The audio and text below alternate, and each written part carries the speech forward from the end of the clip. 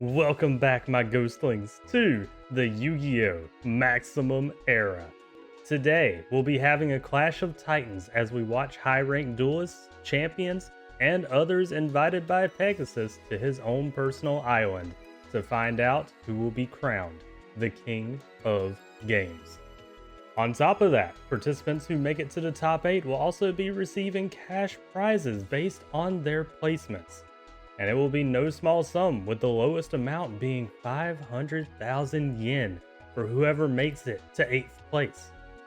But not all will be sunshine and rainbows, as we have many threats, events, and terrible things that could happen.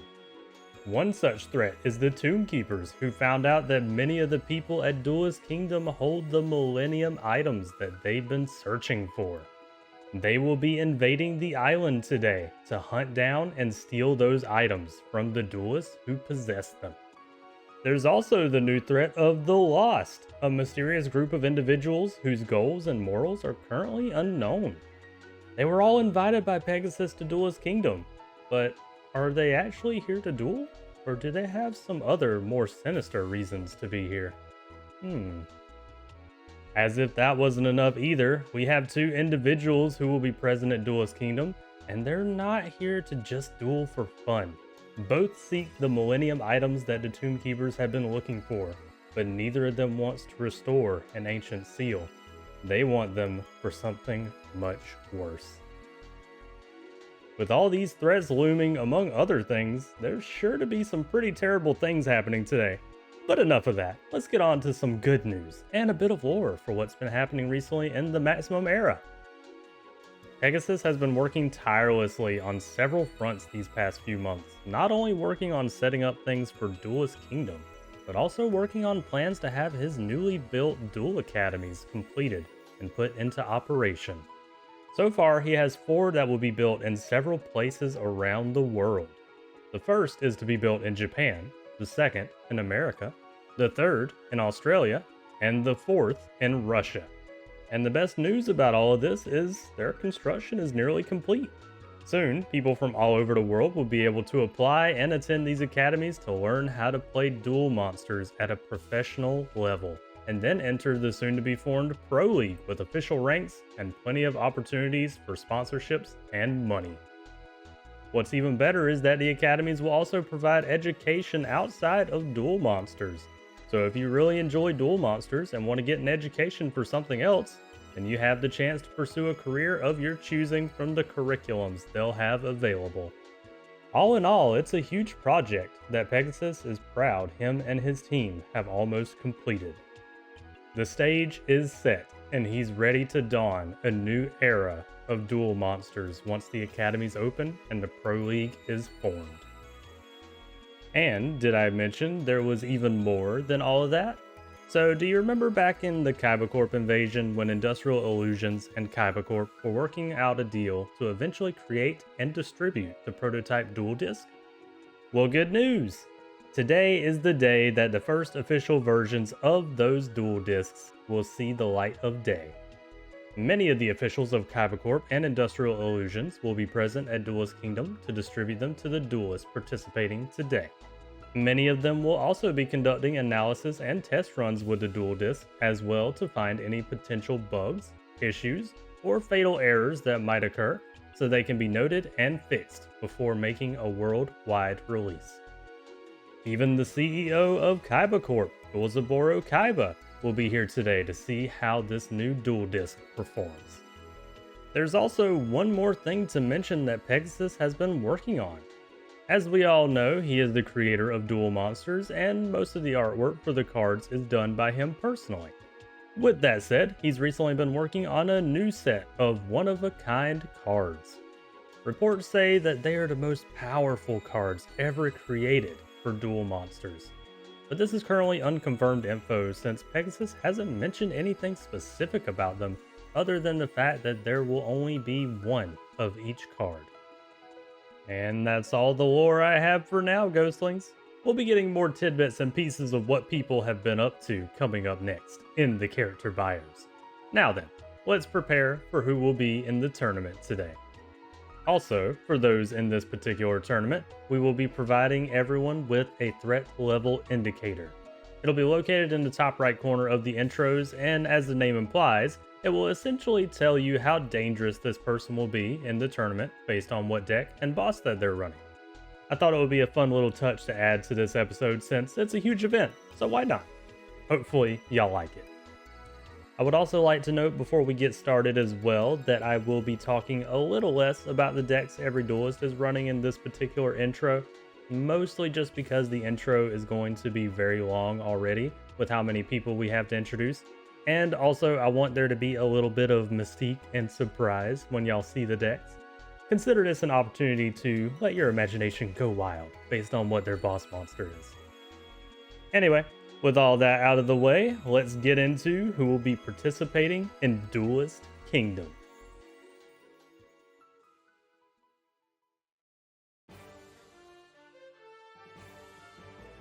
Starting out first, I'm gonna go with someone I bet you never imagined would be in the tournament today.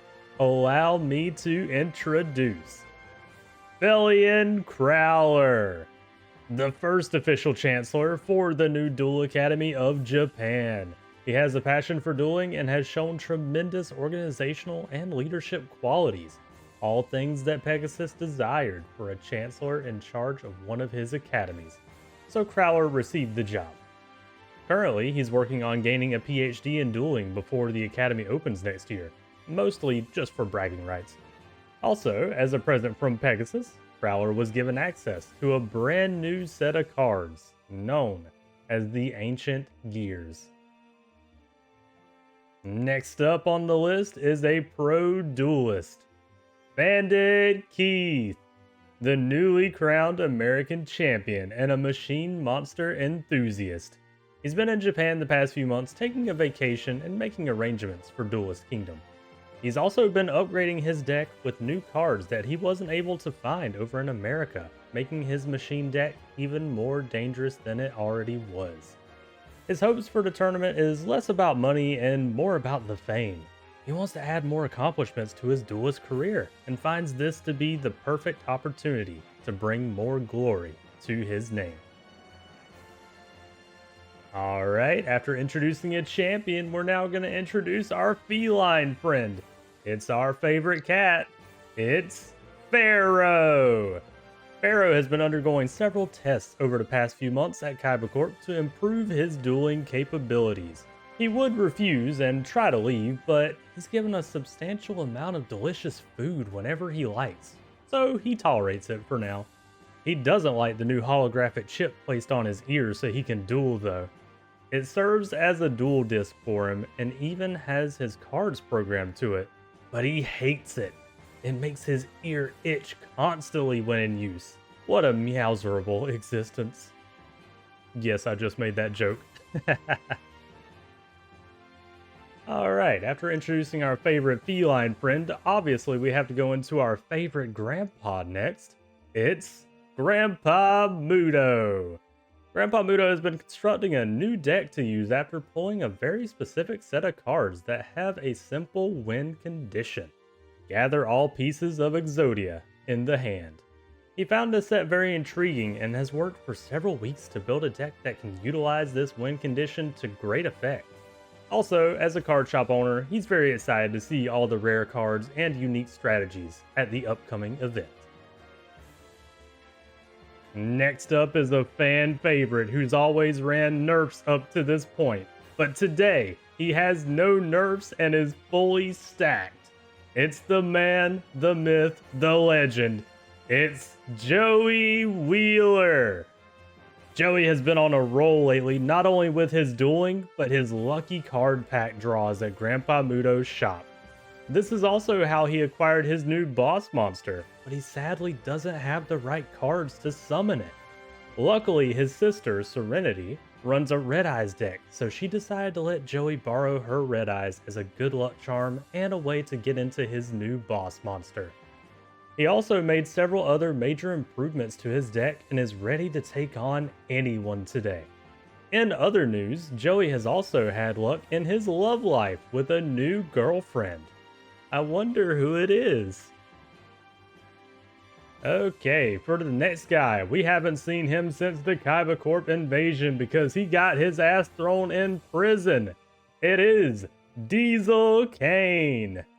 After being released from prison, Diesel Kane found his whole gang had disbanded, leaving him to his own devices. Considering he could only bark orders from prison, he's not too surprised this happened, but it's certainly less than ideal. Luckily, he's not a stranger to lone operations and heard about a big event known as Duelist Kingdom. He's set out on the day of the event to see what mischief he can stir up. And now, we have the wife of Pegasus. That's right, in this iteration of Yu-Gi-Oh! She's not dead. It's Cecillia Pegasus. Cecillia hasn't had much time for dueling lately since she's been handling multiple business affairs along with Maximilian for today's events. Luckily, she did find some time to construct a much better deck than when she last did dueling during the Kaiba Corp invasion, and she's very excited to show it off today, especially against the pros. Her husband did give her cause for worry though, as he seemed to be on edge when watching the boat arrive on the island for Duelist Kingdom. Alright, and our next contestant, and maybe your favorite mime? We have Strings! Strings is typically a man of few words, but has been speaking up a bit more recently. Certain phrases can be heard coming from him, such as "the time has come" and "there's danger ahead." Pegasus, concerned by these phrases, has been keeping a close eye on him, as he can tell trouble is on its way to his island.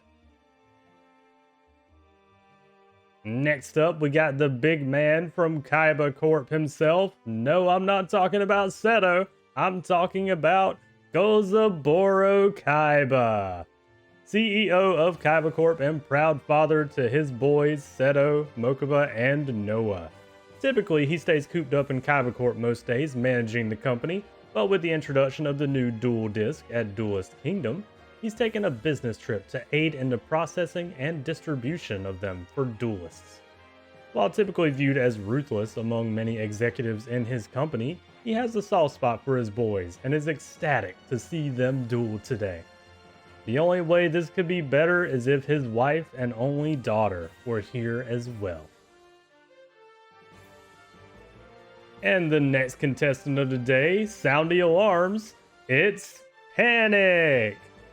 Panic has been tasked as an eliminator by Pegasus for the event today. While he was curious why he needed to take out duelists instead of letting them fight amongst themselves, he can't deny that he's excited for the opportunity to take on some fierce duelists, especially with his new boss monster given to him personally by Pegasus.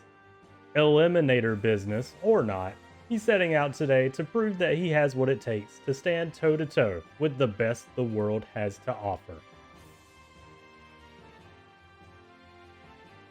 And our next little lady is one of my personal favorites for this tournament so far. It's Rebecca Hawkins. Rebecca was not pleased after her loss at the Card Shop Clash. How could she lose in such a small-time tournament? She's the Intercontinental Champion after all. Her grandfather says she has to learn to lose gracefully. But forget that. She knows she can make it to the top and intends to prove it today. She's so sure of herself that she hasn't even made any changes to her deck. She's fired up and raring to go as soon as the boat docks at Duelist Kingdom. Alright, since we're already talking about the Hawkins family, we might as well bring up Arthur Hawkins, grandfather to Rebecca and a competent duelist in his own right. He's taken a shine to the ritual monsters and finds them fascinating to use in a deck, so he decided to grab some extra cards from his friend Solomon Muto to improve his deck before attending the big event with Rebecca. One thing he finds odd is why the ritual monsters weren't treated the same as fusion monsters and added to the fusion deck. They'd be much more functional there instead of the main deck, in his opinion. But he digresses. And next up is our favorite guy with a Millennium Eye. It's Maximilian Pegasus, orchestrator of the event today and creator of Duel Monsters. While he was planning on sitting things out today and enjoying all the high-profile duels, he found out there were many troublemakers that have made it into his event and now plans to punish them accordingly through any means necessary. Next up is the man with the Millennium Rod. Don't take that out of context. It's Merrick Ishtar. Merrick has been hearing a voice from the Millennium Rod recently. Sometimes it feels like it's speaking to him, and other times it feels like it's speaking through him. He's had a few occasional blackouts recently too, where he didn't even know what was happening. After asking his father about it, he stated that he has been possessed by the Millennium Rod. While it's been distressing to know this, Merrick has pressed on, unwilling to forget his mission with the Tomb Keepers. They must collect all the Millennium items before it's too late. Continuing down the Ishtar family line and going with the sister, it's Ishizu Ishtar. After arriving at Duelist Kingdom, Ishizu has felt very uneasy. Not only has Merrick been acting more erratically after their arrival, but the Millennium Necklace has shown her visions of multiple dark and dangerous individuals that are currently participating in this big event. She worries that their cause as the Tomb Keepers is no longer the biggest threat they need to worry about. Moving on to a lad I bet y'all weren't expecting to see here, we have Rolland. Rolland has been pissed ever since the Kaiba Corp invasion happened. It's given him extra work as the security chief, and while he's not against working hard, he is against the Kaiba family's constant nagging about security now. On the bright side, he was asked to attend Duelist Kingdom with the Kaiba family, which is a nice change of pace from the breakneck security restrictions at Kaiba Corp currently. He even brought his Duel Monsters deck with him, although he doesn't duel that often, so he's very rusty. Next up, we have one of the people that helped in creating the Duel Disc. We have Scott Irvine. Scott will be supervising over much of the Duelist Kingdom tournament today as he verifies that the new Duel Discs work properly. Not only that, he intends to get first-hand experience by participating in the big event himself. However, winning duels comes second to finding and noting any issues with the Duel Discs before they get released to the public in a few weeks. After all, he had a hand in its creation and wants to see it flourish. Moving on to another Tomb Keeper that's made it to the island today, we've got Odeon. Odeon, while loyal to Merrick, has seen him acting very erratic lately. He often hears Merrick talking to himself now, as well as randomly zoning out when someone talks about the Millennium Rod.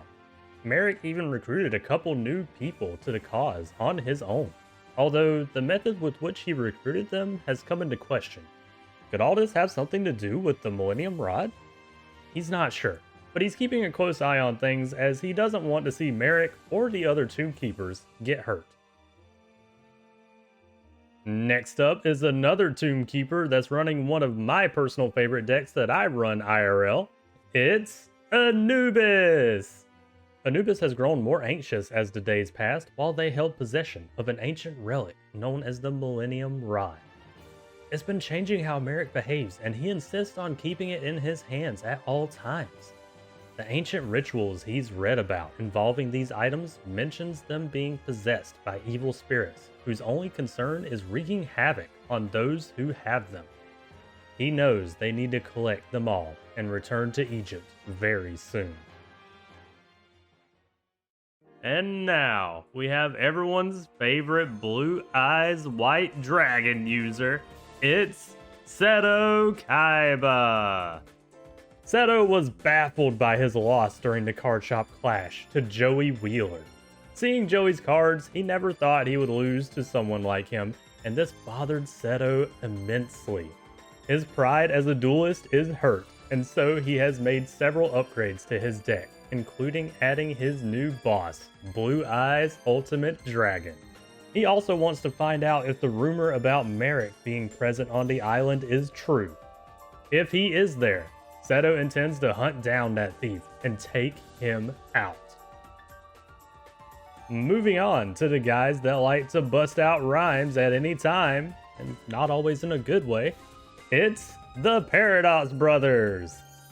The Paradox Bros have been on tour around Asia performing tag duels and essentially being walking advertisements of the Duel Monsters game for Pegasus.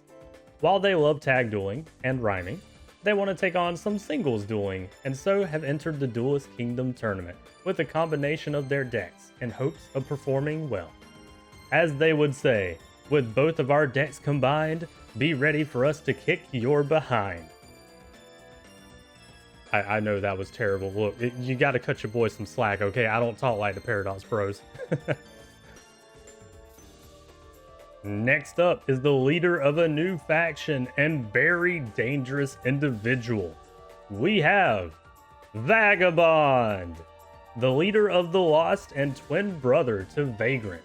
He's a fierce duelist who's made his name known far and wide by winning multiple high-profile Duel Monsters tournaments in America, Russia, and Japan. Vagabond is also one of the few duelists in today's tournament running a fully stacked Banish deck. Sadly, not much is known about his group's intentions, and he only had one thing to say when making it on the island. Time to put my plan into action. Very mysterious. While we've already mentioned one of the twin brothers, we might as well go ahead and bring up the other.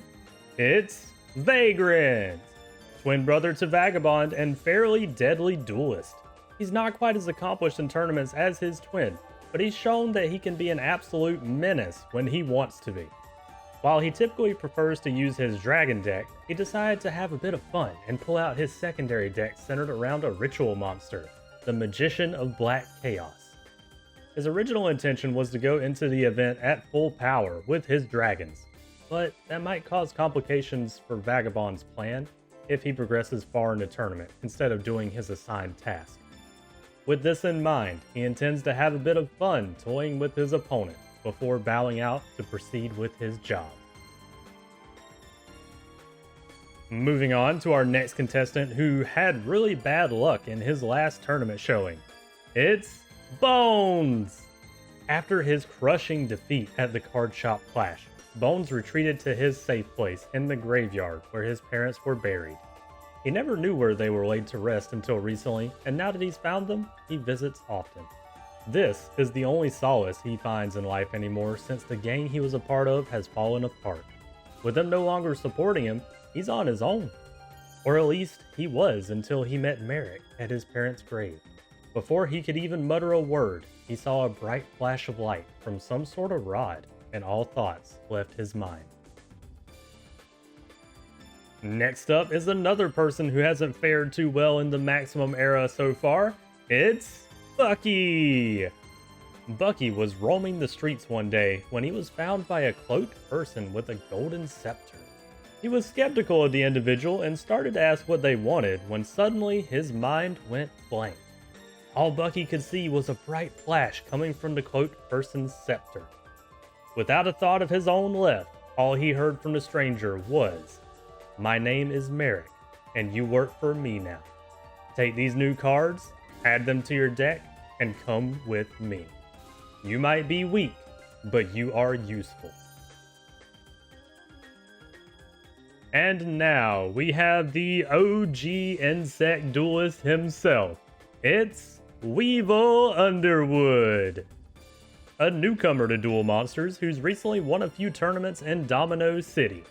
One of these tournaments was officially sponsored and supervised by the creator of Duel Monsters himself, Pegasus. After seeing how the young duelist performed, he decided to extend an invite to him personally, which Weevil eagerly accepted. Being an avid insect lover, he hopes to find others at Duelist Kingdom who also run similar cards to him, or some who just like insects in general, as most don't, which leaves him with few to talk to on the subject.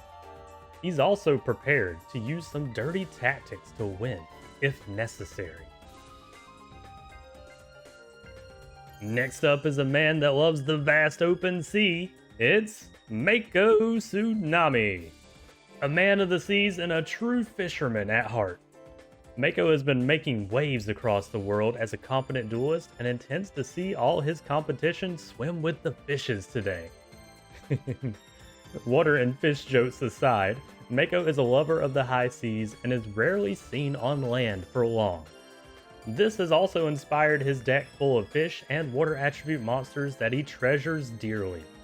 He hopes to make it far in the tournament today so he can win the big cash prize and buy some upgrades for his fishing boat, as well as some more duel monster card packs.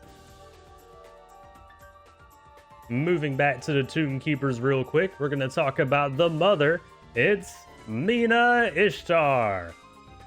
Mina has been gathering intel on several of the duelists heading into Duelist Kingdom, especially the ones that hold Millennium items. While she isn't very enthused to have to duel multiple high-profile duelists and Pegasus himself to retrieve the items, she does feel this is a bit of a vacation from the usual skulking around that they've had to do over the past few years. She longs to be back home in Egypt and live peacefully with her family once they have all the items. Alright, we talked about Mama Ishtar, now let's talk about the father. It's Amon Ishtar. Amon is growing more concerned for each day that passes without restoring the ancient seal that his family is sworn to watch over. He's already seen the effects it's had on his son with a single relic, causing so much distress and changes in how he acts. He worries that the spirit of the rod will consume his son if it's not restored to its proper resting place soon. If that happens, there will be only one way to reclaim his son. He hopes it won't come to that. Moving on to the little lady that impresses in every tournament she's in, it's the girl herself. It's Lil Susie. Lil Susie has been very nervous over the past few months. She won a ticket to Duelist Kingdom in the last tournament, but there's a lot of scary people that are going to be there. In order to prepare, she's put more reptile cards into her deck that she finds scary and hopes that she'll be able to frighten the competition. Genius strategy, right? She thinks so. She does also worry about something else currently, though. It's a big island with forest and nature, and that means bugs. She really hates bugs. So slimy, so many legs. What if they fly at her? Ugh. Alright, and when we see Lil Susie, this guy is not far behind. It's Wild Dan. Wild Dan isn't too interested in dueling today, as his mind has been on several other things. Namely, the work that Jamie is putting in on the experimental tech from Kaiba Corp, as well as a new big plan to elevate his gang above the others in notoriety. But seeing Lil Susie give him those signature puppy dog eyes has once again melted his heart, and so he caved to going with Lil Susie to Duelist Kingdom. He even got a few upgrades for his deck so he can try to make his granddaughter proud. Next up is one of the people y'all decided would be in the tournament. It's Goro Inogash. Goro initially wasn't going to be at Duelist Kingdom, but his family's bakery has become more famous this past year, leading to more orders. It's become so famous, in fact, that it caught the eye of Pegasus while he was looking for someone to cater some sweets for his upcoming event.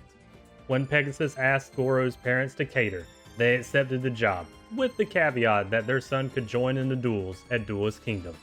Pegasus, wanting more duelists in the event anyway, accepted those terms.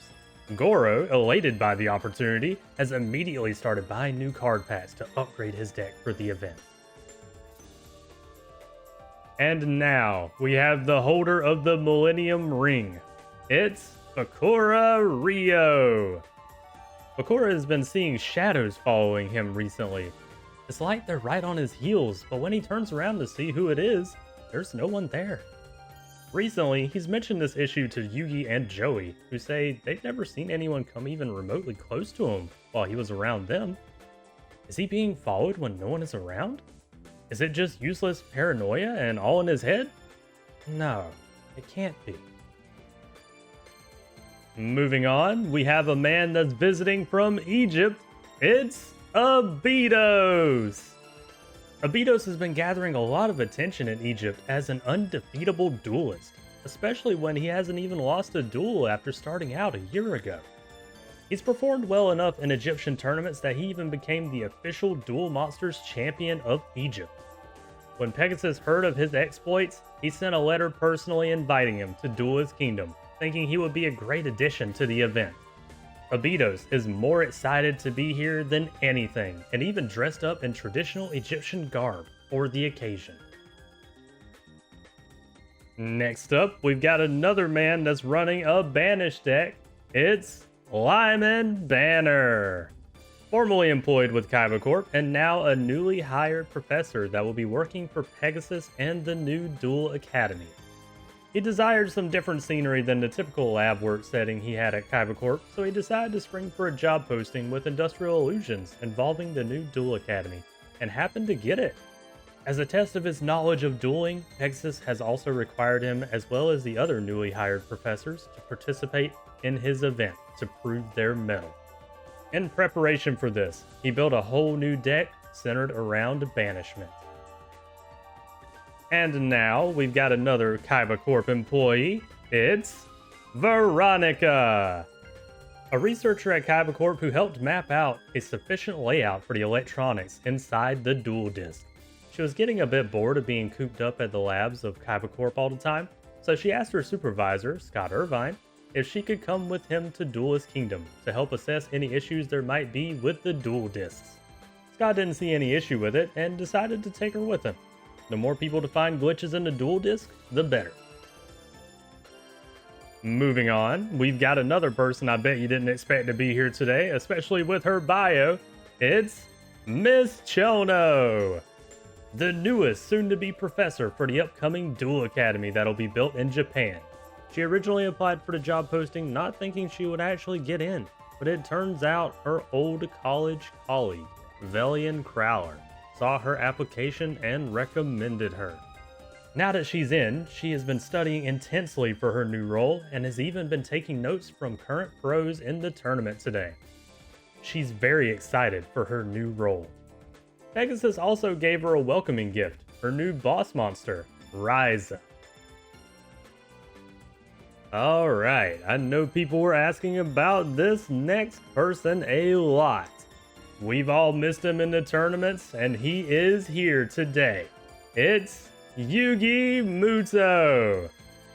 Yugi bought some random gold puzzle pieces several months back that left him curious on what it looked like when put together. After working on it for a few months, he managed to complete the puzzle and now wears it around his neck. This, as well as school and training Joey and his mother on duel monsters, have kept him relatively busy. In other news, he received a letter in the mail addressed to him from the Duel Monsters creator himself, Maximilian Pegasus, inviting him to Duelist Kingdom. Obviously, being a fan of Duel Monsters, he quickly made plans to attend and even invited several of his friends to tag along. And next up is a man you might recognize from the anime of Duelist Kingdom and the manga as well. It's Croquet, the right-hand man and butler to Maximilian Pegasus. He's been tasked as the primary overseer of Duelist Kingdom and is supposed to report any major issues to Pegasus as soon as possible. While he's performing his task today, he's decided to play a few rounds with some of the duelists since he does enjoy duel monsters himself. After all, what better way to survey for any issues than to be in the middle of the action? Next on the list is a lady that hasn't had much luck in our tournaments here. It's Taya Gardner. Taya was invited by Yugi to attend the big event with several other friends. While she's decided to make her way to such a big Duel Monsters event, she worries if her deck will be able to stand up to the competition today. Some of the best in the world will be here, and she sadly hasn't had much luck when it comes to winning matches. With no accolades to speak of, she's entering today not only to hang out with her friends, but to try to make a name for herself. Alright, and up next is someone that honestly probably shouldn't be here, but you know, he's here anyway. It's Tristan Taylor, another friend invited by Yugi to participate at Duelist Kingdom. When Tristan asked if this sort of thing would be okay, Yugi said it should be since the tickets specify that you can bring up to 2 guests per ticket. With that worry gone, Tristan decided he would try to beef up his deck before the big event. He's even taken on some extra part-time work to get extra cash for cards. With his new support for normal monsters, can Tristan of all people just break the competition? Moving on is the lady that always makes it to the top but can't quite get that first place victory. It's Haley Ito. Haley feels the pressure today as many skilled duelists are on the same boat as her going into Duelist Kingdom. She's made huge strides in upgrading her deck these past few months to make sure she's ready for the toughest opponents she'll face yet. She even decided to get a new boss monster that she thinks will help, but of course, she still has the Cybertech alligator. She's never getting rid of her original favorite card. Now, the only thing she wonders about is if she'll be able to win the whole thing this time. It feels like she's always had to play second fiddle to someone else despite how hard she's tried to get first. She hopes today will be different. Alright, moving on to the youngest Kaiba brother, we have Mokuba Kaiba. Disappointed after his last performance at the Card Shop Clash, Mokuba has made several changes to his deck with the help of Seto to make his plays and draws more consistent. While he was initially embarrassed that he lost so badly, it gave him the opportunity to hang out with his big bro and do some deck building, and he values that quality time more than anything. And with the younger Kaiba out of the way, let's go to the middle child Kaiba. It's Noah Kaiba. Noah has been making huge strides in his software development studies, so much so in fact that he's been aiding Seto and Scott Irvine with certain aspects of the new Duel Disc. He's also been practicing more with Duel Monsters and even got hooked on the new beta test of a Duel Monsters video game that Kaiba Corp has been working on. He's in a great mood and ready to face some stiff competition today. Next up are more members of the Tomb Keepers. It's Loomis and Umbra. Loomis and Umbra have been falling behind recently in their tag duels while helping the Tomb Keepers search for ancient relics known as Millennium items. While Lady Luck hasn't been on their side with duels, they did gather information on multiple Millennium items converging on one place, Duelist Kingdom. Whenever they presented this info to Amon, the entirety of the Tomb Keepers were tasked with infiltrating the island in order to retrieve all the items in one fell swoop. And next on the list is another OG that was at Duelist Kingdom in the anime and manga.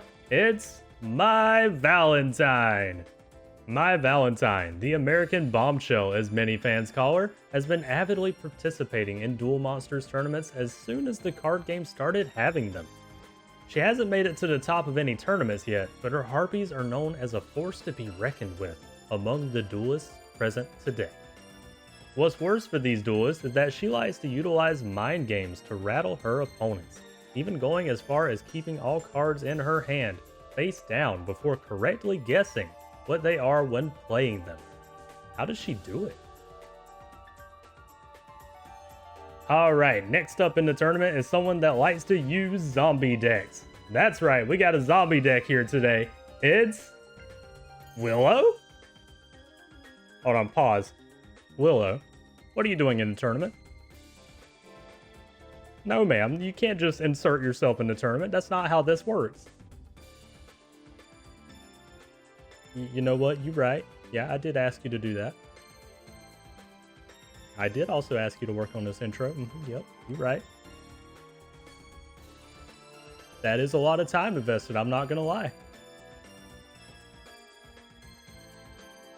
You make a fair point. Alright, well, you're gonna be in the tournament then. Anyways, we've got Willow here, a very sassy woman with a love for Duel Monsters and video games. Willow was the third member added to the Lost when it was first formed, since she's known Vagrant and Vagabond when they were kids. She had full focus on the plan Vagabond laid out and intends to get her job completed, but, well, she's currently a little distracted since she found out from another lady on the boat that they have plushies, and she has been geeking out with her about them and what she intends to buy. Zombie Master Plush, here she comes. Next up is the lady that we just mentioned from Willow's bio. It's Vega, the first student to be accepted to the Duel Academy branch that will be present in America. Being sociable as she is, she's absolutely ecstatic to meet all the students that'll be attending the new Duel Academy back home. She's also stoked to see all the fellow duelists today and see what they're made of. She's not only here for Duelist Kingdom though. She was told there would be huge plushies for some of her favorite monsters, and she loves plushies. So her main mission today isn't even winning the tournament, but that would be a nice bonus to buying a Karibo plush. Alright, next up is the last member of the Lost. It's Kisara, a timid woman in search of others who wield her favorite card, Blue Eyes White Dragon. She feels a special connection to the card and is interested if the others who own it have that same feeling. Kisara also comes from a fairly poor family, so being invited to an event like this with a large cash prize if you perform well is a huge plus. She was originally on her own until the leader of the Lost, Vagabond, approached and inquisitively asked about her.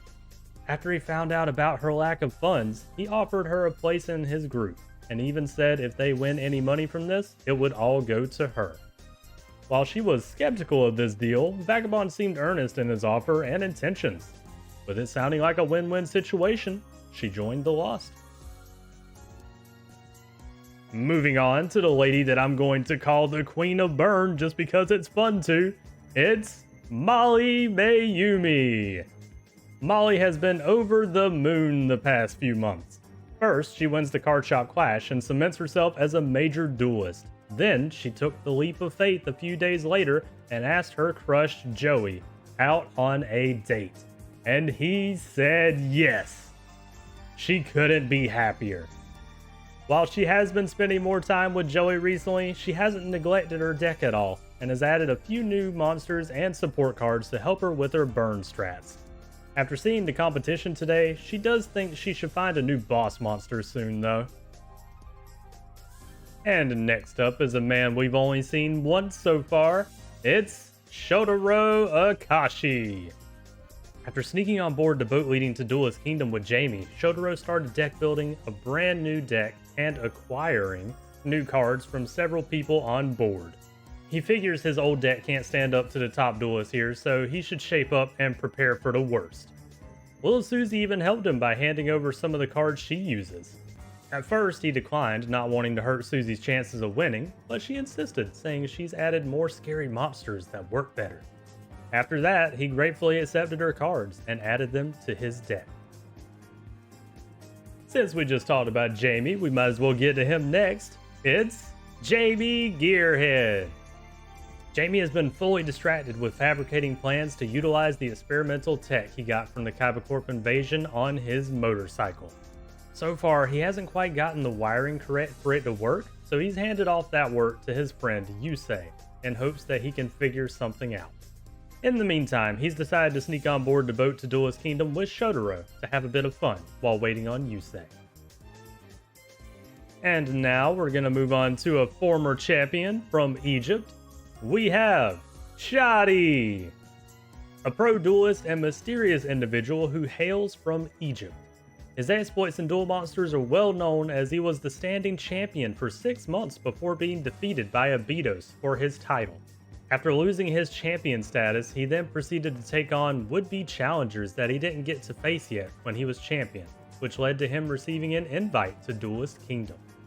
Typically, Shadi would avoid this sort of event, but his 2 Millennium items, a scale and a key, gave him much cause for concern with their mystical powers. So he enters today to not only figure out what his items were trying to allude towards, but to also take on some tough competition since he does enjoy a good duel. Next up, we have a musician in our midst, Ghostlings. It's Johnny Steps, a musician by trade who loves playing his guitar and bass whenever the mood strikes him. He's also had a side hobby of playing duel monsters and is pretty good at it.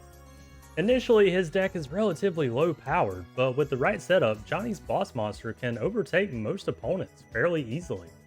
He heads into today's tournament confident that he can do just as well as when he placed second in an American Duel Monsters Championship recently, only being beaten by Bandit Keith.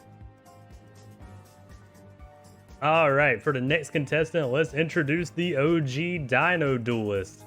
It is Rex Raptor. While participating in archaeological digs and studying paleontology, Rex found out about a fun new card game a year ago known as Duel Monsters. It intrigued him more than he thought due to the inclusions of dinosaur monsters and cards involving them. He immediately started collecting all manner of cards relating to dinos and went on to become a champion in his home country of Canada. This in turn landed him and his dinosaurs a ticket straight to Duelist Kingdom. And next up, despite this guy's name, he's not clowning around. It's Mr. Clown. Unfortunately, Mr. Clown has been having a streak of bad luck for the past few months when it comes to dueling. He just can't draw the cards he needs when he needs them to set up for his clown cards. Despite the streak of bad luck in Duel Monsters, business has been booming, and on top of that, he was invited by Pegasus to Duelist Kingdom to participate. Of course, he had to accept and is excited to show what his clowns can do. Alright, next on the list, there's no need to call your mama because we got the best one right here. It's Mama Muto. Mama Muto requested some time off from her job so she could attend Duelist Kingdom and is very excited to be attending with her son Yugi. She's rarely seen him duel other than with her, so she wants to cheer him on when she isn't participating. She does worry on how she'll do against pros and elite duelists, but she has faith in the deck she built with Yugi.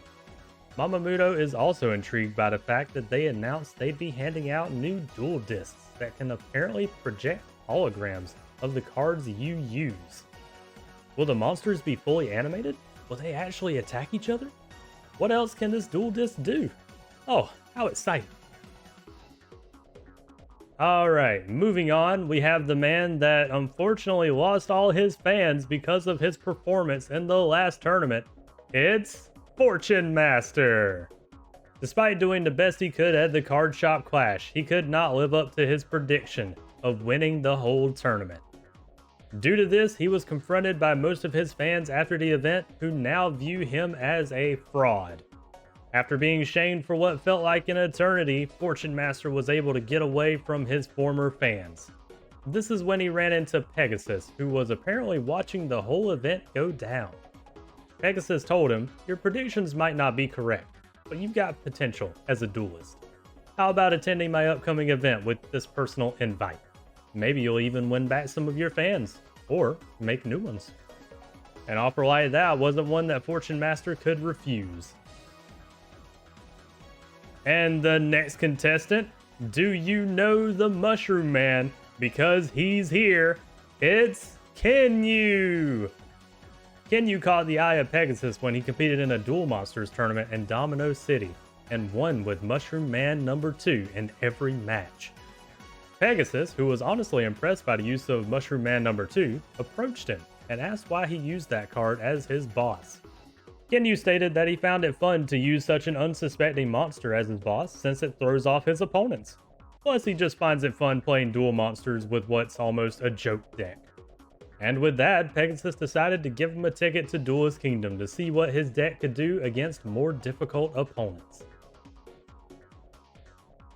And next up is the first student to be accepted to Duel Academy. It's Logan Shimada, the first student that will be enrolled in the Japanese branch of Duel Academy. He didn't think he'd actually make the cut for the academy and was even more surprised when he received an invite from Pegasus to test his mettle against the best. His insect deck, while relatively basic in function, can pack a big and sudden punch for anyone that tries to disturb its nest, and he intends to use that to his advantage. He's also sporting his new jacket for the academy that came with his invite to Duelist Kingdom. And the next person on our list, if you remember earlier we talked about Joey, but did you know that his siblings here as well? That's right, it's Serenity Wheeler. Little sister to Joey Wheeler and the person who originally got Joey into Duel Monsters. She's coming along as the +1 with Joey today and is very excited to see all the top level duelists and their cards. She typically runs a different deck with her Red Eyes Black Dragon, but she decided to let Joey borrow it since he needed it for a new fusion monster he just acquired. That said, she's fallen back on our secondary and arguably more powerful deck centered around fairies and guardian angel Joan. Alright, Ghostlings, the final person that will be in the tournament today I saved especially for last because I thought it would be hilarious. We have Millennium Jesus, a cosplayer who, after hearing about these things referred to as Millennium items, decided he would cosplay as someone who owned one of them for the big event. Problem was, he couldn't acquire one of the real things, so he fabricated his own and calls it the Millennium Cross. He's excited to show it off today, as well as his favorite card, Solemn Judgment, or rather as he likes to call it, God Says No. And that's everyone. Who are you placing your bets on, Ghostlings? There's plenty of people to root for, and dare I say, we have one hell of a lineup today. It's anyone's game, but who will come out on top? Me personally, I want to bet on Lil Susie. But anyways, that's all for the intro, Ghostlings. I've been talking y'all's ear off long enough. Welcome to the Yugioh Maximum Era's Duelist Kingdom.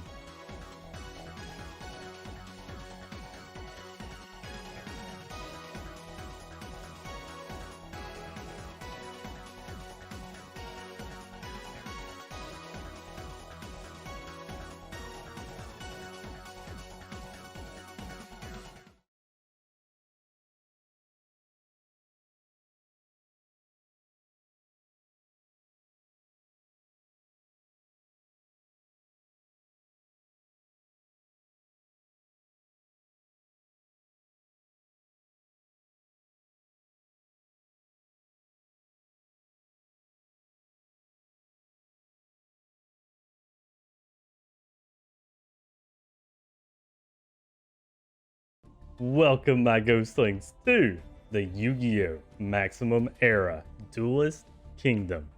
Are you guys excited? I know the intro was really long this time around, and I know the video is really long this time around, but I feel like you guys are going to love it. There's going to be a lot of good duels today. It's going to be a lot of classic monsters I hope that we get to see, that you know from Duelist Kingdom, and we get to see Yugi again. Aren't you guys excited to see Yugi? We haven't seen him in a minute. Also, if you noticed, Joey's running a new boss monster too.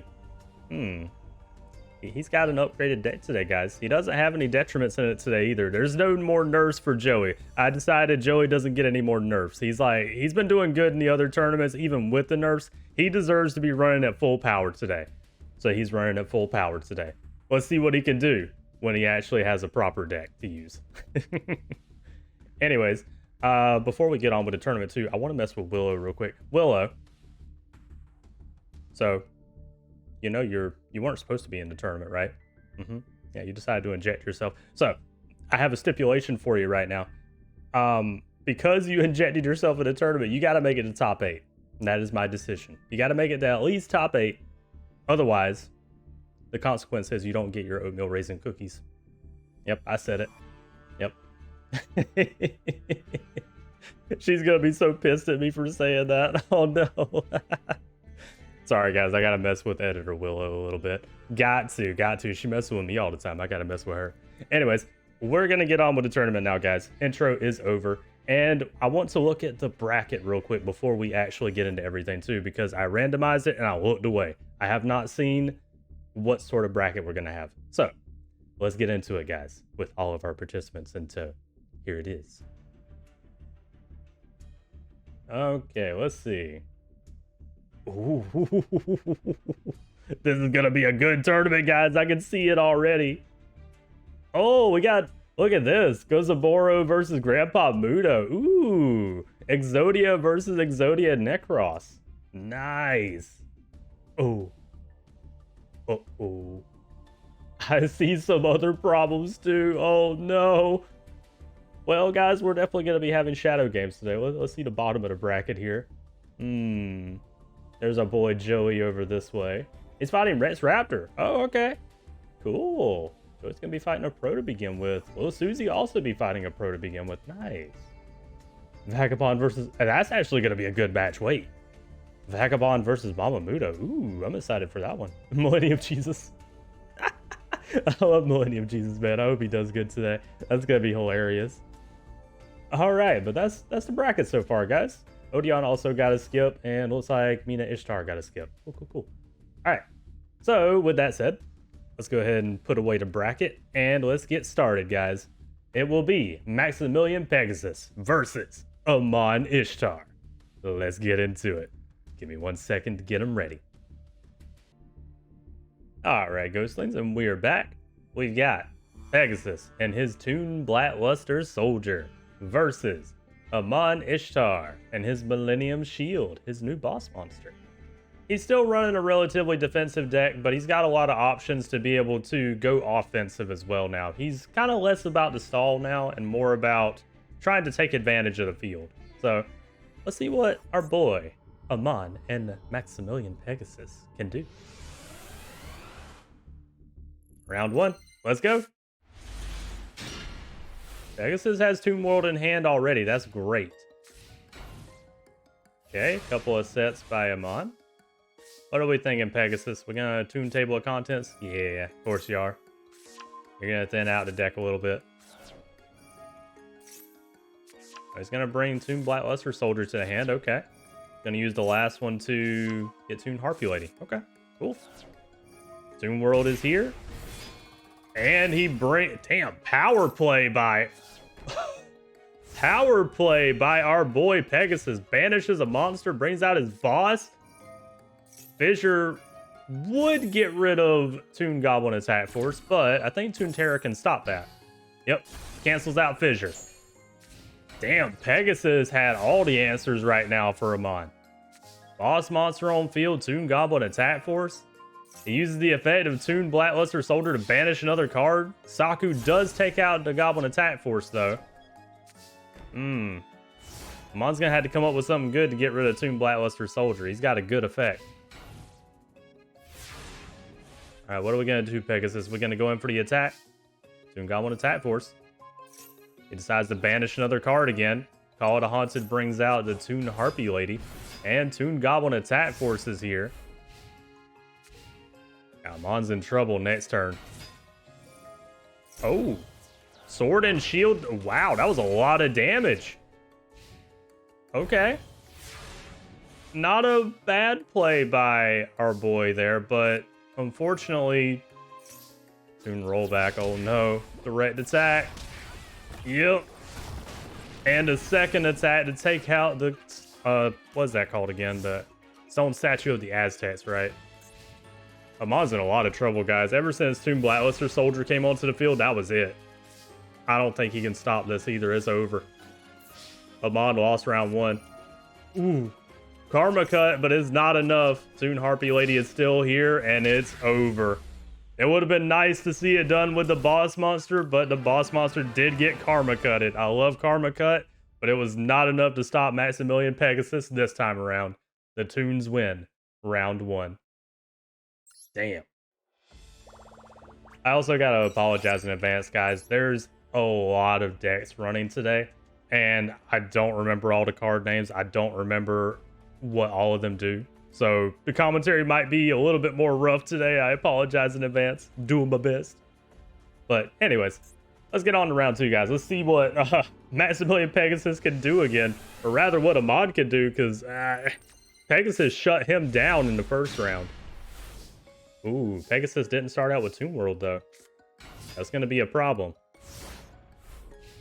Toon Gemini Elf is on the field. What is Amon's response? He's going with the same play he did last time. The Stone Statue with Sword and Shield swap. But now, the Aztec card is vulnerable. Yep, Toon Alligator is, funnily enough, strong enough to take out the card in attack mode. Alright, Amon, what are we thinking over there?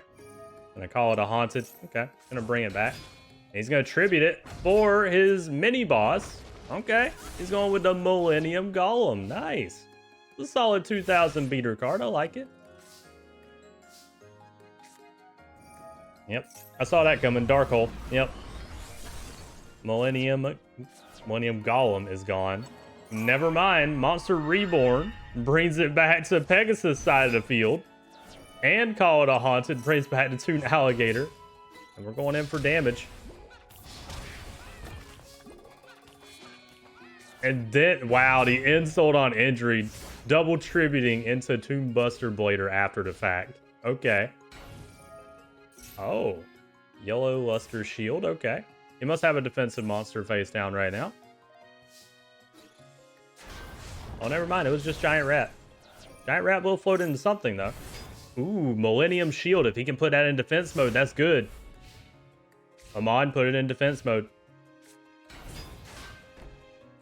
Amon, I'm sorry, wait. He had Karmika. Amon, why are we summoning Bid Shield Gardener in attack mode? Even if you did have Karmika, what's the point of this? Also, why? Pegasus, what are you doing? He didn't attack Bid Shield Gardener. I don't know what just happened. I don't know what just happened, but okay. Okay, we attack Bid Shield Gardener to put it back in attack mode, and then attack with Toon Buster Blader. You could have done that last turn, my understanding, Pegasus. Okay, we bait out the Waboku with Dust Tornado. Activate it still, though. Okay. Now, Pegasus has a bit of a problem at the moment without Toon World, because Millennium Shield will... Speaking of Toon World, there it is again. I keep... Summon Skull is on the field. The Toon version, at least. Goblin Attack Force is now on the field, and that's GG. That's all he needed was Toon World. Damn.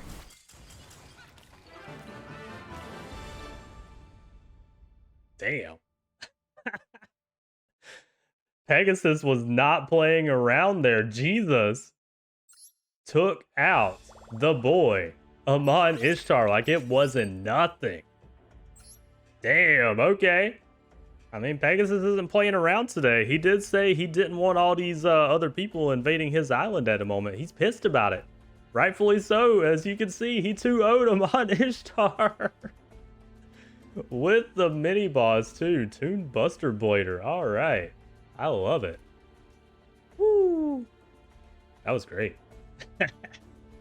Oh, well, of course. I forgot to start the tournament. It's not a Maximum Era tournament, guys, without me forgetting that we need to start the tournament. Anyways, that's the first 2-0 of the day. Surprisingly, too, I figured Amon could have done a bit more than that, but Pegasus drew what he needed when he needed it.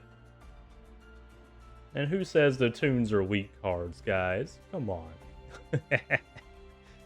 Anyways, Maximilian Pegasus moves on. He's going to face the wife next, Mina Ishtar.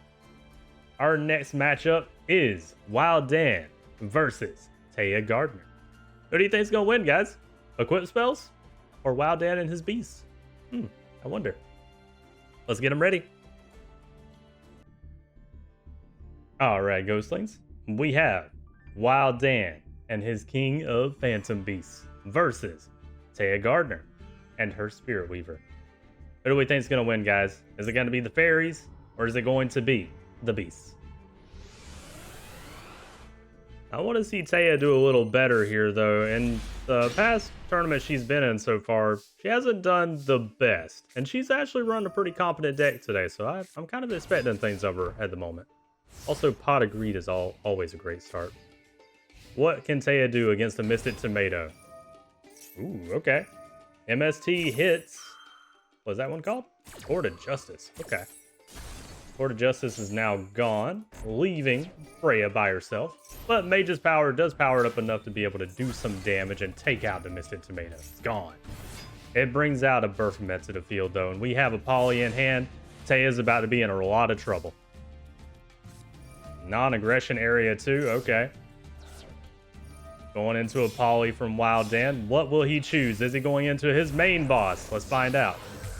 No, he goes into the classic boss. Chimera's Flying Mythical Beast. Takes out Freya like it's nothing, and we go in with a Mystic Tomato. I love it. All right. Taya, what are we thinking over there? Oh, no. She bricked. No monsters. That's not good. Battle phase going in for more damage. Okay, we got a Dust Tornado at least from Taya. Takes out a Call to Haunted. That's a good hit. Taya's got to draw something good this turn, though. Okay, she's got a Shining Angel. She wants to play the floater game right now. Okay. Let's see what we can bring out with our floater monsters here. Element Soldier. Another Shining Angel. Okay. Taya wants to thin out the deck a little bit. What's she going to end on, though? Let's find out. Oh. Ending on the Violent Ohm. Can she do anything with that, though, is the important question here. Not much. She lost it already. And with the Rush recklessly, exact damage to Taya. Good play by Wild Dan. Taya is gone in the first round. Damn, that's unfortunate. Good plays, though. Good plays. Taya just cannot draw the stuff she needs when she needs it. Return and let's do round 2. I'm hoping to see more from Taya this time. I'd hate to see her lose this early, especially 2-0. Come on, Taya, show us what you can do. I know you can do something. We believe in you. I know there's some fans that want to see you do some work. Upstart Goblin, okay. Spray is on the field. Ooh. We got the Cord on the field again, too. That brings out the Spirit Weaver. There we go. Yeah! Boss monster is on the field. I'm sorry, Wing Weaver. I've been calling it Spirit Weaver this whole time. Oh, well. Y'all know what I meant. Alright. Now we're having the set against Wing Weaver here. Ray is back on the field, but... Damn! Overworked takes out the field of Taya. Gorgeous move. Gorgeous move by Wild Dan. He just took out Taya with that. Oh no. One overworked was all it took. Violent Ohm is on the field with the Shining Palace. Oh, hold on. Taya's coming back. With the Lucky Iron Axe equipped too. That's a lot of damage on a Violent Ohm right now. Taya's used everything she's got. What can we do here? Wild Dan can't do nothing. Taya came back in one feral swoop after being wiped out there. She just needs to get some extra monsters and she can do some damage. Taya's got this. Hold on. That was a great move. Oh no. Wild Dan's not looking so good anymore. I was going to say that was a great move by Wild Dan with overworked, but Taya's turned it around. Uh-oh. Wild Dan, what can we do, man? Monster Reborn. I don't think that's going to help too much. What you got? Oh, you can bring back your opponent's boss monster to the wrong side of the field. That's fair, yeah. Mad Dog back with Call to Haunted too. Trap Hole takes out Gazelle, though. But you still have Wing Weaver. And it's just barely strong enough. Oh, wow, Dan, are you going to take out Taya with her own boss monster? No way. Fissure. That's all Taya. Oh, no. Taya, no, not with your own boss monster. With the boss monster of Taya, she gets taken out. Oh, no. The disrespect by Wild Dan. Damn. Oh, no. Taya looked like she was coming back, too. Oh, that's so unfortunate. Man, 2-0. Wild Dan wins. Wild Dan's showing that he's here to play today. Shit. He is running some upgrades as well. Wow. Man, poor Taya. Taya just, she can't do it. Oh well. Taya, that was a good try. You did show a couple of your combos there. Alright, Wild Dan 2-0s. So far, we got a bunch of 2-0s so far, guys. I'm a little surprised. I thought we'd be seeing more 2-1s. Ugh. That's not looking good for us, guys. We're going to see a bunch of 2-0s. People going to get absolutely slapped in the first rounds here. They are good duels, though. I'm not going to lie. Oh, man. Anyways, we're going to move on to the next one now. It's going to be Bakura versus Cecillia. I've also got some bad news for you guys, but I'll tell you about it in just a minute. Let me get the opponents ready first. All right, guys, we're back. You might notice a little something right here. I think you guys know what that means too. All right, so to explain, I have a bunch of conditions written on my paper over here on the side, and it also includes events and win conditions. So one of the conditions was that if Bakura meets up with Cecillia, it turns into a shadow game for one, but also we get to see Yami Bakura. So here's the other deal. This will be a shadow game. So if Cecillia loses, she goes to the shadow realm, right? That means she doesn't die. That's the good news. If she does lose, she doesn't die.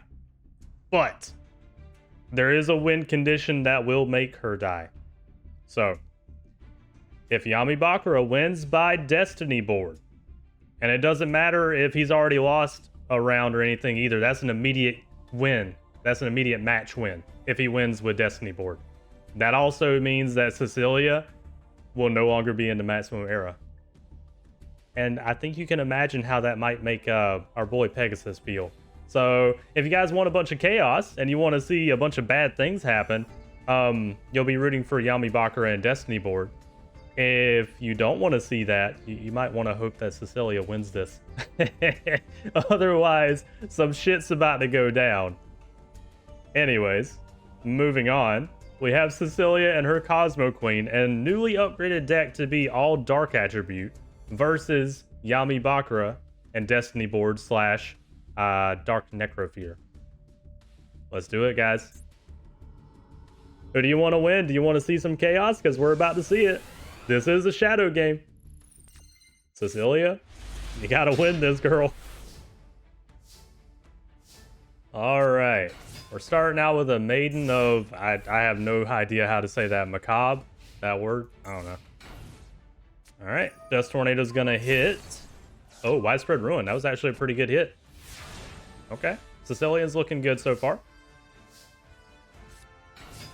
Going in with Shadow Priestess. And we take out a Witch on the other side of the field. Witch is gonna search up something, and Maiden is also gonna have an effect. I don't remember what their effect is though. Bringing the Slate Warriors to the hand, nice. Oh, that puts a spell counter on Maiden, nice. Shadow Priestess also goes in for a good bit of damage. 1700 is very respectable. Bakura. Slate Warriors on the field, 1900 attack, takes out Shadow Priestess, gotta love it. Slate Warrior is a classic card. Cosmo Queen's in hand, the boss monster, okay. Block attack to put, ooh. Hannibal's on the field too. A block attack to put Slate Warrior in defense so we can take it out. Go in for 1900 damage. So far, Yami Bakura isn't putting up much of a fight. He's kind of bricked right now, sadly. Uh-oh. Monster Reborn, though. That brings back the Slate Warrior. What are we thinking to do with that? Okay, take out Hannibal. And we put down a set. Okay. I'm not sure what that would be from Yami Bakura over there. Oh, it's just a Misted Tomato. Okay. Maiden activates his effect again. Misted Tomato is going to float. What are we going to float into? Oh, a Sandgan. Okay. Oh, every time Maiden gets... Oh. Used Shadow Priestess effect to do some burn. Nice. Also, Maiden, apparently when it gets more spell counters, it increases its attack. That's actually really powerful. Another Cosmo Queen in the hand. It's not going to do us much good, but, you know, Cecillia doesn't need it right now.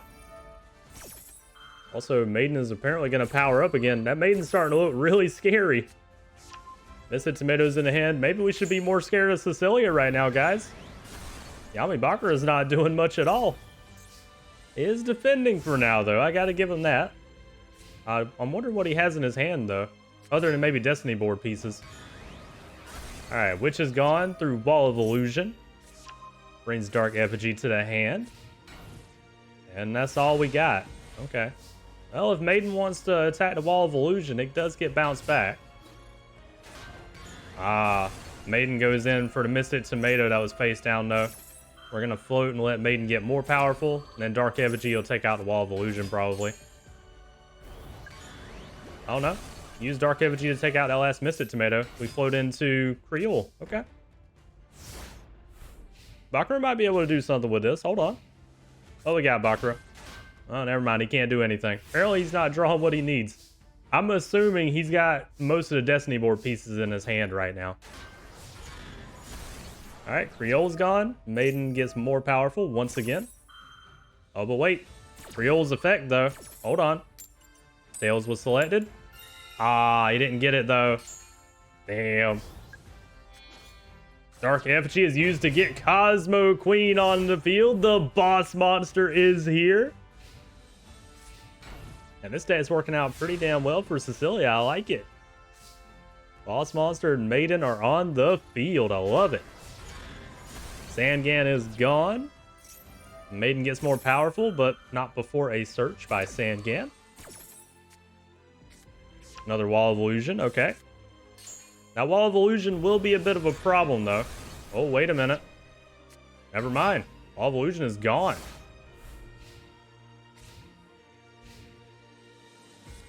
Okay, Dust Tornado gets rid of Magic Cylinder. That was a good hit by Bakura. Nice.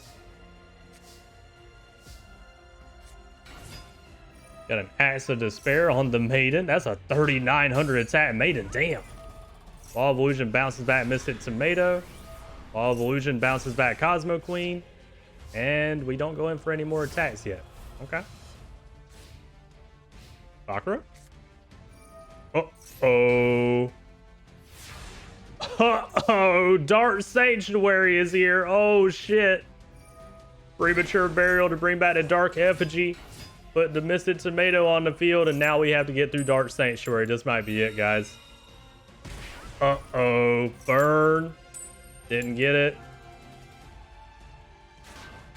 Cat of Ill Omen will bring something. Oh, Michizuri. Okay. Trying for another attack. Okay. That's 1 of 3 so far. It's not good for Yami Bakura, but it will hopefully prevent something for him. Creole. Can we get it? Nope. Didn't get the Creole. Maiden is still on the field, and it's at 41. That's scary. Maiden, all she has to do is get through with Maiden, and that's it. 1 attack. Ooh, Malistal is here. Takes out a Dark Effigy. And that's all he could do. What are we thinking? What are we going to do, Cecillia? Going in? Dark Sanctuary. Ah, Dark Sanctuary gets it, and that's 2,000 burn. Tribute into Cosmo Queen. Get a search. Cecillia decides she doesn't want to try that again. I understand. That was a lot of burn she just took. Dark Sanctuary is doing a lot of work right now. Dark Effigy, Raigeki Break. Ooh. She got rid of the wrong card in my opinion, but okay. Dark Sanctuary didn't work this time. Malistal is gone. You got to be really careful. Uh-oh. Oh, no. 2,000 burn again from the Maiden. It failed to attack twice. Cecilia's a Dark Necrofear. The boss monster is on the field for Bakura. It is over just like that. Damn. That's all Yami Bakura needed. He just needed his Dark Sanctuary and it was over. He was holding on until he got the cards he needed, and then at the end with his boss monster, which I love when they do that. They finish off the match with the boss monster. I love it. Oh, man, that's unfortunate for Cecillia, though. She lost round 1, but that was a hell of a duel. That was a good one.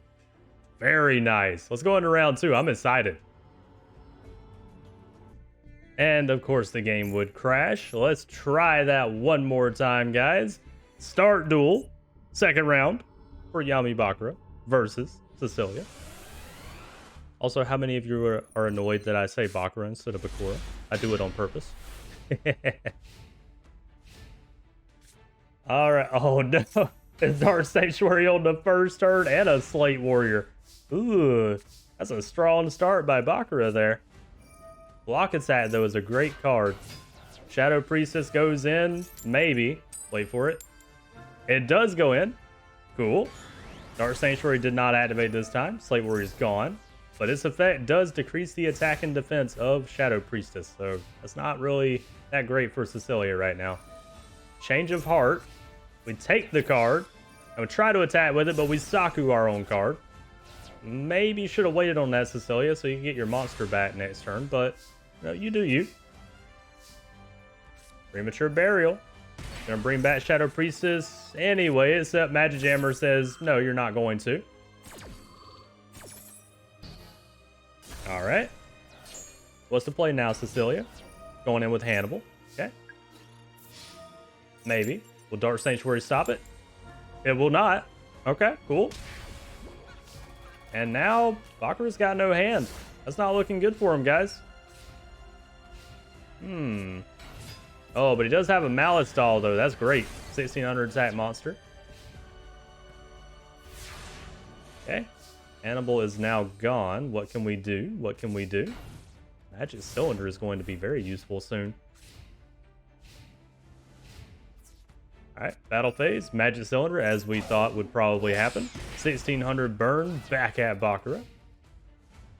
Cecillia, what can you do? What is the plan? Probably set and sweat. Yeah. Gonna have to search out and get some better monsters. Ooh. Dark Necrophilia got discarded to bring Destiny Board to the hand through Dark Spirit's Mastery. That is not good for Cecillia. Maiden of Macabre. I'm gonna say it's Macabre is here. He probably just plays Destiny Board, so that's really, really bad right now for Cecillia.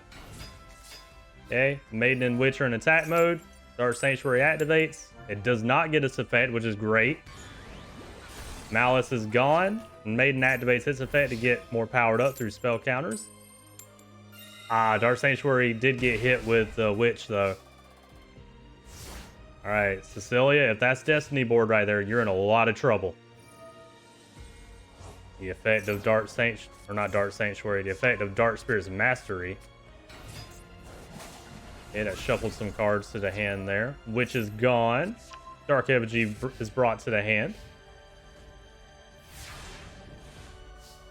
I'm surprised Destiny Board hasn't been activated yet. Dark Sanctuary. Did not get its effect. Maiden goes in. Gets more powerful now as well. That Maiden's going to start becoming a menace here really soon for Bakura. He's got to do something.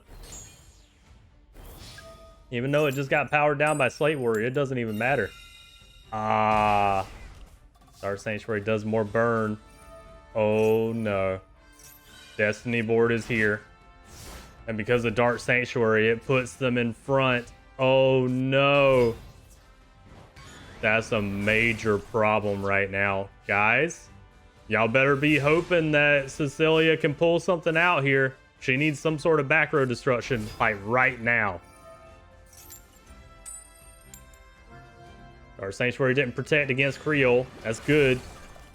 I'm concerned for Cecillia right now, guys. I'm really concerned. If she loses the Destiny Board, that's it. She's dead. Our Sanctuary does not get its effect again, so... Oh, Maiden is gone, though. Maiden just got popped somehow. Witch's Apprentice goes in. It does a direct... Or it would do a direct attack if Dark Sanctuary didn't go off. Uh-oh. That's 3. 2 more cards. Cecillia, you got to do something about that. Dark Effigy is on the field. We're going in for direct damage again. It does go through. Witch's Apprentice.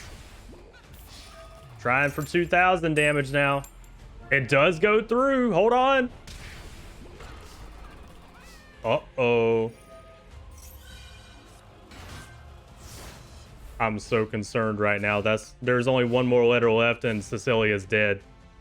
Cecillia, you have to win this turn. You have to win this turn. Direct attack. Can Dark Sanctuary protect? It protects this time. No. She's got 2 more attacks, otherwise it's over. It goes through. Woo. Oh, that was close. Dude, that was so close. I was so concerned for Cecillia. She was one turn away from death. That was almost it. Damn. Guys, I was about to have to start writing some dark story there. I was already planning ahead. Ooh. We still got one more round though. It could still happen, but that was really, really close. Cecillia, don't scare me like that. I don't want to see you die. Ugh. All right, round 3. We got a 1-in-1 situation, guys. Who's gonna win? That is the downside with Dark Sanctuary. Speak as a devil. Dark Sanctuary again. I was gonna say that's the downside of Dark Sanctuary with the spirit letters on the front of the field. You can just attack directly, so they don't stop attacks. Ooh, Widespread Ruin. It's gonna get rid of Hannibal. That Dark Sanctuary is doing a lot of work. It did, funnily enough, get the coin flip too, but it doesn't matter because there's nothing to attack. Ah, MST on the Shadow spell. That's unfortunate. Most of the time, though, Baccarat hasn't really been attacking, though, so... Oh, well. I say that, and then he immediately puts Creole to attack. Alright, Cecillia, you might want to try to finish this off really quickly. I'd agreed. Great card. Maiden is also a great card. With Megamorph. Ooh. Cool. I like that combo. Alright. We're defending on Baccarat's side right now. That's looking a little bit sus. I don't know if he's got a Destiny board or not yet. Our Sanctuary protects against Shadow Priestess. What about Maiden? Oh, it's a Magic Cylinder. Ooh, that's a lot of burn. Oh, no. Oh, no. And he did get the coin flip too, but it doesn't matter on that part.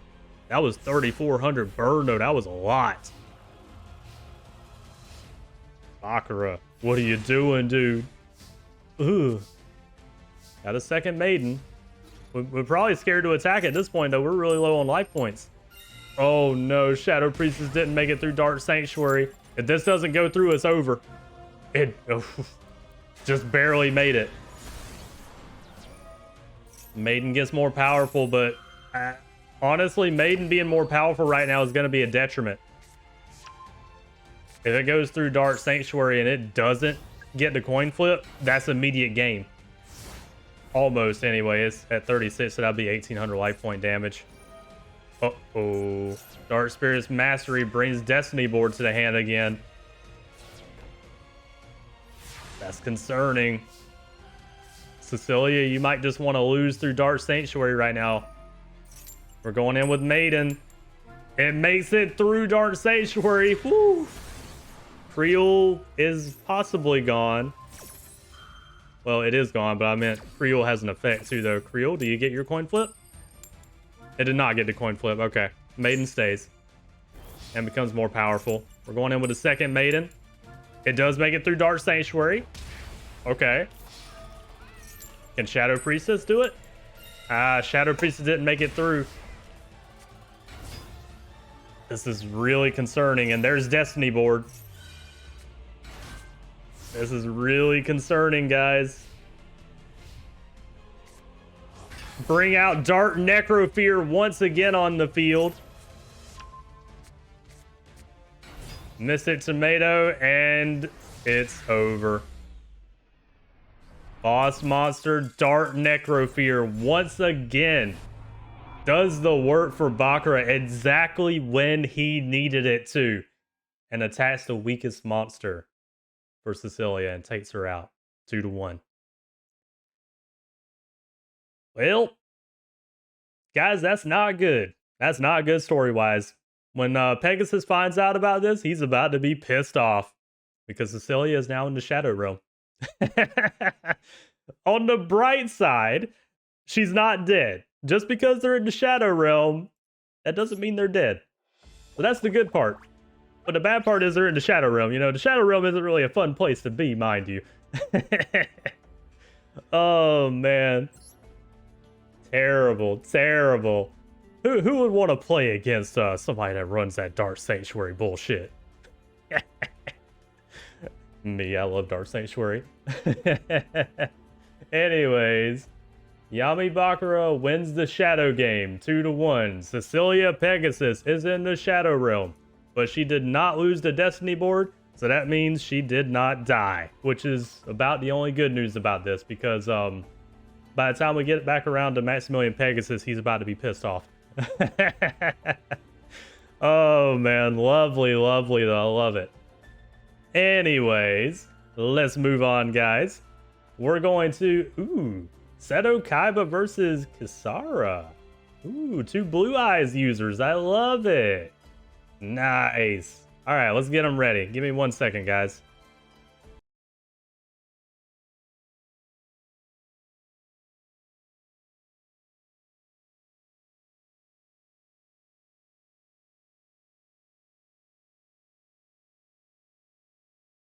All right, Ghostlings, and we are back. We have 2 Blue Eyes users right now. We've got Seto Kaiba and his Blue Eyes Ultimate Dragon. I know, a classic. Weren't you guys excited to see this? Versus Kisara and her Blue Eyes Alternate Dragon. Let's see who goes and wins. Start. Very excited, guys. This is going to be an interesting one. Kisara is probably overjoyed too. She's the one that wanted to see some more Blue Eyes players. She's fighting the Blue Eyes player right now, so I know she's overjoyed.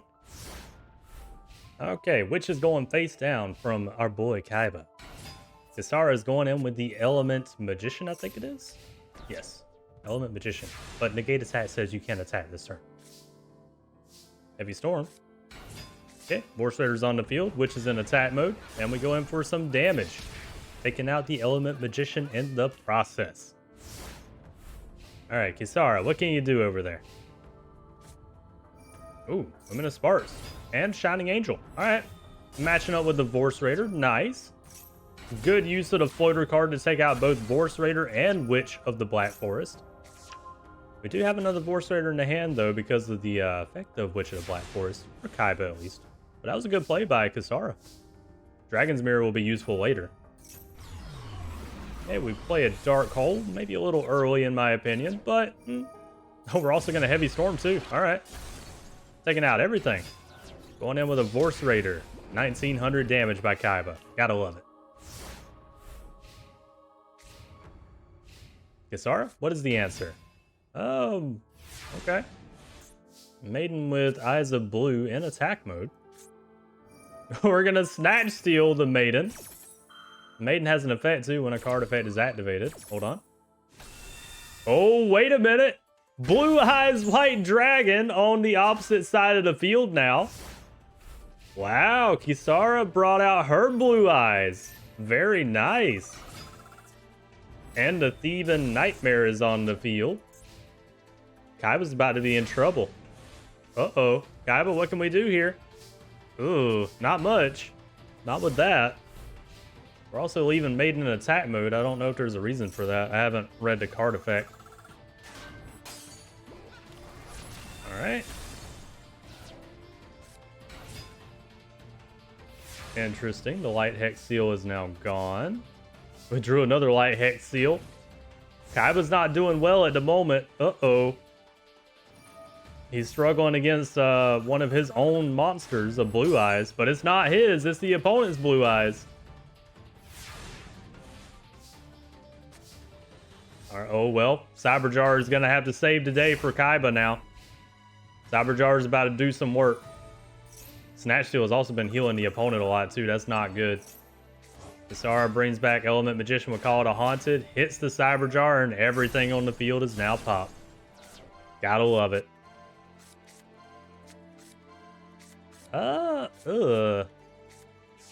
Unfortunately... Well, it's good because she got a bunch of support cards, but unfortunately, Kisara didn't really get much. I'd love to see her Ritual card go off, though. I want to see that Ritual card. Ooh, Kaiba got a Force Raider. And a Lejin. 2 Lejin. That was a good Cyberjar. Really good for Kaiba. Really, really good for Kaiba. But Dark Hole, yeah. We just keep on resetting the field here in this match. Premature Burial to bring back Blue Eyes White Dragon. All right. Kaiba, you're having to fight a Blue Eyes. What can you do? Foolish Burial. Hold on. Wait a minute. Foolish Burial to put one of his Blue Eyes in the grave. He's using his Foolish Burial strats. That's what he's known for in the Maximum Era so far. Wait for it. Luminous Light. Oh. And she's going into her ritual monster. Interesting. Paladin of White Dragon. Oh, that's why she went into it. Ritual weapon. 3,900 damage. That's why she tributed to Blue Eyes. Damn. Good play by Kisara. Birthright to get out the Blue Eyes of Seto Kaiba, the classic Blue Eyes. And we're staring down a problem because that Paladin is at 3,900 attack. It takes out the Blue Eyes like it ain't nothing. Guys, Kaiba might lose this, surprisingly. Uh-oh. Kaiba's got nothing. He needs more Blue Eyes in the grave for the Dragon's Mirror to be useful too. Paladin uses this effect and pops the monster. And you guys probably thought Paladin was a garbage card in Kisara's deck, didn't you?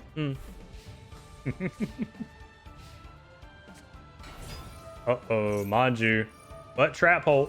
Trap Hole does get rid of Manju at least. Alright. Manju does still get its search effect, though. It brings another Paladin to the hand. Or Paladin, however you say it. Oh, we're bringing two to the hand. Blue Eyes Alternative Dragon is in the grave now to bring out a second Paladin, Paladin, however the hell you say it. I actually don't know how to pronounce that one. We pop that card and go in for 3,900 damage. That was a good duel. Kisara showing that she is not the lesser of the two Blue Eyes White Dragon owners. She's showing she's got the chops. I like it. Let's go into round two. Nothing else to say. All I got to say is good job by Kisara. She did really well. All right, round two. Let's do it.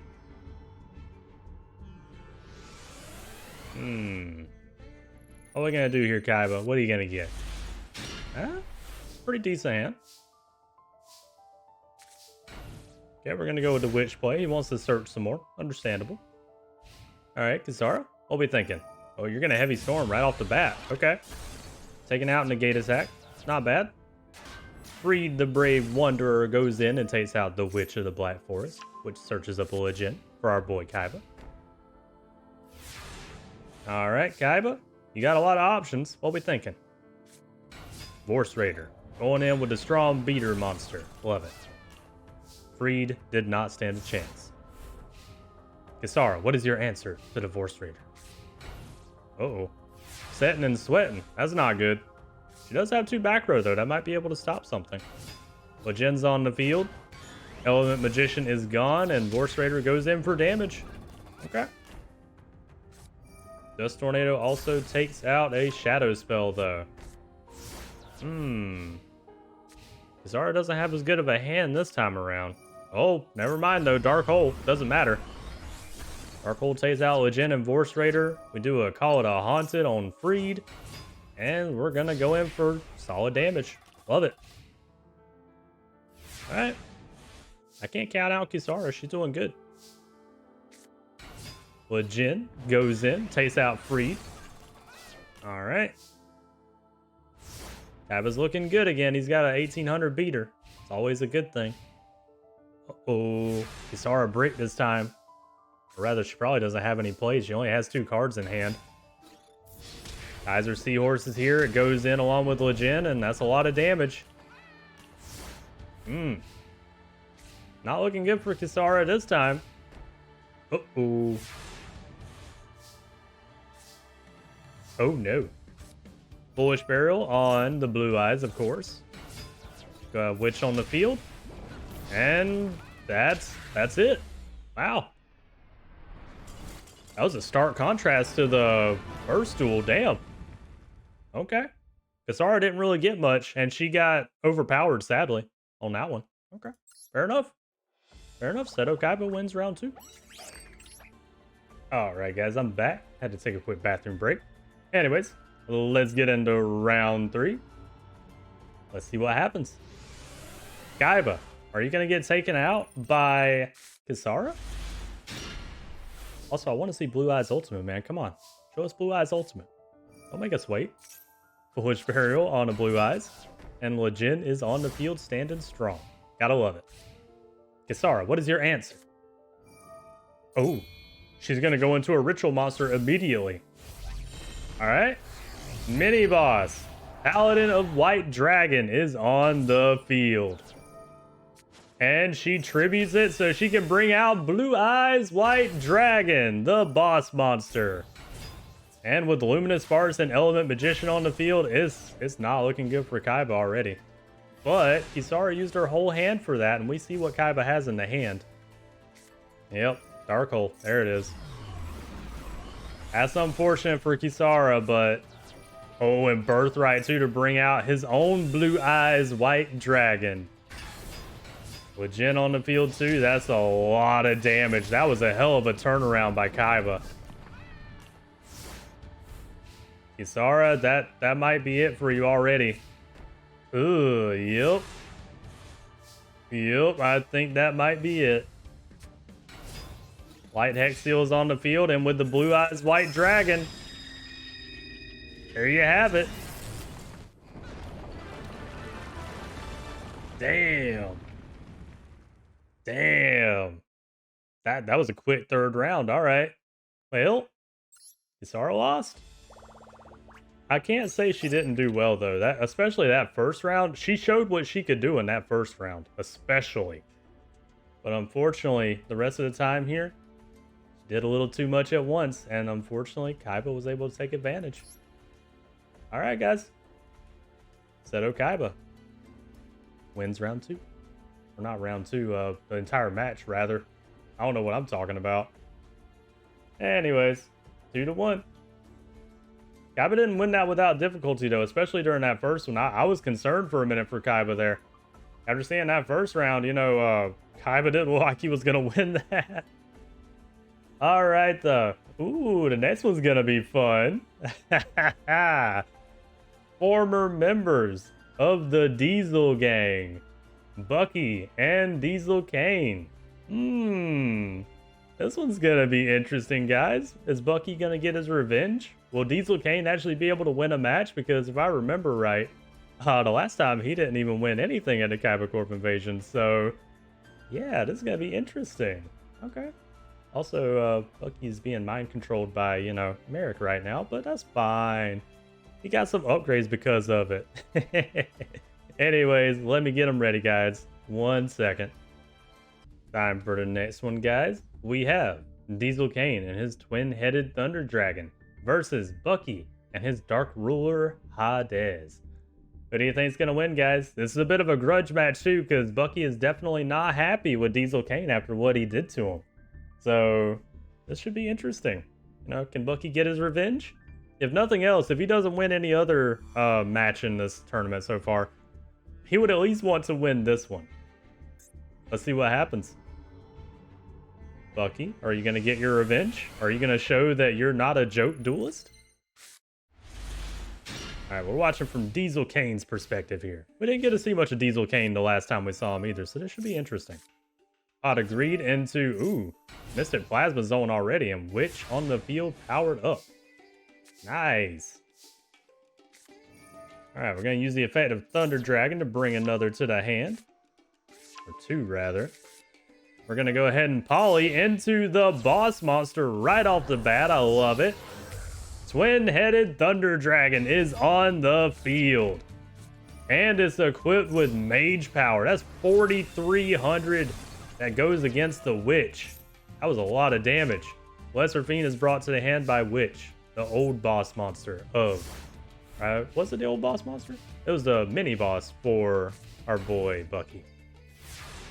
Alright, unfortunately Bucky can't stand up to a twin-headed Thunder Dragon equipped with Mage Power, understandably so. Ooh, Creole is gone though, and with the... Wait for it. Ah, he didn't get it. I was hoping he would get it. He did not get the coin flip, so it did not get popped. That's very unfortunate for Bucky.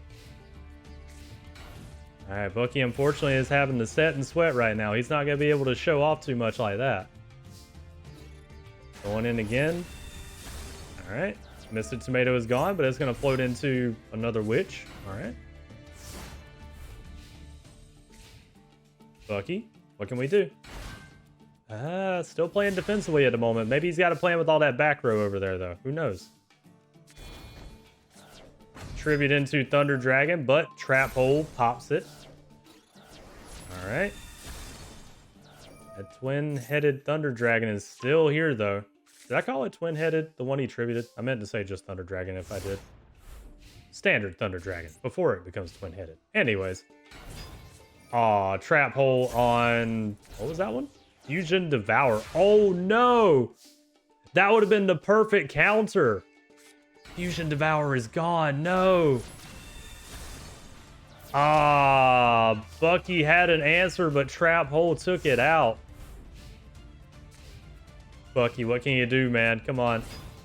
Element Soldier's on the field, but it gets Saku'd. Oh, Diesel Kane is just countering everything that Bucky can do right now. Damn. Thunder Nian Nian, but it doesn't matter because Twin-Headed Thunder Dragon powered up at 4,300. The boss monster takes out Bucky like it wasn't nothing. Oh, I would have loved to see that Fusion Devourer, though, go in. That was Bucky's answer. He could have taken out the Twin-Headed Thunder with that. Ah. Diesel Kane. He wins round 1. Bucky.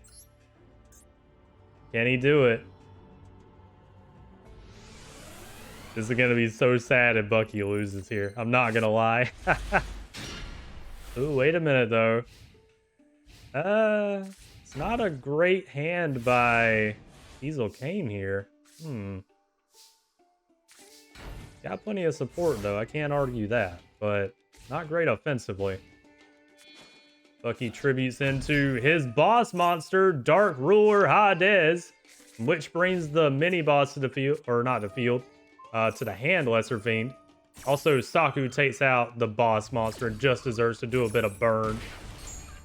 That's unfortunate for Bucky. That was pretty cool, but unfortunately he lost his boss monster already. Unfortunately, Diesel Kane can't really capitalize on this, though. This is a chance for Bucky he needs then. All right, Mr. Tomato is on the field, but it can't get over a sand... Or never mind, it can get over a Sand Gambler. Because of Luminous Sparks, right? Oh, yep. Minus 400. Okay, Shining Angel would be on the field, but it got Trap Hold. And now Diesel Kane just decides to fissure to Mr. Tomato. That's fair. Neither player has much going right now, except that... Oh, Bucky had to skip his draw phase too, though. I missed the time seal that got activated. Bucky's bricked. He can't do anything. Thunder Dragon uses its effect to bring 2 more to the hand. And there ain't really much else Diesel Kane can do. All right, Bucky, what we got? Bucky didn't draw anything. Oh, no. Both players are bricked. Uh-oh. Polly again. Twin-Headed Thunder Dragon is back on the field. Boss monster of Diesel Kane. Ooh, Saku, though. No. Our boy Bucky said that's not happening again. Saku that shit. But he still didn't draw a damn monster. Oh, no. Bucky, please. Don't let it go down like this. TT on the light hex seal, because that's all he could do. Bucky, come on. You gotta have something now. He still didn't draw a monster. What is this duel? Goddess of Whim. We're going in with a Goddess of Whim in attack mode. Oh, no. Bucky, don't get the beat down from the Goddess of Whim. Come on. Mystic Plasma Zone and Fusion Devourer are here. Robin Goblin as well. Nice. Robin Goblin takes away that Luminous Spark that was in the hand. And Goddess of Whim is gone. All right. Bucky's looking good right now. Another Goddess of Wind, but we got to put it in defense mode for Diesel Kane. Bucky tributes into his mini-boss, Lesser Fiend. Takes out the Goddess of Wind and banishes it. Alright, Bucky's looking good now. Call It a Haunted can be useful. Ooh, Dust Tornado takes out Call It a Haunted, though. Ugh. Well, Diesel Kane's the one getting countered this time. And a Call It a Haunted for Bucky this time brings back a Mystic Tomato. Robin Goblin would activate its effect if he had anything to rob. Well, guys, I think Diesel Kane might have lost this one unless he draws like a dark hole. Nope, an H&L ain't gonna help. Nope. Premature Burial? Yep, I think it might be over, guys. Battle phase, Witch takes out the elf. And just like that, mini-boss goes in, Lesser Fiend, to take out Diesel Kane in the second round. We got a game going on right now, guys. We got a game going on. Bucky said he does not want to lose, especially to Diesel Kane right now.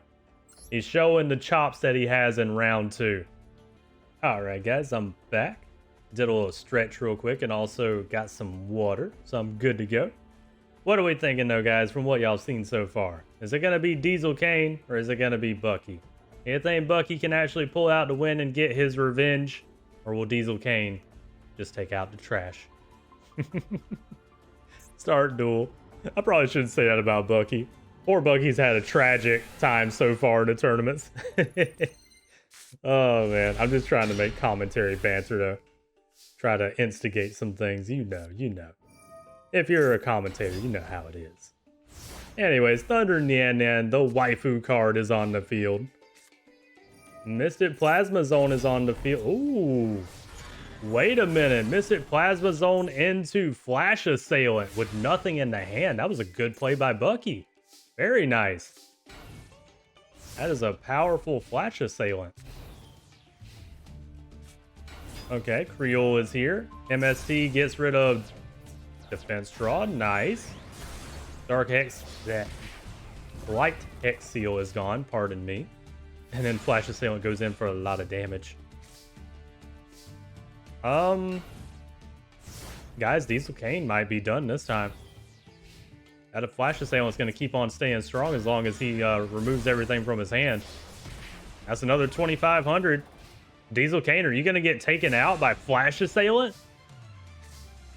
It's been a while since I've seen somebody utilize Flash Assailant like that. Damn, Dust Tornado for a Dust Tornado, and it looks like it might be over. Yep, sure enough, it's over. With Flash Assailant. Damn. Bucky comes back with a vengeance in round 3.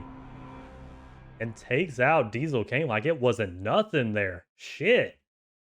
Didn't let him do anything. Alright, well, there you have it, guys. Bucky has proven that he can hang. He can do it. Good job to Bucky. I gotta give him props there. I'm also glad we got to see some of what Diesel Kane can do as well. We didn't get to see much from, well, honestly, we didn't get to see much now. He got eliminated in round 1, but during the Kaiba Corp invasion too, he didn't really do much. Yeah, it was Grandpa Muto that beat him. Grandpa Muto kind of kicked his ass. Anyways, oh, not -1, no. 2-1. There we go. Submit. Just like that, guys. Bucky's moving on. Good job to Bucky. Gotta give him props. All right, next up, Arthur Hawkins, nice, versus Noah Kaiba. Let's get them ready, guys. I'll be right back.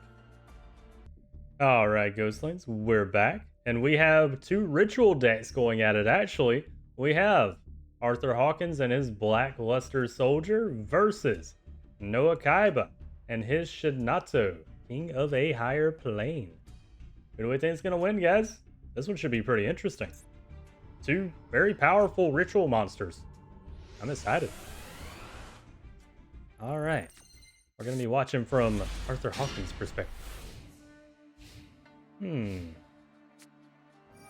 Luminous Sparks to start out. And I forget the name of that card. Absorbing Kid. Gotcha. We're going to start out with the Hunter with 7 weapons. Gonna go in, take out the kid. Like it's nothing. Alright. Yugioh Kaiba, what we got? Call it a Haunted to bring back the Absorbing Kid. And, oh, okay. Bring out the Forgiving Maiden as well. Manju is here to bring Blackluster Ritual to the hand for Arthur. The Hunter goes in and takes out the kid again. Manju takes out the Forgiven Maiden. Okay. Noah, you're not looking that good over there, man. What's going on? The Shining Angel. Okay, wait a minute. Oh, reinforcements, though. Reinforcements pops the Shining Angel. Wait a minute, though. Ooh. He brings out Choju, the Trillion Hands. Brings both his Ritual Monster and... Oh, he plays the Sword. Okay. Plays Sword of the Concealing Light as well, but this is a problem now for Arthur. Heavy Storm to take out the swords. Okay. And Luminous Sparks. Manju is flip summoned. It brings Blackluster Soldier to the hand. And we go in with Blackluster Ritual to bring out the boss monster. Wait for it. Blackluster Soldier is on the field. And just like that, we're going in for a lot of damage. That's not quite enough to finish him off. Okay, now the question is, we know Noah has what he needs in hand for his boss monster. Can he do it? Manju is here. He brings another Shinado to the hand. Hold on. There it is, Shinado's Arc. He takes out one of the Shinados to bring another to the field. It's the boss monster of Noah, Shinato, King of a Higher Plane. And it is more powerful than the Blackluster Soldier, which is going to search a blindly loyal goblin to Arthur's hand. Just like that, Noah has turned the duel around. And Arthur is not able to do anything about Shinado. Not yet. Ooh. I think that's one of the new cards. Yeah, Royal Knight. Royal Knight is one of the new cards of our boy Noah. Also, Shinato did a bunch of burn. Unfortunately, Manju couldn't get over to Blindly Loyal Goblin though. Pot of Greed is a great top deck. I love it. Arthur didn't get what he needed though. Shinato's about to do some more piercing burn. Yep. Blindly Loyal Goblin is still being a wall though. The only one that's been able to take it out is Shinato. That's the only saving grace. Ooh, wait a minute. Manju is on the field. It brings the Luster Soldier to the hand. We play Blackluster Ritual and... Wait for it. The boss monster of Arthur is back on the field again. Blackluster Soldier. It does take out some monsters on the field. Wait, that's enough damage. Oh! Oh! Arthur had just enough damage with Blackluster Soldier. I didn't realize he was that low on life points. Damn! Arthur Hawkins with the first wind. Wow! I wasn't paying attention to his life points. Damn. That was a good play by Arthur. Nice. I thought he was just going in for damage to try and take out some of the monsters on the field. No, he was going for game. Okay, okay, Arthur. Noah, you got to step it up, man. That's all I got to say. He had the power advantage, but he did not protect his field, and that cost him. Round 2, let's go. I bet y'all weren't expecting Arthur to win that one. That was a good win. Love it. All right, Noah, what you got over there? Not much. Okay. Going in with the Hunter. Okay, he tried to attack with Blindly Loyal Goblin, but unfortunately Shining Abyss was able to hold the field this time. Foolish Burial, okay. Oh. Okay, Monster Reborn. I see why he did it now. Okay, Monster Reborn on Choju. And now Choju can bring Shinato, and also the ritual spell to the hand. I was about to say, I don't know why he just threw away Choju like that, but I see now. And just like that, the boss monster, Shinato, King of a Higher Plane, is on the field. Trap hole does hit the, was it Blade Knight? Royal Knight, I'm sorry. Negate attack also prevents any attacks this turn on Arthur. But we're staring down a Shinato. Arthur decides he wants to take out one of the monsters and puts his hunter in defense. Okay. Fair enough. He didn't want Noah to have advantage other than attack advantage right now. That was also a lot of damage. All right. Arthur's lost all the monsters on his field now. It's not looking good this time around for Arthur. Ooh, it's not looking good at all. Sword of Dragon Soul will not help. Manju brings another Shinato to the hand. Oh no. And just like that, a second boss monster, Shinato, King of the Higher Plane, is on the field. It's got 2 of them. And that's game. Damn. 6,600 damage in 1 turn. And just like that, Arthur has lost round 2. All right. Noah showing that he can do the math too when it matters. Shit. All right, Ghostlings, let's get into round 3 here. Let's see what we got going on. Who's going to win? Is it going to be Arthur or is it going to be Noah? Honestly, either one has this in the bag. I don't know who's going to win it. Okay, Blindly Loyal Goblin. Great beater monster with Sword of Dragon Soul. Noah, your response? Hot agreed. I love it. Oh, into your boss monster already? Shinato is already here. Boss monster. King of a Higher Plane is on the field, along with Manju to do another search for Shinato's art spell card. Negate attack will stop any damage this turn though, and the battle phase. All right. What are we thinking, Arthur? He tried to take out Manju, but Draining Shield gave a bunch of life points over to our boy Noah. Foolish Burial. Okay, he's going to put one of the Shinatos in the grave. Blindly Little Goblin and the Marauder are gone. It's not looking good for Arthur right now. Manju, though. Hold on. I didn't want to go with Manju yet. That's fair. It wouldn't have beat over Shinato anyway. Okay, Vampire Hunter is gone. And it does piercing. 1,400 damage. I don't know if Arthur can come back from this, guys. He naturally drew Blackluster's Ritual. Okay. He doesn't go into it, though. You know it won't be enough. 1,900 damage with Shinato and 1,400 with the Manju from Noah. Arthur, are you dark hole or bust? Yeah. Nope. Unfortunately, Arthur drew a bit of a bad hand this time, and he got overpowered by Shinato. And with the piercing damage, it's over. Noah wins round 3. I got to give props to Arthur, though. They had a good first and second round there. Unfortunately, it looks like Arthur got a bit unlucky in this 3rd round, though. It is what it is, though. Oh, well. That was a good match, though, too. I'm loving all the matches so far, as always. All right, Arthur, you did get a win. Noah, though, got the 2, so that means he wins the match, and he's moving on.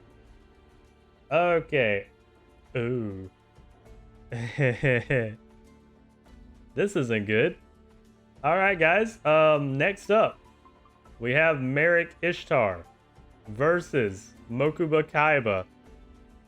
I'll explain why that's not a good thing in just a moment. Let me get them ready. All right, Ghostlings. It will be Merrick Ishtar and his End of Anubis, his new boss monster, versus Mokuba Kaiba and his Trihorn Dragon or King of Dragoon. Both of them I kind of consider to be a boss monster, but it really depends on his situation which one is his main boss. Anyways, here's the bad news, guys. This is another event that we're going to be having, and it will be a shadow game. So, here's the deal. If Merrick wins the match, Mokuba's going to the Shadow Realm. And I can imagine Seto won't be too happy about that. There is no death in this one. Merrick doesn't have a special win condition like Yami Bakura, where he would pretty much just straight up kill him. That won't happen in this one, but it will be a shadow game. So if Mokuba doesn't want to go to the Shadow Realm, he's gonna have to buckle up and win this match. Anyways, let's go into round one. Good luck, Mokuba. I know you can do it. He actually probably can. He's running a pretty spiffy new deck. We're gonna be watching Merrick's perspective though, so we won't get to see as much of it in the hand at least. Okay, starting out with Mass Dragon. Love it. What we thinking, Merrick? He's gonna Snatch Steal, of course you will. Snatch Steal and tribute it into Vanity's Fiend and then Heavy Storm too, damn. Ooh, I think that was Dragon's Roar, right? Yep, Dragon's Rage. Alright, Merritt's starting out strong already. He's got his mini boss, Vanity's Fiend, on the field.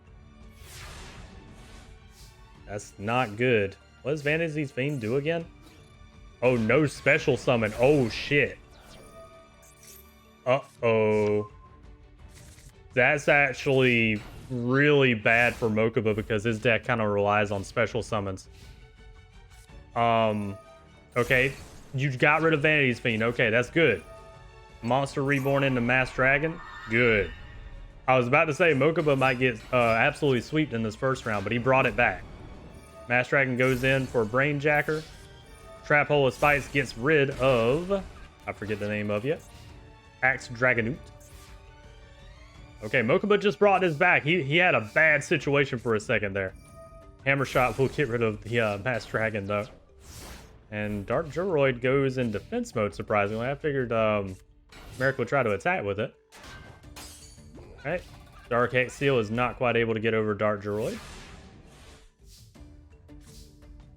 Merrick's got Nightmare Wheel if he wants it for later. Reinforcements protects the Dark Hex Seal from Dark Joroid and destroys it. Alright. Mokuba, what can you do, man? Another Axe Dragonoot, okay. And Nightmare Wheel locks down Axe Dragonoot now. That's gonna be a burn every turn.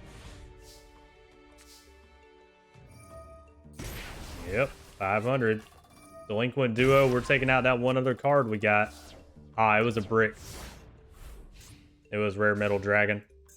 He is able to summon it, surprisingly. Alright.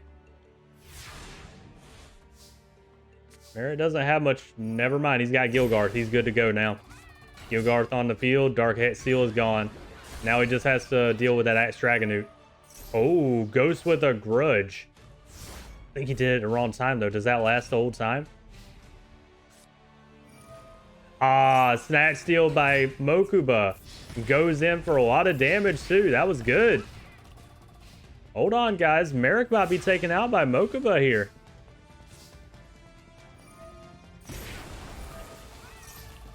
Hold on. Holding Arms on Gilgarth. Okay. Uses that to take out Axe Dragonoot and do more damage as well. You might want to have kept that for burn, Merrick. Uh-oh. Holding Arms. It gets attacked by both the Dragon Ragnaroks. Yep. Wait a minute, though. Vanity's Fiend.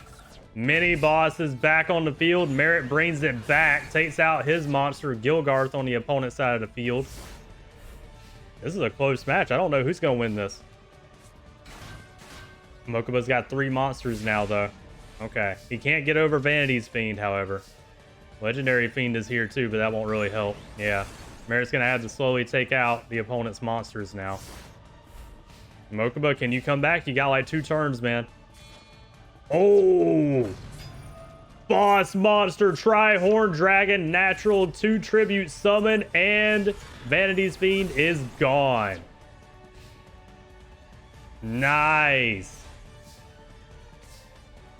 Maris bricked his boss monster into Anubis, but he doesn't have any resources to use it.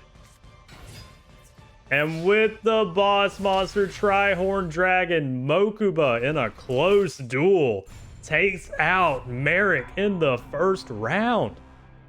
Good job by Mokuba. Very nice. All right, let's go to round 2. I didn't think Mokuba would realistically be able to beat Merrick, but he just did it. Can Mokuba do what his brother couldn't at Kaiba Corp Invasion? Can Mokuba take out Merrick? Oh, Merrick's kind of bricked right now, too. Oh, speaking of, there's the exclusive card you guys gave him in the poll. It's also Saku on Axe Dragonute. Yeah, aren't you guys glad you gave Merrick this lovely card that's exclusive to him? Also, Merrick's not drawing shit right now. Damn. Oh, no. Divine Dragon Ragnarok is here, but it gets locked down with Nightmare Wheel, thankfully. All right. He drew another Nightmare Wheel, too. He still hasn't drawn a monster he can use, though. Merrick's just going to have to lock down and burn out the opponent, it seems like. Uh-oh. Boss monster King Dragoon is on the field, and it's special. Oh, my God. Special summon Tri-Horn Dragon. Damn. We see what he has in hand, though. Merrick's about to do it. Yep, Raigeki. That was a beautiful play by Mokuba there, though. And with the effect, Juragito is on the field, and that was also too much going on. The end of Anubis is here. The boss monster of Merrick is now on the field. That was beautiful by both players. I love that. We went from full control by Mokuba to full control by Merrick here now. Oh, Burst Breath. Gets rid of the boss monster. Good use of Burst Breath. Mokuba, are you going to beat Merrick? 2-0? Oh, the King of D. It brings the Flute of Summoning to the hand. Hold on. Oh. And with Dragon Revival, Rhapsody, and oh my God. Damn. Beautiful plays. Beautiful plays by Mokuba. I love it. All Merrick could do was fissure. Battle phase. And with the boss monster, except Nightmare Wheel. Lockdown Tri-Horn Dragon. Hold on. Merrick can still do this. Ooh, Dust Tornado gets rid of Nightmare Wheel. I think Merrick might be screwed. Merrick might be screwed, guys. Holding legs. Put stuff back in the hand. That's all he could do. Ghost of the Grudge will save him, but hold on. That gets rid of Tri-Horned. Mokuba does that to get into Divine Dragon to do 700. Okay. Okay. Guys, I don't know who's going to win this. Nudora. Oh, no. Nudora. Holding legs. Banishes itself. Nudora is going to pop Divine Dragon or whatever else Mokuba is able to summon up. King of D. Nudora pops the one that would attack him next turn and saves himself again this turn. Mokuba's almost got this. He's almost got... Oh. He almost had a 2-0. Gilgarth goes in, though. Mokuba, you're so close. Do it. Take out Merrick. I want to see it. Mokuba is running upgrades, by the way, guys. This is what he can do when he gets what he needs. Oh no, Vanity's Fiend, a mini boss. Takes out Divine Dragon. Mokuba, no, you're so close, dude. 150 life points. Come on, you can do it. Oh no. Mokuba, where's your Ring of Destruction when you need it? Ah, no. Kid Moto Dragon, and it had nothing to bring from the hand. All Mokuba needs is his Ring of Destruction. He still has it in the deck. That's all he needs. Dark Geroid gets flip summoned. And it powers down his own monster. Okay, that was a mistake. Dark Hex Steel tries to go in on the other Dark Geroid that was face down, but he takes reflect damage for it. Mokuba, you're so close, man. Ah, end of Anubis. Dark Hex Steel is gone, and with the boss monster and exact damage, no. Mokuba, you were so close. Ah. Merrick wins round 2. He almost lost, though. He was so close to losing. Dude, that duel was beautiful. Beautiful. That's another of my favorites now. I'm getting a lot of favorites in this tournament. That was gorgeous. Wow. Oh, guys, I gotta take a minute on that one. Mokuba almost had it. I love Mokuba's deck because when he can actually pull off combos, that duel is a perfect example of what he can do. Oh, I love it. All right. Round 3. I'm ready. Mokuba. Come on, man. You've been putting on a good shot. I'm rooting for Mokuba now. Come on, Mokuba. You can take out. You can take him out. You can take out Merrick. I'm flabbergasted. That was a good last duel. I love that one. All right, Merrick doesn't have much at the moment, but that can change, as we've seen, very quickly. Divine Dragon Ragnarok with Mage Power. Double Mage Power. Shit. That's 5,500 on Divine Dragon. Oh! Magic Cylinder. 5,500 damage back at Mokuba. Damn. Mokuba, you messed up there really bad. Oh no. Fissure on the Dark Hex Seal. That was a massive magic cylinder. Nightmare Wheel locks it down now too. 500 burn. Dark Hole, yeah, that's fair. You don't want to take any more damage than you already have, Mokuba. Guys, I think Mokuba messed up this time. Oh no. Brain Jacker. He doesn't have anything right now. Merritt's bricked. Mass Dragon. Okay, we go in, take out the Brain Jacker. Okay, that's what you gotta do, Mokuba. You gotta leave Merritt with nothing. He's bricked. Mokuba, you can do it. You can come back, Mokuba. I believe in you. Battle phase. Mass Dragon goes in. Guys, who are we rooting for? Are we rooting for Merrick or are we rooting for Mokuba? Oh, he's got a Raigeki, though. Maybe a little early to use that, but he did just pop Mass Dragon without it floating. Mokuba, your answer? Anything? Mokuba's bricked, too. Oh, no. Oh, no. Dark Geroid. You didn't attack with it, though. Merrick, you might as well go ahead and attack with it, man. Mokuba bricked. Oh no. Into the boss monster, end of Anubis, and just like that, Mokuba has lost. Damn. That was still a good match. I loved it. I especially loved that second round. That second round was mwah, chef's kiss. I loved every second of that. Ah. Mokuba did good, though. Mokuba did good. Merrick came back in the end, sadly. Or good. Or, you know, if you wanted to see Merrick win, that's a good thing. Me personally, after seeing how Mokuba was doing, I was like, damn, I want to see Mokuba win now. I'm not going to lie. I love my boy Merrick. Don't get me wrong. But the story implications of having Mokuba win would have been hilarious. All right, though. Oh. Mokuba, you're in the Shadow Realm, man. Guys, that... Hold on. I gotta take a look back here. 2-1. Okay, so wait. So far, yeah, so far Cecilia's in Shadow Realm.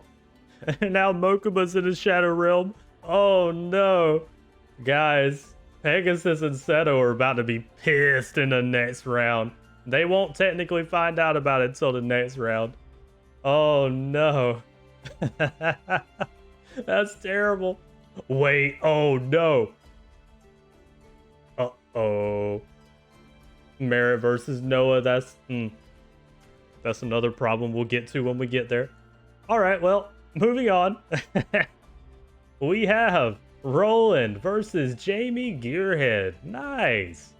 This one doesn't have any implications. It's just a standard duel. Let's do it, guys. Alright, let me get them ready. Alright, ghostlings. We got Jamie and his legendary Flame Lord, a ritual monster, versus Roland and his Dark Blade, the Dragon Knight. Who do you think's gonna win? Let's find out.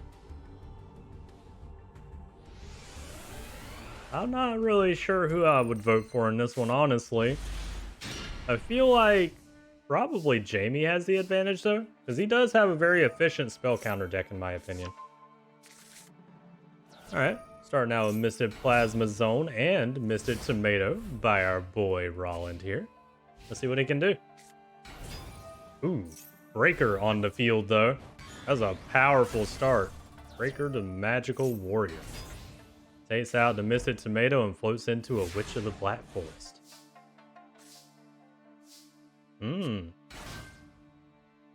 Okay, Dark Hate Seal can be useful to Roland later, but he throws down another one of his witches. Oh, Hannibal is on the field. More spell counters and taking out the witches more than likely. Kiru is here. Yep, both witches are gone now. Thought so. Kiru is here, though. If we can get combos with Roland, he might be alright. Fusion deployment. Ah. Anti-spell. No. Fusion deployment is worthless because of anti-spell. But Dark Blade is on the field, and it is able to take out Breaker. Alright. Too bad that didn't work out for Roland there. Apprentice Magician is here. Gives another spell counter to Hannibal. Didn't do too much good, though.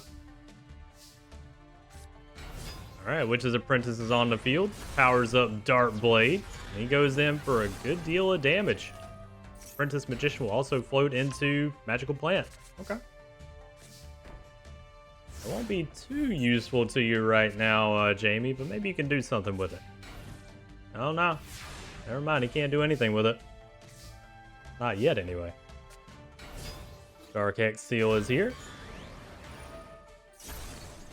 Nothing to put a spell counter on, and ooh. That's unfortunate. What was that monster? Skilled White Magician is gone. Ooh, and he went, I didn't see it. He went into his boss monster. Dark Blade, the Dragon Knight, is on the field. Very nice by Roland. Alright, Roland goes in with another Dark Hex Seal on the field. Ooh. Magical Library stalled for a second there, though. Guys, I might have been wrong. You know, Jamie's getting his ass kicked right now. He also didn't seem to get to any of his ritual stuff, though. His ritual card isn't bad at all. Hey, yep. I think it's over. Apprentice Magician, yeah. Brings out another Apprentice Magician. And with the boss monster by Roland, it is over. Round one goes to Roland. I actually raised my hand like Roland would in the games too. I wish I could show that to y'all. I can't with this VTuber model though, sadly. Oh well. Good job by Roland. You know what? I gotta give him props. Round two. Let's do it. Alright guys. Roland showing that he can do some stuff here. I love it. Come on, Jamie. Show us what you got. I know you got good plays up your sleeve.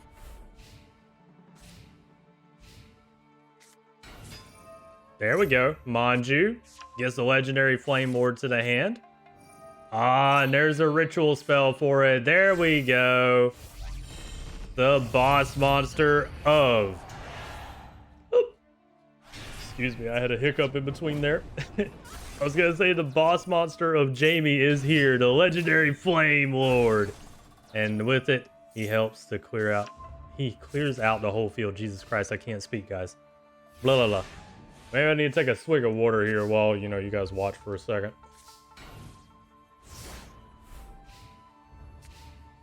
Anyways. My tongue-tiedness out of the way now. I love seeing a pot of greed. Premature burial as well to get back. Ooh, the magician. Nice. And another Manju to bring another spell to the hand. Okay, Misted Tomato is gone. It's gonna bring out a witch. Witch is gone. It's gonna bring what to the hand? Another Misted Tomato. You might as well just went with another Misted Tomato, Roland. And now we go in for a hell of a lot of damage. It's not looking good for Roland this time. Well, yeah, it's not looking good at all for him. Keeper of Dragon Magic, though, brings a Poly to the hand. Wait a minute. Poly. And he's going into Dragon Knight. Dart Blade, the Dragon Knight, is on the field. It takes out the Magician on the other side. Banishes a card to its effect. Take the Keeper to take out Manju. Okay, it's a standoff right now. Unfortunately, our boy Jamie has the upper hand, though. Remove. Oh, no. With the spell counters, he removes all monsters and goes in with the boss monster. Beautiful play by Jamie there. I loved it. Oh. Guys, that's the power of Jamie there when he has his spell counters in play. He had just enough, popped all the monsters he needed to, went for the win. I love it. Round 2 goes to Jamie. Okay, guys, back from bathroom break. Let's get into round 3, though. Bam. All right, so who do we think is going to win this? We got a 1-1 situation. Honestly, it could go either way. Both are running some pretty solid decks. I like both of these.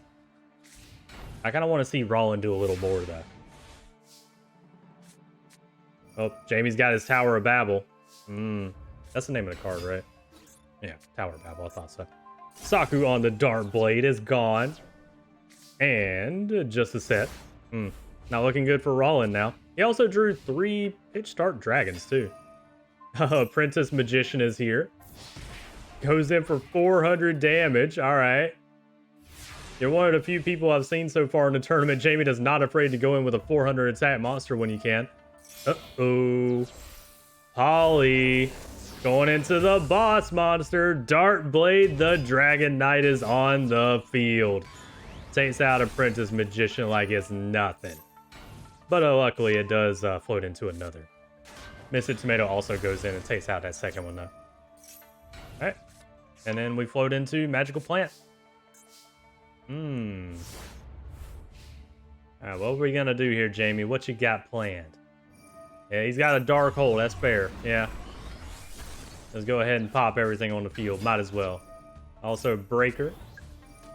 Premature Burial to bring back Apprentice Magician. Okay. Apprentice Magician also puts another counter, I believe, on Tower of Babel. Pops it, and he takes 3,000 burn for that, unfortunately. But he does go in for a hell of a lot of damage. He decided to take that burn, I suppose. Maybe he shouldn't have went so ham right there. I don't know. Jamie might win it. He might be confident. He was like, nah, I don't need the Tower Babel burn. Tries to attack with Apprentice Magician, which was not smart, but he is able to take out the Pitch Dark Dragon with Breaker. Rollin'. Oh, fusion deployment. Hold on. That'll help. Shows Dart Blade. Oh, he uses that to get into Kiryu. Nice. Kiryu is on the field. All right.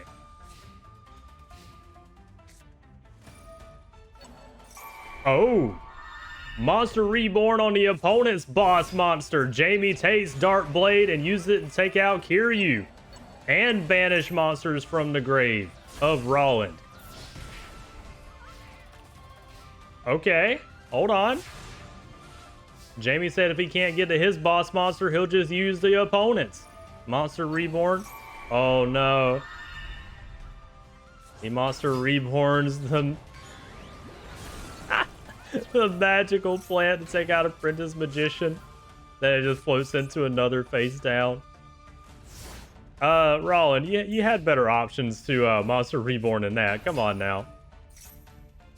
Manju brings the ritual spell to the hand. And I think it might be over, guys. Jamie goes in for a lot of damage. And unfortunately, Rollin's left with nothing. He has no hand.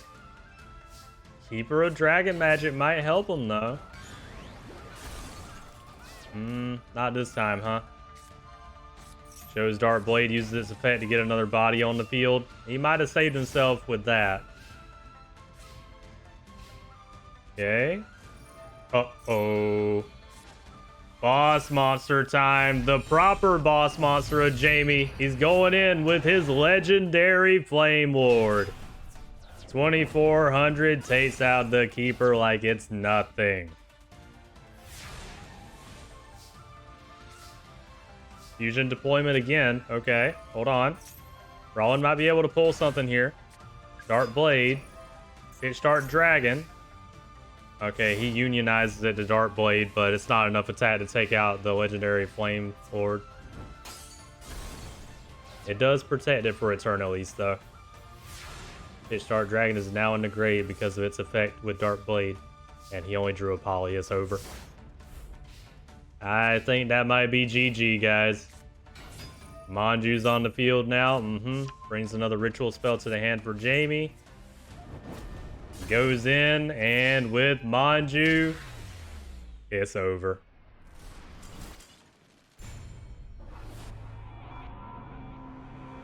That was a good duel, though. That was a good duel. All respect and all props to Roland on that one. Or Roland, however the hell you say it. I don't know. Your boy's not big on pronunciation, guys. And typically, I like to use a pronunciation that messes with people that like pronunciation. Anyways, let's move on to our bracket. It was a 2-1 victory for our boy, Jamie Gearhead. We're getting a lot of 2-1 victories now, too. At the beginning, it was 2-0s, and now we're just getting 2-1, 2-1, 2-1, 2-1. Nice. I love to see 2-1s. All right, guys. Sat back down now. I took a stretch break again real quick and got some more water. Ooh. All right, who's next? It's Shoddy versus Willow. Pro versus a member of the Lost. Willow, you remember the deal, right? You got to do well. Got to get the top 8. You don't get the top 8, no Umo Racing cookies. I'm just messing with her at this point. Anyways, let's get on with it, guys. Give me 1 minute. All right, Ghostlings, we're back, and we have Shoddy and his Mega Rock Dragon versus Willow and her Berserk Dragon. Can she get to Berserk Dragon? I'm interested to see. That also means she has to be running another high-level boss monster, too. I wonder what it is. Let's start the duel. All right. Shoddy versus Willow. Let's go. Oh, there's Mega Rod Dragon. Speak of the devil. All right, we throw down a bunch of sets, and that's all we got on Shoddy's side. We also do drop off. Oh, to throw away a Heavy Storm. That was a big hit. Ooh, Zombie World into Pyramid Turtle, but Trap Hole gets rid of Pyramid Turtle. And that's all that Willow's got for now. That Trap Hole was really useful. All right, Guardian Statue and Golem Sentry are going in for some damage. And they both put themselves face down. That's going to be a problem for Willow. Dust Tornado on... I forget the name of that card. Release from Stone. Oh, and a Zombie Master is here. Ooh, I love that card. All right. Flip up Golem Sentry to be able to bounce back a card, and we try to go in for damage. Hold on. Ah, Haunted Shrine brings back the Pyramid Turtle, though. Very nice. Good play by Willow. Yeah, we got another Zombie Master again, or rather the same one that was bounced back. Tries to equip it with a Sword of Dark Destruction, but Magic Jammer says, nah, you ain't doing that. Okay.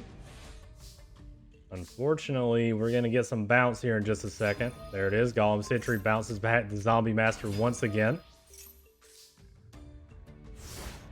And they're scared to attack Pyramid Turtle. They probably should be.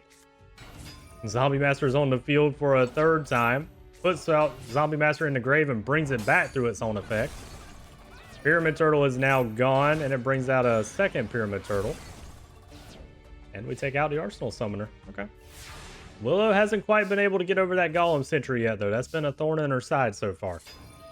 Also, it bounces back to Zombie Master again. That's the only play Shoddy's got right now, too. Okay, Willow brings out the Zombie Master once again. Brings the Guardian statue to her side of the field this time. And she throws it face down. I think I see what she's about to do with that Guardian statue. Willow's tired of getting bounced back. She wants to do some damage. Rot Spirit is here. Golem Sentry bounces back. Zombie Master, okay. And Gaia Power, uh-oh. Guardian statue is gone from Willow's side. Zombie Master is gone. And Golem Sentry's back face down. Willow still isn't able to get rid of that Golem Sentry. That's been the main problem so far. She does attack in the Golem Sentry this time, though, and is able to take it out with Pyramid Turtle. Nice.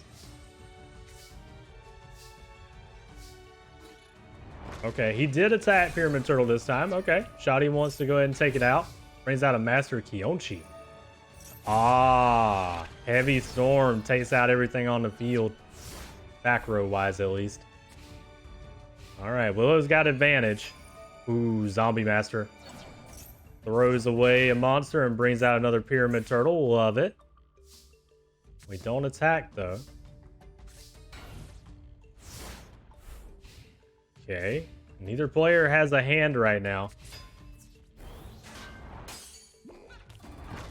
Okay. Giant Rat is out of here, and it floats into... Ooh, interesting.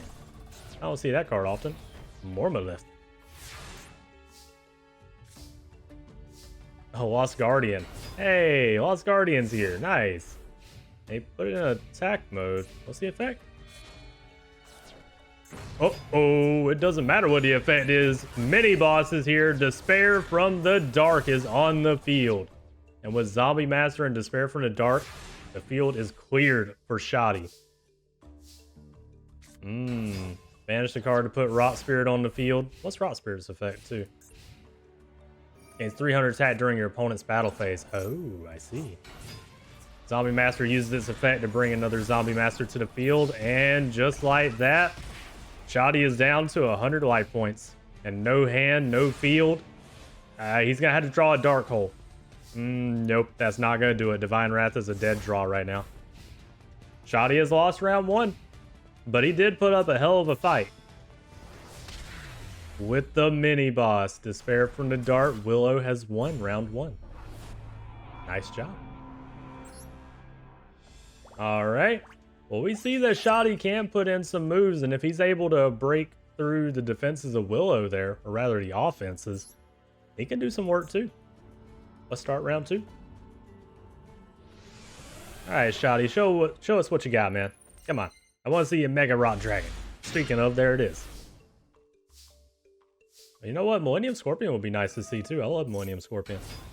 Starting out with a Gaia Power and a Giant Rat from Shoddy once again. Oh, Zombie World.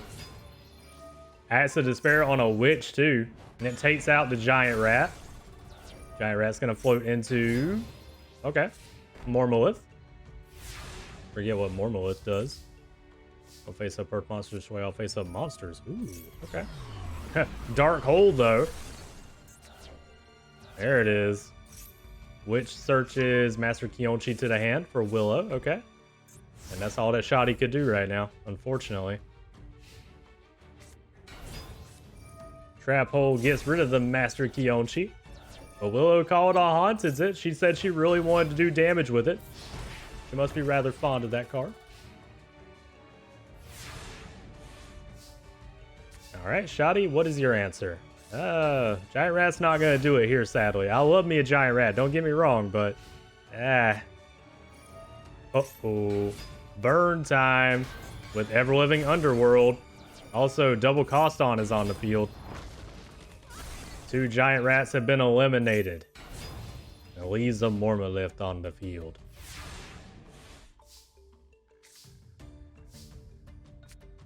Alright, we banish a Earth Monster to bring out Rock Spirit, but Negate Attack is going to say, nah, you can't do anything.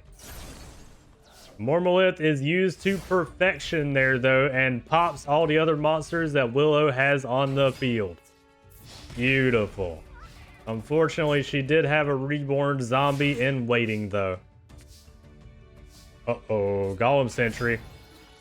Golem Sentry, funnily enough, is used in attack mode to take out Reborn Zombie and then flips itself face down.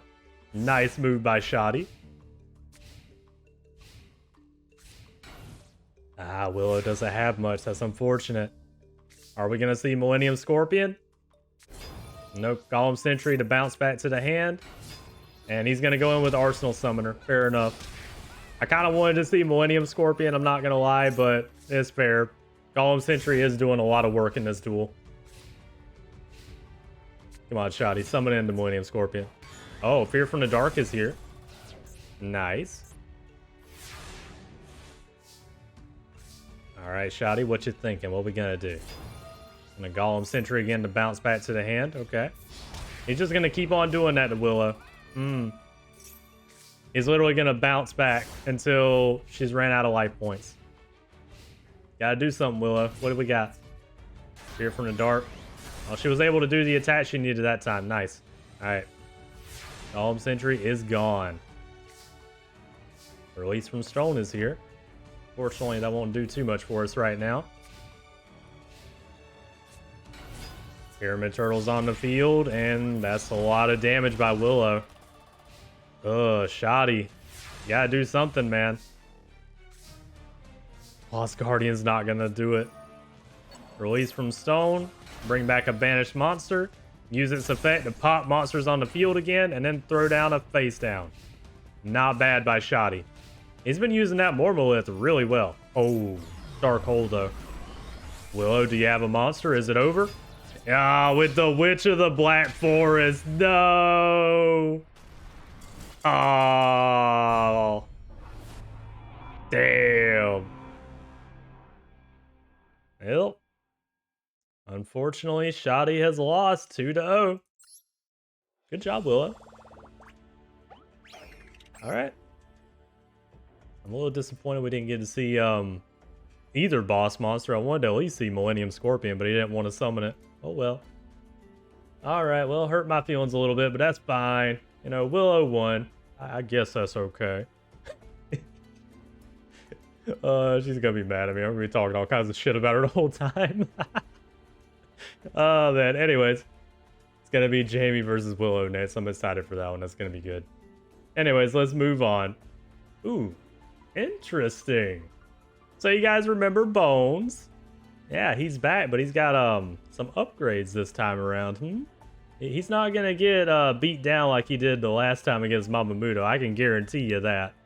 He's also, unfortunately, being mind controlled by Merrick as well. So, you know, I guess mind control gets you upgrades. Who knew?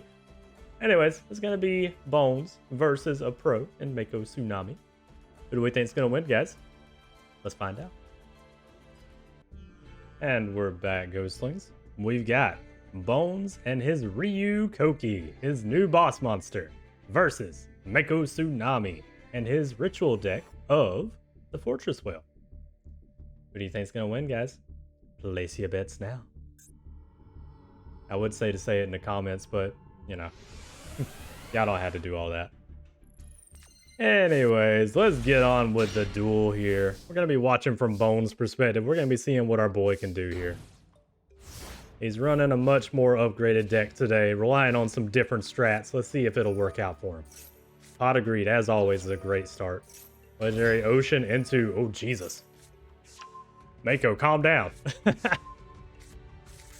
7-colored fish, and he used Moray of Greed as well. Pyramid Turtle is gone, but it brings out his boss monster. but Darkhold though. Wow. Monster Reborn bringing Ryukoki to the wrong side of the field too. Mako said that's a nice boss monster. I'll take that. Damn. Okay, okay. Monster Reborn by our boy Bones. He's gonna bring back a Pyramid Turtle. Bring a Dragon Zombie to the field as well. Pyramid Turtle attacks. He's gonna float into another Pyramid Turtle. Okay. Taking a lot of damage there, Bones. Brings out his second Ryukoki to crash and put both his Ryukokis back in the grave, and then goes in with his Dragon Zombie. And then called on as one of his Ryukokis. Alright. A little unnecessary life point damage by Bones there, but you know, he still got what he needed. Manju gets Trap Hole, but it'll still get his Search. Alright, Manju's gonna bring Fortress Whale's Oath to the hand. And unfortunately, that's a brick. Okay. Mako's not looking strong anymore. Castle of Dark Illusions goes in with his odd-ass attack. And everything else goes in for damage too. Bones might have this. It was looking rough for him for a minute there, but he's turned it around. Ooh. Shocktopus is on the field. Takes out the Castle of Dark Illusion. Unfortunately, that's not enough though. He tributes into his old boss monster, his classic Pumpkin. Use it to take out Shocktopus, and with his new boss monster, he was going to go for a game, but unfortunately Poseidon Wave said no. Ooh. Interesting. Deep Sweeper was able to attribute itself to Pop Ryukoki because it was connected to the Call of the Haunted. Nice play by Mako. Mako might be coming back into this. Hold on, we've had 2 comebacks now so far. Oh, but he's bricked though. No. Bones. Pot of Greed is a great top deck, as I always say. And he's got Dragon Zombie with his classic monster equipped with a black pendant. It's over. In round 1, Bones was able to make the comeback he needed. And he won round 1. Very nice. I'm proud of my boy. He's actually able to do a little something something now. I gotta be proud of Mako too. Mako was putting in effort to try and stop those comebacks. All right, guys, apologies. It was sudden bathroom break time. I decided to go ahead and hit up the bathroom real quick. Anyways, round 2. Let's see what happens between Mako and Bones. I'm excited after that first one. This is going to this is going to be great. Oh, there's one of the other monsters we couldn't see from Bones yet. Jackabalon. Throws away a cards and throws itself onto the field. It's a hell of a defensive monster. Love it. Aw, Darkhold. Mako, you didn't have to do that. Come on. That's so sad. And a Heavy Storm. They call it a Haunted Zone Zombina. Might as well. Brings it to the field. Pop. And a Legendary Ocean again. Oh, and a Legendary Fisherman is on the field. Okay. Proud card of Mako. He loves that card. Ah, no. Heavy Storm. Okay. Counter Heavy Storm by Bones. And he's probably going to Fissure too. Yep. And that's all he's got. Both players have expended pretty much everything they got. Mako's got nothing. Got a set. Bones has nothing. He's got a set. Okay. We're playing the top deck game, guys. All aboard the top deck train. And the brick train. Jeez. Bones, anything? The Castle of Dark Illusions. There you go. Ah, Poseidon Wave stopped it, though. All right.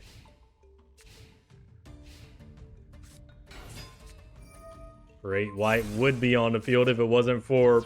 Wait a minute, though. If it wasn't for Trap Hole, but White Mirror brings it back and puts another in the hand. And now Dark Castle of Illusions is gone. Or Castle of Dark Illusions. Which is it? Castle of Dark Illusions. Y'all had to forgive me. I'm going to be mixing up all kinds of monster names today. Alright, Mako. We got 2 Great Whites on the field. Bones isn't looking as good this time. After losing the top deck game so far, he did hit Dust Tornado into... What was that card? Oh, Spell Reclamation. That's actually a pretty good hit. Uh-oh. Zombie Reborn. Throws away and banishes a monster, and he does that so he can bring a monster to the field to tribute it into Ryukoki, the boss monster. And just like that, Bones has turned it around. Great White didn't stand a chance. And Mako's setting and sweating. Mako, where's your ritual monster, man? I want to see your boss monster. Book of Life. Here we go. Bringing out the Zombina and banishing the legendary... Oh, we got a couple plays going on here with the Zombie Reborn, too. He's able to bring it back to the field. Nice. Mother Grizzly is gone now, too, but it floats into another, thankfully. Mako, do something. Oh, he's just going in for battle phase. Takes out Zombina, is able to float into something else. Funnily enough, Zombina does have effect to, I think, special summon a zombie monster, too, though.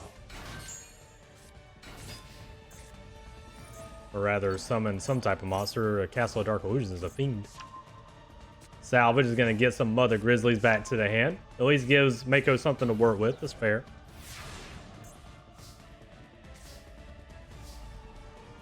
Okay. Mother Grizzly there is gone as well. It flows into a jellyfish. Classic Mako card. Mako's got nothing. Mako, where's your ritual stuff, man? You got plenty of it. Ryukoki goes in, jellyfish is gone. Mako? Anything? He tried to take out the face down. That was another Castle of Dark Illusions.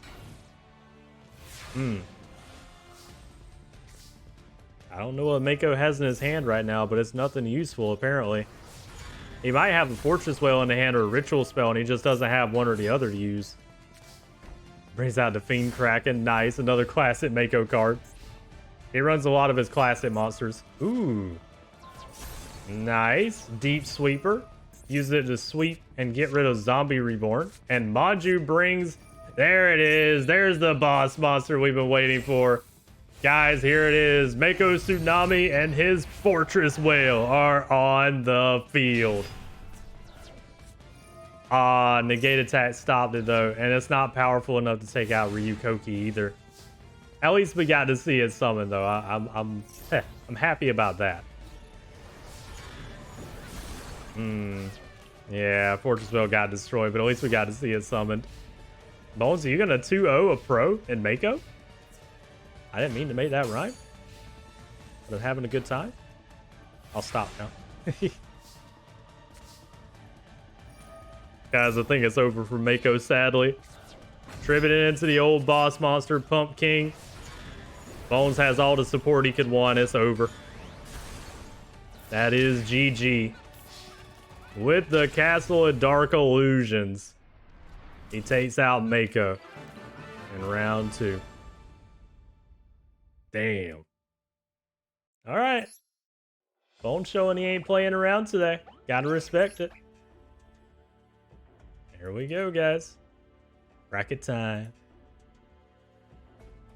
All right. Bones, funnily enough, whether you believe it or not, he did 2-0 a pro Mako. That's unfortunate for Mako though. Well, you guys could see, especially in the first duel, a lot of his support, but he didn't really draw much of it in the second.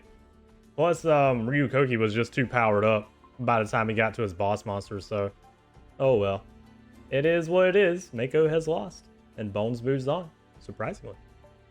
Next up, it's gonna be Vega versus Abydos. Guys, it's Abydos. Think Abydos can win? He should be able to. He ain't running that garbage ass deck he runs in the anime. So he should be able to do some work in the tournament here, I hope. And if he doesn't, then well, I did what I could for him. Anyways, let's get on to it. Give me one moment. And here we go, Ghostlings. We have Vega and her Ruin, Queen of Oblivion. versus Abydos and his Spirit of the Pharaoh. Who's gonna win, guys? What are we thinking? Don't laugh. Abydos can do it. Especially since he's not running the typical zombie deck he would typically run. Guys, I don't want to do Abydos like that. Let's be honest. He wouldn't win anything with that deck, hardly. We'd had to give him a lot of modern support, and we're not quite to that point yet. So he's running something a little different that I think he'll be able to make some use of today. Oh, he lost Judgment of Anubis, though. That's not good. Or Judgment of Anubis. Blech. Alright, Vega starts out with Do Names and takes out the Pyramid Turtle, which brings out a Patrician of Darkness. Not bad. That's a solid start. Unfortunately, Patrician is not powerful enough to take out Do Names with Luminous Sparks. Well, not until that Heavy Storm anyway. Damn, Abydos is going ham right now. Monster Reborn, hold on. Got the Royal Keeper and a Pyramid Turtle now. Going in for damage. Royal Keeper can put itself face down. Okay. End of the world. That would be useful, but we need something else first. Vega decides to bring back her Do Names Dark Witch. Goes in with a hammer shot to take out Patrician. Nice. And she goes for the face down. Royal Keeper is gone. Now we just had to worry about the other Pyramid Turtle because it can bring out more dangerous stuff from the deck of Abydos. Well, Dark Hole kind of solves that problem too, though. I'm wondering, is it zombie? Wondering Mummy is here. As you guys can see, kind of a Egypt mummy, was it theming? Ah, no, Vega's bricked. She's got everything she needs for her boss monster, though. She just needs more monsters to be able to... Oh. Hello. Kazuki is here. And we're doing a bunch of stuff to bring out the Patrician, and... Damn. With Patrician and exact damage. Abydos just pulled off a hell of a combo to be able to come back and win again. He was already in the lead anyway, but still, that was impressive. And unfortunately, Vega bricked too. Wow. I bet you guys didn't believe in Abydos, did you? Don't lie to me. Don't lie to me. I know you guys didn't believe in him. I wouldn't believe in him either if he was running the previous deck, or his anime style deck, I should say. But as you can see, he's actually running something competent today, so he can do some work. So maybe you guys will possibly be fans of him now. Or maybe Vega's going to come back and absolutely whip his ass in these next 2 rounds. Who knows? Starting out with a Blade Knight by Vega. And now Abydos is setting and sweating. Ooh, Thunder Roar. Okay. Thunder Roar and the first Sarcophagus. Hold up. Boss monster will be here next turn for Abydos. Oh, a Cataville Omen. That puts Call It a Haunted back in the deck. Nice. Tries to go in with Cataville Omen, but that was ill-advised. Pun intended.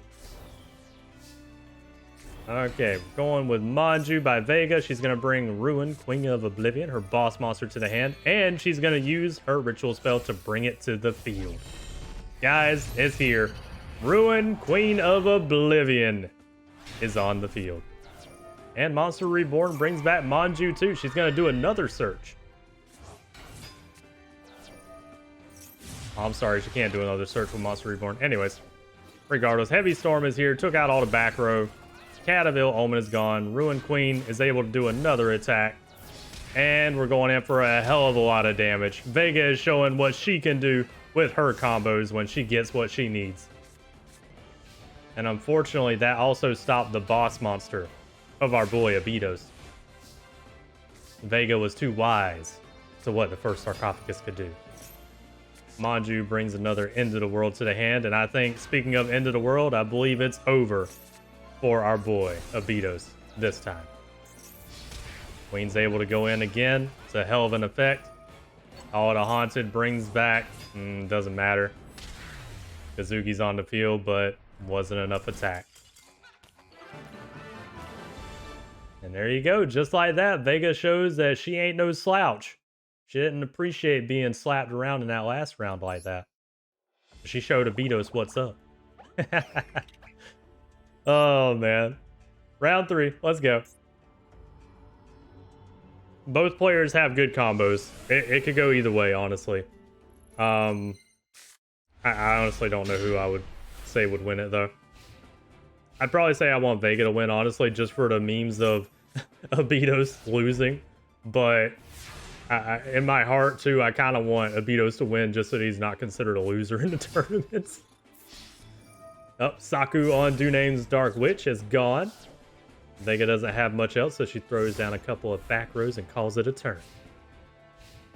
Abitos, what can you do? A heavy storm, that's a good heavy storm. And he just chained Waboku, because why not? That was a good heavy storm. Robin Goblin and Trap Hole are gone. Oh, Monster Reborn on Dunames. Okay. Bring it to Abitos' side. He's going in for damage. That mean he bricked? Yeah, he didn't have a monster. Okay. That's a problem. And there's another Dunames. Going in with our Dunames from Vega and fissuring hers back to her grave.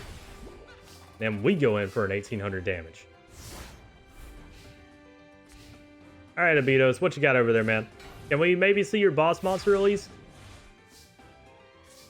Yeah, we're going in. I think that's Mizuki. Yep, Mizuki is in the grave now. Mizuki actually combos pretty well with Abitos' deck if he gets the right cards. Tribute to the Doomed. Throws away Giant Axe Mummy. Mizuki activates this effect, banishes itself, and brings Giant Axe Mummy to the field. That's exactly what I was talking about combo-wise. Unhappy Maiden ends the bad... excuse me, I had a hiccup. Ends the battle phase. Alright. Ninja Grandmaster Sasuke is here. Doesn't want to attack it, though. She knows what it is. Oh, Dark Hole. Okay. Nito's going with the Dark Hole play. I'm not agreeing with that, but, you know. Alright. Pot of Greed. Gotta love it. Shining Angel's on the field, and this unhampered. It goes in for all the 1400 it can. Abitos? Anything? Oh, there we go. He's got a Mizuki again now. 1700 beats that Shining Angel. Oh, but Michizuri, though. So we're going to get a float out of this and pop Mizuki. That's good for Vega. Oh, and she brings out Elemental Valkyries, too. Nice. Mizuki banishes itself, brings out the Giant Axe Mummy in defense. Activates itself and puts itself face down. Okay. Going into defense for now by Vega. She has what she needs in her hand for Ruin Queen of Oblivion again, but she's got to get a couple more monsters. And she's not going to get it right now. Colossal Element Valkyrie and the Plague Wolf and Giant Axe Mummy are on the other side of the field opposing Vega. All the Haunted. All the Haunted might be helpful. I don't remember what you have in the grave. Uh-oh. Got a second Giant Axe Mummy. Call the Haunted on Duname's Witch. But unfortunately they can both go face down again though, so yeah, that prevented the life point damage, but unfortunately it wasn't enough. Wait a minute though, this will be enough. Into the world, into Ruin Queen of Oblivion. The boss monster is on the field. Very nice. Giant Axe Mummy is gone. Its effect activates. It can do a second attack. Just like that. Vega is back in the lead. Abitos, what can you do about Ruin Queen of Oblivion? Puts down a monster. That's not good. Vega decides she's going to Monster Reborn her Duname. She's pretty fond of that card. Understandable. I am too. Like that card a lot. Wandering Mummy could not stand up to Ruin Queen. Does the second attack. Dunames goes in. And just like that, the life points have been diminished for Abitos. That's a problem.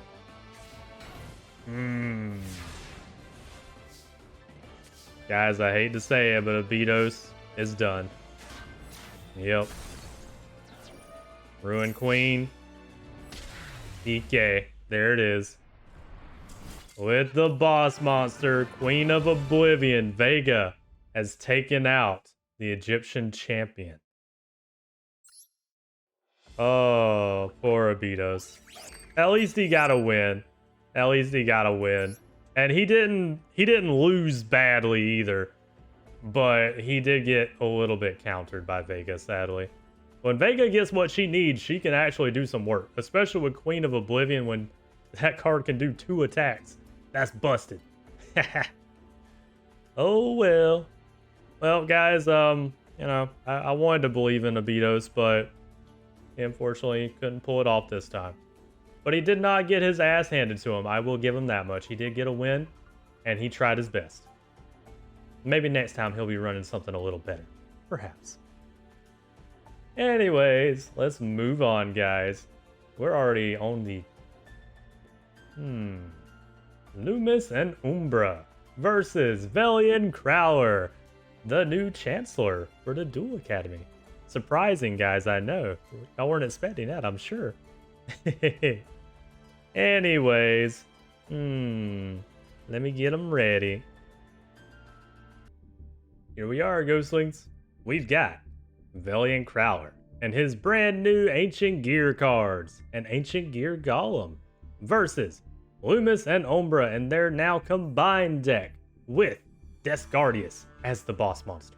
And they also have the Mass Beast, their ritual monster too. It should run a lot better, I would think. They have 2 really heavy hitting monsters and they have, you know, relatively easy ways to get to them. Plus mass cards, which are pretty decent for keeping control. So I feel like Velian Crowler here is going to have his work cut out for him. But I also believe in Ancient Gears. I love running those cards. Alright. Let's do it. Round 1. Pot of Greed. I see Pot of Greed in the hand. Ah, they drew that card. That one they're not meant to draw. They're just meant to use that with Descardius on the field, I believe. Crowler starts out with Pot of Greed, goes into his Ancient Gear Knight, and unfortunately, it cannot get over Earthbound Spirit.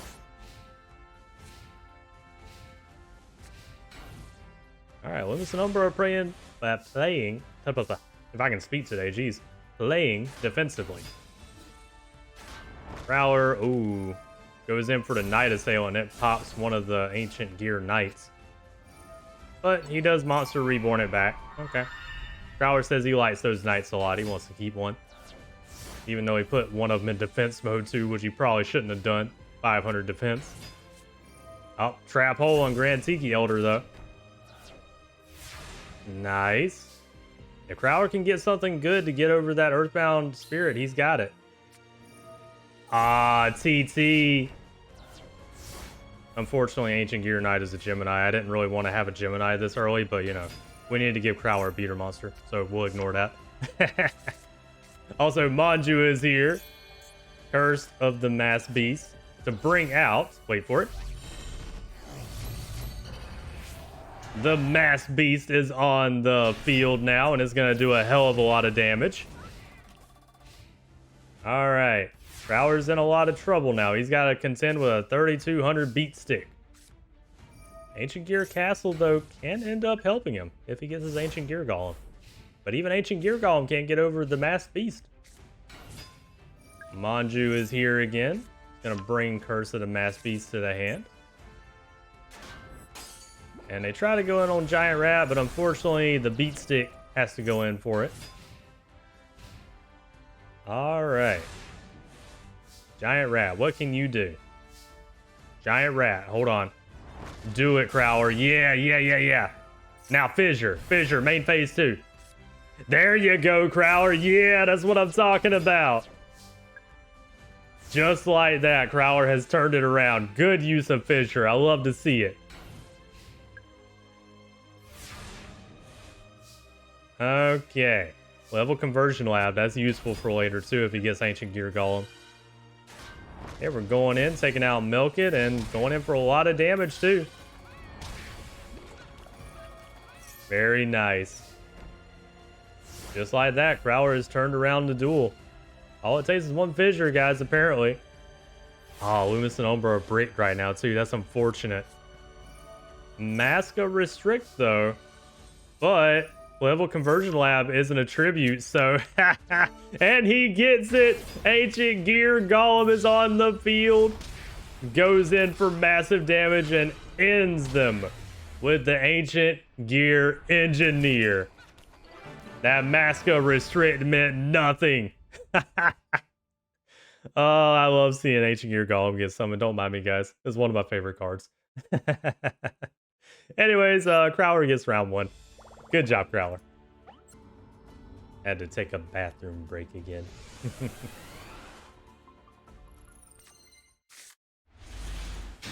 Okay, we got some support in hand. Not the best for what I'd want in an Ancient Gear deck, but I'm sure Crowler can work with it. Oh well, especially since he's got Ancient Gear Golem in the hand now. Alright, it's only a matter of time before we see Ancient Gear Golem. Manju is here though for Lumis and Umbra, brings the spell card to the hand. Seems they don't have the boss monster though, so they can't summon a ritual card. Okay. What are we thinking, Crowler? Yeah, we thinking Ancient Gear Golem, yeah. Ancient Gear Drill too, to bring Ancient Gear Castle over to the back row here. I love it. And it goes in for a lot of damage. That's a 3,000 beat stick. Love to see it. Lumis and Umbra can beat over it though. Speaking of, there it is. Desgardius is able to beat over Ancient Gear Golem. Damn. They summoned into 2 Desgardius. But limiter removal though. Limiter removal gets rid of one of them at least.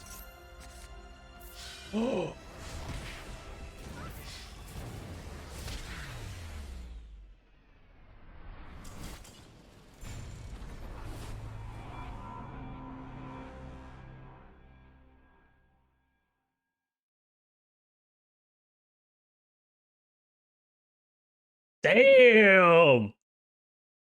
Beautiful play by Lumis and Umbra. I'm speechless. That was... Damn. Damn. My heart. Poor Ancient Gear Golem. Damn. Dude, that was a great move by Lumis and Umbra. I am flabbergasted. That was fucking beautiful. Shit. That was beautiful. Damn. Damn. Okay, okay. Let's do round 3. Who's gonna win? I'm actually really excited after that last play, too. Ooh. That one had me flabbergasted. Alright, though. Crowler versus Lumis and Umbra. Round 3. What are we thinking, guys? Who y'all think's going to win this one? Me, personally, I want Ancient Gears to win, but I'm not sure if they're going to win, honestly. Alright, Heavy Storm on Mask of Weakness. Love to see that gone. Pot of Greed. And we got an Ancient Gear Knight on the field. Ooh, but Knight Assailant, though. Yeah, that's unfortunate. It is what it is, though. Alright, Lumis and Umbra, what we got over there? Got a Manju, alright. Person of Mass Beast is here. And they're going to summon their boss. Using Mass Desgardius to do it, too. The Masked Beast is on the field. Love to see it. And that was a hell of a lot of damage. Damn. Prowler, you can't take another slap like that. Giant Rat is here. Gonna crash. Use it to get another Giant Rat out. And he's gonna put down Widespread Ruin. Alright. I see the play right now. Grand Tiki Elder is here, though. Takes out the Giant Rat. It's gonna float into another. And Widespread Ruin takes out the Masked Beast. Nice play by Crowler. Now he just needs to get over Grand Tiki Elder and try to take out Lumis and Umbra before they can do anything, honestly. Them running a combined deck is actually pretty dangerous. Okay, Giant Rat brings Ancient Gear Engineer out.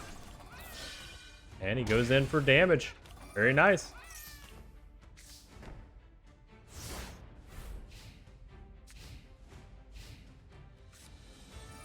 Oh, Windless and Umbra top deck the Pot of Greed. That was great. And a Heavy Storm. He activates level conversion lab, but it's not going to do any good. Yeah, it doesn't matter. It can't activate or it can't do its effect because it got popped. Unfortunately, Loomis and Umbra don't have anything, so this might be GG. Uh-oh. Loomis and Umbra, you guys brick. 2,000 life points left. It's not looking good for Loomis and Umbra at the moment. Dust Tornado on their face down, Call to Haunted. That's all they had. It's over. Guys, it's over. Monster Reborn. Crowler, you gonna do it with their Mass Beast, their boss monster? Do it, Crowler, do it. Yes! With the opponent's boss monster, Crowler showing who's the boss. Literally takes them out with their own boss. I love it. That's great. I love it when the, not the AI, y'all know it's AI. I love it when the opponents just go and take the boss monster to eliminate their opponent with it. Ah, that's great. Oh, man. Sorry if you have to cut there, Will. I had a phone call I had to take real quick. Anyways, that was amazing. I love that. The AI just being so dirty. Crowler going and being like, nah, I'm going to do this with the boss monster that you own. Oh, the disrespect. I love it. That was great. All right. Time to go over to our bracket. Crowler beats Loomis and Umbra in a tough fight. 2-1. Good job, Crowler. All right. Let's see. Next up. Ooh. You guys been waiting to see Yugi, right? We get to see Yugi, and he's going up against Rebecca. This is going to be a fun fight. All right. Well, let me get them ready, guys. Here we go, Ghostlings. We have Rebecca and her Shadow Ghoul versus Yugi Muto and his Black Skull Dragon. Let's get into it, guys. Start duel. This one's going to be exciting. All right. Yugi with a moderately new deck. He's running a lot of new cards today. All right. Pot of Greed by Yugi right off the bat and into a Mystic Tomato. Nice. Rebecca, what are we thinking of doing? Maybe a Cyber Jar? No, you're going to Dark Hole right off the bat. All right. Fair enough. And she attempts to go in with Witch of the Black Forest, but Trap Hole gets that shit in the grave. Luckily, Witch is able to search out a Goblin Attack Force. Very nice. All right, Yugi, what you thinking? He's going to go ahead and swords. Okay. Oh, Yugi doesn't have any monsters. I see. That's a problem. It's also a problem that Rebecca drew another Nimble Mamanga. Wow, Yugi's got nothing but back row? Damn. Okay. Good thing for swords. Yugi? Monster? Question mark? No monster? Yugi, you don't run bricks. Oh no. Goblin Attack Force is here and swords is gone. Yugi, you have to draw something now. Well, I did say he had to draw something. I didn't specify whether a monster or not. He just dark hold everything she just did. All right, Yugi, I see you. Amazoness Archer tries to go in, but Saku puts it in the grave. All right, Yugi's got all the back row in the world to protect himself, apparently, until he does draw a monster. Oh, that's one of his new cards. Nice. Archfiend Calvary. Very nice beater monster. Going in with a Cannon Soldier and Disposable Learner device. Ooh, enemy game controller, though. That's unfortunate. Yugi's got the answer for everything right now. He puts his own Witch of the Black Forest on the field. Takes out... Excuse me. I'm sorry, I had a hiccup.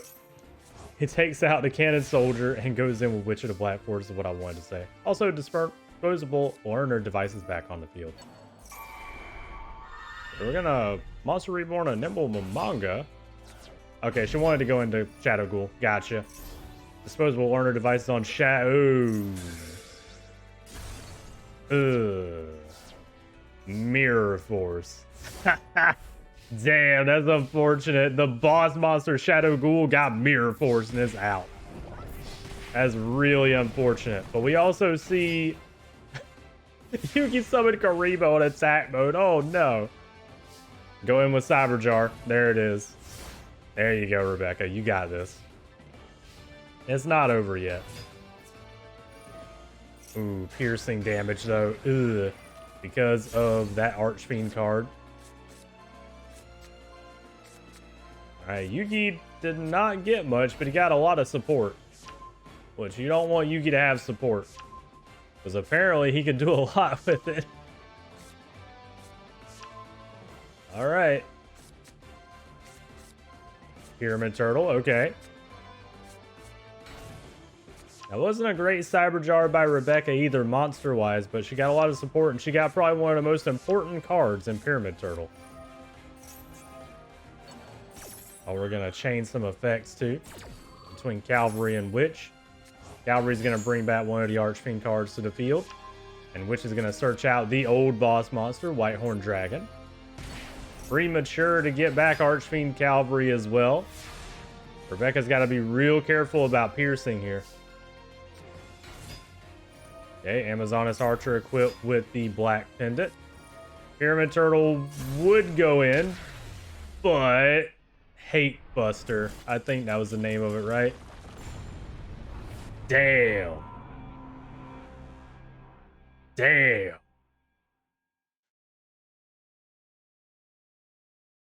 Wow. That was just perfect execution by Yugi there. Rebecca got completely dismantled. That's all there was to that duel. Shit. Oh. Rebecca did not get to do any of her plays she wanted to do. Jeez, even when Yugi bricked, he only had support cards. It didn't matter.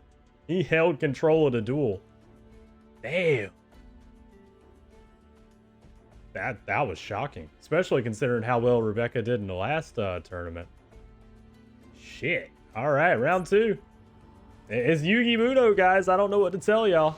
Apparently, he's got that Heart of the Cards Pro Tag powers here, too. He's not running the complete deck I wanted to give him. That's the funny part. He runs a much stronger deck later on. Oh, we're just going in mega powered with the Mystic Tomato, huh, Yugi? Okay. That's a 3,400 attack Mystic Tomato that's about to get Dark Hold. There it is. Good job, Rebecca. Yugi getting a little cocky here, I see. Got one attack force with a Black Pendant, and that's 2,800 damage. Make him pay for it. There you go, Rebecca. Got a good chunk of those life points gone. And you're going to heal with Solemn Wishes. Love it. He's got another Mystic Tomato on the field. Unfortunately, he can't attack because the sword's on our side. Alright, Rebecca's looking a lot better this round. Yugi was a little too overzealous with those Axes of Despair. But Dark Hold though. Yep. Yeah, that's about right. Black Pendant will at least do a little bit of burn. Yugi's not looking as good this time. But unfortunately, Rebecca doesn't have any monsters to capitalize either, so we're giving Yugi breathing room, and you don't want to give Yugi breathing room. She can't draw any monsters, oh no. That's not good. What do y'all want to bet that's a... I was just about to say it was a Karibo. Summon Skull, the mini boss, is on the field. Gotta love a Summon Skull, but it's getting blocked by 4 Scapegoats. Check out this classic card, guys. That's a Summon Skull. Amazing card. Alright, Rebecca. That won't get you back in the duel right now, but you're working on it. Oh, the Haunted to bring back the Hex Seal. Is he going into the boss? Nope, not yet. I thought Yugi was about to go into the... Never mind, he is. Boss monster Black Skull Dragon is on the field. I love it. Oh no, Cyberjardo. Amazonas Archer tries to go in, but Mirror Force denies it. And yep, we're going with the Cyberjar. I knew that was coming.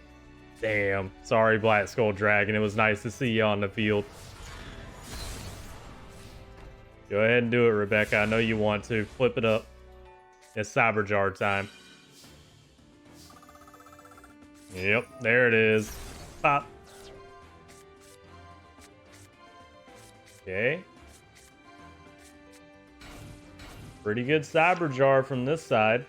Rebecca's looking good, especially with some new support here. That's going to be really useful. Yugi's looking pretty damn good too.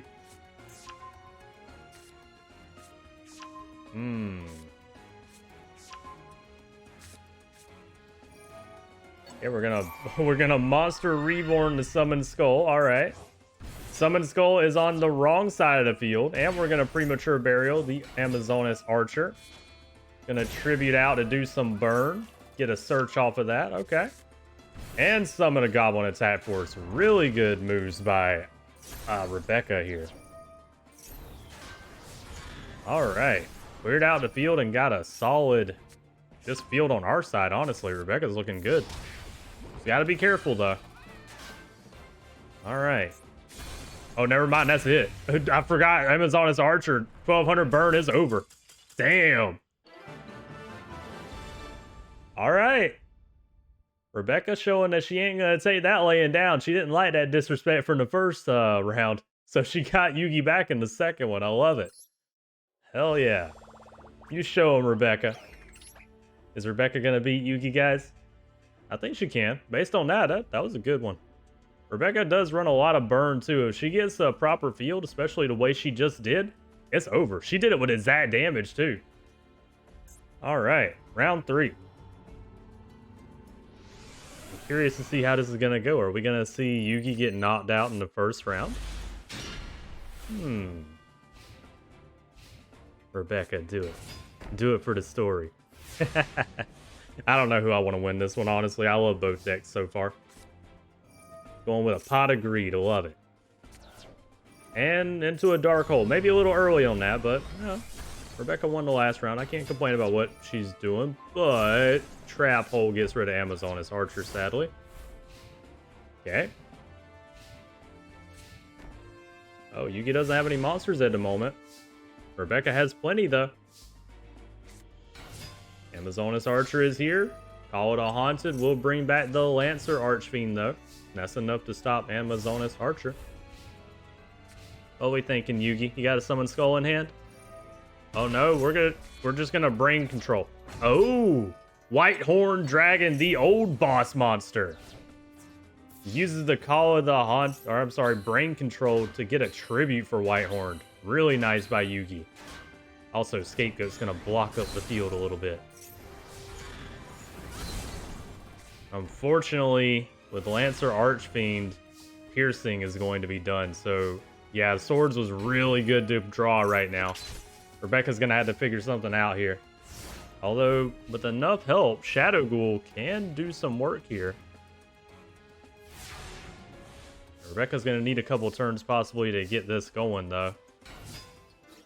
Pyramid Turtle.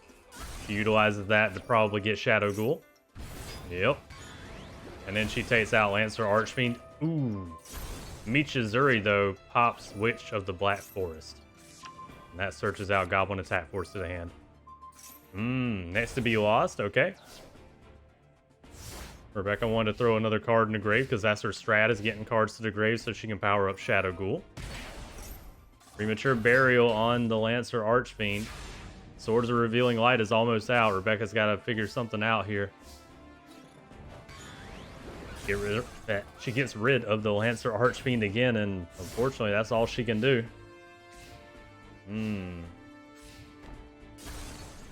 Swords is gone. All right, Rebecca, we got to come up with something good here. Going battle phase, taking out the Mystic Tomato of Yugi. Uh-oh. That brings out the Hex Seal. Gonna go ahead and Monster Reborn into Witch of the Black Forest as well. I don't know about that, Rebecca. She doesn't have much else she can do, though. She's probably just trying to block up the field for now until she can figure out something else. Alright, this is either person's game right now.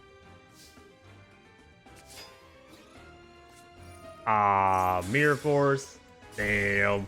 Mirror Force on Witch. At least searches out another monster. Rebecca, you might need to try to... Ooh. Death Tornado and Call It a Haunted. That was a big hit.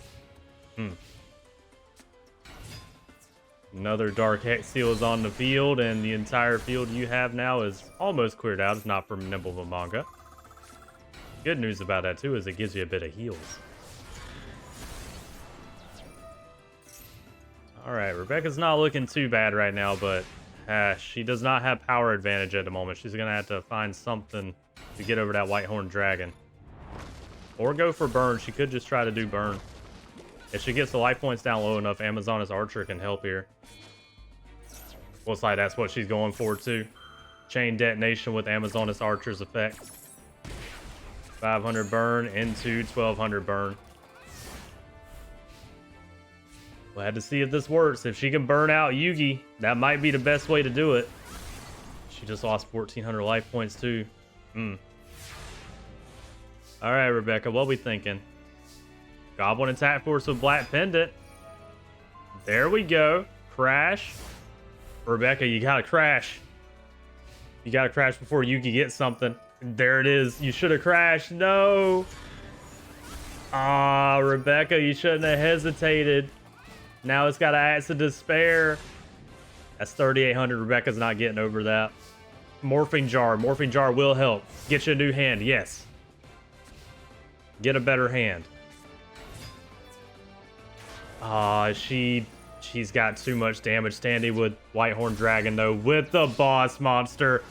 Rebecca got her new hand, but it was too late. Man. Yugi Muto wins in a tough fought 2-1 victory against a pro in Rebecca. Very nice duel. That was great. That was great. Unfortunately, I saw it too. I don't know if you guys saw the TT in hand. All she had to do was survive one more turn and she could have TT'd Yugi. She still might have had, you know... She still might have gotten taken out after that turn, but still. Morphing Jar one turn too late. You hate to see it. It is what it is, though. Yugi Muto moves on. Alright, good job, Rebecca. You did get a victory over Yugi there. I gotta give you props. Alright, Yugi Muto moves on. Next up. Ooh, we got another pro here. I've been excited to see Bandit Keith, actually.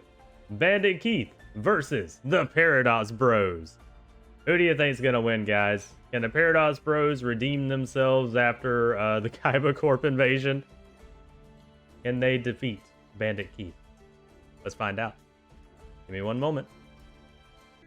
Okay, Ghostlings, we're back, and we have Bandit Keith and his machines with Barrel Dragon versus the Paradox Bros and their mixed deck with the Gatekeeper as the boss. Who do you guys think is gonna win? Obviously, power advantage goes to the Paradox Bros, but that's also if they can get to the Gate Guardian, because the Gate Guardian is not easy to get to. Let's start up the duel.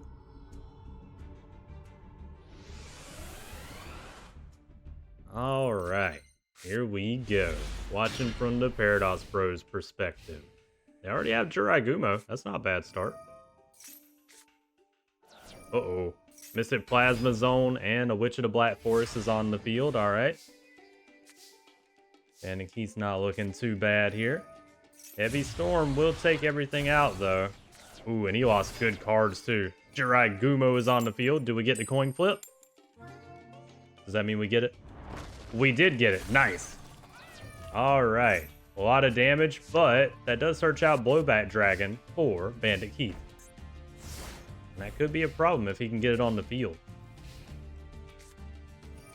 A fissure. classic fissure, mechanical chaser, but chain destruction knocks out any of the other mechanical chasers in the deck for Bandit Keith. That was actually a really good chain destruction. Mechanical chaser, I believe, is the best beater monster that Bandit Keith has. Premature burial into Jurai Gumo. Can we get it? Coin flip. I think we got it again. Paradox Bro. Oh, no, we didn't get it. Uh-oh. Never mind. Paradox Bros did not get that coin flip. They took a lot of burn off of that. But they also did a lot of damage, too. Plus, they have a 2200 beater on the field. Bandit Keith hasn't drawn much either. After that heavy storm. Uh-oh. Yes, scissors is gone. Do we get the coin flip? He did get it this time. 2200 damage, unhinged, and good to go.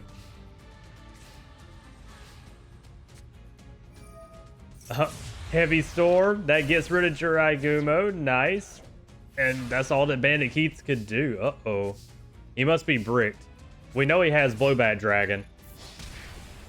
Dart's Hex Seal is here, and Bandit Keith only has 50 life points left. He cannot make a mistake or it's over. Ooh. Bandit Keith doesn't have anything else. Only a face down. We're gonna go into Suijin, one of the mini bosses, and just like that. Wow. Bandit Keith is knocked out. Round 1 goes to the Paradox Bros. Not bad. Not bad at all. Let's go to round 2.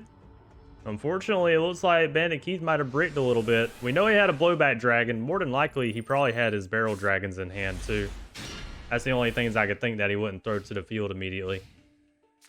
He did get his support busted at the beginning of the duel, too, with Heavy Storm, so that was really unfortunate for him. Speaking of, it's about to happen again. What did we hit this time? Ah, that was another of his really good cards. Magnet Force. Alright, Jurai Gumo got its coin flip, takes out the Witch. It searches another Blowback Dragon again. Alright. Bandit Keith has no field. Let's see what he can do with it. He's going to counter Heavy Storm. That's actually a really good Heavy Storm this time. Rush Recklessly got activated just because it's going to get destroyed anyway. Those were some pretty good hits. Good Heavy Storm this time. Alright, we're going in battle phase again. Do we get our coin flip? We do get the coin flip. Paradox Bros are doing good on coin flips today. Mystic Tomato is gone, but it brings out another Witch of Bandit Keith. And with that, he can get into Blowback Dragon. Wait for it. There it is. Blowback Dragon is on the field. And it gets a Twin Barrel Dragon to the hand. Good, good, good. Through Witch's effect. Ooh, Blowback Dragon got its effect and pops the Jurai Gumo. Very nice. Bandit Keith is back in this. We also see what he has in the hand, though. Yep, Paradox Bros with the Dark Hole. Saw that coming. Cannon Soldier it is. Going in for damage. Alright, Bandit Keith, what you thinking over there, man? Mystic Plasma Zone. Into Mechanical Chaser. Okay. Very nice. Alright. Paradox. Yeah, the Paradox Bros are not looking good now. Ooh, they don't have a hand anymore. Uh-oh. Twin Barrel Dragon, but it gets Trap Hold. Yep. Coin flip doesn't matter now. Yep. At least Mechanical Chaser is still here. It goes in for a lot of damage. And the Paradox Bros are in a lot of trouble. Oh, and they drew Gate Guardian. Oh, no. If Bandit Keith has another monster, it's over. Yep, it's over. That's it.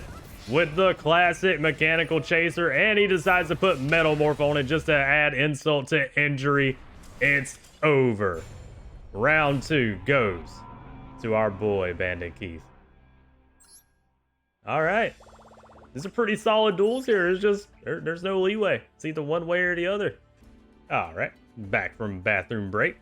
Let's get started on round 3, guys. Who we thinking's gonna win it? Can Bandit Keith pull it off? Or will the Paradox Bros pull what I'd probably consider to be an upset?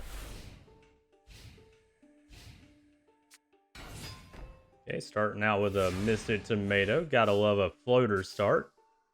Paradox Bros, what is their answer gonna be? Heavy Storm. Okay, what'd they hit? Oh, they hit a good card. Arsenal Summoners on the field. Takes out a Misted Tomato. It brings the Dark Hex Seal to the field. Okay. Oh, and they use Tribute Doll to get into Kazajan. Very nice. Also, they ended up hitting Boot Up Order, which is a very powerful card for Bandit Keith. That's really unfortunate that he lost that. Alright, Kazajan goes in, takes out a Dark Hex Seal. I'd like to see Bandit Keith's fusion monster. Unfortunately, he hasn't been able to get to it yet. Ooh. Cyber Jar, though. That was needed by Bandit Keith. Alright, he got some pretty decent monsters there and some support. Magnet Force is great. Fissure is also great. He's been doing work in this tournament. And he's got his boss in hand. Alright. Misted Tomato, Dark Hex Seal. Okay, not a bad Cyber Jar from the Paradox Bros here. And they have a Dark Hole in hand, waiting. Misted Tomato is gone. Brings out another Misted Tomato. Metal Morph on a Mechanical Chaser. Okay, that floats into another Misted Tomato. Okay, probably gonna get Dark Hold here. Maybe not. Monster Reborn on Kazajan. Okay. Kazajan is powerful enough. And we tribute into Suijin. Can we see Gatekeeper or Gate Guardian? Ooh, limiter removal though takes out Kazajan. That's unfortunate. Misted Tomato is gone. It'll float into Witch. Mechanical Chaser is going to get popped, unfortunately, due to limiter removal's effects. But he was able to take out Kazajan at least. Ooh, Fissure, damn. Mechanical Chaser is back on the field, and we're doing damage to Paradox Bros right now. Damn. Unfortunately, Bandit Keith turned it around, but there's the Dark Hole. Alright. That does search out something for Bandit Keith. He chooses the Blowback Dragon to the hand. Premature Burial to get back Suijin. And we put a Nimble Momonga on the field and go in for a good deal of damage. Alright, just like that, Paradox Bros turned it back around. Bandit Keith, you got anything to answer that? Mystic Plasma Zone. And a Blast Sphere. Oh, he's going for game. Exact damage. Oh no. Bandit Keith did the math and he threw down exactly what he needed to take out an exact amount of life points for the Paradox Bros. And because of that, they have lost the match. Good plays. Good plays. I gotta give props, as always, with everyone in the tournament so far. Honestly, everyone in the tournament has been kicking ass. I love it. Sad to say it, though, but the Paradox Bros, they did not win the match. But they did give Bandit Keith a tough time. I will say that much. Props to him. Bandit Keith moves on.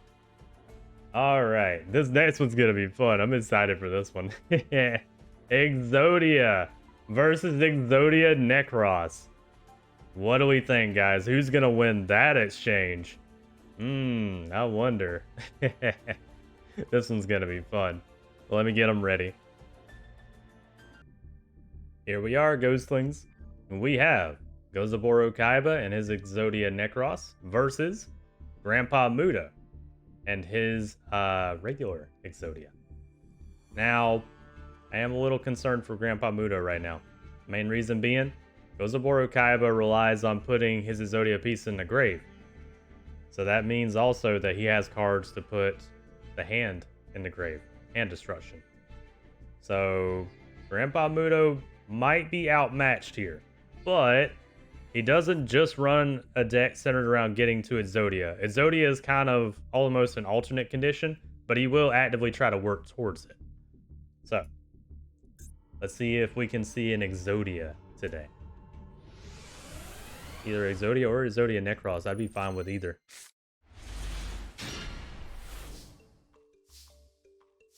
Alright.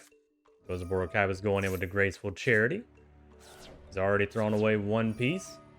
He's gonna Monster Reborn it, though. Waste of a Monster Reborn, in my opinion, but he's just trying to cover the field. Could have just used Swords of Revealing Light, though. Mad Dog of Darkness is here. Takes out that one piece of the Forbidden one. Alright. Got a Lightning Vortex. Gonna throw away Hand Destruction. Going in with a Mystic Tomato and does 1400 damage. Respectable. Alright, Grandpa Muto, what you thinking over there? What we got? Ooh, he's got Emissary. Emissary is actually a really good card for this situation here. Mystic Tomato brings out Exodia, the Forbidden One's head to the field. Okay. Throw down Swords and also a Mystic Tomato face down. Grandpa Muto, what we thinking over there? What you got? Got a Witch, okay. Grandpa Muto's already got a lot of search on the field. That's very concerning right now. Mystic Tomato is going to go in and take out the Witch. He's probably going to search up in his Exodia piece. He did. He had searched up the head. Gozaburo Kaiba, you're in a lot of trouble. You should have kept that Hand Destruction. We know he has one piece at least. That Emissary gets destroyed. That's another piece in the hand. Oh, it's another Witch. Oh, no. That's at least two in the hand that we know of. Gozaburo Kaiba, you're playing a dangerous game right now. You don't want him to get Exodia. You run Exodia stuff. You should know. Cursed Dragon is here. That's the third piece of Exodia. Oh, shit. Cursed Dragon is on the field. So we know he has three pieces right now at least. Gozaburo Kaiba's trying to play the long game. Gozaburo Kaiba's living on the edge right now, guys. He's... Ooh, Monster Reborn on Witch. That means another search. Attributed in the Cursed Dragon. That's another Exodia piece. That's at least four. Lucky Iron Axe on the Cursed Dragon. Alright, so we know for a fact that Grandpa Muto has four pieces of Exodia in the hand right now. He only needs one more. One more search or one natural draw and it's over. Grandpa Muto, do it. Show us Exodia. Come on, Grandpa Muto. Naturally draw it. Ah, he didn't naturally draw it. Okay. Going in with the Curse of Dragons. Alright. Gozaburo is going to have to really think of something here. He doesn't have anything, though. That's unfortunate. No Exodia yet. We're still waiting on one piece for Grandpa Muto. Mask of Darkness brings back Waboku to the hand. Okay. Uh-oh. Saberjar. Saberjar is definitely going to be a problem. No Exodia yet. We're really close, though. Saberjar. There it is. Pops the entire field. If he brings his Exodia piece to the hand or to the field, it's over for Grandpa Muto. Aw. He did not.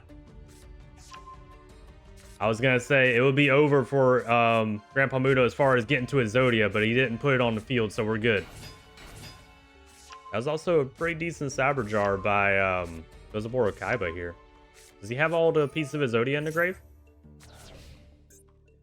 1, 2, 3, 4. He does. He has all of them in the grave. Hold on. We're about to see boss mons. Oh, no. Gozaburo Kaiba messed up. That's the last search that Grandpa Muto needs. We're about to see it. We're about to see it, guys. Here it is. That was it. Exodia, the Forbidden One, the boss monster is here. And just like that, Grandpa Muto wins. Lost due to the Exodia, the Forbidden One's effect. Just like that, Gozaburo Kaiba played the long game a little too long.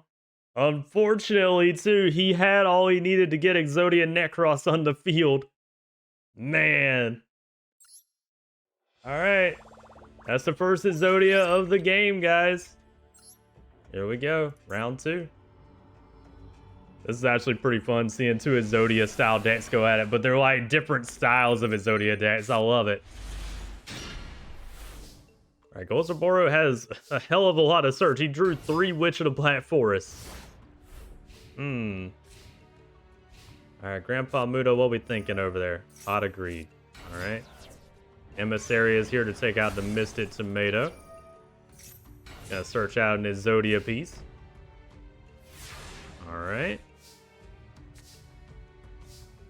Probably want to go ahead and card destruction, honestly, Gozaburo. Dark Hole. You know what? Dark Hole and then card destruction. Maybe after placing a Witch.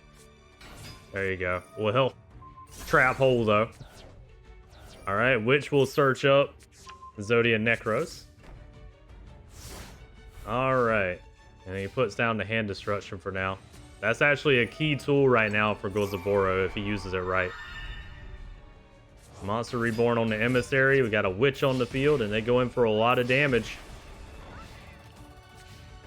Grandpa Muto said he's not waiting around this time. He's just going for the life point win. Graceful Charity, okay. Throwing away the correct cards.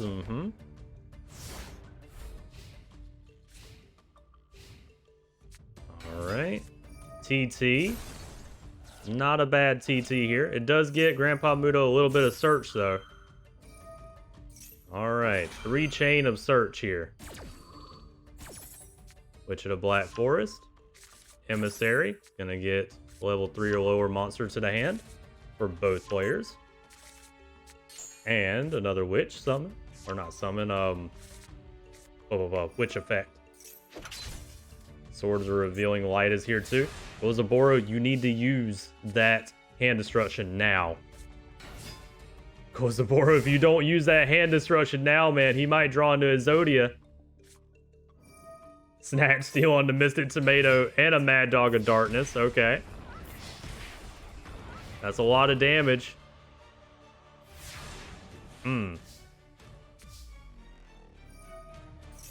Snatch Steal heals for 1,000. And honestly, if Grandpa Muto gets another monster, it's over.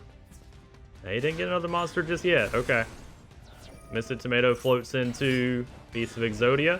That was a lot of damage just to put that in the grave, though. Ugh. Armor cut.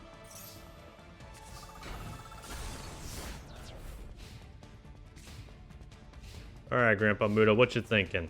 Battle phase. Gonna Karma cut. Toss away the Mad Dog of Darkness.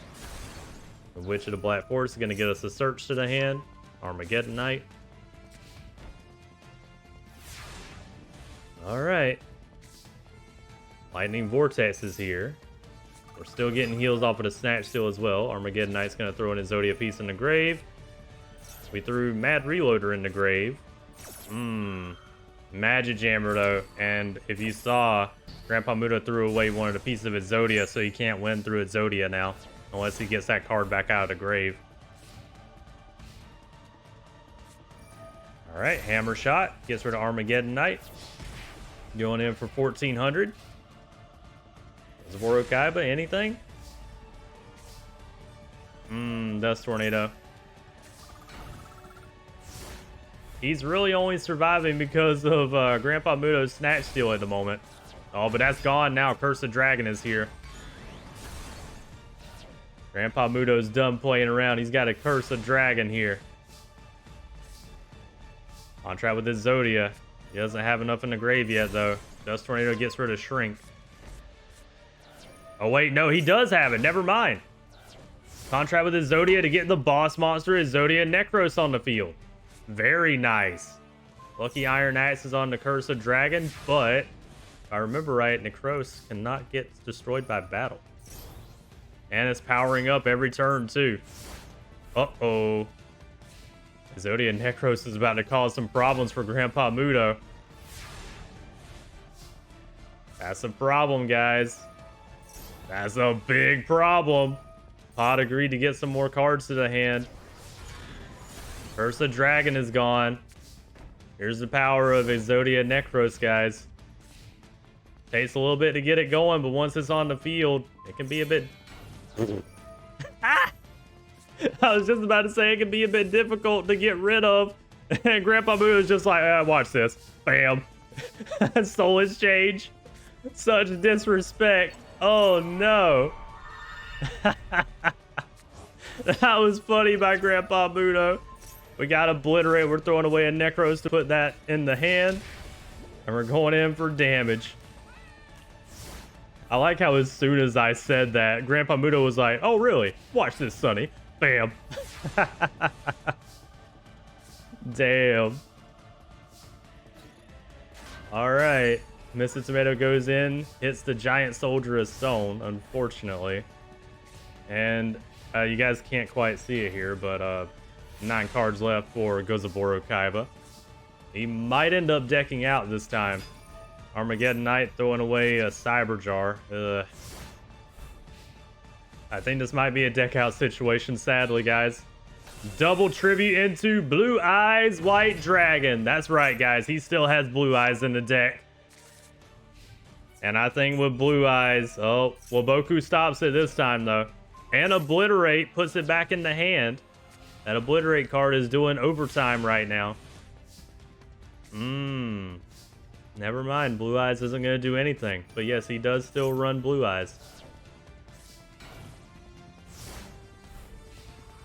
Grandpa Muto, what can you do, man? Emissary. Obliterate puts it right back in the hand, though.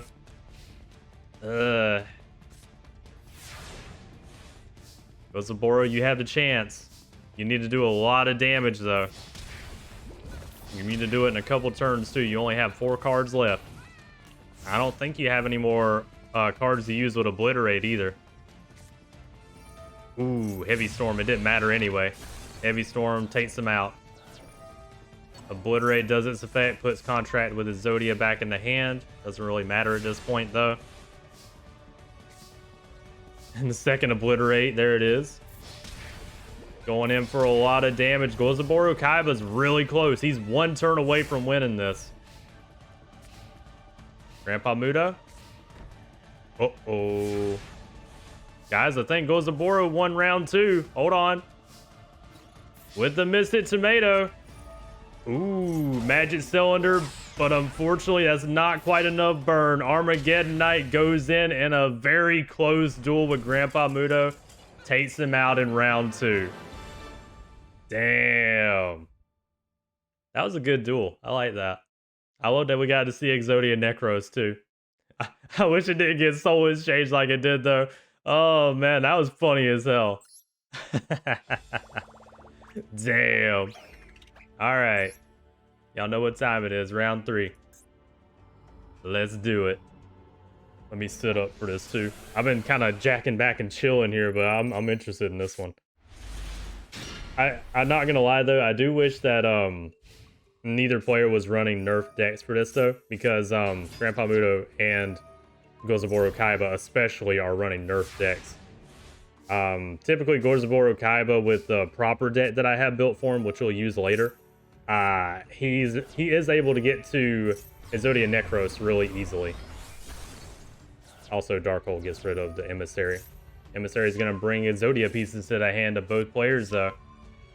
Let's see. Grandpa Muto, can you get to what you need before we can get to Exodia Necros on our side of the field? I almost wish we were watching the side with Grandpa Muto right now so we could see how close he is. Heavy Storm. Gets rid of a Dust Tornado. Not the best hit in the world, but it's something. Alright, Mystic Tomato. Which is gone. It will search up another... Yep, the Zodia Forbidden One piece. So that's 2 pieces that we know of that Grandpa Muto has in the hand. Mystic Tomato did a bit of damage as well.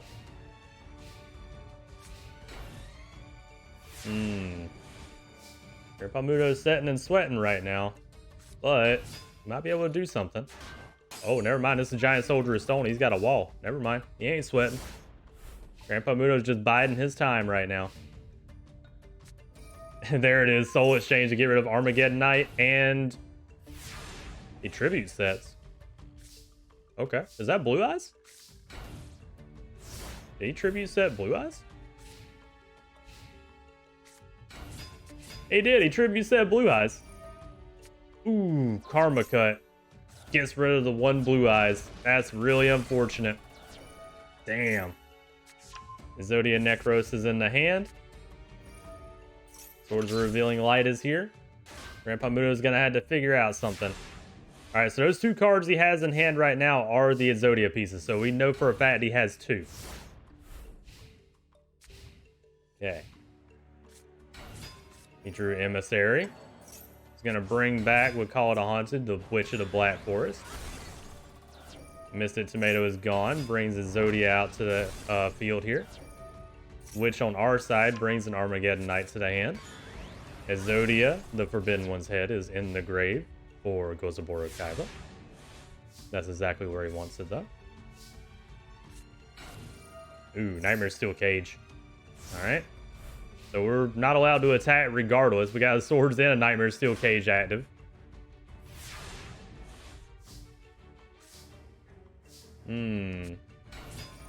Armageddon Knight is here. It puts a card in the grave. Okay. He didn't put that card down. That might be another Exodia piece he just drew. Armageddon Knight goes in with the Witch getting taken out. And that is possibly a fourth Exodia piece in the hand for Grandpa Muto right now. Cyberjar has also been played, though. This might be a problem for Grandpa Muto if they hit the Cyberjar. Armageddon Knight's gone.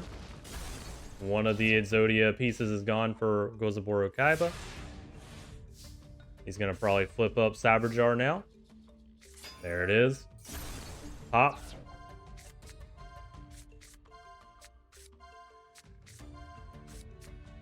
Okay, Gozaburo got some support here.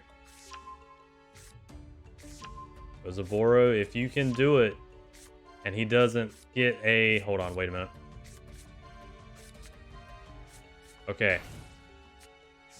Grandpa Muto can still draw into his Exodia pieces if he needs to. I'm assuming he only needs one more. I think that's the only one he needs. He only needs one more. Wait, Emissary might search it. Wait. If he has four and this is the fifth one, that's it. I forgot about Emissary. Is that it, Grandpa Muto? Grandpa Muto with the Exodia. There it is, guys.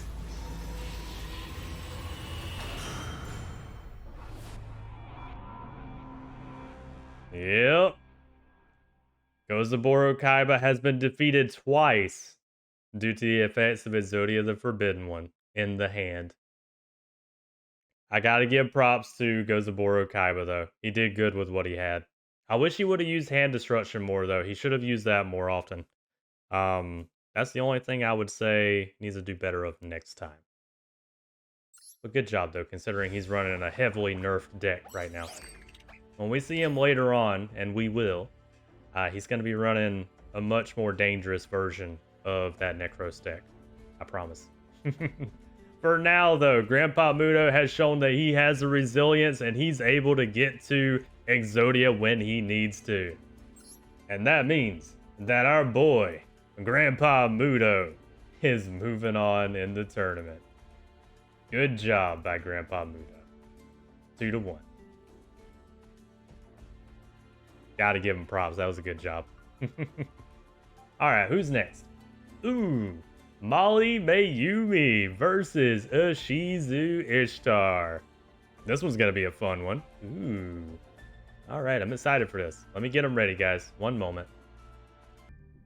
Alright, Ghostlings, we're back. And we have Ishizu Ishtar and her Hyriko Sphinx, if I pronounced that correctly. I actually don't know how to pronounce that one.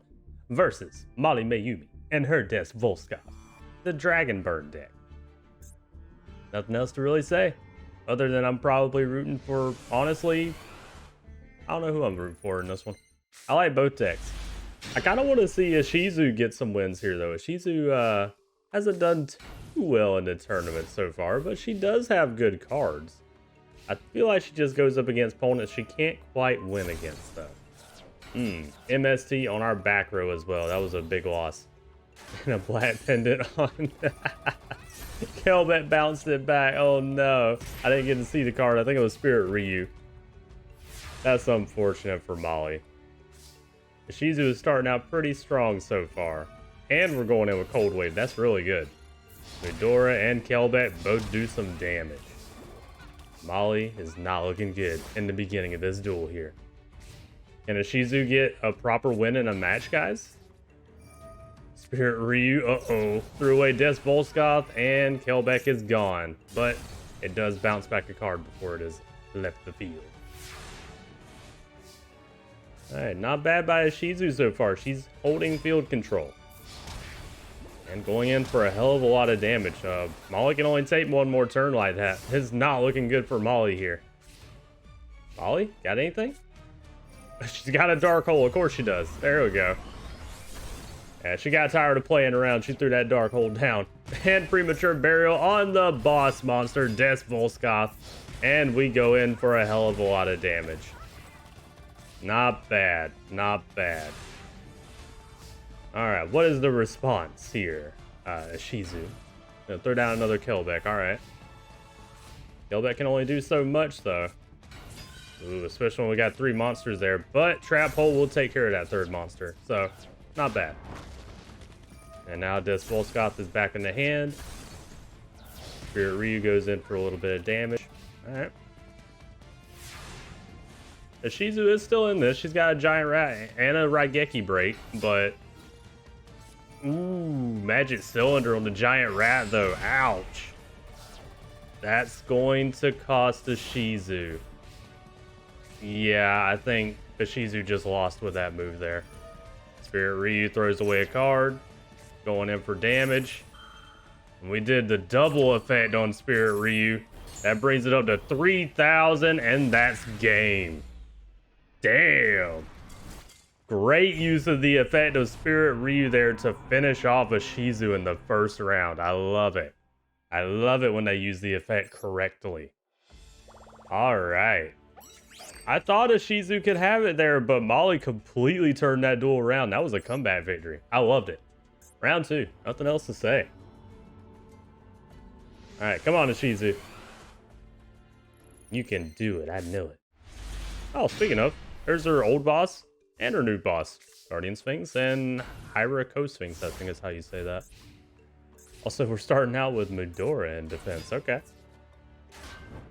Master Dragon tries to go in, but Midora is a pretty, well, Dark Hole will take care of that situation. I was going to say Midora is a bit of a beefy tank, but that didn't work out. Dust Tornado and Call It a Haunted is really good, though. Call It a Haunted is a valuable card. And unfortunately, well, never mind. I was going to say Ishizu would be great, but she had a Monster Reborn in waiting. And she used that to get into her boss. And it gets Magic Cylinder. Damn. Molly, you only run one of those. How'd you get it again? Molly's top decking. She might be cheating, guys. Oh shit, Fissure. Fissure on the boss monster. And we go in with Mystic Tomato and the Call It a Haunted on Masked Dragon. Damn. Molly's getting exactly what she needs when she needs it. Okay. Oh no. Ishizu bricked. Oh no. With exact damage, Masked Dragon goes in. And just like that, Ishizu just got 2-0'd like it was nothing.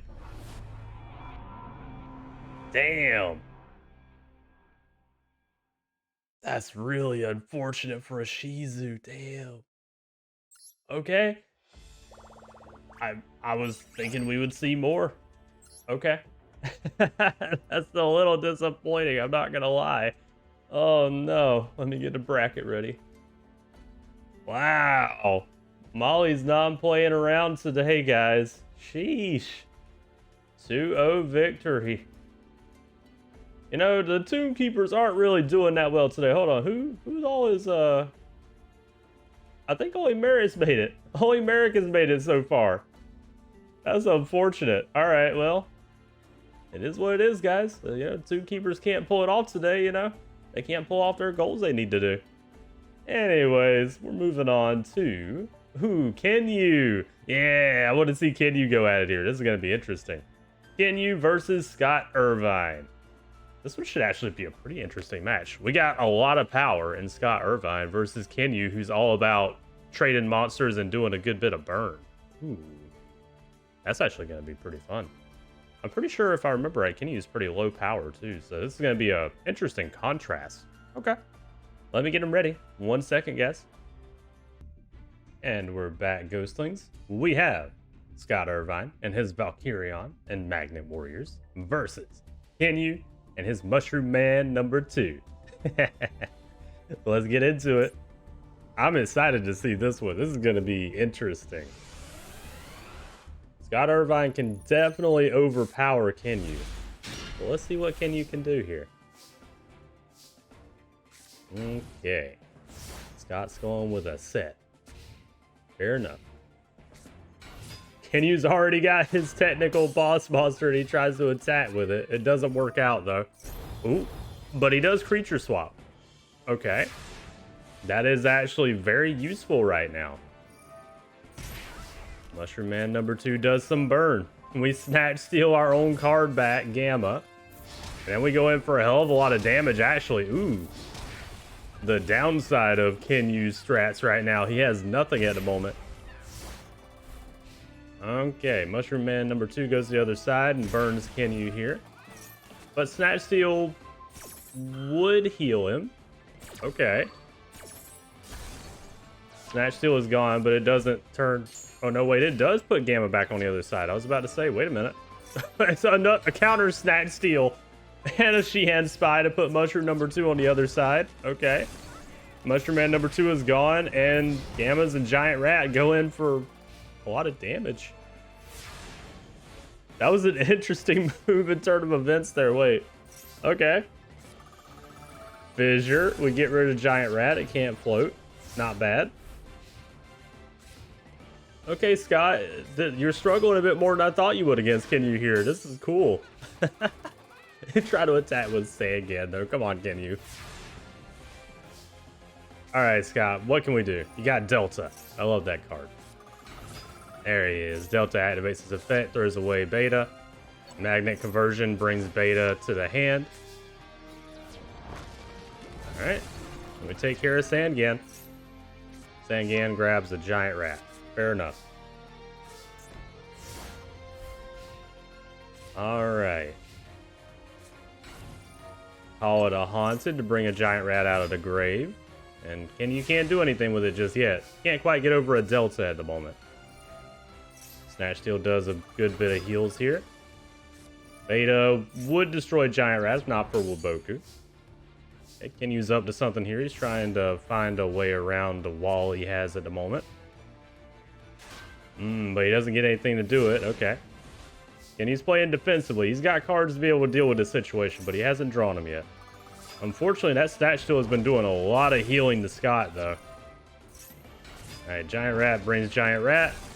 Giant Rat brings Mushroom Man #2. And then Mushroom Man #2 is immediately sent to the grave. Alright. I don't think Kenyu's got this one, guys, but he can come back. Giant Rat into Mystic Box. Destroys Beta, gives Giant Rat to the opponent. Takes out Alpha. And takes out the Giant Rat, which will float for him. Not bad. It brings out the standard Mushroom Man. He tries to attack with it. Takes a lot of reflect damage, so... Oh no, Kenyu, why do you run Mushroom Man, man? Magnet Conversion brings a couple of Magnet Warriors to the hand. And guys, that might be it for our boy Kenyu. Yep. Giant Rat goes in. The Mushroom Man has died. Oh man, that's unfortunate for Kenyu. He does have a couple of monsters that are beater monsters. He might be a low power deck, but he has ways to get over the monsters we saw in the field there. He just didn't draw them. Oh well. First round goes to Scott. Let's get into the second round. Come on, Kenny. Show us what you got. Also, maybe don't snatch steal a monster again this time. That was really to your detriment for a little while there. It healed the hell out of Scott. Standard Sandgan start. Okay. He wants to search for something. Fair enough. Gamma's here. Takes out Sandgan. And what are we going to get, Kenyu? Oh, he wants a giant rat again. He likes those giant rats. I do too. Alright, Scott's got a lot of back row on our side. That's going to be concerning for Kenyu. Never mind. He's not concerned about it anymore. He's got a heavy storm. Alright. We got a chain of effects here. Rush Recklessly and Waboku were activated because they're going to get destroyed anyway. Might as well. Oh, speaking of beater monsters, there's one of his beater monsters. Vampiric Orcus. And it's gone through Hammer Shot. Yeah, that's fair. Alright, Scott goes in for a lot of damage. He wasn't scared of that Vampiric Orcus. He took the hammer to it. Can your response? He's got a dark hole, alright. I love it when they don't have anything and they're just like, you know what, it's time for a dark hole. Alright, Scott, you don't have much of a hand here. But he does have beater monster advantage with beta.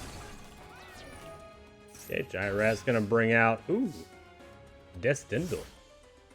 Interesting. That's one of his defensive cards. Mystic Box. Gonna take out the beta.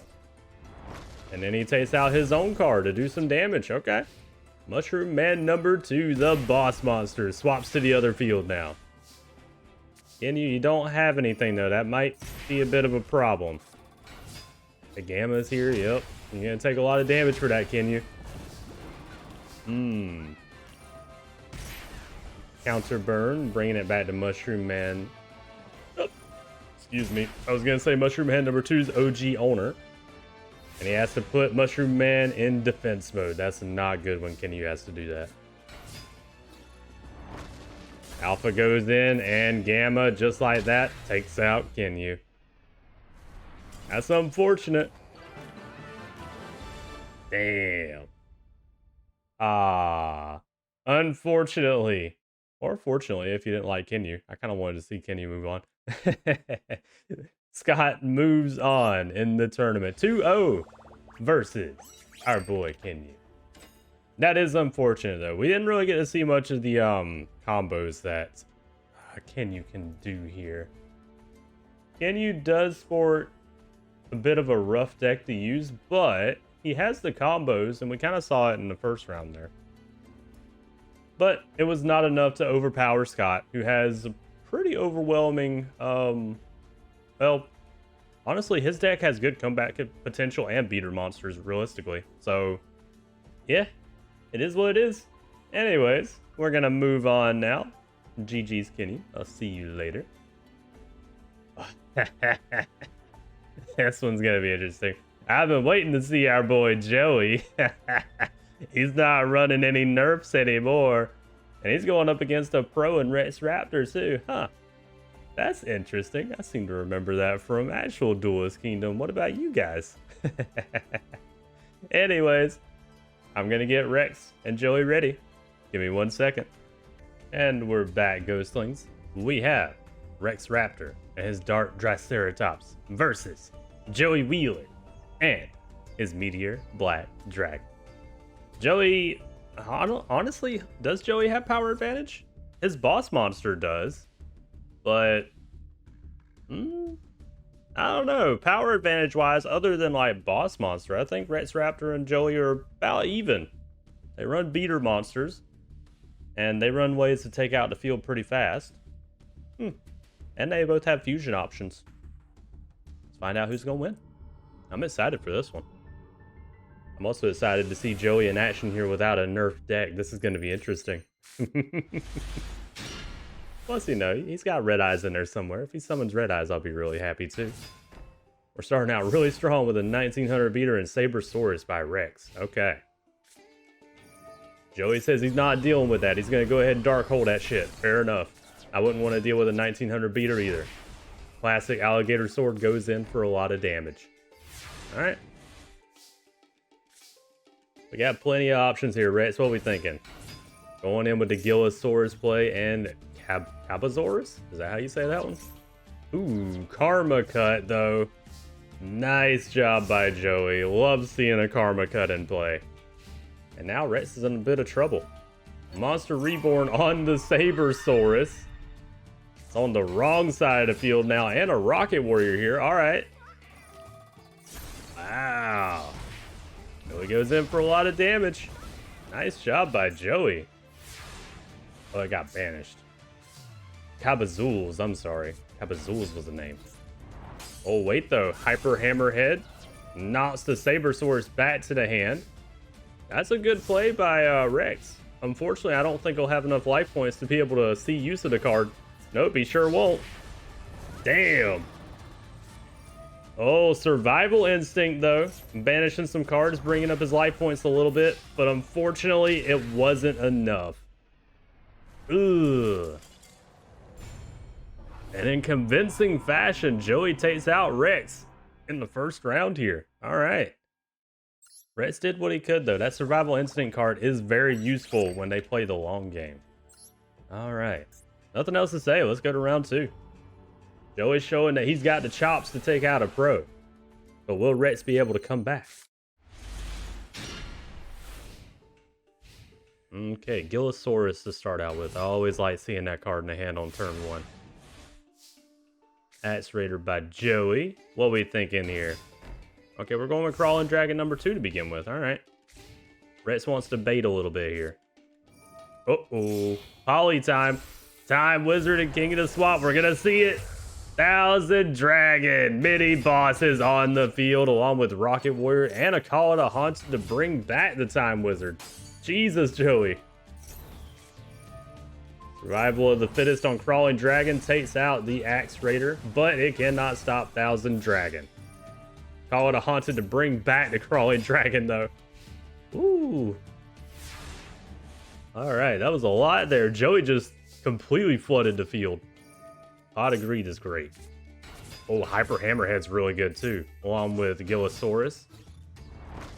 Okay, Time Wizard is gone. Rocket Warrior is gone. And Hyper Hammerhead sacrifices itself to bounce back that 1000 Dragon. Very nice moves by Rex here. He is taking field control, and Joey has no hand anymore. But he still has power advantage with the Axe Raider. All right. Rex can summon that Sabersaurus and take care of that Axe Raider at least. And there we go. That's what he did. Axe Raider is gone, and Gillosaurus would go in for damage, but Scapegoat is here to save the day. All right. Joey's not having such an easy time this time. Rex is, he got flabbergasted in round 1, and now he's wanting to play for real now. Cold Wave, okay, yeah. Cabazools is here, and we're going to take out all those tokens. All right. Joey's got no hand and 1 card on the field. What can he do with it here? Oh, he is a Gear Free, though. Wait a minute. Gear Free takes out Cabazools. He doesn't have any support for Gear Free, though. Probably about to lose it, then. We're going to do some fossil digging. Bring out the Sabersaurus, okay. And just like that, Gear Free's gone. Little Wingard was almost gone by Gillosaurus. And now Joey's got nothing. Joey, what can we do here, my dude? Face down card. You don't run anything that's really defensive, so I'm not feeling good about that, Joey. Giant Rat is here. Yeah, if he's putting Gear Free in defense mode, that's not good. I think Rex might have this one, guys. Rex got Joey on this round here. And just a back row. I don't know, that back row might be able to do something. Another Giant Rat going in for damage with the Sabersaurus. That back row could not stop Rex this round.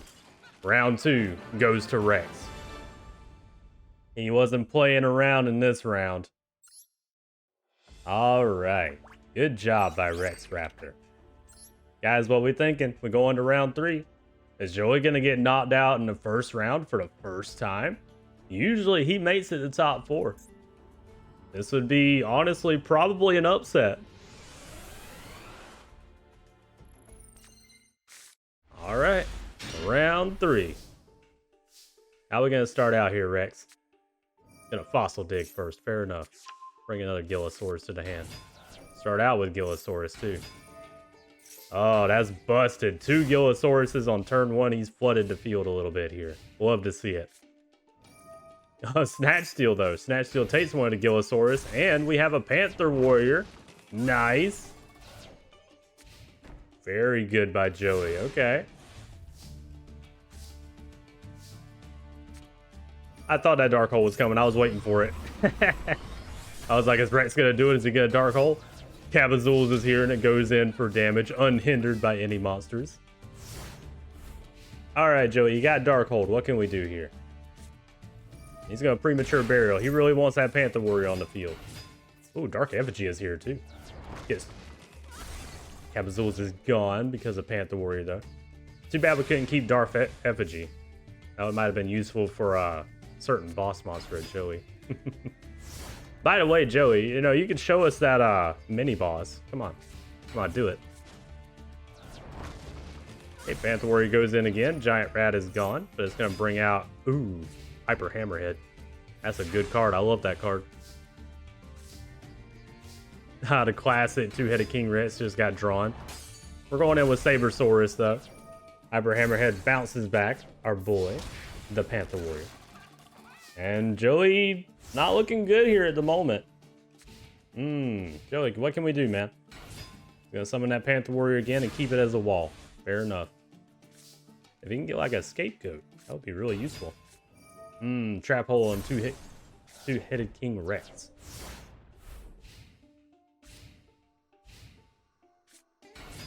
Gearfried is here. Use that to tribute and take out Sabersaurus. All right. Panther Warrior's holding the field. It's a 2,000 beater. Gotta respect it. I forget what Seismic Shockwave can do. Alligator Sword is here, and we go in for a lot of damage. Guys, I think the Panther Warrior is going to do it for Joey here. Heavy Storm, that don't mean nothing. If Joey gets another monster, it's over, guys. He did. Gearfried's here, goes in for damage, and with the classic Panther Warrior, Survival Instinct will save Rex this turn, though. 2,400. And just like that, Survival Instinct for the save on Rex. Can he draw something useful? He drew his boss. No. Ah. Joey didn't draw another monster, though. He can't attack with Panther Warrior. Uh-oh. You got a chance here. Fossil Dig. Rex, you can do something. He's going to put Gillosaurus in defense. And he uses that to get into Dark Triceratops, the boss monster. Uh-oh, Skull Dice, though. Skull Dice wasn't enough. Panther Warrior is gone. Hold on. Hold on. We got the boss monster of Rex on the field, and it does piercing, if I remember right. Well, Dark Hold. Yeah, there you go. It doesn't mean much against a Dark Hold, though. Seismic Shockwave. Uh-oh, Polly. Are we going to see it? We're going to see it. We're going to see the boss monster of Joey. It's Meteor Black Dragon. Meteor Black Dragon, go. Yeah. Oh, no. Damn. That was a perfect end right there. That was a good job by Joey. And a good job by Rex. He put up a hell of a fight. I got to give him props on that. Damn. And he had Red Eyes in the hand, too. I kind of wanted to see Red Eyes get some of them. But we got to see Meteor Black Dragon, too. Good job by Joey. And also good job by Rex, too. He was not a slouch. That was great. That was great. I love that. Had a little back and forth there, too. I love the dinosaur theming of Rex's deck as well. All right. 2-1. Not bad by Joey Wheeler. And also not bad by Rex. Like I said, I got to give him props. I'm not going to lie. I wanted to see Rex do more in the tournament. His deck is very interesting because of the dinosaur theming, and he runs, obviously, a beater-style deck. He can do a lot. It's unfortunate, though, because Joey was just able to, funnily enough, outpower him in the last round, especially with a Panther Warrior. And people say Panther Warrior is garbage. Maybe in modern Yu-Gi-Oh, but not in the tournaments here. Anyways, we're moving on to Fortune Master versus Panic. Now, Panic, he did a pretty good job at the Kaiba Corp invasion. He surprised me a little bit. He was doing pretty good. Fortune Master also surprised me in the last tournament he was in as well, though. He was doing a damn good job. All right. Who do we think's going to win, guys? Let's find out. I'll get them ready. All right, Ghostlings, we are back. We have Fortune Master and his magical marionette versus Panic and his Dark General Freed, the new boss monster. Who do we think's going to win, guys? Me personally, I think Fortune Master's got this, but they are both dark attribute decks, so that might work to each other's benefit or detriment, because I believe they both run field spells, if I remember right. So, I think power advantage goes to Panic, but Fortune Master probably has a little bit more versatility, especially with some of the new cards he's running today. Let's see what they can do, though. Who are you guys voting for? If I remember right in the poll, I think, yeah, it was Fortune Master that technically won the poll. So I know there's some Fortune Master fans out there. Oh, there's one of his new cards, Rapid Fire Magician. It's a good card. Mystic Plasma Zone is on the field, too. That's a pretty strong start. Pot agreed by Panic. Ah, Fissure. No, not on the Rapid Fire Magician. I wanted to see that go and do some work. Draining Shield will take the attack of Humpty Grumpty and add it to the life points of Fortune Master, though. He's looking healthy on life points now. I like it. Monster Reborn. Okay. Rapid Fire Magician is back on the field now. 2100 going in for the attack. Not bad. All right, Panic. What are we thinking over there, man?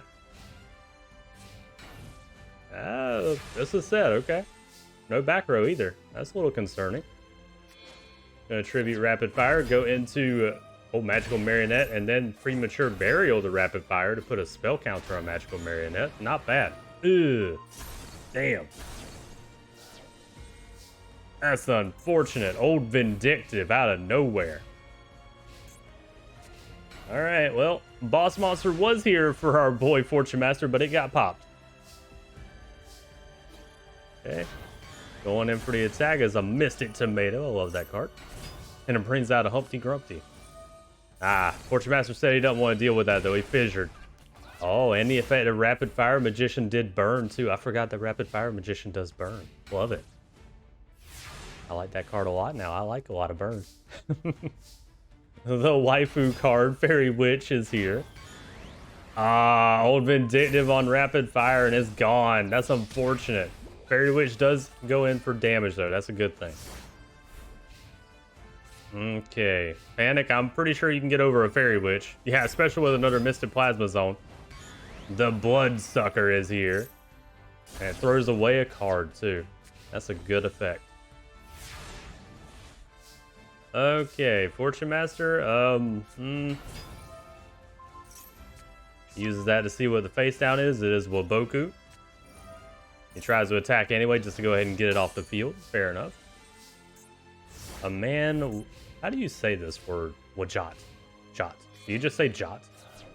Anyways, Boss Monster is here, Dark General Freed, and it takes out a man with Wajat, or however the hell you say that guy's name. It doesn't matter either way. He's dead. He's in the graveyard. A Rapid Fire Magician would be useful if not for Dark General Freed on the field right now. And with its effect, it searches out an Opticlops. That's a great effect. Being able to search and bring exactly what you want to the hand. Alright. Our General Freed is doing a hell of a lot of damage right now. That's more powerful than a Blue Eyes White Dragon. Fortune Master's in trouble. He's in a lot of trouble right now. Another search. We bring a Misted Tomato to the hand for Panic. A second Opticlops, and I think with that, it's over, guys. Misted Tomato brings out another Misted Tomato. Second Misted Tomato floats into the third. And what are we going to end on here, Fortune Master? He's going to end on Sorcerer of the Doomed. Okay. Another Misted Plasma Zone. Unfortunately, that is all our boy Fortune Master can do in round one here. I think it's over. Our General Freed searches out a Misted Tomato. And Panic just decides he's going in with a Misted Tomato and it's going to end it with exact damage and the boss monster. I love to see it when they end it with the boss monster. Panic beats Fortune Master in round one. That was a great duel there. I like that one a lot. Oh, man. A little bit of back and forth. And Fortune Master held out the best he could, but he did get overpowered there. It's unfortunate. All right. It was bathroom break time, guys. Anyways, let's get back to it. Round two. Let's go. Fortune Master, he's going to have to pull something out here. He's down on one round so far, so he's got to win the next two. Can he do it? Not with that hand. Not with that hand. Fortune Master, you need a monster, man. You know what? Witch's Apprentice will do something. Fissure on the Misted Tomato. Misted Plasma Zone and a Witch's Apprentice is here. Call it a Haunted on Misted Tomato, though. That's unfortunate. And what's even more unfortunate is Witch's Apprentice also powers up the opponent's monsters. Dark Renewal is here. Takes out some cards. We bring out Dark Elf, but it gets fissured. Damn. Ah, no. That was actually a good move by Fortune Master. That's unfortunate it didn't work. Ugh. Misted Tomato is here. We're going to do a floater game now. All right, what are we thinking of floating into, guys? Humpty Grumpty. Sorcerer of the Doomed. Sorcerer of the Doomed is just barely more powerful with the Misted Plasma Zone as well. All right, Panic, what you got? Oh. Panic's got nothing. Uh-oh. Fortune Master, this is your opportunity, man. There you go. Magical Marionette, the boss monster, is on the field. Goes in for 2,500 damage. All right. Ah, no. Block attack and an Opticlops. Waboku saves Magical Marionette this time, though. Good job by Fortune Master. And that was a really good move by you, too. We got a reasoning here. Okay, we're going to reason with the opponent. Level 8 was selected as well.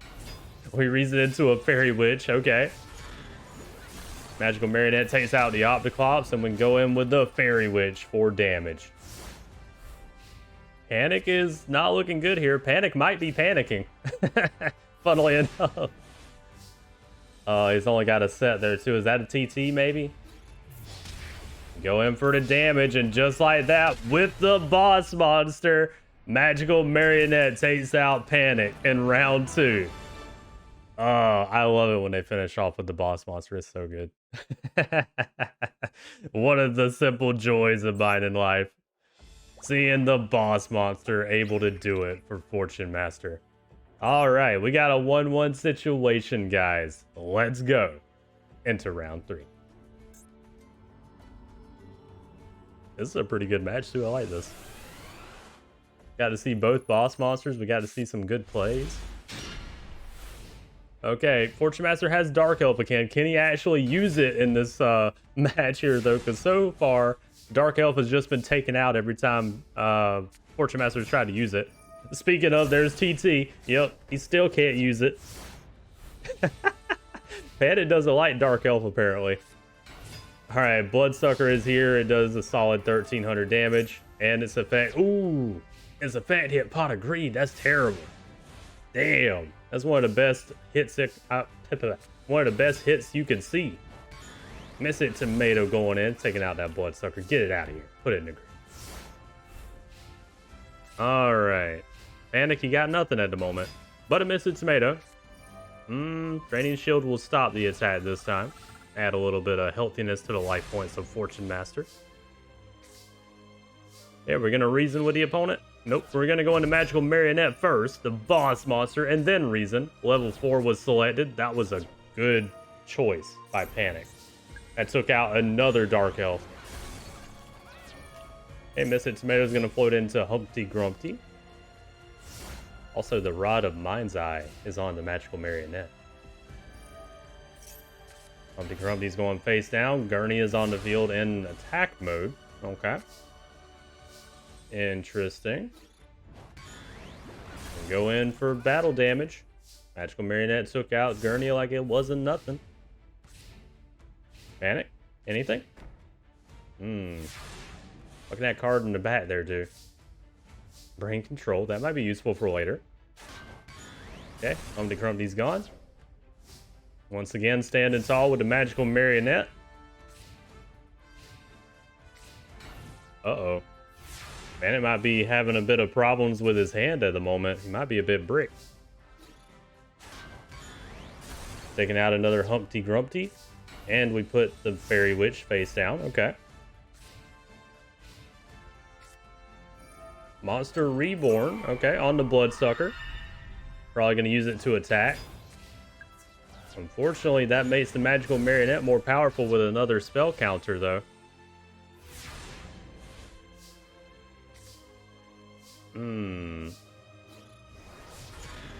Going in again with the Magical Marionette. Alright, Panic's not looking so good here, guys. He's got to figure out something to take out that Magical Marionette. So far, though, he's sweating and sweating. A man with the word I can't say at the end, he's going to look, well, it got trap hold, though. Oh, ready for intercepting, though. Ready for intercepting will save a man with Wajat, or however you say that card's name. Castle of Dark Illusions. Very nice play by Fortune Master there, saving his card. All right. Fortune Master's looking really good here, guys. I think he might... Yeah, he's definitely going to win this. Draw a monster, Fortune Master. He drew another Magical Marionette. He tributes into 2 of his boss monsters. And he goes in for a lot of damage. Unfortunately, that Rod of Mind's Eye is working to the detriment of us right now. Well, it might not matter, though. Panic didn't draw anything except a face down. Unless that's a really good face down. Monster Reborn on the Fairy Witch. Are you going to finish him off with the Fairy Witch? No, he's going to tribute into Illusionist Faceless Mage. And with... Wait. Saku took out the first Marionette. With the second Marionette, he only does 1,000 damage. And then with the Illusionist Faceless Mage, he goes in for the win. Oh, man. Good job by Fortune Master. And good job by Panic, too. I can't discount Panic in that one. He did really good.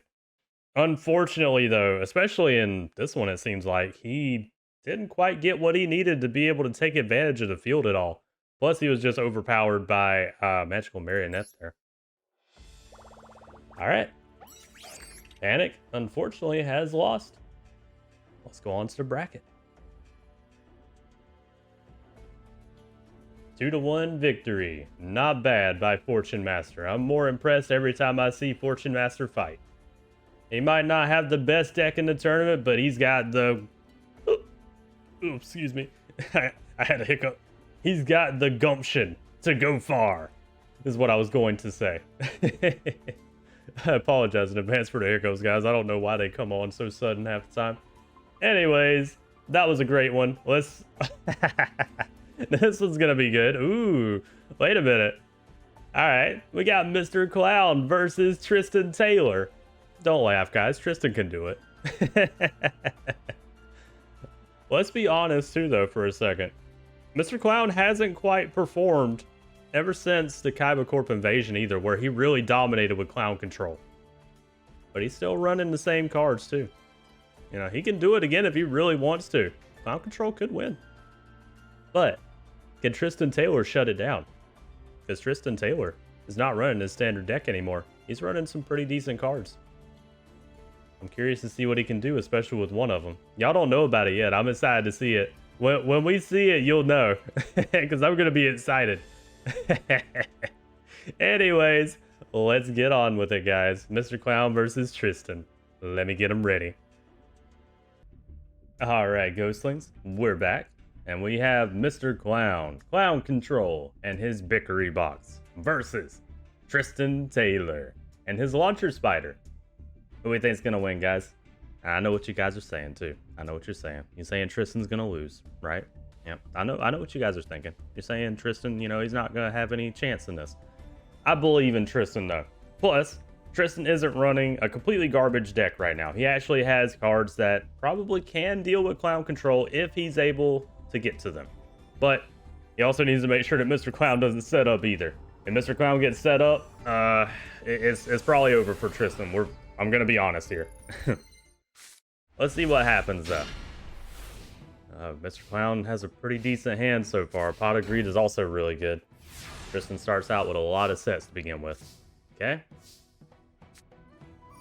Pot of Greed. Yeah, Tristan's looking rough here so far. He does have an Oni Tank though. That will be a good defender for now. Mr. Clown already has Labyrinth and Nightmare though. That's not good. Oh, hold on though. Tristan has Gaia Power. A Robo Lady. Okay. Going in for damage. Fair enough. Hold on. Tristan's got something here. Guard penalty though. He's gonna get an extra draw off of that. Yep. And there it is. Ooh, and what a good draw too. Messenger of Peace. Tristan does run a lot of monsters that can get under Messenger of Peace, funnily enough though. Saku on the Giant Rat. There we go. Messenger of Peace is activated, and the stall game begins. But Tristan has cards that can get under Messenger of Peace right now. There it is. Robo Lady. Yep.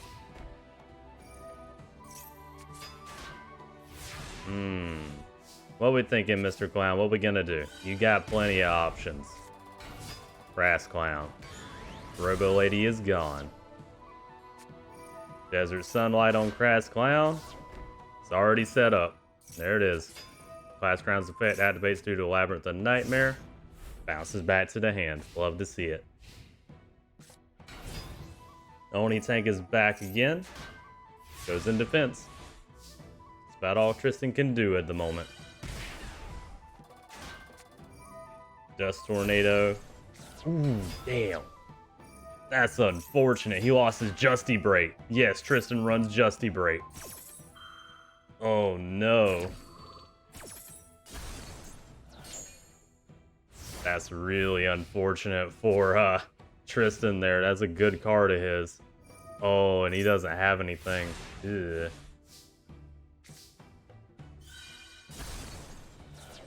Mr. Clown didn't want Messenger of Peace anymore. He popped it.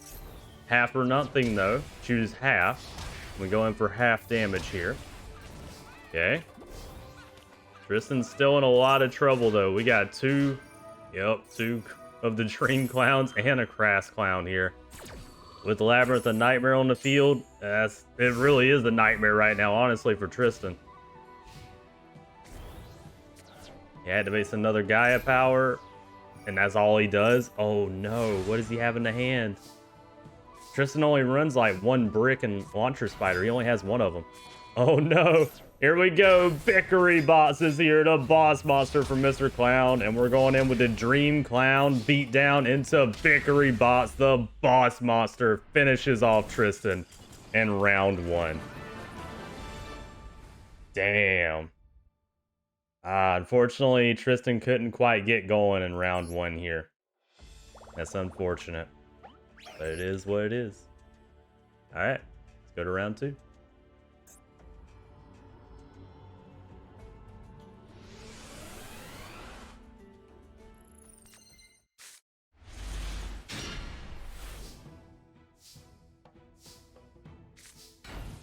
Okay, Mr. Clown starting with a bunch of sets here.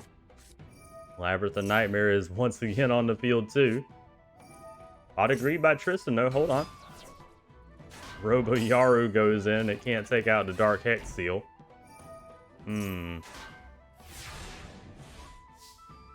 What we thinking, Tristan? You gotta have something else better than Roboyaru at the moment. Oh, he has his Justy break. Unfortunately, though, his Roboyaru was in defense, so that didn't work out for him either. Ugh. Come on, Tristan. You got something there. He's got Robo Lady too. All he needed was his Poly, and he could have gotten to a mini boss. Damn, that's unfortunate. Dust Tornado hits. Oh, half or nothing. This is really unfortunate for Tristan once again. Damn. Tristan, you're going to need to get some of your more beater monsters to be able to do anything right now. Even then, though, I'm not sure if you can beat over Mr. Clown now.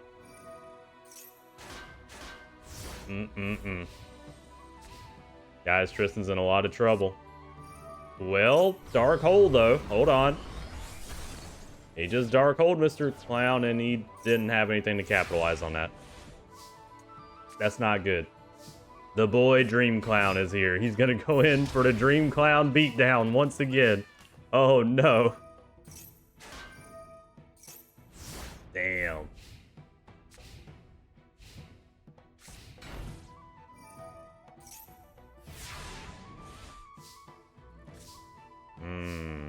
Bunch of sets by Tristan. Dream Clown's gonna go in on a Morphing Jar. Hold on.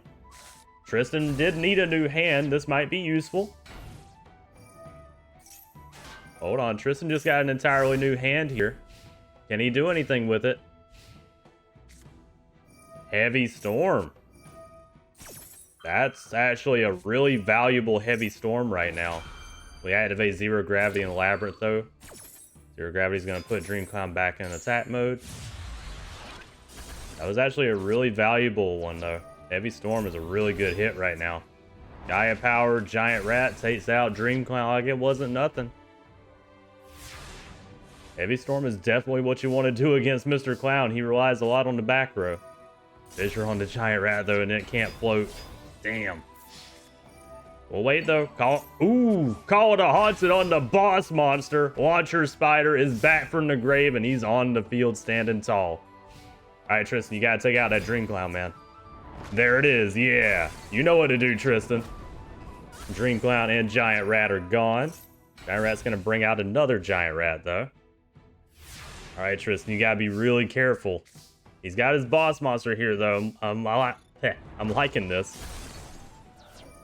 Giant Rat crashes with Oni Tank, brings out the Dream Clown.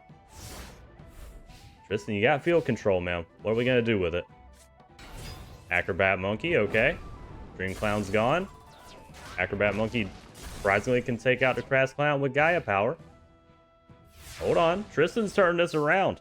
That one Heavy Storm just kind of ruined Mr. Clown here. PD will help stall for a little bit, though. Oni Tank's on the field. PD goes away, but he's going to bring out another PD. Unfortunately, Mr. Clown's going to have to spend all his PDs here. Oh, wait. He didn't have a third one to bring out. Uh-oh. Launcher Spider went in for a lot of damage there. Uh-oh. Mr. Clown's in trouble, guys.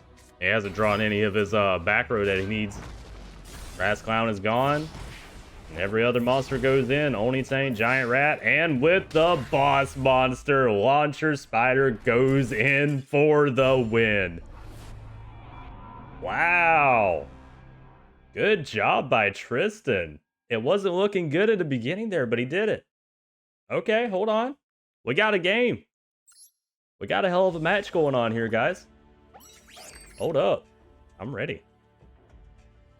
All right, guys. I chugged a bit of water. Let's get into round 3.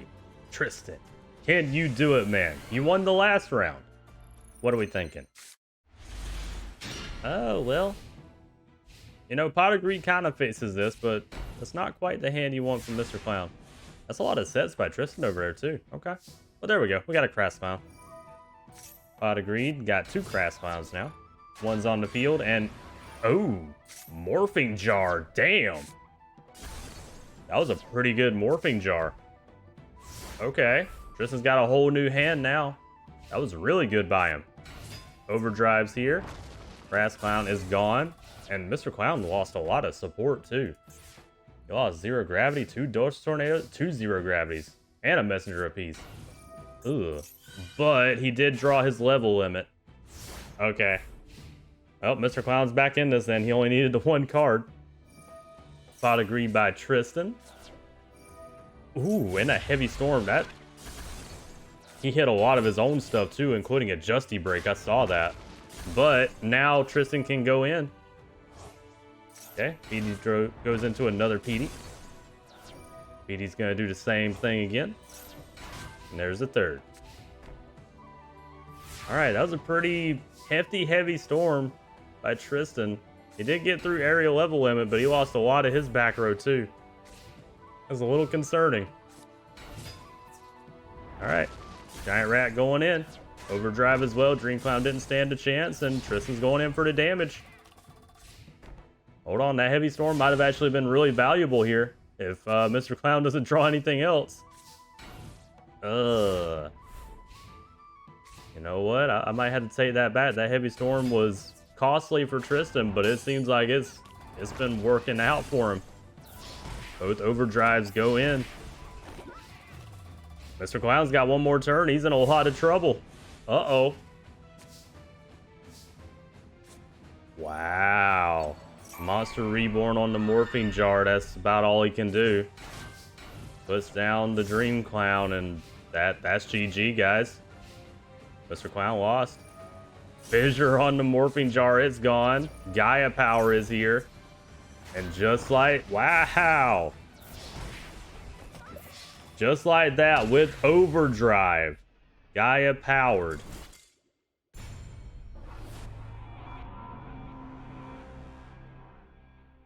I'm gonna be honest, I wanted to believe in Tristan. I didn't really think he could do it, but I was believing in him. Sure enough, that one heavy storm completely wrecked Mr. Clown. Tristan did it. 2-1. Tristan beats Mr. Clown. I'm shocked. Okay. Damn, okay, Tristan. That's great. Good job. Hold on. Let me get the bracket up here. Okay, here we go. I had it on the wrong thing for recording here so I could bring up the bracket window. Anyways, Tristan wins 2-1. Surprisingly. He moves on. Tristan's going to be taking on Fortune Master. All I got to say is good job to Tristan. All respect to him. Being able to beat Clown Control like that was really good. Huh. Very good job by Tristan. I got to be proud of the boy. He did good. Oh, man. And poor Mr. Clown. He hasn't seen his heyday since the Kaiba Corp invasion so far. That's unfortunate. Anyways, though, moving on. We've got Serenity versus My Valentine. This should be interesting. A pro versus... Yeah, hold on. Let's ask a question real quick. Does Serenity have the luck that Joey has? What do we think, guys? Let's find out. Let me get them ready. Alright, Ghostlings. We're back. And we have My Valentine and her Harpy's Pet Dragon versus Serenity Wheeler and her Guardian Angel Joan. Who do we think's gonna win? It could go either way, honestly. I don't know. Let's start the duel and find out. Can Serenity pull out the luck that Joey has? I tried to mix two words, Joey and luck. Was that what we call Joey's luck now? The Juck. Anyways, my misspeaking aside, Shining Angel is here. I don't even remember what else I was saying. We're just getting on to the duel. I was probably just going to say some bullshit anyway. But agreed. I love to see it. Sky Scout, aka Harpy's brother. But Draining Shield stops it from attacking this turn. Oh, Dust Tornado by Serenity on Dark Hole. Okay. Okay, we're going real fast so far here. Oh, Tribute. Oh. Very nice. Mini-boss Penumbral Soldier Lady is on the field, and it took out Harpy's brother like it wasn't nothing. My, what is the answer here? Harpy Lady 1, Guardian, or Garuda, the Wind Spirit, equipped with the... Ooh. It went a little too fast for me there. Anyway, Cyber Shield was equipped to Harpy Lady. Use it to crash. Regardless. Not a bad move by Mai. Okay, 3 bird faces. All right. Bird face goes in. Oh, interesting. Can't quite take out Jellin Duo. Uses that to trip. Ooh, boss monster is here. Guardian Angel Joan is on the field. He uses this effect to get some extra life points for Serenity here. Very nice use of that by Serenity. Okay, and just like that, Garuda puts the Guardian Angel Joan in defense. That probably will be a problem, but unfortunately, Mai can't capitalize on it yet. Alright, Serenity's turn again. Shining Angel and Guardian Angel go in. Shining Angel can't get through Birdface, though, sadly. That was a good move already getting rid of Garuda, though. Wait a minute, though. Monster Reborn. Oh. Monster Reborn on Soldier Lady. Bringing it to the wrong side of the field. Waboku stops any attacks this time, though. Okay. Serenity, what we thinking of doing? She just sets for now and goes into main phase 2. Okay.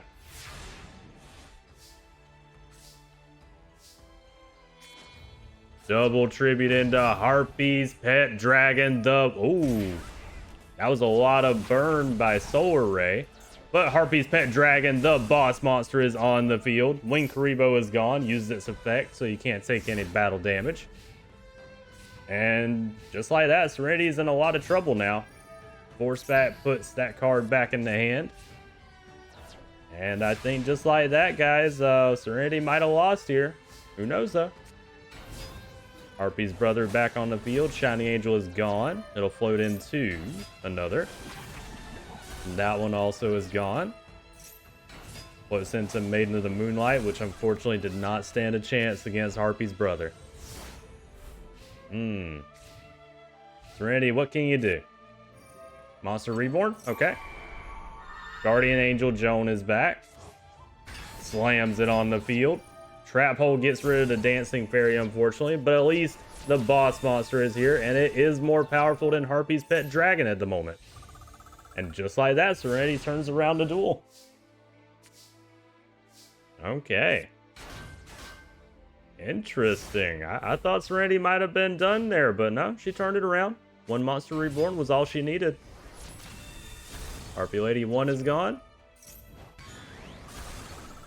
Sky Scout is gone, aka Harpy's brother. Feather Duster, the exclusive to My Valentine. That won't do no good, though, because there ain't no back row to sweep away. Guardian Angel Joan goes in again. Birdface activates its effect, too. Wait for it. Draw of a Harpy Lady. More heals, and Witch goes in. Flying Kamakiri is gone, but it's going to bring out a Fate Bird. This is a good duel. Oh, Garuda's here. Hold on. Garuda banished, and it was able to put itself on the field. Will it be able to survive, though? Probably not, so we can see its effect. Yep. Garuda didn't last long enough, sadly. And all the monsters are gone, except for Harpy Lady 1. Mai, you're sticking in this, but you're in a lot of trouble. All the Haunted can help you. Alright, the Light Hex Seal is gone.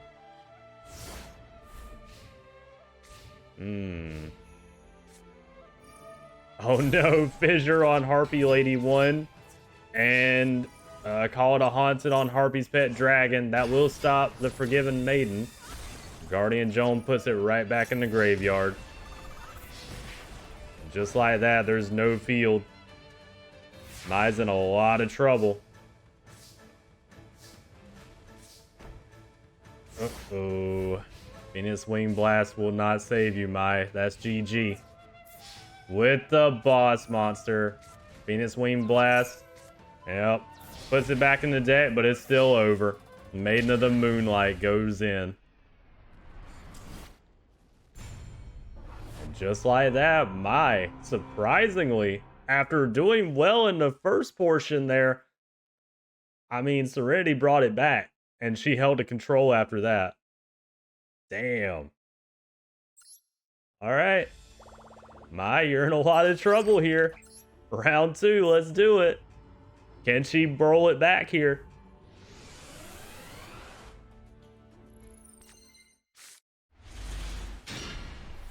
Okay, she's got a Harpy Queen in the hand this time. Dancing Fairy. Okay, Serenity's got some back row too. Uh-oh. DNA transplant. Harpy Queen is here. It takes out the Dancing Fairy. That DNA transplant is actually really useful with certain cards, if Serenity gets them. A Snatch Steal on the Harpy Queen. She said, I'll take that, thank you. Maiden of the Moonlight gets forced back to the hand, though. And Mai's getting hit with her whole Harpy Queen. That's not good. I wonder if she'll be able to pull off the combo with DNA transplant here. Mai's sweating at the moment. Maiden of the Moonlight is back. Tries to take out Birdface, but it can't do it this time. Harpy Lady 1 is at least in the hand. That could be useful. Hold on. Mai might be able to do something with that. Also, Harpy's brother is here. Call it a Haunted on Birdface. Okay. Uh-oh. Luminize would do something if not for 7 tools. Good 7 tools there. Nice, nice. Birdface does end up taking out the Maiden of the Moonlight. Okay. That was almost a really good Luminize. Birdface, unfortunately, is gone by the Harpy Queen, though. It will bring another Harpy Lady 1 to the hand. And that Birdface cannot be destroyed by a Witch of the Black Forest. Not powerful enough. Elegant Egotist, though. Hold on. Harpy Lady 1 into Elegant Egotist brings out Harpy Lady Sisters. There we go. And Harpy Lady Sisters just barely is able to get over Harpy Queen. Uh-oh. Soldier Lady is in the hand through Search of the Witch of the Black Forest, though. Alright. Just like that, Maya's turned it around, but can Serenity bring it back again? Maybe not with a couple of sets. That's a little bit of trouble there. Harpy's brother is on the field. Forgiving Maiden, funnily enough, is able to wall Mai right now. Hold on. 2,000 defense. And that means, there it is, Soldier Lady is on the field now. It used its effect, but defense draw. No damage, but it does take out the Harpy Ladies. So here's the play with DNA Transplant and Soldier Lady right now. So if you guys don't know the effect of Soldier Lady, when they attack a light monster plus 1,000 attack, that's the point of DNA Transplant. There it is. Birdface is gone. Alright, if Mai doesn't get that Soldier Lady off the field, she's going to be in a lot of trouble here. She won't be able to overpower that. Ah, Dust Tornado and DNA Transplant. There we go. Mai did the right call. Waboku saves her this time, and Forbidden Scripture, I think it's called. Yep. And just like that, she lost her Harpy Lady. That was a good play by both players. Battle phase. Harpy Lady 1 is gone. We play in the floater game now too. Shining Angel and Flying Kamakiri number 1. Who's going to come out on top? Oh, Harpy Perfumer is here. Use her effect to get an Elegant Egotist in the hand. Unfortunately, though, that's all she could do because she got slapped by the Maiden of the Moonlight. Ruda will use its effect to put Soldier Lady in defense. Okay. This is your chance, Mai. You got to get rid of that Soldier Lady. There you go. Yep. Very nice. Very nice. Okay, just like that. The duel is turned around again. Serenity. Oh, she's only setting. Uh-oh. And she's got enough to get into Harpy's Pet Dragon, too. Pot agreed to begin with. Here we go. Monster Reborn. Harpy Lady Sisters is here. And we go in with the Flying Kamakiri instead of Harpy's Pet Dragon. Okay. Winged Karibo. No battle damage this turn. Mai turned this around. Okay. Serenity? Only a set. That's not good. And here we go. Boss monster, Harpy's pet dragon is here. The light hex seal does not stand a chance. And just like that, I think Serenity might lose round 2, guys. Hold on. Yep, she ended phase. That's GG. Damn. Going in with the boss monster. That is game for round 2. That was one hell of a duel, though. I'm not going to lie. That was great. I loved it. I loved seeing the combo with Soldier Lady. I'm so glad it actually worked, too. Oh, that's so good. All right. Here we go, guys. Chug some water and we'll get to round 3. I'm going to go ahead and start the duel, too. What are we thinking, guys?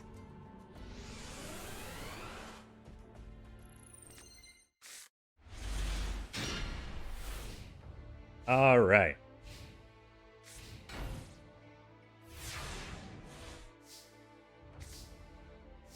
Not a bad hand by Mai here. We're starting out with the Sky Scout.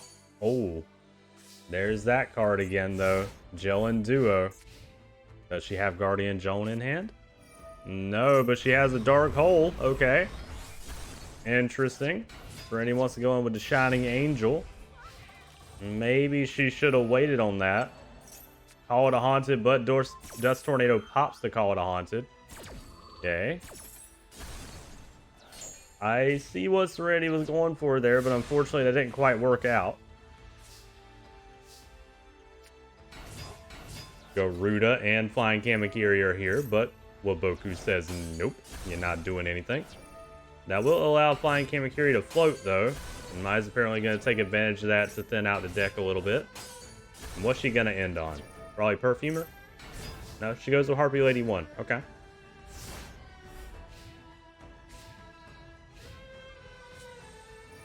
Oh no. Snatch Steal on Garuda. Takes out Harpy Lady 1. Shining Angel and Maiden of the Moonlight go in for a lot of damage. That one Snatch Steal might be enough to turn the whole duel around here. Hold up. Defense Draw, though. Defense Draw will help Mai this coming turn. She needs an extra draw, hopefully to get something good. Serenity's going in battle phase. Takes out the Harpy Lady. And there's the defense draw. 7 tools. That's a good card. I don't know if it's going to be useful right now, though. Elegant Egotist. Okay. That will help. Harpy Lady 1 into Elegant Egotist. Brings out Harpy Lady Sisters. And the duel has been turned around now. Ooh, but Luminize, though. Uh-oh. That's the problem. Battle phase. Garuda goes in. Shining Angel powered up with Luminize goes in, is able to take out Harpy Lady Sisters. And then she double tributes into her boss monster, Guardian Angel Joan. She intends to finish it off with Guardian Angel. Oh no. Mai's Brit with 2 Harpy Pet Dragon. Uh-oh. Oh no. Guardian Angel equipped with the Cestus of Dagla. She gets a lot of life points off of that, and 100 left by Mai. What can she do? Birdface isn't going to do it. It'll help her this turn, but if Serenity gets another monster, it's over. And she did. She got the Light Hex Seal. Attacking in the right order, Guardian Angel and Light Hex Seal win it for Serenity. Oh, wow. Mai did her best. That's all I can say. Damn. Serenity takes out a pro, Mai Valentine.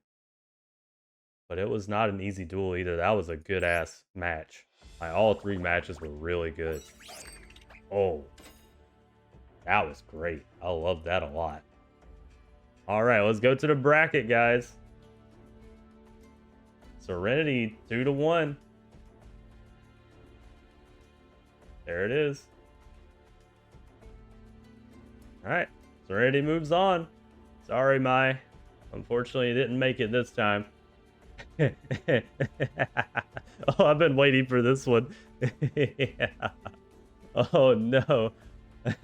It's Millennium Jesus versus Veronica. Oh, I've been waiting to see Millennium Jesus. This is gonna be hilarious. Oh, I love it. Let me get them ready. 1 second. And here we have it, guys. We've got Millennium Jesus. I still can't. I can't say that name without laughing. It's Millennium Jesus and his Vanity's ruler versus Veronica and her Zera the Man. Let's get into the duel before I crack up laughing again. Oh man, watching from Veronica's perspective. All right, starting out with the Shining Angel, and that's it.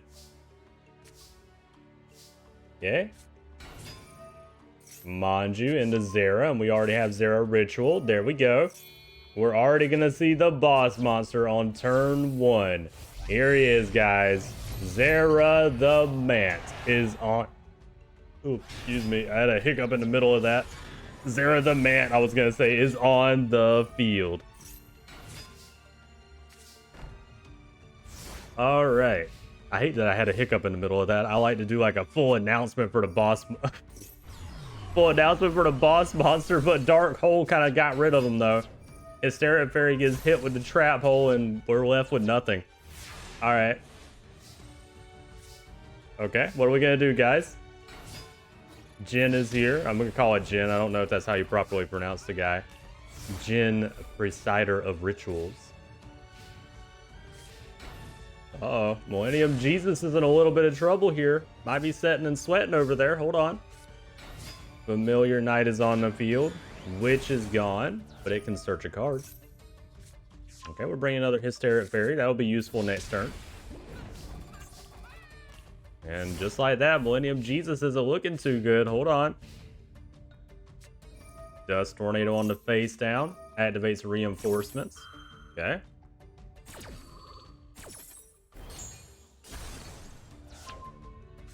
We set another face down, which was apparently block attack. Okay. Hysteric Fairy takes out Jin like that then. Not a bad move. Right? Good job, old Millennium Jesus. Manju brings, wait for it, Zera the Ritual to the hand. Ryoku stealing some attacks so we can take out that Hysteric Fairy. And it's not looking good for Millennium Jesus right now. Oh, wait, though. Kaiser Seahorse is here. Good beater monster. Takes out Familiar Knight. And we utilize that to bring another monster out to the field. Unfortunately, Veronica couldn't take advantage. Condemned Maiden is here in defense mode. Thunder Ruler. Okay. Luminous Sparks is on the field. That's a bit to the detriment of Condemned Maiden at the moment, though. That's going to be a bit of a problem. Yep, it's already gone. Well, and Heavy Storm. Okay. Okay, it could go either way right now, but Millennium Jesus has only 1,000 life points here. Doesn't have much to work with. Manju is gone. Archfiend Soldier isn't quite taken out by the Witch of the Black Forest, though. Premature Burial is really useful right now. Bringing out Zera the Mant. He's back on the field. And, well, with the Archfiend Soldier, okay. That'll work. I wanted to be like, and with the boss monster, Zera the Mant. But, you know, Veronica wanted to take away some of my fun there. Either way, she still won round 1, though, so it doesn't matter. We're moving on to round 2, guys. Millennium Jesus has lost round 1. Okay, let's go into round 2, guys. Let's see what happens.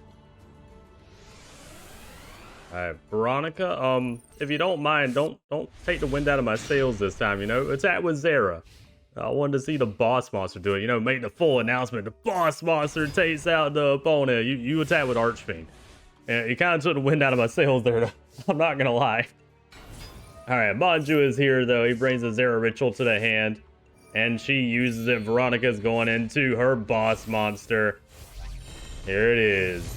Zera the Mant is on the field. And just, ooh, whoa. Magic Cylinder, though, stops Zera the Mant and does a lot of burn to Veronica. Damn. That's unfortunate. All right, Millennium Jesus. He uses Kaiser Seahorse and goes into his boss monster. Vanity's Ruler is on the field, and it takes out the Zera the Mant with a Luminous Spark power like it wasn't nothing. And just like that, our boy Millennium Jesus is doing well. Uh-oh. Uh-oh. That's a problem. Oh no. The Agent of Creation just brought out 3 shine balls. Damn. Okay, Witch brings an Archfiend Soldier to the hand at least, but that's a hell of a lot of damage that Millennium Jesus just did. Wow. He just flooded the field with monsters. Fissure takes out one of the shine balls at least, and Veronica already knows she lost. She just sets down a Mystic Tomato, and that's it. Millennium Jesus just almost OTK'd. And with the boss monster, there it is. Vanity's Ruler goes in, and that was a quick match. Or rather, a quick duel. Jeez. All right, well, you guys see what Millennium Jesus can do whenever he gets a little more serious. He took that round a bit better than the last one. Ooh. All right, Ghostlings, let's do round 3 here. Who do we think is going to win?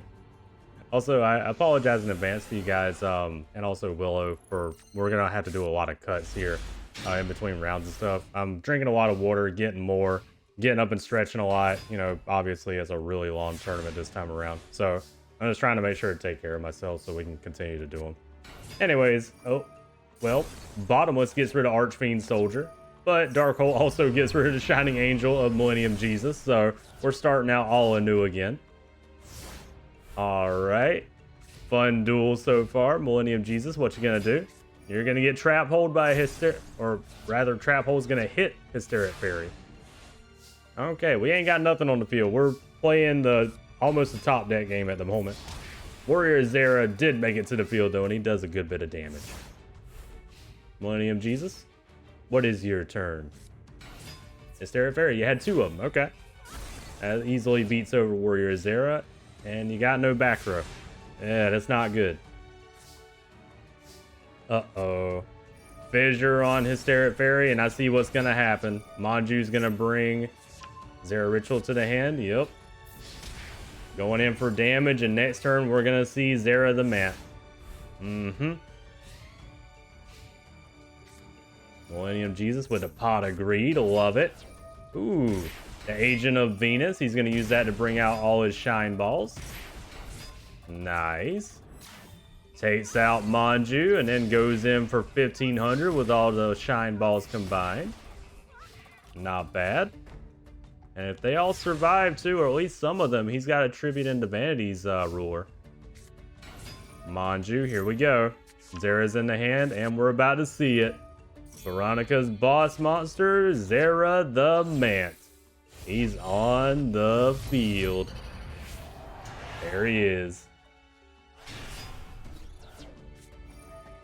Gift of the Mystical Elf will heal up the life points a little bit. Okay, unfortunately, Agent of Creation is gone. Uh-oh. Millennium Jesus threw everything in defense right now. That's not good. He doesn't have an answer to Zera. Warrior Zera is here. And some of the Mystic Shine Balls are gone. That's not good. Millennium Jesus, what are we thinking, man? What can you do? He puts down more sets. That's not good. Ground Collapse will be useful. Going in with Familiar Knight. Oh, Michizuri on Zera the Mant, though. Nice. Witch of the Black Forest will bring Shining Angels to the hand. Okay. Gonna activate ground collapse before Veronica ends her turn. Okay. Hold on. Got rid of Zera. Bountiful, or not bountiful, the Agent of Creation Venus is back on the field. Familiar Knight activates his effect, and funnily enough, it does not work for Veronica here because she has no hand. Smashing Ground. Don't want to use it yet. Okay. Shining Angel is gone. Brings out another. Alright, Veronica wants to save the Smashing Ground for now. Or might not be able to use it yet either. What do you do with Smashing Ground again? Face up, monster. Gotcha. Oh no. Veronica. Oh shit. Boss monster here. Vanity's Ruler. While I was looking at Smashing Ground, Vanity's Ruler, the boss monster of Millennium Jesus, is here. Smashing Ground gets rid of it though. There it was. That's why she saved it. Veronica knew it was coming. Oh, Kaiser Seahorse is here though. Mystic Tomato didn't stand a chance against Agent of Creation. Witch of the Black Forest did not stand a chance against Kaiser. And that's going to bring Archfiend Soldier to the hand at least. Okay. Alright though, Veronica's going to have to come up with something real good here. Hold on, reinforcements can save her this turn. Ooh, Dust Tornado on the reinforcements though, and that's GG. Veronica just lost with that. Agent goes in, Archfiend Soldier is gone, and with Kaiser Seahorse, Millennium Jesus takes round 3. That's unfortunate for our girl, Veronica. She actually runs a really fun Zera the Mat deck. But unfortunately, Millennium Jesus, maybe through divine intervention, who knows? I'm not even going to joke about that. Anyways, Millennium Jesus wins, guys. Oh, man. Be like, through divine intervention, he knew he would win this. Oh, man. Anyways, let's go to the bracket. Millennium Jesus, surprisingly, or maybe not so surprisingly, you know, he does run a competent deck. He moves on in the tournament. Good job to Veronica, though. I like Zera the Mats a lot. I kind of wish we could have seen more of it, but oh well. Maybe next time. Anyways. Ooh, we got Lyman Banner up next. Ooh, one of the banished decks. Yeah. Lyman Banner versus Strings. This should actually be pretty interesting. I don't know who's going to win this one. Strings could pull this off. If he's able to stall out Banner enough. I don't know. Let's find out, guys. Let me get him ready. Alright, Ghostlings. We've got Strings and his humanoid worm drake versus Lyman Banner and his new golden homunculus. Who do we think is going to win, guys? Is it going to be a hell of a lot of heals because Strings runs a lot of heals and some bounce back too? Or Lyman Banner and his banished deck? Let's see what happens. Me personally, I feel like Banner's probably got this, but I know Strings can pull it off too. Most of his monsters are a little bit more low power, but he's got, as you can see, Malevolent Nuzzler, a couple of equipped spells, and he's got some bounce back cards to be able to take field advantage. So I think he might have this. We'll find out though. Dust Tornado on the card of safe return. That's really unfortunate. All right. Strings going in with the Revival Jam equipped with Malevolent Nuzzler. Ooh, on a Cyber Jar to begin with. That's really unfortunate. Okay. Strings only gets a Cure Mermaid out of that too. That's not that great. Okay, let's see what Banner gets here. He's probably going to get better than that. Oh, he's got a Morphing Jar, Golden Homunculus. Homunculus, the alchemical being. Okay. That was a lot better for Banner there. Oh, no. And yes, he does run the Helios cards, too. He has his Helios cards as well. That is correct. Oh, Heavy Storm. Damn. Banner took out all the back rows. Soul Release. Okay, he's going to self-banish some of his stuff. Fair enough. Morphing Jar to get a new hand. All right. Pot of Greed. Jesus, Banner. Going into Golden Homunculus at 2,400 attack so far. And then he goes in for a hell of a lot of damage. Also, Boss Monster Golden homunculus, I should say. Jesus, that was a hell of a turn by Banner there. Counter Heavy Storm though. Takes out Bottomless and Karma Cut. Good hits. Unfortunately though, I think Strings just got shut down in this match. Or rather this round.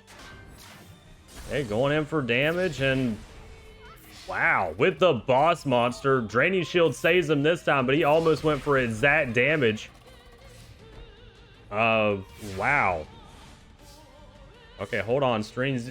You know what? TT will save you. Hold on. If he summons a monster, hold on. Wait a minute.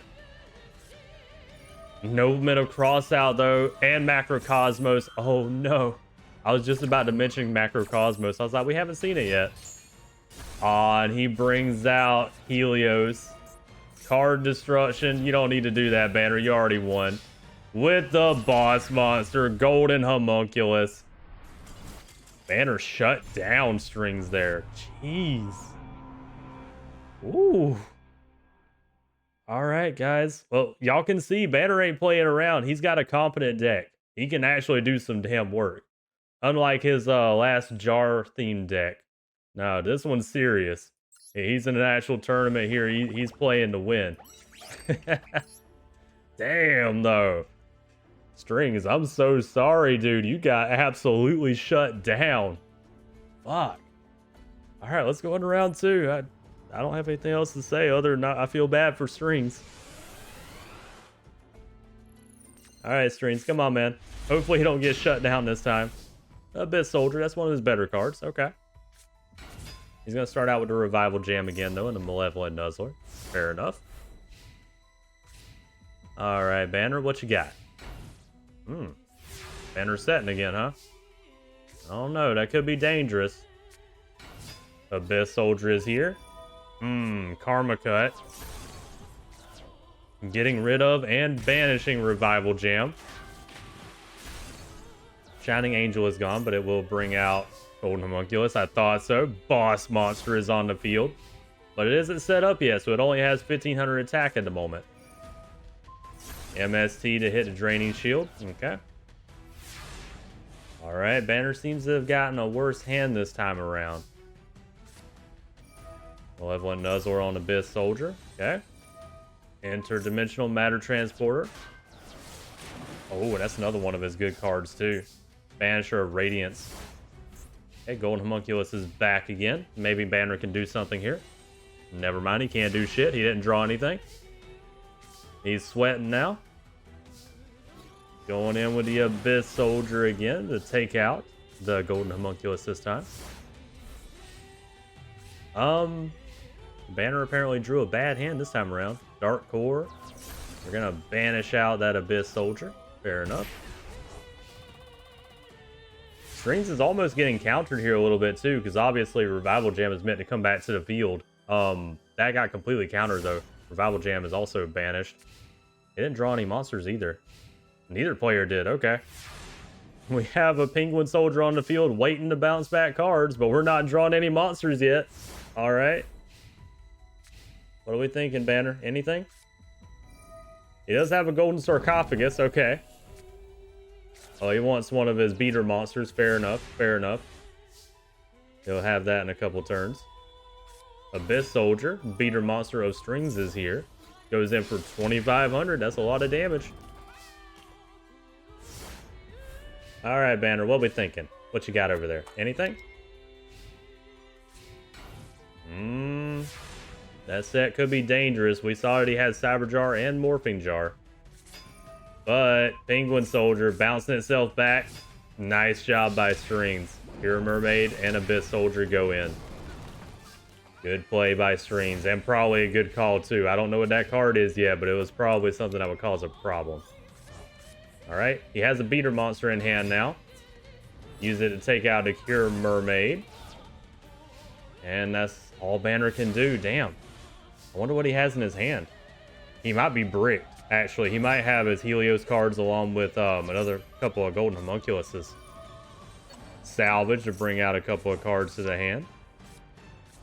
And just like that, Strings takes round two with the Abyss Soldier powered up. Strings takes round 2. Good job. There we go. I guess that would be one of the things for Banner. He does run a couple of cards that will brick him. Not too many, but I'm assuming he probably had a couple of his Helios cards and probably a couple of the Golden Homunculus too, since they all need tributes if I'm not mistaken. Somebody correct me if I'm wrong on that. I'm trying to remember all the people's decks, but guys, there's like 62 decks in this today. I'm not gonna remember everything that every card does. I'm not gonna lie. Anyways, good job to Strings. Proud of you, my boy. Okay, let's do round 3, guys. Also gonna grab a bit more water too. I already drank some, but you know, might as well grab some more. Both players have shown what they can do, though. Who do we think is gonna win, guys? Oh, we got a hand destruction right off the bat? Okay. Banner going with the Pot of Greed, too. Is he about to pop off? Golden Sarcophagus? Okay. He's throwing away one of his beater monsters. Alright. I think he does a couple of sets. Cool. What did he end up losing? I didn't even see Strings' hand either. Golden Homunculus? He actually lost some really good stuff. Oh, Heavy Storms hit Macrocosmos. Damn. And a Dark Hole. Okay. Yeah. Unfortunately, Strings doesn't have anything else. That's fair. Alright.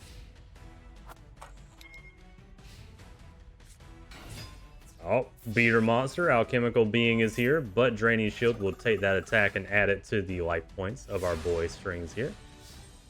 Strings doesn't have much of a hand, though. Oh, well, Granadora, 1900 Beater, with Malevolent Nuzzler on it. Okay. Ooh, Interdimensional Matter Transporter, though. That's going to be a direct 2600 attack, but at least it saves his monster this turn. Maybe he's got an idea for that. Banner, what are you thinking? What do we got? He has another beater monster in hand now. Ugh, he couldn't do anything with it, though, sadly. Cannot beat over a Granadora. Oh. Wall of Revealing Light, though. So now it has to be 3000 attack or above to be able to do anything. Nobleman's Crossout will take out and banish the King of the Swamp. And now Banner's just biding his time. That Wall of Revealing Light, if you don't pop it, Strings, you're going to have a problem soon. The Monster Reborn on the Morphing Jar. Okay. Interesting. Oh, I forgot, too, with Banisher on the field. Any card sent to the graveyard are banished instead. Oh, no. That's pivotal to the strategy for Banner. And he's got the lock with Wall of Revealing Light right now. Uh-oh. Guys, I think Strings might be done unless he can pop that Wall of Revealing Light. Helios is here, and he attacks with it even though it has 200 attack for now. Oh, no. Oh, Strings is in trouble. He's got power advantage, but not quite enough to get over Wall. Wall of Revealing Light, I think, has done him in. Golden Homunculus is on the field. It's only a matter of time, guys. Strings has to think of something quick. Pot of Greed is a great top deck. Can he get it? Nope, he didn't get anything with it. Never mind. I was about to say he might be able to do something with that Pot of Greed, but nope, he cannot. Oh no, Karma Cut on Granadora. Oh no. Strings, my dude. You got locked down. Everything goes in for the attack. Also, I should say, Golden Homunculus, the boss monster, is on the field. Abyss Soldier goes face down. Cure Mermaid gets brought back with Call to Haunted, and Card of Safe Return with its effect brings another card to the hand. Tributing into, oh, I see. Tributing into Helios Duo Megastress. And guys, just like that, with exact damage, Strings has unfortunately lost. Damn. That Wall of Revealing Light did a lot of work. And that's why our boy Banner runs it too, because when he gets Banisher of Radiance with Wall of Revealing Light on the field like that, unless you have back row destruction or draw it, You're in a lot of trouble. That's unfortunate. Strains did good, though. He did good. But sadly, he gets knocked out again. I think he got knocked out first in the Kaiba Corp invasion as well, right? Oh no. Poor Strings, man. He does run a half-decent deck. He just, he gets unlucky against opponents so far. Oh well. Mr. Banner moves on. Oh, this one's gonna be interesting. Ooh. Vagabond, the other person that runs Banish, versus Mama Muto. Mama Muto is really powerful, but she was shown that she can be taken out during the previous tournament as well. Vagabond is also very powerful. He's got a Caius. I wonder who's gonna win this one, guys. Who's your vote? All right, let me get him ready though. 1 second. And we're back, guys. We've got Mama Muto and her Dark Magician versus Vagabond and his Caius. Who do we think's gonna win? Is it gonna be Banish or is it gonna be the Spellcasters? Dark Magician girl, Dark Magician. What are we thinking, guys? Me personally, it could go either way. I'm not sure. I honestly probably prefer to Banish deck to the Dark Magician deck, but I don't know. This one could really go either way. It really just depends on what sort of hands we see here. Also, DD's Survivor is on the field. Apprentice Magician goes up and brings a Dark Magician to the hand. And it beats over DD's Survivor. Very nice. And we Monster Reborn to DD's Survivor. Okay. Actually, not a bad idea. We use that as well to get into Dark Magician on main phase 2. Nice. Okay. Mama Muto wanted to bring out a Dark Magician here. Uh-oh. DD Assailant, though, and Necrofear. And just like that, Dark Magician is gone. And then Necroface goes in. Oh, DDR. Brings out the DD Assailant again, too. Nice. Mama Muto's in trouble. Gemini Elf is here, takes out Necroface. But your problem is that Assailant right now, sadly. Vagabond doesn't have a hand at the moment either, though. Okay, Sangan's here. Use DD Assailant once again to banish Gemini Elf. Go in with Sangan. This could go either way. I'm not sure right now, but it's looking a little rough for... Oh, Bot agreed, though. Which will go in on Sangan. I was going to say it's looking a little rough for Mama Muto at the moment. DD Warrior Lady. Oh, no. That's another problem for Mama Muto here. DD Warrior Lady's here. Takes out the Witch of the Black Forest. It will float into Gemini Elf at least. Okay. Beat her monster. Mama Muto's going to have to be really careful against Vagabond. Dark Hole. Okay. And getting rid of Warrior Lady. Nice. Going in. Well, we would be going in with Gemini Elf if not for Bottomless. Okay. Can you draw a monster, Vagabond? No, he doesn't have a monster. Okay. Well, we got plenty of monsters on this side. Witch of the Black Forest going in for the damage. Nice. Okay. Oh, beater monster. Kiko is here, but Interdimension of Matter Transport at least banishes a card for now. Oh. Which comes back though. Interdimensional Matter Transporter's effect. And we're going to just set a card for now. Okay. Princess Magician. Can't quite beat over Kiko at the moment. Oh, boss monster. Caius the Shadow Monarch banishes Witch. Does 1,000 burn. The boss monster of Vagabond is here. Guys, that's really bad. That's really, really bad. You're gonna have to hope for Old Vindictive, I think. Mama Muto, yeah. That's a problem. Uh-oh. Necroface, but it gets forced back. Caius goes in on Apprentice Magician. Doesn't quite hit on Vindictive yet. Brings out another Apprentice Magician. That's the third one. Okay, Mama Muto, what we thinking? Gonna flip up old Vindictive, fair enough. Pops the boss monster.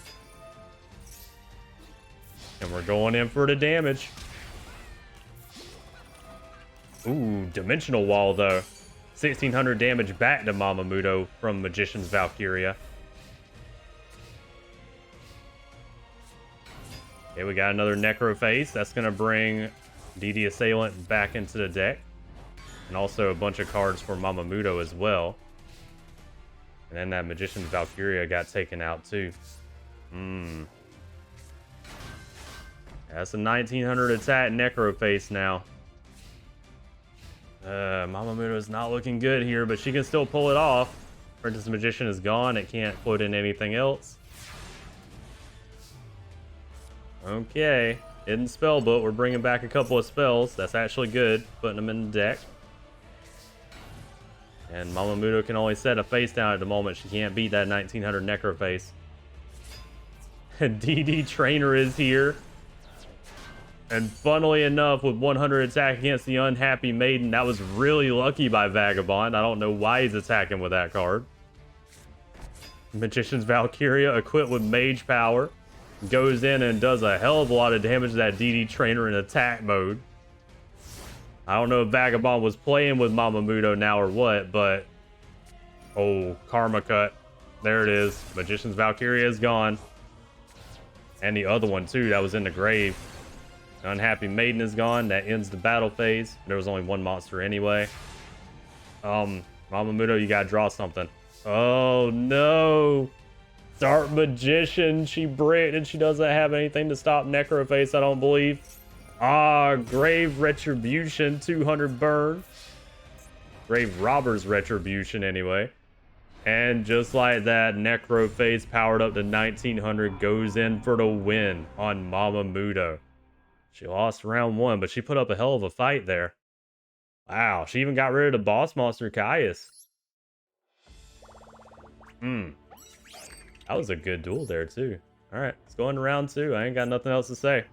Vagabond wins round 1, though. Vagabond is a pretty serious player here, I would say. He's the leader of the Lost.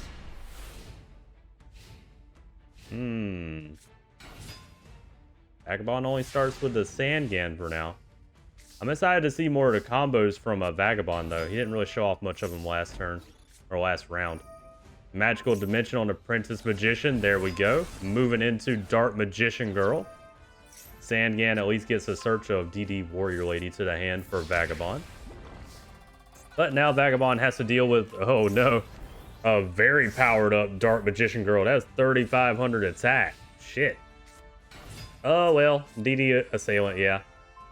But he hits it with MST first to weaken it, and then goes in to only take 300 damage and banish Dark Magician Girl. Not bad by Vagabond. Apprentice Illusion Magician. Unfortunately, she cannot use it yet. That is unfortunate. Ooh, Kiku, boss, or not boss monster, I'm sorry. Beater monster. Did damage and banishes a couple of cards. I think that's the best beater monster that Vagabond has other than, you know, tribute monsters. Yami. Okay, we use that. Oh. Interesting. Okay. Wait a minute. How'd that work? I must not know an effective Illusion Magician. Either way, she used that to power up Witch of the Black Forest, though. Oh well. Kiku takes out Witch of the Black Forest now, though, but we do get a search of Gemini Elf over on this side. I don't have time to read Apprentice Magician's effect right now. That must be what helped Mama Muto there. Mage Power on Gemini Elf, and it's super powered. Ooh, but Dimension Wall, though. 1,600 damage goes and hits Mama Muto, but Vagabond does lose the Kiku. Oh no, DD Warrior Lady. It uses this effect and it banishes Gemini Elf. The field is wide open though. All Mama Muto needs is a monster.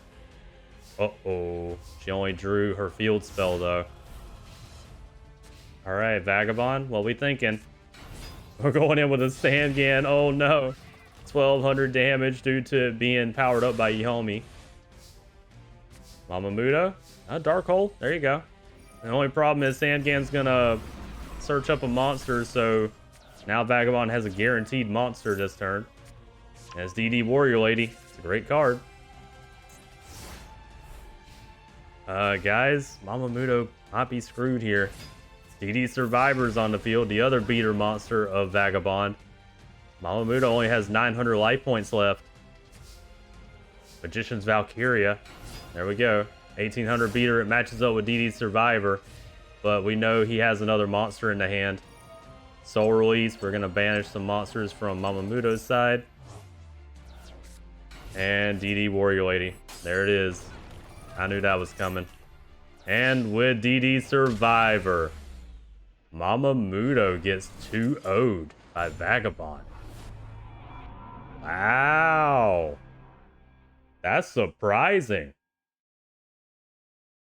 Not even a 2-1. No, Vagabond, he 2-0'd Mama Muto. Whoa. All right.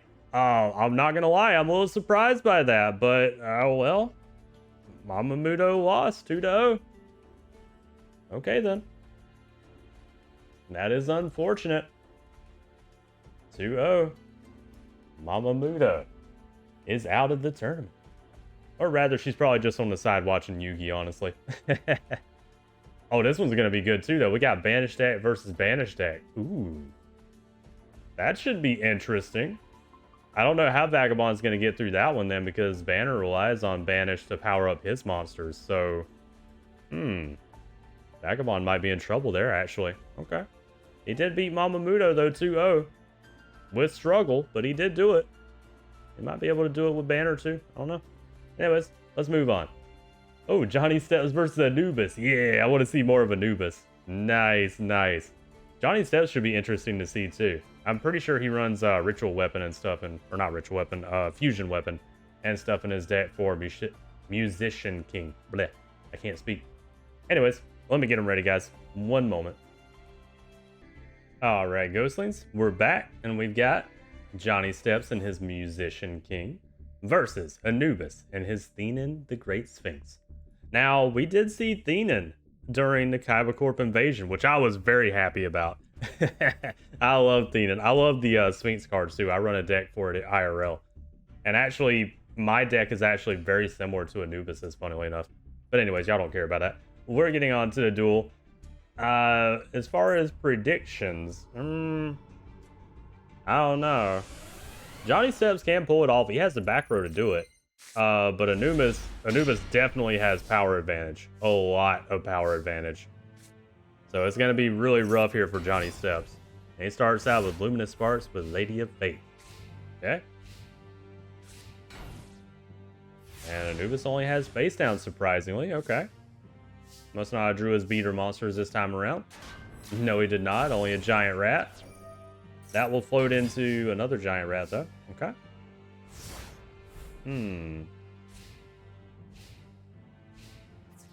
Nothing from Anubis except for Forbidden Chalice, which barely powers it up enough to get over Lady of Fate. That's not what Forbidden Chalice is used for in your deck, though, Anubis. Might want to save that. He has 3 polys in the hand, too, Johnny Steps. We tried to call it a haunted, but 7 Tools said no to that. Alright. Anubis is trying to shut down Johnny Steps at the moment, and he's successfully doing so because Johnny doesn't have anything useful in the hand right now. Ugh. Giant. Uh-oh. Andro Sphinx is on the field. Mini boss. Also, he tributed out a Cyberjar for that, too. Wow. Oh, white hole. Oh, no. Not the white hole. Counter to dark hole. Johnny Steps, why do you run that? Uh-oh. Tribute into Andro Sphinx through Tribute Burial. Guys, Johnny Steps is in a lot of trouble. He lost. He lost real bad this time. Oh, no. 2 Andro Sphinx on the field. And the Desmanian Devil. That searches another monster to the hand for Anubis, but it doesn't matter. Andro Sphinx, the mini-boss with 3,500 damage. Goes in and Johnny Steps didn't stand a chance. Damn. He also bricked a little bit too, though. All he really drew was Lady of Fate. And he got countered with his 7 tools into, that call it a haunted, so... Ugh. Damn, that was really bad for Johnny Steps. Okay, Ghostlings, let's go into round number 2 here. Johnny got his ass kicked in the first round. Let's see if, he can actually do a little something here in this one. I'm kind of scared for him, though, I'm not gonna lie. That first round was an absolute whooping. Oh, Nibble my manga starred by Anubis. Okay. Johnny, you can beat over. Oh, Pot of Greed. I love seeing a Pot of Greed. Yeah. Luminous Sparks field spell and a Shining Angel, and it'll sure enough take out that Nimble Mamanga. It will bring in some friends, though, because Nimble Mamanga is a floater. Oh, it only brought 1 from the deck, though? Okay, so Anubis has 1 of the Nimble Mamangas in the hand, then. Premature Burial on Nimble Mamanga, but Dust Tornado, though. Johnny said, nah, I'm not allowing you to bring that back. No heals. Alright. Anubis might have put another Nimble Mamanga down there. I feel like that's what it is. There's one of them. Okay, 1,000 heal. Yep, he did have the other Nimble Mamanga in the hand. I thought so. That also means that Anubis has a bad hand. Anubis, anything, man? Oh, there we go. Kaiser Seahorse. Compulsory evacuation device, though. Johnny was ready for Anubis this time. He learned from the last round. And he arguably has a better hand, too. Alright, going in for the damage. Anubis can't do anything about this. And a Metal Morph on the Shining Angel, too. 2,700. Anubis, you got anything, man?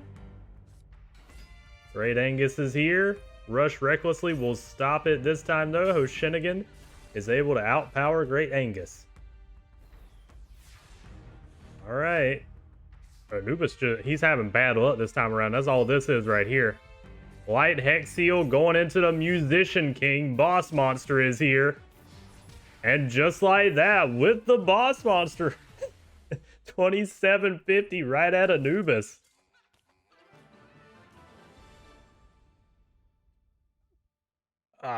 Okay. First round, Johnny gets his ass completely kicked.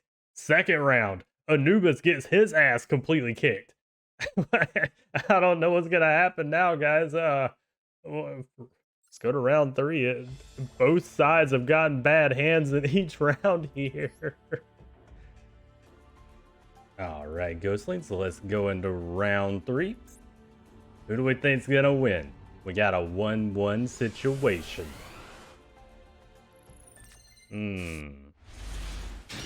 Oh, Johnny didn't draw any monsters. Uh-oh. That's really bad. Anubis, did you draw any? Yep, he drew a beater monster. Great Angus. Johnny, you gotta draw a monster, man. That'll work, I guess. Yeah. The Light Hex Seal with Metal Morph. Uses that to get over Great Angus. Not really what you want to use Metal Morph for here, but it is what it is. Monster Reborn into the Great Angus on the wrong side of the field, too. Okay. Okay, Anubis, what is your answer? He's going with a Nimble Mamanga. Okay. Forbidden... I think Forbidden Chalice, right? Yeah, Forbidden Chalice. Uses that to get over to the Light Hex Seal. Okay, we're going Call It a Haunted to bring back the Light Hex Seal. Luminous Sparks field spell. And we would go in for damage, but Waboku stops it this time. Okay. We got a bit of a match going on here. Hold on. Anubis, you got anything good? Oh, he doesn't. Compulse on Nimble Mamanga, too. Okay. Johnny Steps has his Witch of the Black Forest. He can't quite get into... Well, he could get into Musician King. Negate attack, though. There we go. Musician King, the boss monster, is on the field. And since Witch was taken out, it searches out a Sage of Silence to the hand for our boy Johnny. Ooh. Oh, no. Cyberjar, though. Ugh. That was a well-placed cyber charge by our boy Anubis. He just wrecked Johnny with that. He's got a lot of good support in the hand too, though. Hold on, Johnny got a cyber jar though. Do it, Johnny. Put it face down. Yeah. There we go. Johnny just got some new support to the hand too. Tribute Burial into Andro's Faints, Forbidden Chalice rather, makes it so it can attack this turn too. Unfortunately, though, Anubis probably should have waited on that because he saw that we have Cyber Jar. There it is. And we're going to do some more searching. I love seeing Andrew's Sphinx get summoned, though. Okay, we got a Sage of Silence and Witch. We also got some pretty damn good support here. A White Hole. If we activate a Dark Hole. Oh, Thenan. There's Thenan.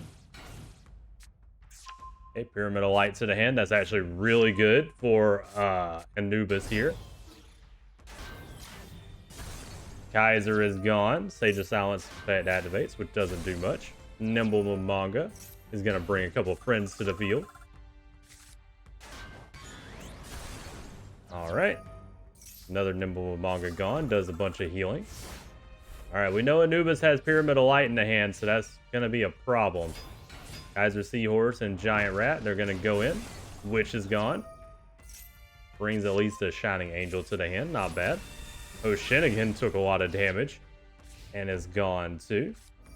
Dust Tornado on. Pyramidal Light. Good job, Johnny. Yep. Good job. You don't want him to have a Pyramidal Light. He also has 2 tributes, though. Dark Hole. Okay. Gonna Dark Hole and go in with Sage of Silence for some damage. Nice, nice. Johnny's putting up a fight this time. Alright, Anubis, you got a clear field. Oh, he Heavy Storm. That was good, Heavy Storm. Damn, Johnny lost everything. Anubis only goes with a face down, though, and a sword, so that means he doesn't have much at the moment. Swords gives him 3 turns to think about it, though. Luminous Sparks is back on the field, and Johnny's just setting up for now, waiting for that swords to go away so he can finish off Anubis. Well, Dark Hole, though. Too bad Johnny lost his White Hole trap earlier, otherwise he could have negated that. Lady of Faith is here with a Metal Morph, waiting to go in. Anubis. Oh, Enraged Battle Ops. Okay. Witch of the Black Forest is here. Okay, no more swords. What can we do? Anubis is going in for the piercing damage. Okay, fair enough. Witch is going to search out Shining Angel. Alright, Johnny.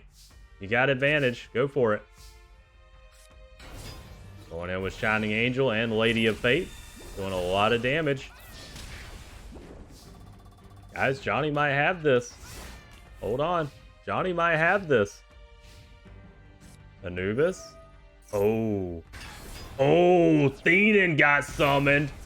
7,000 damage. Damn. Ooh. Wild monster appears to bring out Thenan. It couldn't utilize that 7,000 damage, though. At least it did take out a monster, but damn.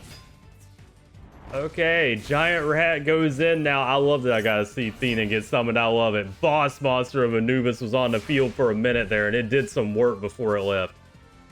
Very nice. Freya, double Freya is here. A hero emerges, though. Ooh, Sphinx Telia. 3,000 attack is on the field. All right. Just like that, Anubis just turned it around again. Sphinx Telia is here, and it's going to absolutely wreck. Oh, wait a minute. Rush recklessly, though, on Shining Angel that was powered up. Sphinx Telia is in the grave. Wait a minute. Johnny Steps just won. Oh my god, Johnny Steps, he just did it with Shining Angel. 3,200 to Anubis. Okay, Johnny Steps, okay, I see you. Damn. I'm surprised. That's an upset. Still, I'm gonna call that an upset. Wow. It's really unfortunate. That's a little bit of a better hand, but Johnny Steps, where's all your other monsters? Also, he drew another 2 poly. Didn't he draw 2 poly last time as well? I'm a little concerned for Johnny Steps, guys. It's not looking good. Oh, heavy storm too. Damn. He lost all his back row. Giant Rat and Great Angus go in. Poor Johnny Steps is getting absolutely slapped right now. Monster Reborn on Freya too. Anubis doesn't want to leave him with anything. Oh no. Johnny Steps with Witch of the Black Forest. He can't do anything with it but set. Johnny kind of bricked here again. Alright, Witch is gone. It will search up at least another monster for him. Sage of Silence, okay. He takes a lot of damage this turn though. Great Angus and Kaiser go in. He's only got one more hit he can take like that. Shining Angel, okay. He finally got a floater monster. We're not playing Luminous Sparks. Oh, because of Kaiser Seahorse, that's why. And Freya. Shining Angel at least float into another Shining Angel. And that one will float into another. Great Angus takes that one out too. Do we have anything else to float into? Sage of Silence, okay. Johnny? Cyberjar, hold on. Widespread Ruin, he tries to take out the Freya and do some damage. He goes to main phase 2 and decides to throw down that Cyberjar. That's going to be his only saving grace right now. Tasmanian Devil goes in. Cyberjar is hit though. It pops all the monsters, and this is exactly what our boy needed to be able to get back into this, because Johnny Steps is not looking good. I'm sorry. Hold on. No, stop it. Anubis? I don't care about the monsters right now. What is this? Anubis, stop it. Anubis, did you just put Cyberjar in attack mode, sir? Why? Johnny Steps, kick his ass. I'm not tolerating this. What is that? He just threw another poly too. It's a good thing he has what he needs, because he can now get into Musician King. There's the boy. Boss monster of Johnny Steps. And that gets him a Search of Another Witch. And luckily he has Luminous Sparks and Sage of Silence and a fusion weapon. So that's a 3750. And you took out Cyberjar. Good job. Oh, hero emerges though. Ooh, shit. Andro Sphinx, the mini boss, is on the field. Funnily enough, though, it cannot beat over a Musician King that is powered up with Fusion Weapon and Luminous Sparks. Good job by Johnny Steps coming back into this. Okay. Johnny Steps is back in this now, but he's only got 400 life points, too. He's looking a little rough. Dust Tornado on the face down. Oh, that was a good hit. Okay. Tribute Burial. Andro Sphinx, funnily enough, got taken out by a Musician King. Y'all might laugh at his boss monster, but when he has the setup he just got here, it's very powerful. Alright. Oh no! With the piercing damage from Enraged Battlehawks. No! Johnny Steps got taken out with piercing damage. That's unfortunate. That's really unfortunate. I thought he could bring it back. Oh no. Damn. I'm flabbergasted. Good job, Johnny Steps. Shit. Also, poor Anubis and the Tomb Keepers. The Tomb Keepers doing very poorly today, except for like Merrick. Oh no. Good job to Johnny Steps, though. I'm proud of the boy. 2-1. Wow. Okay. I'm not gonna lie to y'all. I thought Power Advantage would have made it so Anubis would have won that one. I'm a little surprised by that. Okay. Are any of you guys surprised by that? Let me know. Shit. I thought Anubis had that one. If the If the 7,000 attack Thenan would have been able to go through, he would have had it. I think the effects of some of the cards he used, though, negated that, sadly. So, it's sad to see. Oh, well. Anyways, moving on. I'm surprised by that one. That was a good match, though. Honestly, any match with Anubis is always good, whether he loses or not. Anubis be putting up some good damn matches. Anyways, we got Vagrant versus Haley Ito. Who do you think's gonna win this one, guys? I don't know. This can go either way too. But Haley always does well in the tournament, so I don't know. Vagrant's gonna have to put in a lot of legwork to be able to take out Haley. Honestly, if Haley loses in round 1, that would be probably the biggest upset of the tournament. I'm not gonna lie. But let's see what's gonna happen. One moment. Alright, Ghostlings, we're back. We have Vagrant and his Magician of Black Chaos, the ritual version, versus Haley Ito and her new boss monster, Eames the Infinity.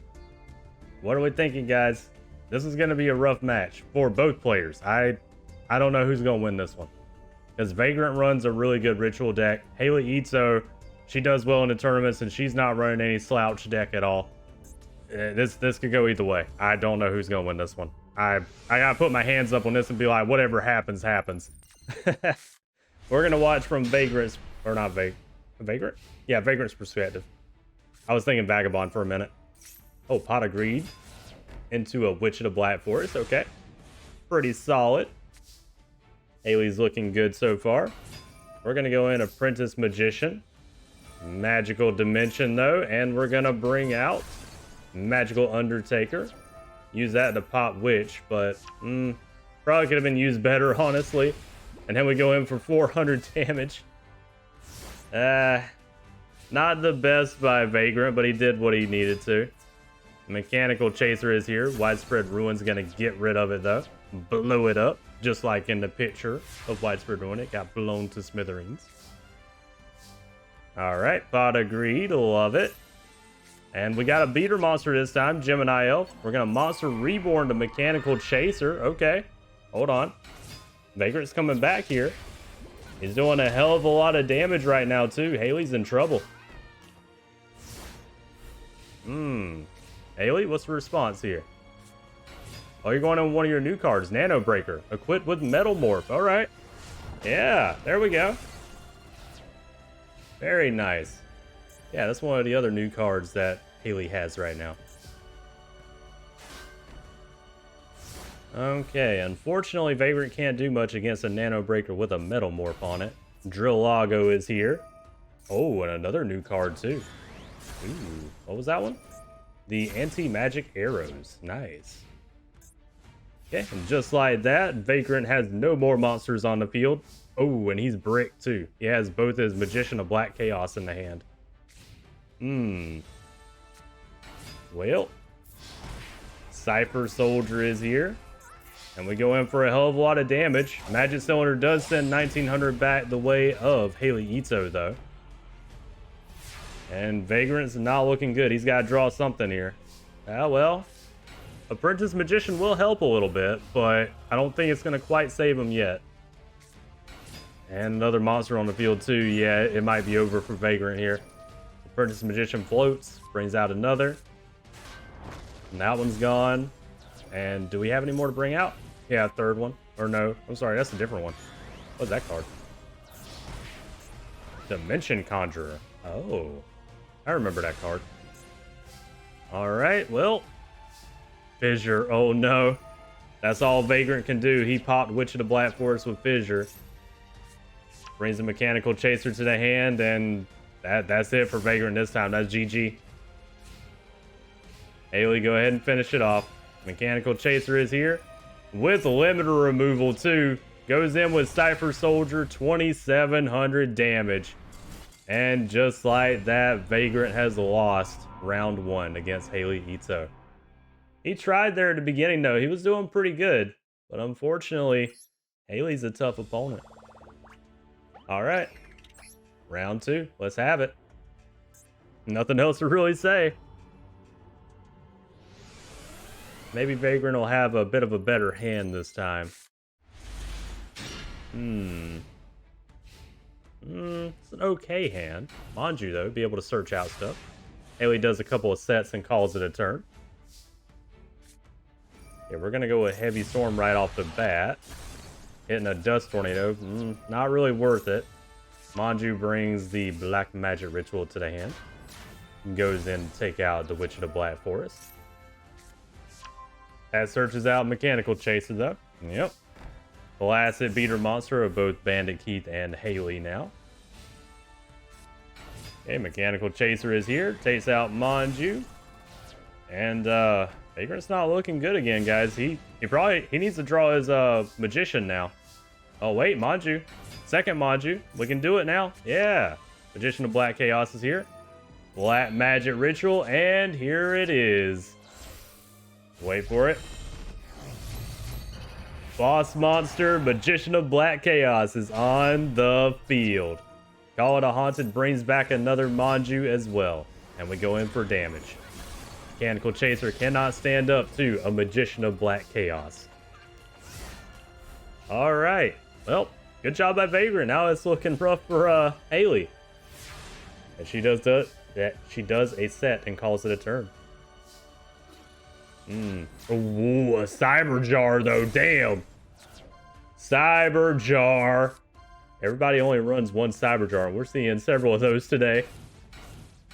Alright, pretty good Cyber Jar by Vagrant here. And he got some support as well. Okay. Pretty good monsters by Haley there. Yeah. Okay, that was a pretty damn good Cyber Jar for Haley too. Alright. Vagrant is once again in trouble, but Giant True Nade, okay. Good call by Haley. Not a good call attacking with the Witch there, though. Alright. Pretty much all the monsters are going to get taken out almost. Apprentice Magician will at least float into another, though. Or no? They chose a different one. What was this one? Pixie Knight. Okay. Drew a Gemini Elf. Going in. Well, we would go in, but Covering Fire stops that. Takes out the Pixie Knight. Its effect activates, though. Puts a Heavy Storm back in the deck, at least.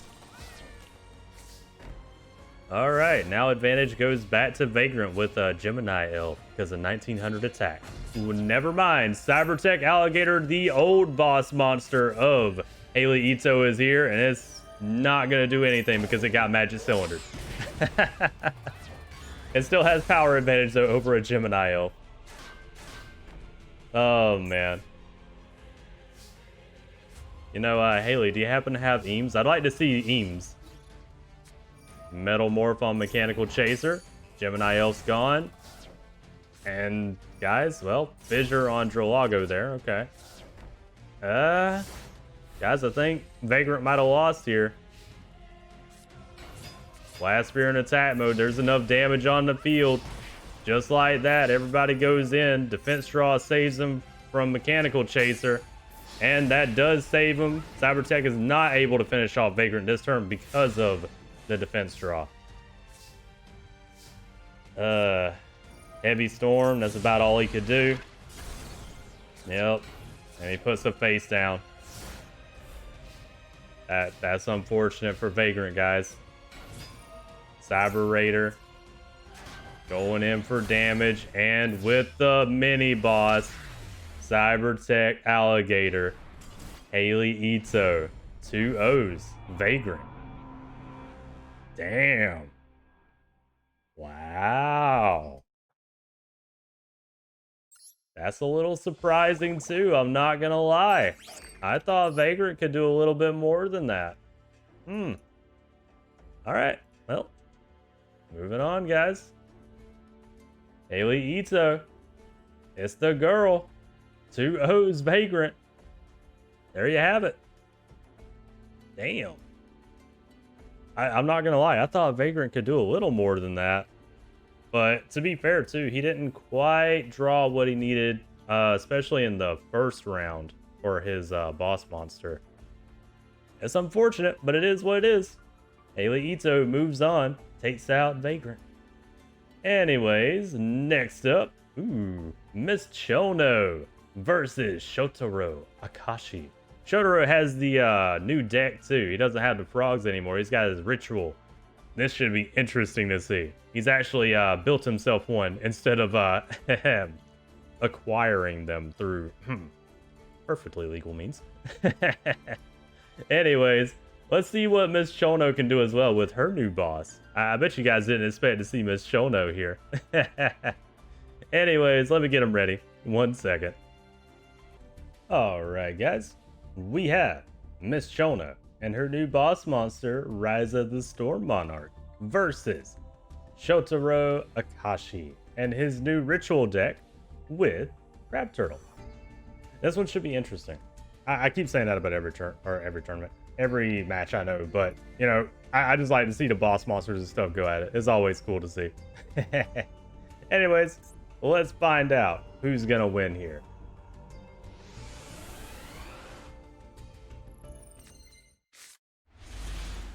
Okay. And yes, Miss Chono still does have her old boss too, Rock from the Valley of Haze. Oh, starting out with a legendary ocean and a set by Shotaro. Okay. Interesting. We're gonna go ahead and poly. We're going into, wait for it, Punished Eagle. Nice. Mini boss and Blue Wing Crown are here. Ooh. But we have to deal with a Yomi ship though. That's unfortunate. Punished Eagle didn't last long. Punished Eagle is also one of the new fusions of Miss Chono too. She hasn't ran that before. Oh damn. Fissure on Blue Wing Crown. And oh, okay. Catapult Turtle is here. Call It a Haunted brings back the Punished Eagle though. Catapult Turtle will tribute itself to do some damage though. Not sure if you wanted to do that, Shotaro, but they are new cards for you, you know, it is what it is. We tribute into the mini boss, Rock from the Valley of Haze. And it's not looking good for Shotaro at the moment. He still has Legendary Ocean on the field though. Never mind, he doesn't have any monsters to capitalize on that though. Uh-oh. Mini boss Rock goes in again. Shotaro, was that all you had, man? Come on, do something. Oh no. Shotaro, no. There's Ryza. We're not going to summon it though.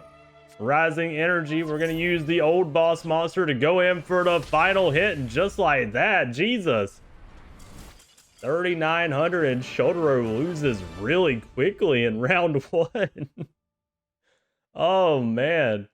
I also love the respect towards her old boss monster. Miss Chono's like, oh, I drew my new boss monster. I like my Rock better. I'm going to use it as Rising Energy and go for the win with my old boss monster. Respect. I love that she did it with Rock. I love that card. Oh, man. Also, Shotaro didn't draw what he needed. He doesn't run a bad deck. He didn't draw much, though. Let's go to round 2. Shotaro, do something. Show us your boss monster. I know Miss Chono has a really versatile deck now. She's got several fusions, several monsters to get into. But you got some stuff over there, Shotaro. You can do it. Okay, we're starting out with a Rising Air Current. Blue Wing Crown would be here if not for Trap Hole. Okay. Nice job by Shotaro there.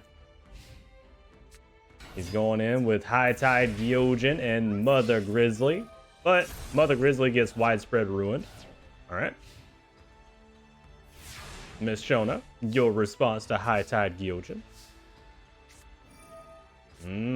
Getting the poly with King of the Swamp and wait for it. Polymerization. Wait for it. And Crimson Sunbird mini boss is here. Takes out High Tide Gyojin like it ain't nothing. Too bad it can't be powered up by Rising Air Current though. Oh, Dark Hole by Shotaro. That's happening a lot as soon as Miss Chono gets her fusions. They're just gone. Okay. Oh, Miss Chono didn't draw anything either. A TT will be useful though. Alright, Shotaro. He tries to go in with Nightmare Penguin, but gets TT'd. Maybe you should have put that face down. You want to get the effective Nightmare Penguin most of the time. Ah, Rock. It's good to see you, Rock, but not right now. Shouldero puts down Legendary Ocean, and that's all he can do. Both players are bricked right now. Oh no, Miss Shouldero, that's 2 rocks in a row. Alright, Shouldero, this is your chance, man. Manju, wait a minute, here we go. Turtle Oath is in the hand. He can't capitalize on it yet, though. That's sad. Come on, Shouldero, show us your crab turtle, man. I want to see it. Boss monster. Miss Chono still didn't draw any other monsters. Wow. Oh, no. Really unfortunate for Miss Chono. Manju's going in again. Miss Chono, you got to draw something. There we go. Hunter Owl. That'll work. 2,000 beater, except... Ooh. Dust Tornado does hit the field spell, but it's still just powerful enough to take out Manju. Shouldero, you got stuff to beat over Hunter Owl. There it is. Mad Lobster. Ooh, with an equip spell, too. Well, Boku stops it this turn, though.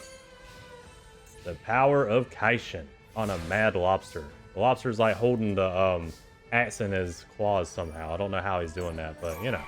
Monster Reborn on the mini-boss, Crimson Sunbird, and we tribute into the old boss, Rock. And we're going in for damage. All right. Not bad at all by Miss Chono here, bringing it back. Shouldero going with a set, too. That's not good. Okay, we got a fissure in our back pocket. We're going to tribute into a second Rock. Mother Grizzly is gone. Didn't stand a chance against this bird. Neither one did, but it'll float into another. Oh, never mind. That floats into Yomi ship. But Miss Chono had the answer in her back pocket of fissure. Oh, Shouldero's in trouble. And that's GG. Damn. She draws Faith Bird. Miss Chono going in. Faith Bird. Rock with reinforcements on it. She powers up the boss monster again to go in for game. Very nice. Wow, poor Shouldero. He didn't get to do many of the plays he has in his deck, though. That's so sad. I actually tested Shouldero's deck a lot, if you guys didn't know. I kind of liked it. I'm sad that he couldn't do much against Miss Chono, but I mean, to be fair, right now, Miss Chono, she's rocking a pretty damn good deck at the moment. So I got to give her props. She did a good job. Shouldero did his best as well. I'm just sad that, unfortunately, he could not do better. But it is what it is. Let's go over here. And we're starting to see some more 2-0s lately. Oh, no. Poor Shouldero, even with his new deck, he could not take out Miss Chono. I just want to mention for a second, too. I love that Miss Chono, when she had the chance to go into her actual boss, or the new one at least, she said, nah, I'm going to use my old boss. And both matches, or rather both rounds, she powered up Rock, her old boss monster, which I guess we should just keep on calling her regular boss because she seems to like it more. And she went in to take out Shouldero twice with it. Very, very nice. Oh man, Miss Chono loves her Rock from the Valley of Haze. I gotta respect that. Anyways, oh, we've been waiting for this one too. Lil Susie, yeah, versus Weevil. Ooh, nice, nice. I'm excited for this. Also, Lil Susie might not be excited for this because she doesn't like bugs. Lil Susie's gonna feel some kind of way about this match. Anyways, let me get them ready, guys. 1 second. Alright, guys, we're back. And we have Weevil Underwood and his Insect Queen versus Lil Susie and her Go Giga Gaga Gigo. Gotta love it. Alright, so a couple of things before we actually get started, too, though. Number one, I hate to say it, but Weevil Underwood is technically running a more nerfed version of his deck today. It's sad because I wanted him to have Great Moth for this tournament because obviously, you know, he ran Perfectly Ultimate Great Moth and Great Moth for when we saw him in Duelist Kingdom, if you guys watched Duelist Kingdom. But sadly, AI versus AI being as it is, it will not properly use the cards. So we're kind of in the point right now to where it's like, I could have given him a lot of future cards, but if I did, Weevil would probably take out everybody because he'd be able to get to Perfectly Ultimate Great Moth like it was nothing. So that's unfortunately kind of where we're at with Weevil at the moment. We gotta get a little bit further on in the Maximum Era and we can get him his properly powered deck. But I did give him some stuff he can work with today, and I'm hoping to see him actually utilize them too, because other than Great Moth, which he won't properly get into with Petite Moth and Cocoon of Evolution, he also won't use Parasite correctly, so I had to take that one out too, sadly. It's really sad, because I wanted to see Weevil use a more proper Weevil deck. I had some good ideas and ways to have him get to Perfectly Ultimate, but he has to actually be able to use the old school strats to get to it. And if you guys know, the old school strats to get to Perfectly Ultimate, or just Great Moth in general, it takes a lot of setup. So it is what it is, but you know, hopefully Weevil can do some work with his current deck today. Also, Lil Susie is running a bit of a different deck today too. Obviously, you know, if you guys watch the lore section, she's trying to make her deck a little more scary to scare its competition. So she's running in general the same thing, but she's got a lot more reptiles and stuff she should be able to work with here. Anyways, sorry for extending the intro. I just wanted to kind of go over Weevil for a second there, because I was kind of sad that I couldn't make him as powerful as he should be for this tournament, but you know, it is what it is. Anyways, without further ado, let's get started. Who are we thinking though, guys? Even with a nerf deck, Weevil should be able to do some work here.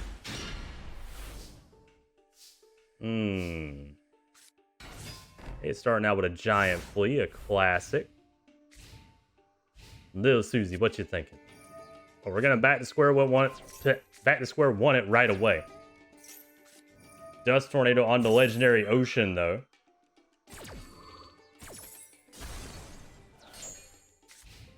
Okay, and nothing else. She also threw away her Gigabyte. She runs one of those in the deck. Giant Flea is back again. It goes in for 1,500. Lil Susie doesn't like that because she does not like bugs at all. I don't know. She might be panicking on the other side over there. Okay, got a Needle Worm. We're going to go into the Insect Princess though and call it a Haunted that Giant Flea. Okay. And then we're going to try to go in. Takes out the Witch. That's good for Lil Susie though. Gets Giga Gaga Gigo to the field. Nice. Or not to the field, to the hand. I'm sorry.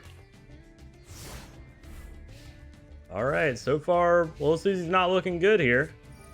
All the Haunted on Gigabyte. We activate DNA Surgery though. Oh wait, what happened? Oh shit. Wait, a couple things happened. I didn't see that. Go Giga Gaga Gigo regardless is on the field though. Legendary Ocean is here. What trap did she use? Or spell? Oh, she used Big Wave, Small Wave. Oh, nice job by Lil Susie. Okay. We also got a Monster Reborn bringing out Insect Princess in defense mode again. I'm actually surprised she used Big Wave, Small Wave. She only has one of those. Good job by Lil Susie. Ooh. The Death Barrel Imp is here. Very nice. All right, Lil Susie's here. She's ready to go. Insect Barrier. Uh-oh. Needle Worm. Taking out some cards from the deck, and we got Insect Barrier here. That's a problem because we got DNA Surgery on the field too. That means Lil Susie can no longer attack. Uh-oh. Surprisingly, our boy Weevil has got the lock going with DNA Surgery and Insect Barrier. He actually pulled it off. Good job. He can't beat over Giga Gaga Gigo yet, though. He's going to have to figure that out. Insect Queen. Okay. He's going to tribute into Insect Queen, the boss monster.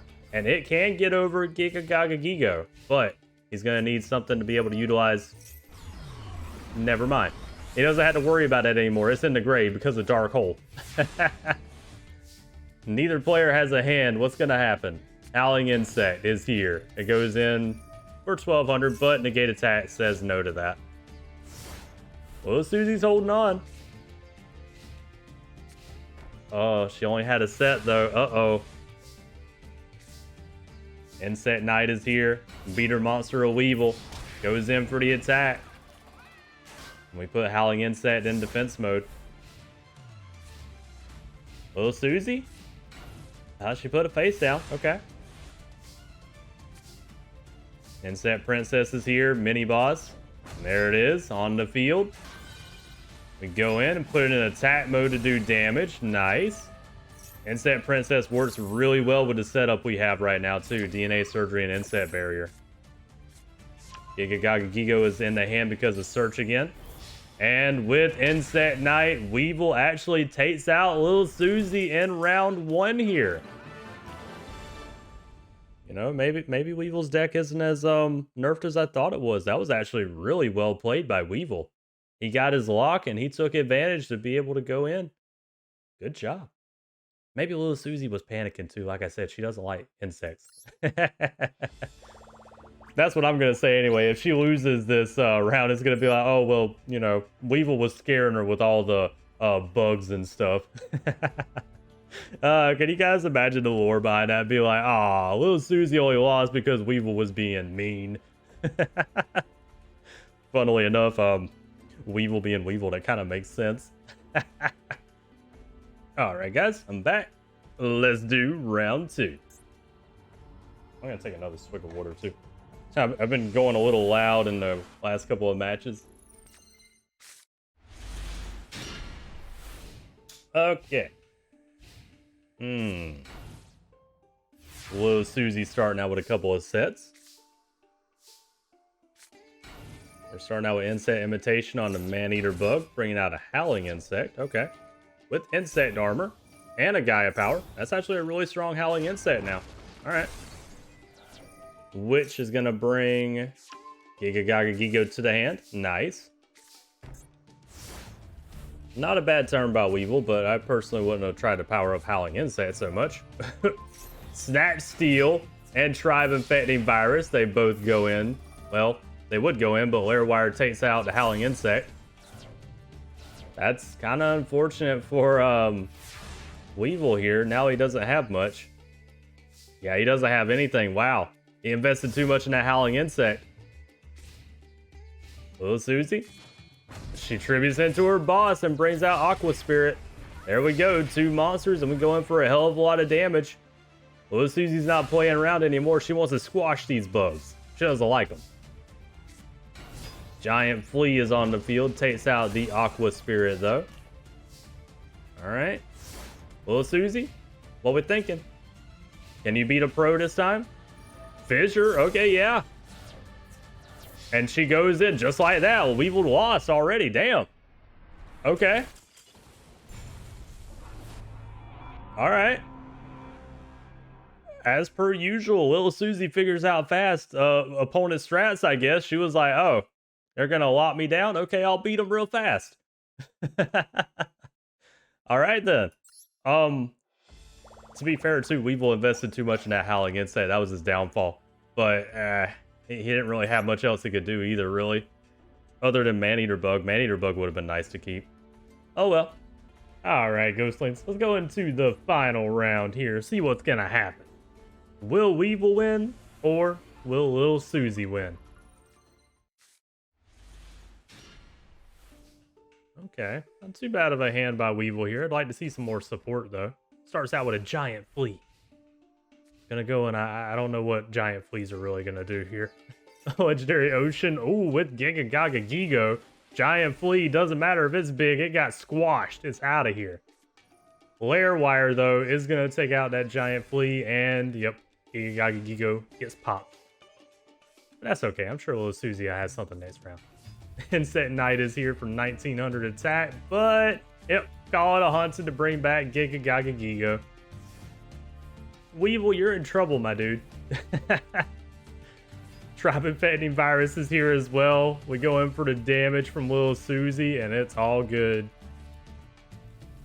Weevil, you need some of your support like ASAP, man. That's not the support I'm talking about. Oh no. Guys, Weevil's drawing all the wrong shit at the wrong time. 4-star Ladybug at least is here. Ooh, Divine Wrath though. Doesn't matter, it's gone. Can't use its effect and it's out of here. That would have been good to get rid of Tribe Infecting Virus at least. Premature Burial on the Boss Monster by Lil Susie. Weevil, Dark Hole, or die. He's gonna die. He's gonna die. DNA surgery is here, but it's not gonna do it any good. Lil Susie's got this.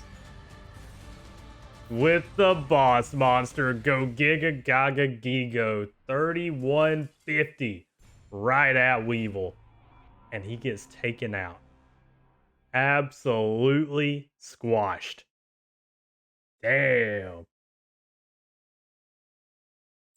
That's Lil Susie, everyone. That's also Weevil too. It was a good try by Weevil. I will give him that. And especially in his last round here, he did not quite draw what he needed, sadly. Y'all don't care about my blabbering. Y'all want to see the duels. All right, round 2. Lil Susie, show us what you got. Hopefully, oh, he's already got DNA surgery though. Ugh, that's not good. Lil Susie has Legendary Ocean and mini boss Giga Gaga Gigo again though. Hold on. Lil Susie's gonna be doing some work here, I think. DNA surgery is active again. If we find an insect barrier, we're in a lot of trouble. Maiden of the Aqua is in attack mode. Oh no. 4-star Ladybug was actually able to pop Go Giga Gaga Gigo because of Legendary Ocean too. That's so unfortunate. Gaia Power's on the field. Insect Knight is here. It goes in and takes out Maiden of the Aqua. Wow. So we only have an Aqua Spirit hanging around. Dark Hole by Lil Susie. Okay, fair enough. Got anything else? Nope. Lil Susie's not looking good this time, guys. Jeez. To be fair, too, though, she has only lost to pros in the tournament so far. Weevil is a pro. Call it a Haunted also. Getting the Giant Flea and Insect Knight. Damn.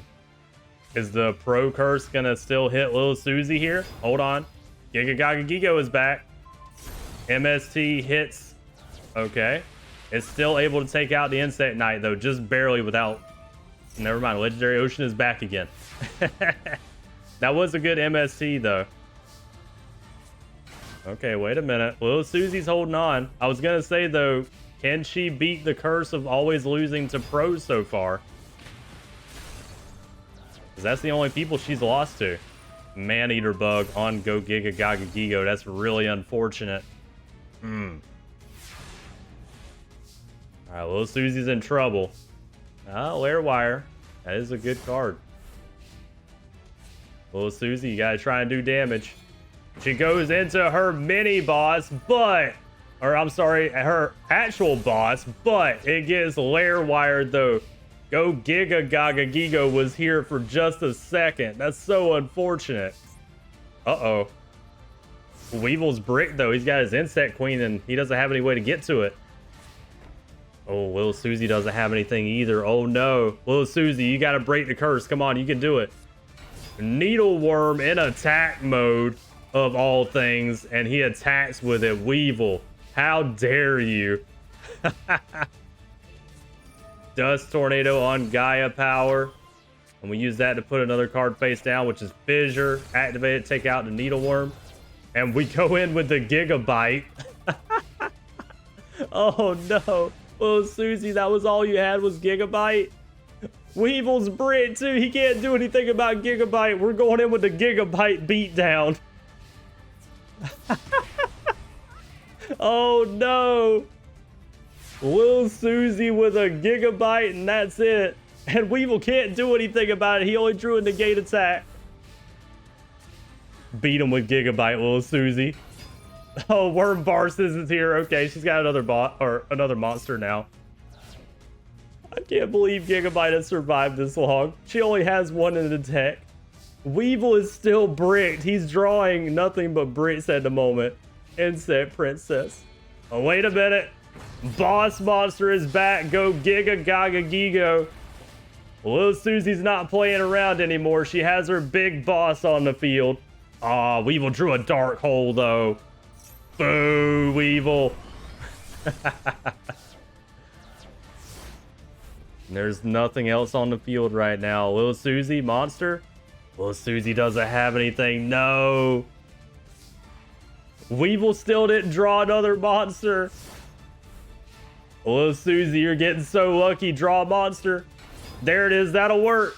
Lair wire, though. Yeah.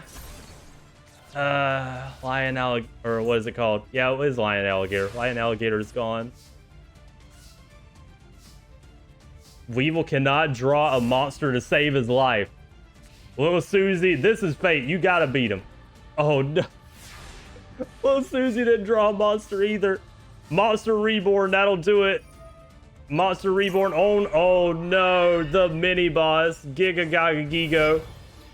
He goes in. Waboku saves Little Susie this turn though. Little Susie, can you do it? Beat Weevil. Back to square one. And with the Death Barrel, Imp goes in for damage. Nice. This is such a close match. Insect Knight. Oh no.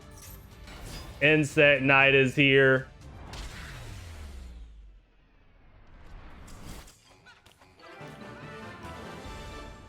And Little Susie loses.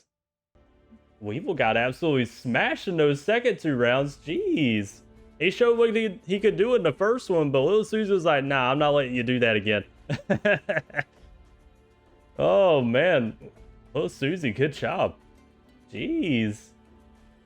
Okay. 2-1.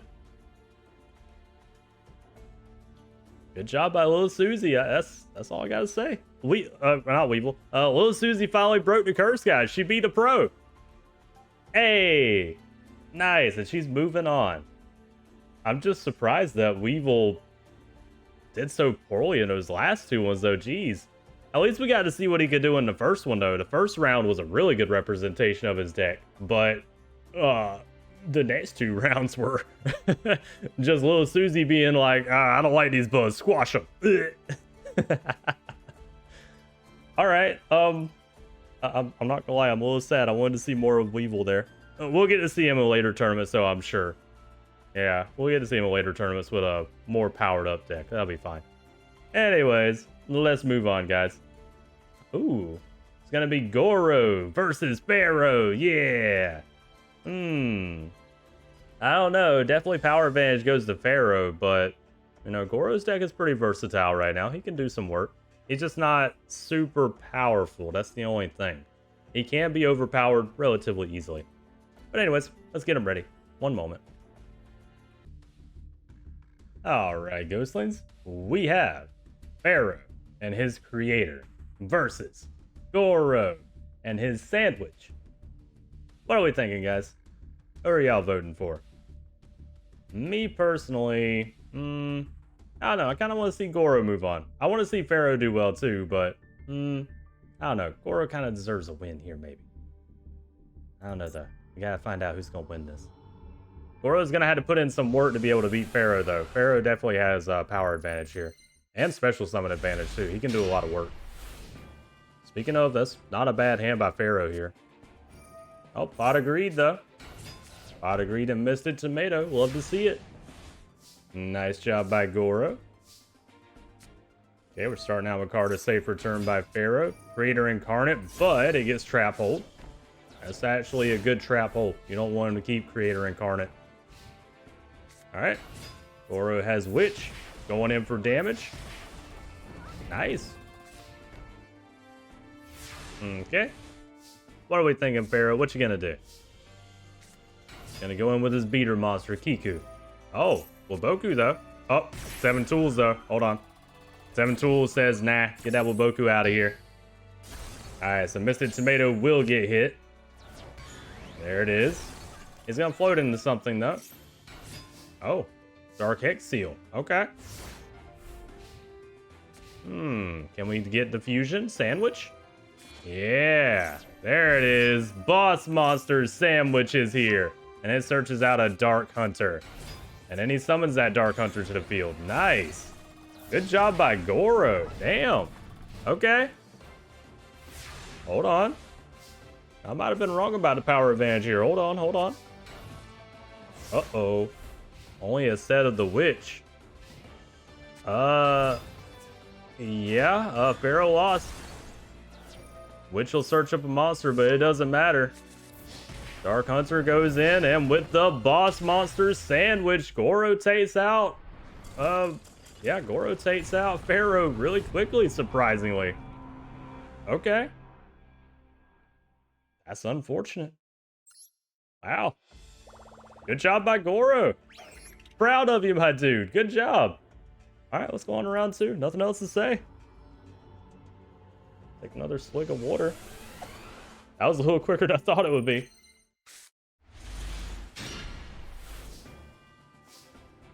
Okay. Pharaoh's going to need to get a bit more support. He didn't have much of his support last time to be able to do some work. Start now with Mystic Tomato again on Sinister Serpent. That's okay though, Sinister Serpent will be back. MST on Call It a Haunted, good hit. Alright, Pharaoh's turn. Sinister Serpent activates, brings itself back to the hand. Going in with the Creator Incarnate, taking out the Mystic Tomato. It's going to float into that Dark Hex Seal though again. Can we get the sandwich one more time? No, we're going to Dark Hold. Okay. Goro must not have much else. Dust Tornado as well. It's a Call It a Haunted. And we throw down another Dark Hex Seal. Okay. Interesting, interesting. Got another Sinister Serpent here. Creator Incarnate's on the field. Premature Burial, another Creator Incarnate. Going in for damage. Not bad by Pharaoh here. Goro's gonna have to come up with something good. Doesn't seem like he's drawing what he needs this time around. Well, Fissure does get rid of one of the problems at least. Okay. Going in for battle phase. Goro's got nothing, so Creator Incarnate with the 1600. Goro, anything? Uh-oh. Goro did not draw what he needed this round. Pot of Greed is a great top deck. There we go. Kiku, the boss monster, is on the field. Kiku's effect banishes some monsters. Going in with the Creator too. Creator Incarnate, rather. Goro? Anything? He does have a set this time, okay. Who knows, that could be anything. Oh, the Creator. Yep. Tribute into the boss monster Creator. And with his effect, we bring back the Creator Incarnate to the field. And just like that, it's over. Yep. Creator Incarnate, which will bring a Dark Hunter, but it's too late. With the boss monster, Pharaoh takes out Goro. I about said takes out Creator. Y'all know what I meant regardless. I love it when we finish off with the boss monster though. It's always great. We're seeing a lot of that today too. We're seeing like mini bosses and boss monsters just taking out everybody. I love it. All right, we're in a 1-1 situation. Pharaoh shows what he can do. Goro's showing what he can do. Who's gonna win round 3?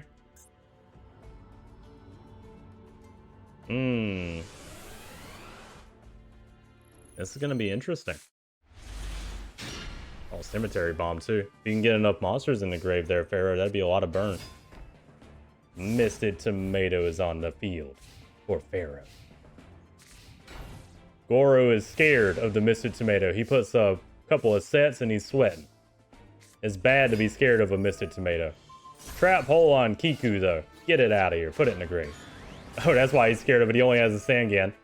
Sangan will search out his own Misted Tomato though. Fair enough. Okay. What are we thinking there, Goro? Oh, we got his field spell now. Uh-oh. Misted Plasma Zone, Misted Tomato. We're going to do a floating game. Are we going to just thin out a deck of all 3 of the floaters, or what are we doing? Actually, Pharaoh can't do that because he's got one of the Misted Tomatoes in hand. All right, so this might be in favor of our boy Goro here. Hold on. Floater battle. Witch is on the field. Another Mystic Tomato. And he uses that to take out the Witch. The Witch will search out Kiku, though. Interesting. We got a brain control as well. Yep. Gonna use that to take Mystic Tomato. Kiku's on the field, and we're going in for a lot of damage from Pharaoh. Kiku also banishes a couple monsters. Goro's in trouble. What is your answer, Goro? Oh, he's gonna fissure. All right. Yeah, he had a fissure laying in his back pocket. I love it. Going in for a lot of damage back. Nice. Okay, this is a back and forth duel. Hell yeah. I'm here for it. Oh, Dark Hole. No, we're gonna miss it tomato for now? Okay. Missed it tomato on Sangan. Sangan's gonna search a witch. All right. I was for sure that they were about a Dark Hole there, but Pharaoh said, nah, I'm gonna wait on it for now. Witch is on the field. We're gonna play the floater game again between two Mystic Tomatoes. Who's gonna come out on top? Find out next time on Dragon Ball Z. Sorry, I had to make the reference. Anyways, we have two witches, funnily enough, that come to the field, and they're gonna both do a search now. To the hand this time.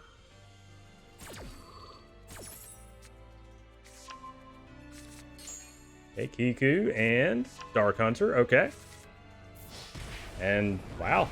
Witch goes in for a lot of damage. It's 1600 beater with Mystic Plasma Zone on the field. We see what Pharaoh has in the hand, though. That card is safe return. Going in with Kiku. Witch is gone. It's going to banish a couple monsters. And then Witch will get its effective search. Brings Bistro Butcher to the hand. Okay. This is really close. I don't know who's going to win this one. Dark Hunter is on the field, and with its effect, it is more powerful than Kiku. Nice. 2500 4-star beat stick. You'll love to see it. There's the Dark Hole. We've been waiting for that from Pharaoh for a while now. Yep. And then we put the Sacred Crane down. It goes in, does like a little crane kick. Goro, you're so close, man. Come on. What do you got? He's got a Pot of Greed. That's great. Bistro Butcher. Hold on. Sacred Crane is gone. And with its effect, it gives 2 draws over to Pharaoh. You don't want to give Pharaoh draws, but he didn't really draw anything to deal with. Oh, wait, no. Creator card, its effect brings the boss monster to the field. Never mind. I forgot. The boss monster is on the field. Creator. It's going to go in for the win. Call it a haunted, though. Wait a minute. Sangan, that's not a... No, that is just barely enough. It saves his life points just enough. And that searches out a witch. Oh. No! Cemetery Bomb! Ah, no. The burn of Cemetery Bomb. Goro was so close. Oh, man. Good job by Goro. I say it every time. I like seeing Goro fight. He always does a good job. It's kind of like watching Anubis. Anubis always does a good job, even if they lose. I'm not going to lie. I know in my heart I kind of wanted to see Goro win. Damn. That was a good duel, though. I got to give props on that. That was a good-ass duel. Good job to both Pharaoh and Goro. But Pharaoh, with the Cemetery Bomb at the end, had just enough to be able to take out Goro. Man, that's unfortunate. Good job, Goro, though. I know.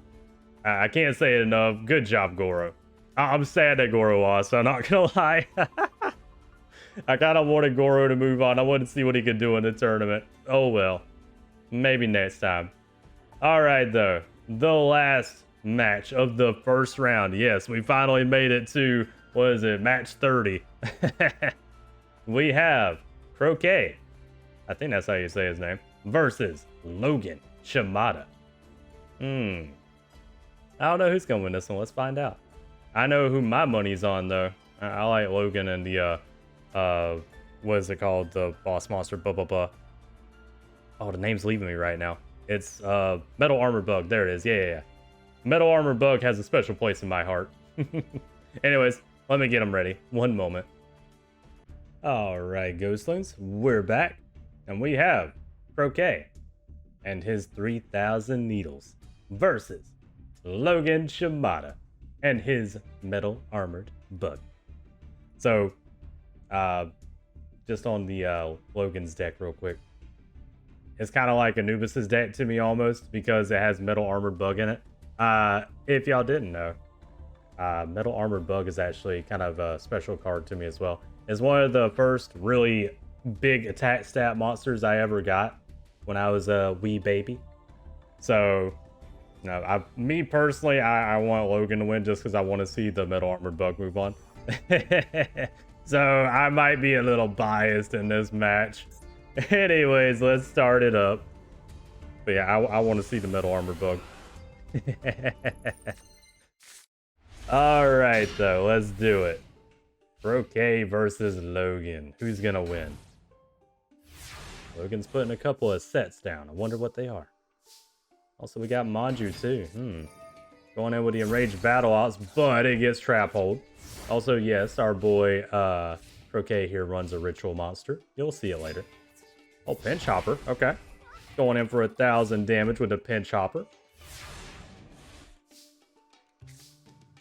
Drawing Light Force Sword. Okay. TT. Wow. TT on the Trojan Horse also gets rid of Pinch Hopper. Dust Tornado as well pops the Light Force Sword. And now Logan doesn't have a hand, but he might be able to do something. Never mind, he doesn't have any monsters. He's got some back row though, it might be useful later. Okay, Trojan Horse is here again and is going in for damage. And Logan so far is not looking too good at the moment. Only a set monster. Okay. Okay, what we thinking? He drew 3 Manju. Okay. Manju will bring in War Lion Ritual to the hand. I guess that's gonna tell you what monster he has, a ritual monster. Resonance Insect brings Metal Armored Bug to the hand. I love that card. And so far, Logan's kind of getting beat down at the moment, but that can change really quickly with his deck. Not if he doesn't draw anything to use though. What do you have in your hand other than Metal Armored Bug? Oh no. Manju brings Super War Lion to the field, and we're gonna see the mini... Never mind. We're not gonna see it because Magic Jammer said screw that spell card. Get it out of here. Alright, well. I was about to be happy to see Super War Lion, but never mind. We're just going in for solid damage with the monsters that are on the field anyway. And Logan's in a lot of trouble. He's only got 400 life points and no monsters. Well, he has one on the field now, but it's going to have to be something really good. Try and Manju again, getting that ritual in the hand. We're going to try for Ritual Summon one more time, and we do get it this time. Super War Lion, the mini-boss, is on the field. How many times do you guys get to see that card summoned? Okay, Howling Insect is going to protect for now, but probably not for long. It's floating. And it's going into Pinch Hopper. Okay. And unfortunately, wait a minute. Magic Cylinder stops Super War Lion this time. I was about to say unfortunately, or fortunately if you're rooting for Croquet. He was about to get him with Super War Lion. He still didn't draw what he needed probably though. Guys, I think it's over for Logan in the first round here. Yeah, Neo Bug. Super War Lion goes in, and with the Trojan Horse, round 1 goes to Croquet. That's unfortunate. I hate to see it personally, but oh well. Logan didn't quite draw what he needed that time, but that's okay. Maybe he'll do something here in round 2. You can kind of see what his deck kind of revolves around, but he didn't draw what he needed when he needed it. Let's see what he does here in round 2. We also didn't get to see 3,000 needles either. I want to see that card. Resonance Insect with a Mage Power. All right. Logan wants to have a beat stick on the field. But unfortunately, Dark Hole. Yep. Resonance Insect is gone. But Searches out Metal Armored Bug at least. Manju is here. It brings War Lion Ritual. And we're going to use that to go into the mini-boss once again. Who needs the 3,000 needles when he got a Super War Lion? Bring him to the field. Slam. And then 2,300 damage. Unhindered. Logan? Got anything, man? Nothing? Logan, what do you have in your hand, dude? Wow. Okay, Super War Lion goes in again. Logan, are you just gonna brick the entire match here? Light Force Sword on. We don't get to see it, and I'm not gonna look at what it is. Alright. Monster reborn on a Manju. That's not good if he's reborning a Manju right now. Call it a Haunted as well on Resonance Insect. He uses that to get into Metal Armored Bug, the boss monster, and searches another to the hand. There it is. There's the boy. Yeah, Metal Armored Bug is here. He had to do the standard 2 tribute for it, which is unfortunate, but he did what he needed to do to have power advantage now. Light Force Sword. Okay. Oh, here we go. Yeah. Aztecapede and Howling Insect are here. And we're going in for a lot of damage. Throwing away a card too due to the effect of Aztecapede. I think that's how you say that card's name, right? Aztecapede? Yeah. Had to make sure. Alright, Giant Rat's here with a Wild Nature's Release. That's a 2850. Just barely beats over the boss monster of Logan. But then it pops that card due to Wild Nature's Release. That's all Croquet could do. Logan brings another natural tribute, Metal Armored Bug, and goes in for the exact damage. There we go. That's what I'm talking about from Logan. Hell yeah. Unfortunately, our boy Croquet has lost the second round. Logan shows what can happen when he gets the proper draws. It took him a bit to get started, but once he got started, that Metal Armored Bug was running over everything. I love to see it. Alright, Ghostlings, back from my bathroom break. Let's get into round 3. Who do you think's gonna win?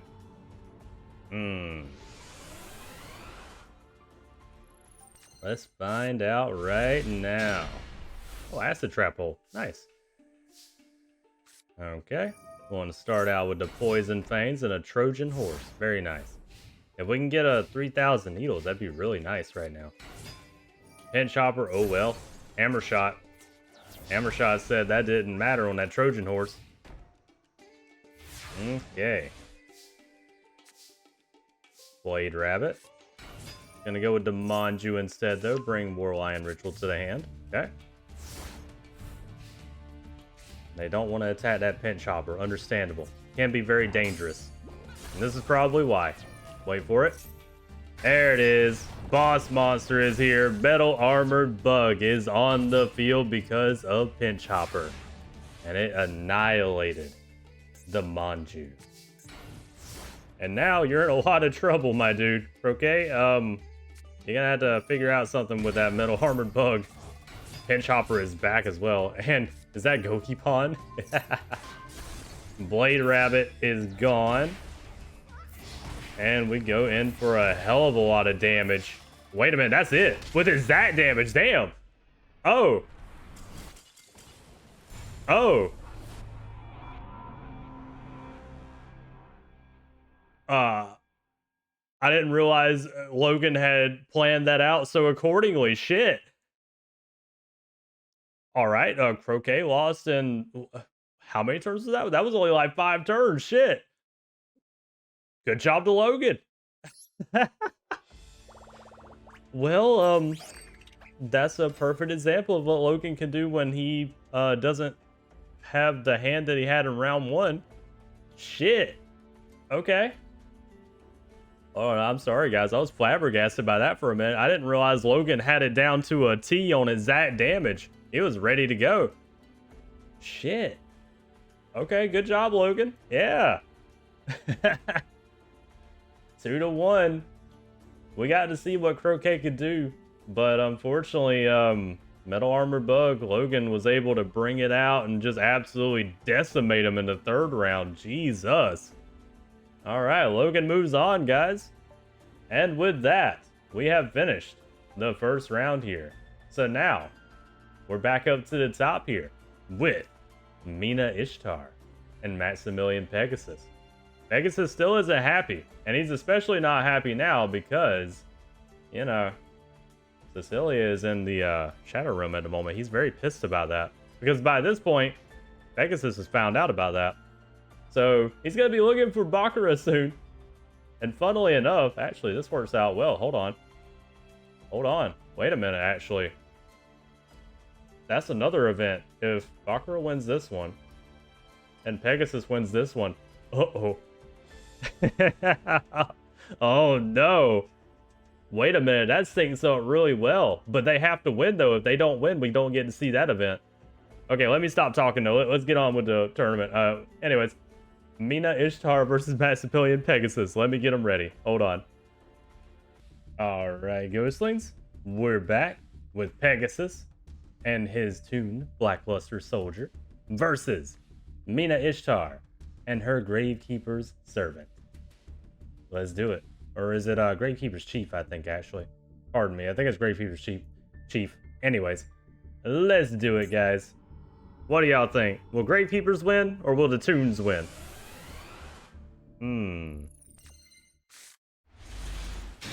Ah, well, with that hand, Pegasus is looking pretty damn good so far. Oh, but we got Necro Valley already on the field, though. That's going to be a problem. Alright, Toon World is here, bringing out the Toon Goblin Attack Force and Toon Harpy Lady. We also popped a card, too. What was the card? Magic Cylinder, damn, that's a good hit. Dark Hole, though, damn. Ah, Mina had a Dark Hole in her back pocket. Alright, she couldn't capitalize, though, unfortunately. Witch of the Black Forest is here and goes in for 1100 damage. Toon Harpy Lady is also here. Okay, Mina, anything? Yeah, well, she had a Mystic Tomato, correction. It got Trap Hold. Okay, Toon Summon Skull. I don't want to bring it out yet. Gonna go in with a Toon Harpy Lady. Alright, now we're gonna bring out a Toon Summon Skull. That searches out Toon Goblin Attack Force. We bring that out to the field too, why not? She already used a Dark Hole, so you should be alright, Pegasus. Oh, never mind. MST on the Toon World. And then we take out Harpy Lady with the Gravekeeper's Spear Soldier. I was waiting for the rest of the name. Hot agreed by Pegasus, though. Great top deck, and we're going in defense mode for now with the Witch. That Toon World getting popped was detrimental. Alright. Piercing damage, which searches out Goblin Attack Force, the Toon version. Alright, Pegasus, you're in a lot of trouble now. Toon Goblin Attack Force will hold the field, though. 2300 to 2000. Oh, never mind. Gravekeeper's Guard. Bounce it back to the hand. And Mina goes in for a lot of damage. Alright. Pegasus is not looking good for you, man. He has to put a card face down, and he's going to get pierced. Nope, he's lost. That's GG. The Dust Tornado does power down, though. Takes out Necro Valley, and Waboku is here. Okay, so that protected him this time. Oh, Giant Trunade. Call it a Haunted to bring out the Witch. And then Call it a Haunted gets put back in the hand, though. Wait a minute. That was actually pretty good by Pegasus if it didn't go and pop it. But that does give him a search, too. That's what I thought he was doing it for. Ah, Necro Valley is back, though.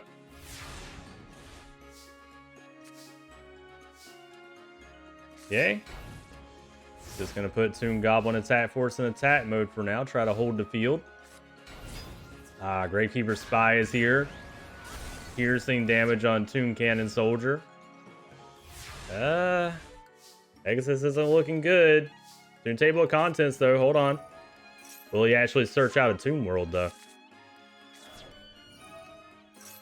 Okay, he's sending out the deck. He goes into Toon Blackluster Soldier.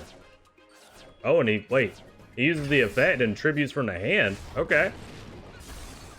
Takes out the Gravekeeper Spy. Wait, what's the effect of Toon Blackluster Soldier that you were able to like tribute from the hand? Wait a minute. What am I missing? Oh, no, there's apparently something that happened. I don't know how that happened. I don't know much about Toon Blackluster Soldier. Anyways, it's going in and wrecking the competition. The boss monster, Toon Blackluster Soldier, is here. I just don't know how it quite made it to the field. And I'm too lazy to read the rest of the card stuff right now. Oh, Toon Terror, cool. With one boss monster, Pegasus has turned the tide of the duel here. 3,000 attack, and the Gravekeepers cannot keep up. Oh, Mina might be done too. Hold on.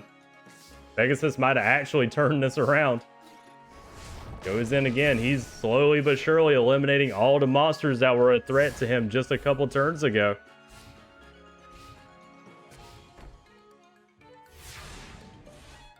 All right. Got a dark hole in the back pocket too. Why not? Gravekeeper's Spy. Ooh, that brought out a Gravekeeper's Assailant, though. That was Gravekeeper's Spy, right? Yeah. Assailant is standing on the field, but it cannot stand up to a Toon Blackluster Soldier. And we got our Toon World back. He wants to activate it. He wants to go for game. Rush recklessly. Baits that out. Toon Terror, though. Hold on. We got a 3-chain going on here.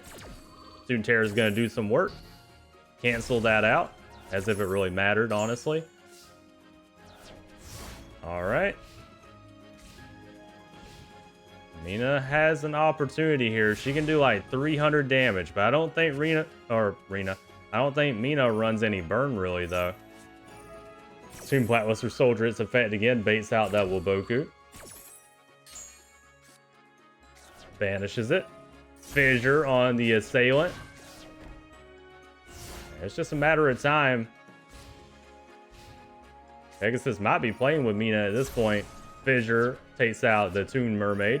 Heavy Storm. Uh-oh. Wait a minute. Takes out the back row. Toon Blackluster Soldier is still here, though. Okay, we're going in. Mina didn't have anything, sadly. She only had the Charm of Shakti. Or Shabti, however you say that. Oh no, and Mina finally bricked. She didn't get anything else. Toon Rollback is here, and with that, we go in for one attack, and then the second attack goes through with the boss monster. And just like that, it's over. That was a hell of a comeback by Pegasus there. I thought he lost round one. I'm not going to lie about it, guys. But that Toon Blackluster Soldier just literally saved the entire duel for him. His boss monster did all the heavy lifting there. Damn. Good job by Pegasus. Round one goes to Pegasus. Let's go to round two. I didn't realize Toon Blackluster Soldier was that powerful too. So side note, maybe I shouldn't have put that one in this time. Oh well. I didn't read the card. I just saw, ooh, Blackluster Soldier. Sure. You know, Duelist Kingdom. We need to see Toon version as well. There it is. Apparently it can tribute from the hand. Oh, the Widespread Ruin though. Damn. Mina was ready for it this time. Oh no. Boss monster is gone. It's in the grave. And it can tribute from the hand. That's a very interesting effect. Okay. Also, the Gravekeeper's Sheaf is here. And it brings back the Gravekeeper's what's that one called? Guard. You had to forgive me. I don't know the Gravekeeper cards that well. Alright. Boss monster Gravekeeper's Chief is here. Toon Gemini Elf is standing strong at the moment, though. Mina? They don't want to crash into it. Fair enough. Toon World is here, though. Uh-oh. Maybe you should have crashed into it. Toon Gemini Elf goes in for the attack, and its effect takes the card away. Ooh. Hit the dark hole was hit by Gemini Elf too. And now we got Toon Summon Skull on the field. Very nice. Pot of Greed, but Toon of Terror is here. We're gonna Toon Terror a Pot of Greed. Damn. That's unfortunate for Mina. She did not get her pot agreed that time. It was straight up denied. A second Tomb World, okay. Going in for direct damage. It's not looking good for Mina now, damn. Toons are actually taking out the Gravekeepers. To be fair, he does have the Toon Blackluster Soldier too. That did a lot of work in the first one. Alright, we're tripping into Toon Dart Magician Girl. Bringing Toon Goblin Attack Force to the hand. And that's GG. With the mini-boss, Toon Summon Skull. Mina gets taken out like it was nothing. Or rather, at least in this one. In the first one, she did really well. But that one boss monster was able to turn the entire duel around. He didn't need Toon Blackluster Soldier this time, though. He went in with some of the standard tunes, Summon Skull and Dart Magician Girl. Love it. Love to see it.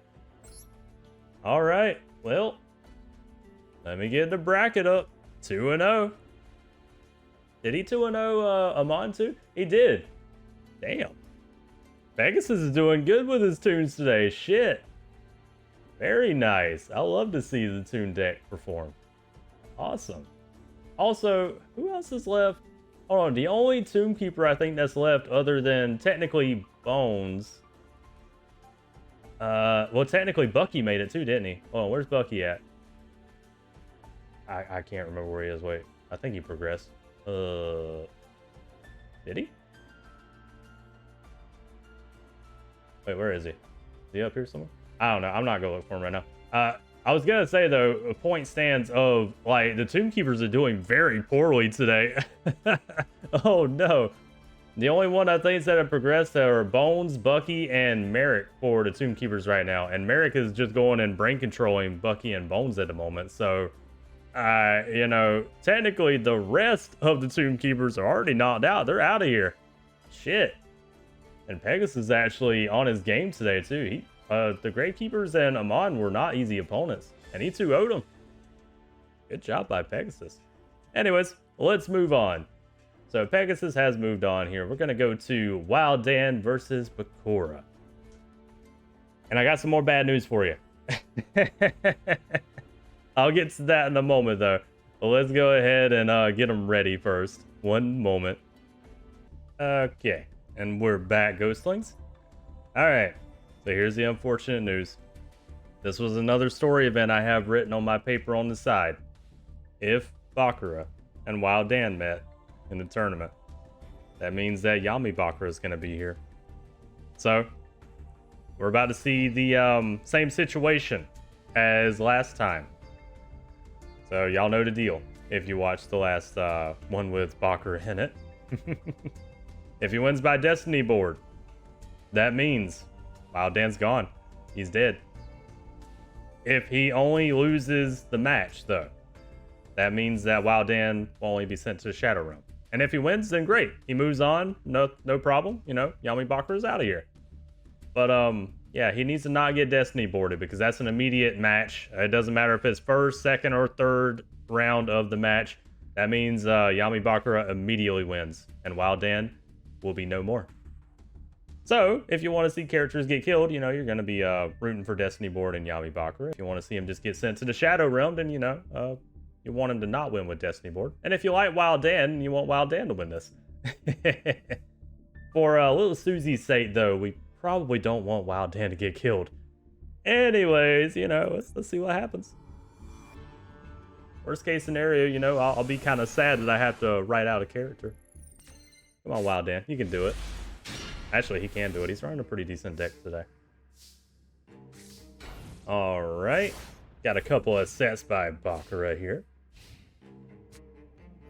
Wild Dan's going with a fusion right off the bat. Okay, hold on. He's going into his actual new boss. The King of Phantom Beasts is here. And he uses the effect, but Bottomless Trap Hole. Yep. You can get Bottomless, banishes them. At least he's got a Mad Dog of Darkness on the field, though. It takes out the Creole. Creole might take out Mad Dog of Darkness, though. It does, I think. Yep. Coin flip effect. That's unfortunate. King of Phantom Beast does take out. the Malistol to the grave, though, through its effect. Creel's going in for 1,000 damage, though. And we got to be a little concerned, guys. Fissure, okay, getting rid of Creel. And, oh, Wild Dan doesn't have any monsters. Okay, that's a problem. Skullmeister is on the field. It's going to go in for a solid 1,700. That's really, really bad for Wild Dan right now. Wild Dan? Only a set? Okay. That's fine. Wild Dan can do with a set. Mystic Tomato. Okay. Goes to the grave, but it's going to bring out Berfomet. Alright. Wild Dan, do you have enough to get into the mini-boss? He's going to tribute into another Berfomet. Okay, he does that for the search on Gazelle.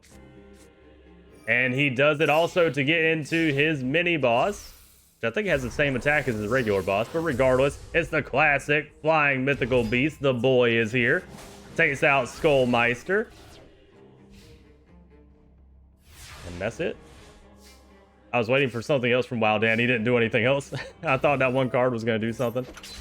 All right, Swords is here, though. Swords of Revealing Light, the classic. Our boy Bakura is trying to stall for time. Dust Tornado hits. Ooh, non-aggression area? Yeah, that's what it was. Yep. Also, King Tiger is here. Okay, funnily enough, Bakura's on the defensive here. He's got to draw something good. Will he get it, though? Oh, he's got another Skullmeister, but that's not quite enough to take out... Okay. Malistol goes in and takes out King of the Swamp, though. Skullmeister is also here on the field. But I was going to say it's not enough to take out the boss monster of our boy Wild Dan at the moment. Uh-oh. That's a problem. MST on the Destiny board, though. Good job. Good job, Wild Dan. My heart sank when I saw Destiny board. I'm not gonna lie. Okay, so he's not gonna die this round. Then he only runs one of Destiny board, so he's safe from that. But will he win the match though, or rather the round at least? I'm not gonna lie, guys. I don't know if it happens to you guys, but right now, since I put that stipulation with Destiny board, I get scared when I see that D. Alright, Sangan is gone, but it's going to search out something. And Michizuri is going to hit. Ooh. There we go. Chimera is gone. Chimera, Chimera. Whichever one bothers you is the one that I will say. I think it's technically pronounced Chimera, is it not? But I like to say Chimera to bother people. Anyway, Sangan's on the field in face-down defense. And I think Wild Dan's the shoo-in to win this one this time. Sangan searches out Mystic Tomato.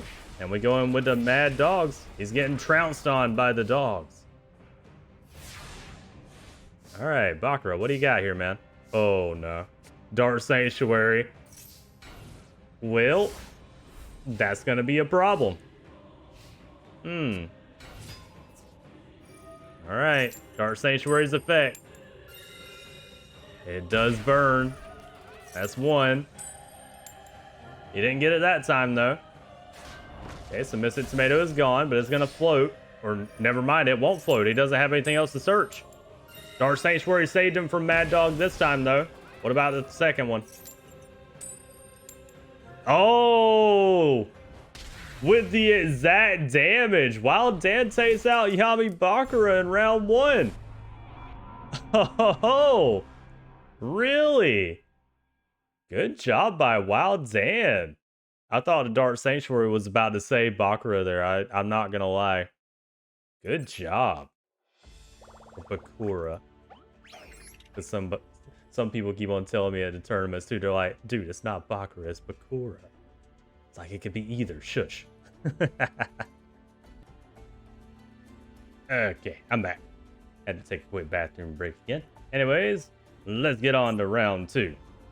Wild Dan actually won round one. So let's see if he can pull off a 2-0 victory against Yami Bakura. Oh, that's a bit of a better hand this time by Bakura. Element Soldier is there though, 1500 beater, not bad. Visor Shock is here as well. Okay, gonna go with the defensive play, Wall of Illusion. That's gonna be a problem for Wild Dan. Yep, reflect damage and bounce back. It's unfortunate. Wild Dan probably put the Element Soldier back face down this time. A second Wall of Illusion. We're not worried about that though. We're gonna tribute into Visor Shot. Dust Tornado pops the card though. See what it is. Wait a minute. It was Monster Reborn. But all of the cards that were back row go back to the hand of Wild Dan. And we go in for 800 damage with Visor Shot, funnily enough. Element Soldier is here, takes out the Visor Shot. Couple of cards back face down, okay. Magic Jammer. One with another Wall of Illusion face down. MST on the Magic Jammer, not bad. Disc Blade Rider uses its effect to power up. Wall of Illusion will bounce back a card. And Wild Dan doesn't want to go in on the Wall of Illusion. Might want to go ahead and bounce that card though. Or rather take it out, I mean. I don't know about that play by Wild Dan. I would have went ahead and taken out Wall of Illusion personally. Ryul is able to hold off the King Tiger. Oh, we drew another spirit message. Alright. Wild Dan, what we thinking, man? Gonna poly? Okay. Bring a poly to the hand through King of the Swamps effect. And we are indeed going to poly. We're going into, wait for it, King of Phantom Beast. The boss monster is on the field. And it's going to utilize its effect. Baphomet's going to get tributed into first, though. Bring another Gazelle to the hand. And we're going to take out Sangan. Sangan's going to search up a Misted Tomato for us. And that's it for now. King of Phantom Beast effects takes out the Dark Necrofear, though. Dark Necrofear is now in the grave. Okay, Baphomet goes in. Misted Tomato is gone, but it's going to bring out Witch. Witch is also gone, but it's going to search up Slate Warrior. Okay, Feeder Monster. Nice. Element Soldier is now also on the field. Malice Doll. Oh, well. We tried to go in with Slate Warrior, but got Trap Hold. Alright. Wild Dan's doing a good showing here. Hold on. He might actually beat Yami Bakura. I thought he could do it anyway, but still, I didn't think it would be this one-sided, so, well, never mind Dark Sanctuary. Rush recklessly on Baphomet, is able to take out the Malice Doll. And now we have to be really concerned, because Dark Sanctuary is on the field. Mad Dog, we're going to try to take out that Wall of Illusion finally, but it doesn't happen because of Dark Sanctuary. Does a bit of burn as well. Skullmeister's on the field. Takes out Baphomet. Wow, Dan, you probably should have taken out that Wall of Illusion a while ago, sadly. Going in with the King of Phantom Beasts. It does make it through. Skullmeister is gone. Mad Doll's going to try to go in. It still couldn't take out the Wall of Illusion. Throw down a Misted Tomato. Might as well. Alright. Uh-oh. That's not good. Wow, Dan, you need to win soon. Or lose soon. Through not Destiny board. Going in. Dark Sanctuary doesn't hit this time. Sangan's gone. Okay, it searches up Misted Tomato. Does it get it? Finally got Wall of Illusion this time. Wall of Illusion is gone. Mad Dog gets bounced back to the hand, though. Gonna try to take out Creole now. Ah, it doesn't get it, though. Oh, no, Destiny board. 7 tools, though. Destiny board just got denied again. Good job by Wild Dan. That's the second time Destiny board hasn't worked in this match. Good job by... Uh-oh. Wild Dan. Oh, no. Magic Cylinder, though, I think is going to be the end of Wild Dan here. Mad Dog's on the field. Mystic Tomato tries to go in. It cannot get through Dark Sanctuary. Trying with Gazelle this time, but we hit Magic Cylinder for exact damage. I'll be damned, Bakura. With exact Magic Cylinder damage. Damn. Wild Dan loses round 2. That's unfortunate. All right, we're in a 1-1 situation. And so far, Wild Dan has been able to avoid that Destiny board like the plague, which is great. You know, I don't think most people would want Wild Dan to lose. I would think anyway. I don't know. Maybe y'all don't like Wild Dan.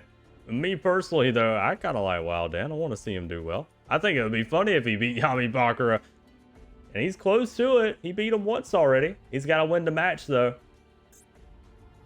Let's go to round 3. Wild Dan, can you do it? I know you can. Oh, no. That's a pretty decent hand by Bakura, though. Pot agreed, though, by Wild Dan. Mad Dog of Darkness is here. All right, let's see what Bakura gets here. Dark Spirit's Mastery. Throws away a card to get Destiny board straight to the hand. And that's not good. Wild Dan, you got any trap destruction? You're gonna need it. Witch of the Black Forest is gone, but it will search up. Slate Warrior. Yeah. Magic Cylinder on Mad Dog. The thing that won the match, or not the match, the round last time. Wait though, Polly into King of Phantom Beast. He is back again. The boss monster is on the field. Ooh, with a fusion weapon, damn. But Destiny board though. King of Phantom Beast hit the bottomless, but Destiny board's here. Oh no, and Dark Sanctuary is here again too. Uh-oh. Wild Dan, you need to pop that Destiny board. Uh-oh. Going in, and we did not get the coin flip. Or rather, Wild Dan didn't. Wild Dan missed both the coin flips. Wild Dan, you might want to burn yourself out with Dark Sanctuary rather than Destiny board right now. That would be preferred to getting hit with Destiny board. Either that or a Heavy Storm. You need to pull your Heavy Storm light right now. Oh no. He's going in with Gazelle. He does get through. Mystic Tomato gets hit. It'll float into something though. Sangan. King of Phantom Beast is going in. It does not make it through Dark Sanctuary. That's another 1800 burn. Destiny board brings out another card. Wow, Dan, you need to take out that Destiny board right now. You have one turn, Wow, Dan. You either need to burn through Dark Sanctuary or... Oh, he's going in with another fusion weapon. Gazelle goes in on Sangan. He doesn't get it, though. Dark Sanctuary burns him again. 5100 on Sangan. Dark Sanctuary burned him out. Oh, no.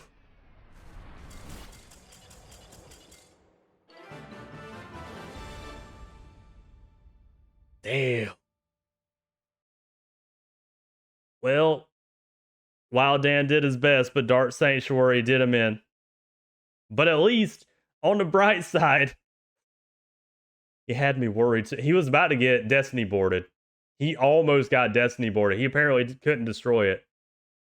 So, on the bright side, Wild Dan did not die because he did not get Destiny boarded.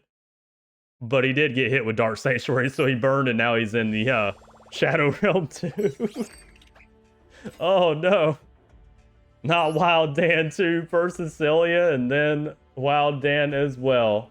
Shit.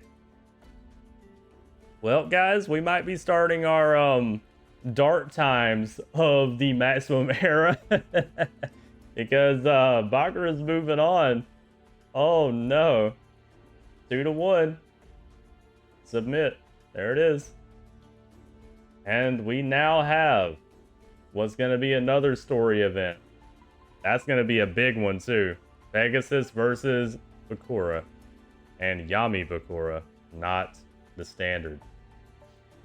Damn, I hate it for Wild Dan, though. Wild Dan put up such a good showing, if not for fucking Dark Sanctuary. Which I'm not gonna lie, I love Dark Sanctuary, don't get me wrong. I love seeing Dark Sanctuary Destiny board, but in the tournament here, you don't want to get Destiny boarded, and Dark Sanctuary has definitely been putting in a lot of work for our boy Bakura here. But it is what it is. Wild Dan is sadly in the Shadow Realm now. But as I said, at least he's not dead. You know, you can come back from the Shadow Realm. You can't come back from dying. So, you know, one is preferred over the other, even if it's a little bit, not that great. Anyways, oh, there's Bucky. I was looking for Bucky earlier. It's going to be Kaiba versus Bucky. Ooh, okay. I don't know who's going to win that. Honestly, probably Kaiba, but, you know, Bucky is running upgrades today. And he's still being mind controlled by Merrick, so he might be able to do something. Also, by this point, Kaiba is probably pissed off as well because he heard what happened with Merrick versus Mokuba. Because Mokuba is also in the Shadow Realm. We got a lot of people going to the Shadow Realm today, guys. Ugh. So, you know, Kaiba's very pissed off right now. He's probably going to take it out on Bucky. Anyways, let me get him ready. 1 second. And here we are, guys.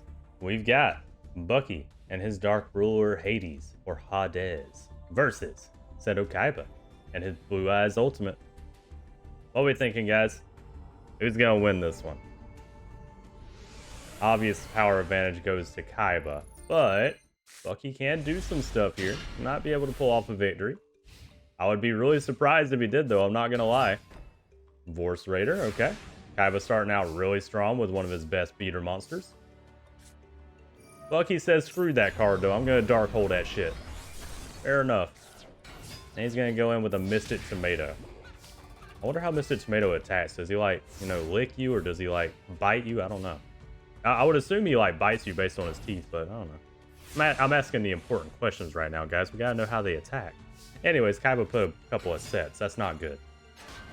Oh, the Light Hex Seal, though. Okay. Hold on. If he gets that in the grave with enough of the Blue Eyes, too, and his Foolish Burial Strats, he can get the Blue Eyes Ultimate. Birthright to bring back Vorse Raider. And he naturally tributes into Blue Eyes White Dragon, the now mini-boss. Oh, but it gets Saku'd. That's unfortunate. But Silver's Cry brings it right back from the grave. Kaiba said, screw that Saku, it's still gonna be on the field. And then he ends his turn. Okay, well, Bucky, you're in a hell of a lot of trouble now, because you don't really have too much that can overpower a Blue Eyes at the moment. Mystic Tomato goes to the grave. Brings out the Witch of the Black Forest, though. Alright. Bucky, you know, a Creole can help here. You get lucky on the coin toss. Also, I like how the music is amped up right now. We're going to Snatch Steal the Mystic Tomato. Alright. And go in on the Witch of the Black Forest. It's going to bring Element Soldier to the hand. Okay. Witch of the Black Forest on our side is gone too. And since it's an eroded version, you can't search twice with Witch. Snatch Steal. But MST is going to hit Snatch Steal.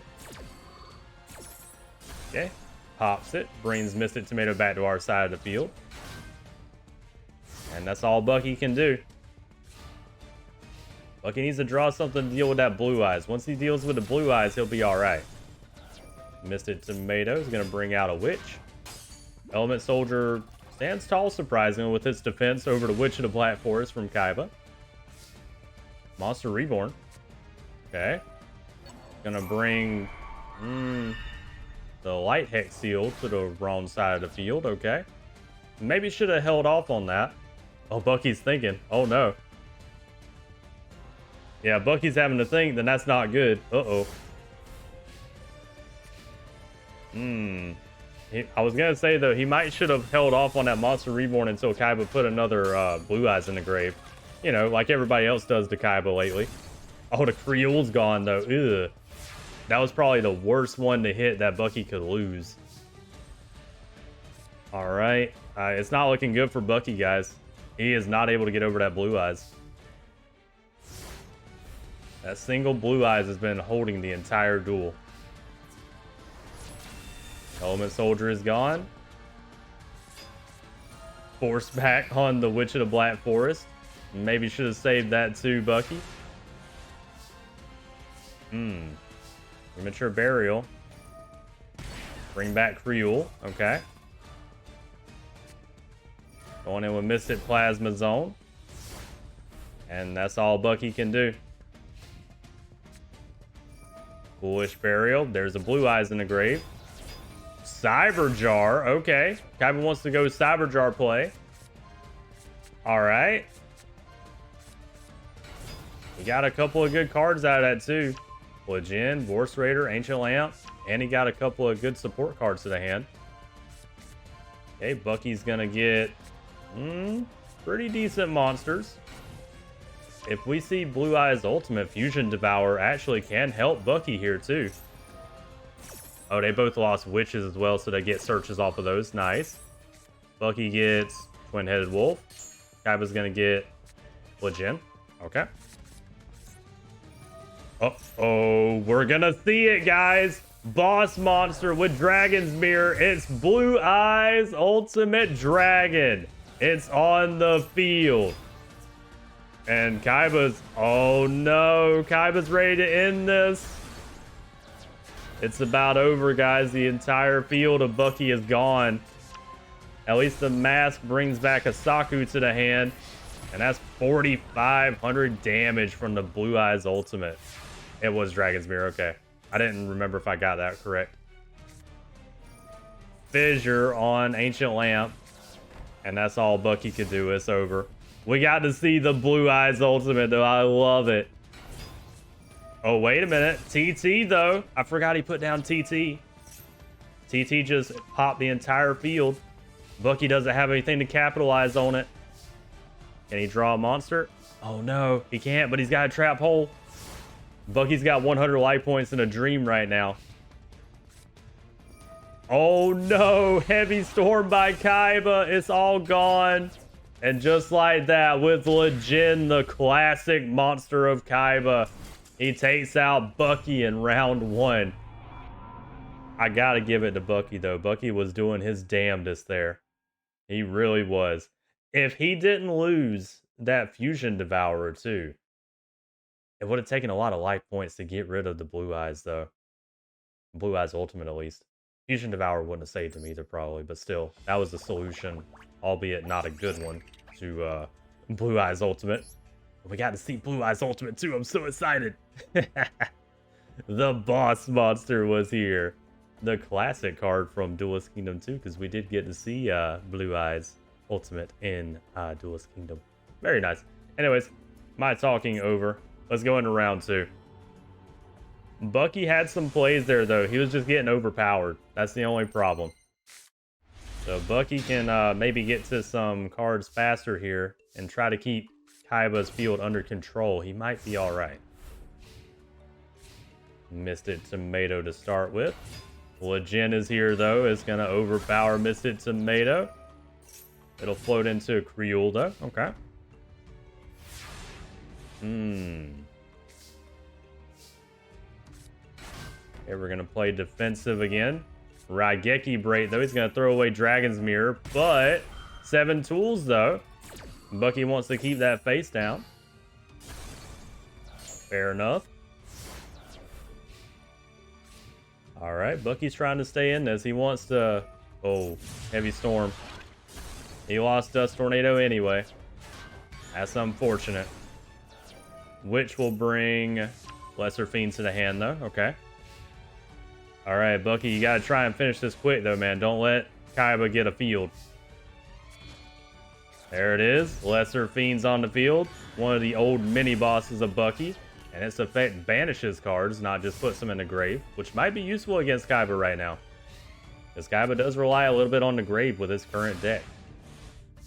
Kaiba's also setting, unless that's a Cyber Jar. Element Soldier is here. Oh, he said Vorse Raider. That's not good. 2100 by the Lesser Fiend of Bucky. Kaiba's in trouble. Uh-oh. Kaiba only had one card to set down too. No monsters. Fusion Devourer is here, and we're going in for damage. Shadow Spell locks down Lesser Fiend, though. That solves the problem that Kaiba had now. All he needs is like a Vorse Raider or a Legend. He doesn't have it, though. Oh, no. Uh-oh. That might be game then, guys. Witch is here, going in for damage. And with the Element Soldier, a Shadow Spell, a second one saves Kaiba this time, but he's only got 200 life points. Oh, he drew kind of a garbage hand this time, huh? And he's got a face down. Okay. He drew a monster. He's going to need like a, Metamorphosis. Metamorphosis into the old boss monster, Fiend Skull Dragon. Ancient Lamp. Made some hit Fusion Devour, but that's not enough. With the Witch of the Black Forest, Bucky takes out Seto Kaiba in round 2, surprisingly. Wow.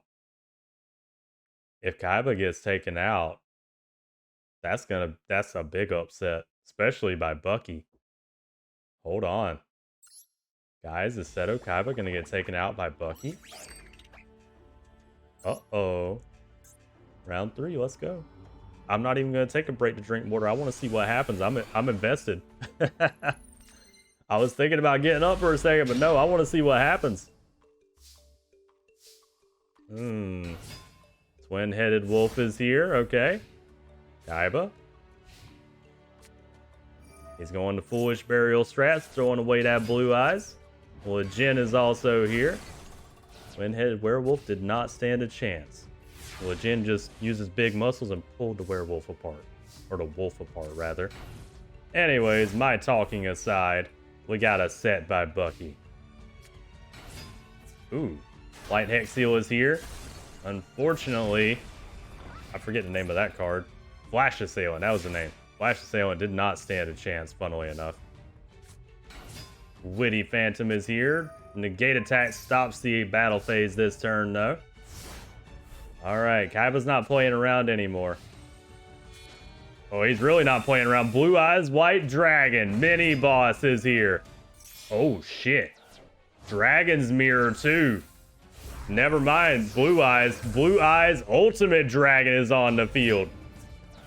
Kaiba goes in for 3,100 damage. He's pissed. He's kind of pissed right now. Not only is his brother in the Shadow Realm, but Bucky just beat him in round 2. He's not having it right now. Shadow Spell to lock down the Fusion Devourer that could have taken out Blue Eyes. Oh no. That was actually a play by Bucky there. That's so sad. Oh man. Blue Eyes Ultimate can't take out the Fusion Devourer though because of its effect. Card battles a fusion monster. That fusion monster's attack becomes 0. Well, Boku saves Bucky this time. That Fusion Devourer is the only reason he's not out of this yet. Bucky, can you pull it off? Monster Reborn. He tributes into a Lesser Fiend. Gets a search off with the Witch that he tributed. Monster Reborn. Bringing Legend to the wrong side of the field. Okay. Going in for damage. Ancient Lamp's gone. Shadow Spell on Lesser Fiend, though. That's unfortunate. It gets taken out because it decreased its attack enough. Alright, though. Kaiba's got to get rid of that Fusion Devourer, though. Oh, never mind. It doesn't matter. Bucky didn't have enough life points. Vorse Raider went in for the win. And just like that, Kaiba has taken out Bucky. I gotta say, though, I gotta give props to Bucky. I know people were joking about him in the last tournament, too, you know, but the boy did good this time. he put up a good fight against Kaiba. That was not a slouch fight. Even though he couldn't overpower Kaiba most of the time, that was a good job by Bucky. I gotta give it to him. Very nice by Bucky. Maybe later on he'll get some better support cards, though. Alright, though. Good job, Bucky. I gotta give you credit where credit's due. You did get a win over Kaiba, which is That's good in and of itself, even though you did not win the match. Good job by Bucky in the tournament. He also took out... Oh yeah, he took out Diesel Kane too. So honestly, even though Bucky didn't progress well, he did take out his old boss technically. You know, Diesel Kane. So good on him for that, even though he's being mind controlled right now. But anyways, Seto Kaiba moves on. Alright though. We have Noah Kaiba versus Merrick Ishtar. And I got bad news for y'all again. That's another shadow game. That's another thing on my list here. If y'all want to know, Merrick versus any of the Kaiba brothers right now is a shadow game. That's pretty much what I have written over here. Anyways, let me get the guys ready real quick. Hold on. Okay, Ghostlings, we're back. We've got Noah Kaiba and his Shinato, King of a Higher Plane, versus Merrick Ishtar and his End of Anubis. Now, this is also a shadow game as well. So, no win condition to murder Noah Kaiba, basically. But if he does lose, he does go to the Shadow Realm. So, you know, once again, if you want to see Merrick going on a rampage, kind of like how Bakura is right now, you know, you want to vote for Merrick. If you don't want to see that, and you want to see the good ending, you want Noah to win. Also, if you think Kaiba's pissed right now, he's going to be really pissed if Noah goes to the Shadow Realm too. So, you know, for Kaiba's sake, you know, we want Noah to probably win. Anyways, though, let's get into the duel. Who do we think is going to win, guys? Noah Kaiba isn't really a slouch with his monsters. He does have pretty good power. Well, speaking of, there's a boss monster right there. Shinato. Foolish Burial on Shinato. Okay. Unfortunately, he doesn't have any other monsters to capitalize at the moment. Ooh, Heavy Storm. Okay, maybe a little early on that, but that's a pretty decent hit in the spellbook card. Hidden spellbook. Wow. Merrick doesn't have any monsters either. Neither player has any monsters they can play. Wait a minute. What happened? Why'd y'all both brick like this? Uh-oh. Wow. Guys, this is not a good start for either player. Okay, wait. We got a Shining Angel now. Noah's doing good. Well, he was doing good until Trap Hole with Spikes. And then the extra burn off of this card, Dark Room of Nightmare. Merrick's already starting with his burn. Merrick also set a card too, rather a monster. Absorbing Kid is here though. They cannot get over a Dart Geroid though. That's unfortunate. Okay. Uh-oh, we're gonna tribute. Boss monster is here, the End of Anubis, out of nowhere.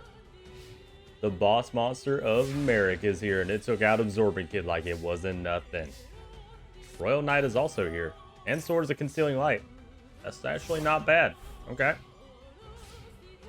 Merrick, your response? He's just going to tribute into another End of Anubis. Okay, fair enough. He drew two of them. Sure. He drew two of them and then just took out the Royal Knight. Okay. Not Kaiba. Noah, where the hell are your monsters at, man? You have not drawn any other monsters except the two that you've drawn now. Draining Shield. Stops End of Anubis this time. Oh, no. Oh, the effect of End of Anubis, too. Wait. All cards and effects that target a card in a graveyard. Uh-oh. That's actually a problem for Noah. Shining Angel is gone. I forgot about the effect of End of Anubis. Hey, Noah. Shining Abyss. He needs to have enough to get into Shinato, though. He's got everything he needs for Shinato right now, but his graveyard's also locked down, so he has to do it through Shinato's Arc right there, but he can't keep enough monsters for it. Luminous Sparks. Oh, no.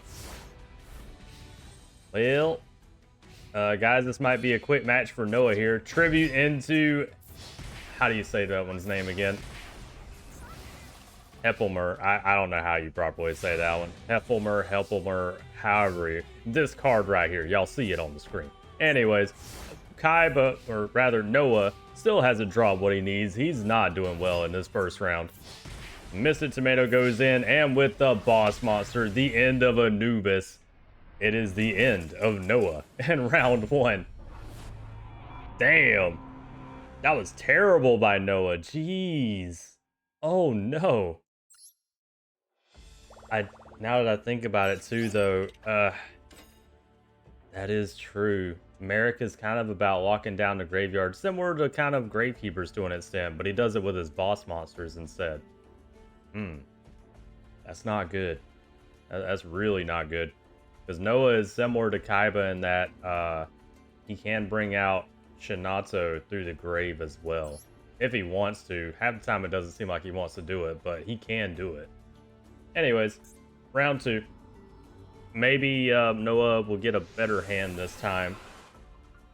Hopefully he gets a better hand anyway. He needs to win this. Alright, Noah, your life's on the line right now. Not for dying, but you will go to the Shadow Realm. You gotta play seriously, man. Hammer shot on Shining Angel. But Magic Jammer, though. Okay. We get rid of the Piercing card. Okay, he saved Shining Angel.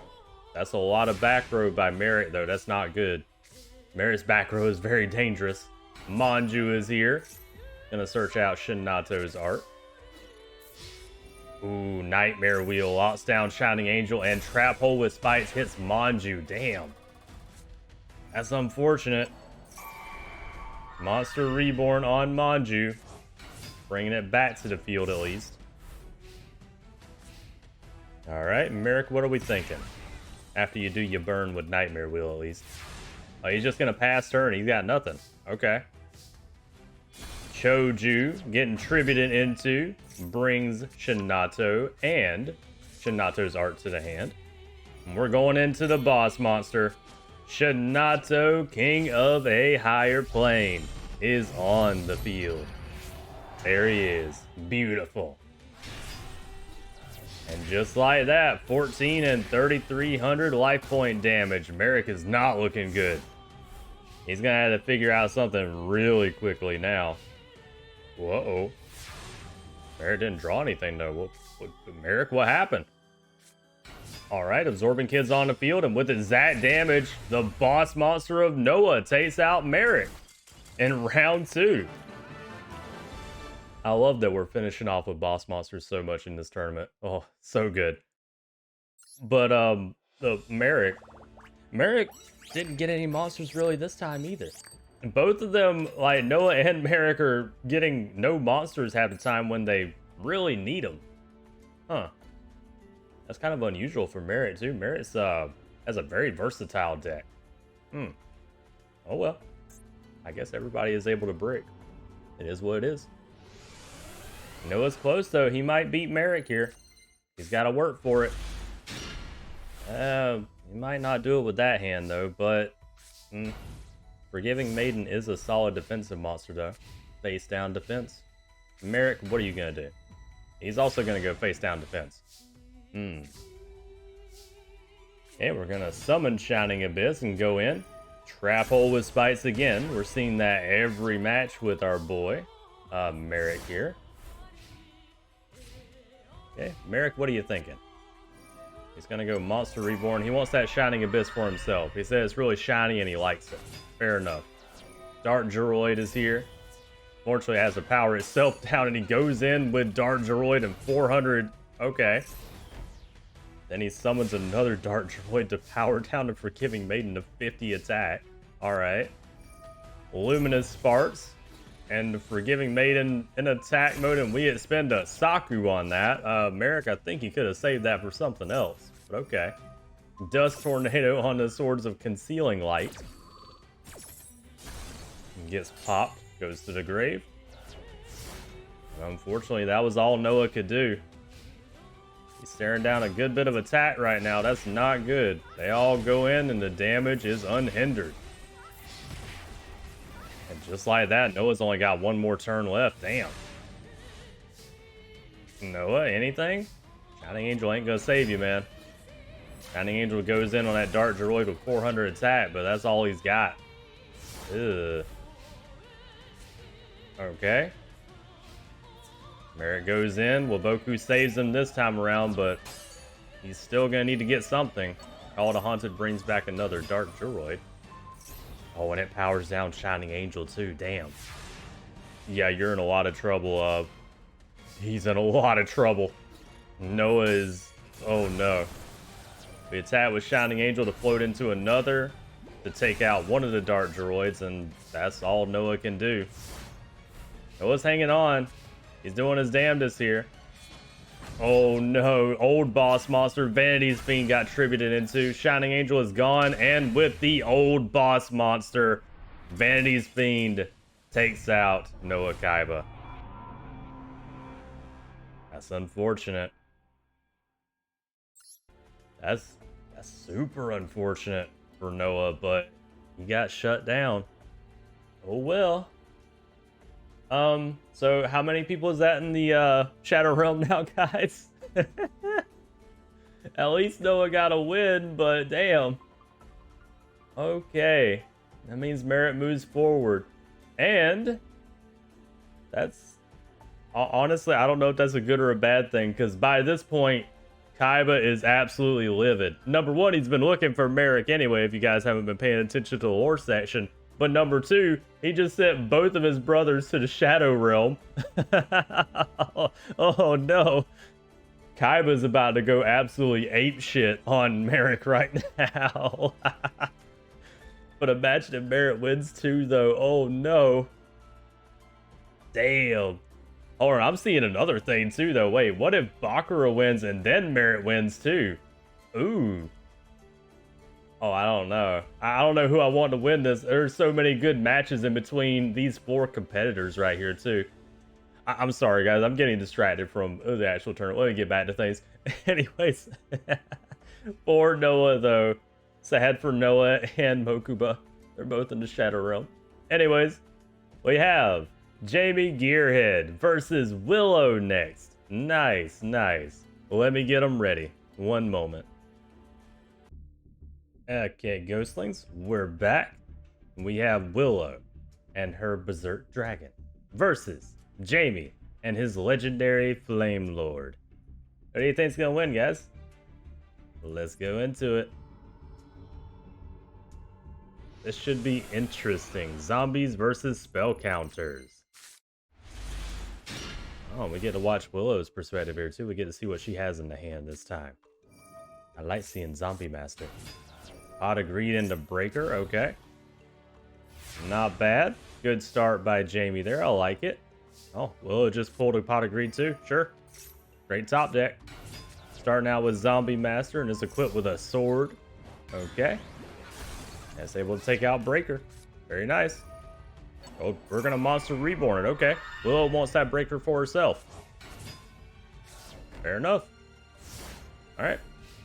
Well, Jamie doesn't have anything to use at the moment then. Except a Manju. Manju is really good. Brings the legendary Flame Lord, the boss monster, to the hand. And he already has the ritual spell, so we're about to see the boss monster. Here it is. Legendary Flame Lord is on the field. And, well, he would go in for damage, but Magic Cylinder said no to that. Fair enough. Okay. You gotta be careful, Legendary Flame there. But, well, never mind. I forgot that Despair from the Dart, the mini boss monster of Willow, was there. I didn't see it in the hand somehow. And just like that, the Legendary Flame Lord, it got taken out. Premature Burial on Breaker, though. Alright. I don't know how I didn't see this card. I think I thought it was the smaller version. I forget the name of it. Alright, well, Jamie might be done this time. Manji tries to go in, it can't take out the Pyramid Turtle though, and Jamie ends spades on that. That's unfortunate. Master Kionchi is here. Dust Tornado to hit a card. That didn't matter. Yeah, it was just pitch black power. Zombie Master is now on the field. And with the mini boss, wait for it, call it a haunted though. Armor X is here to protect life points this time. And Zombie Master goes in for damage. Despair from the Dart, the mini boss almost did in Jamie this time though. Yeah, with only a set of a monster though, that might become a reality now. That's the one I was thinking of, Fear from the Dart.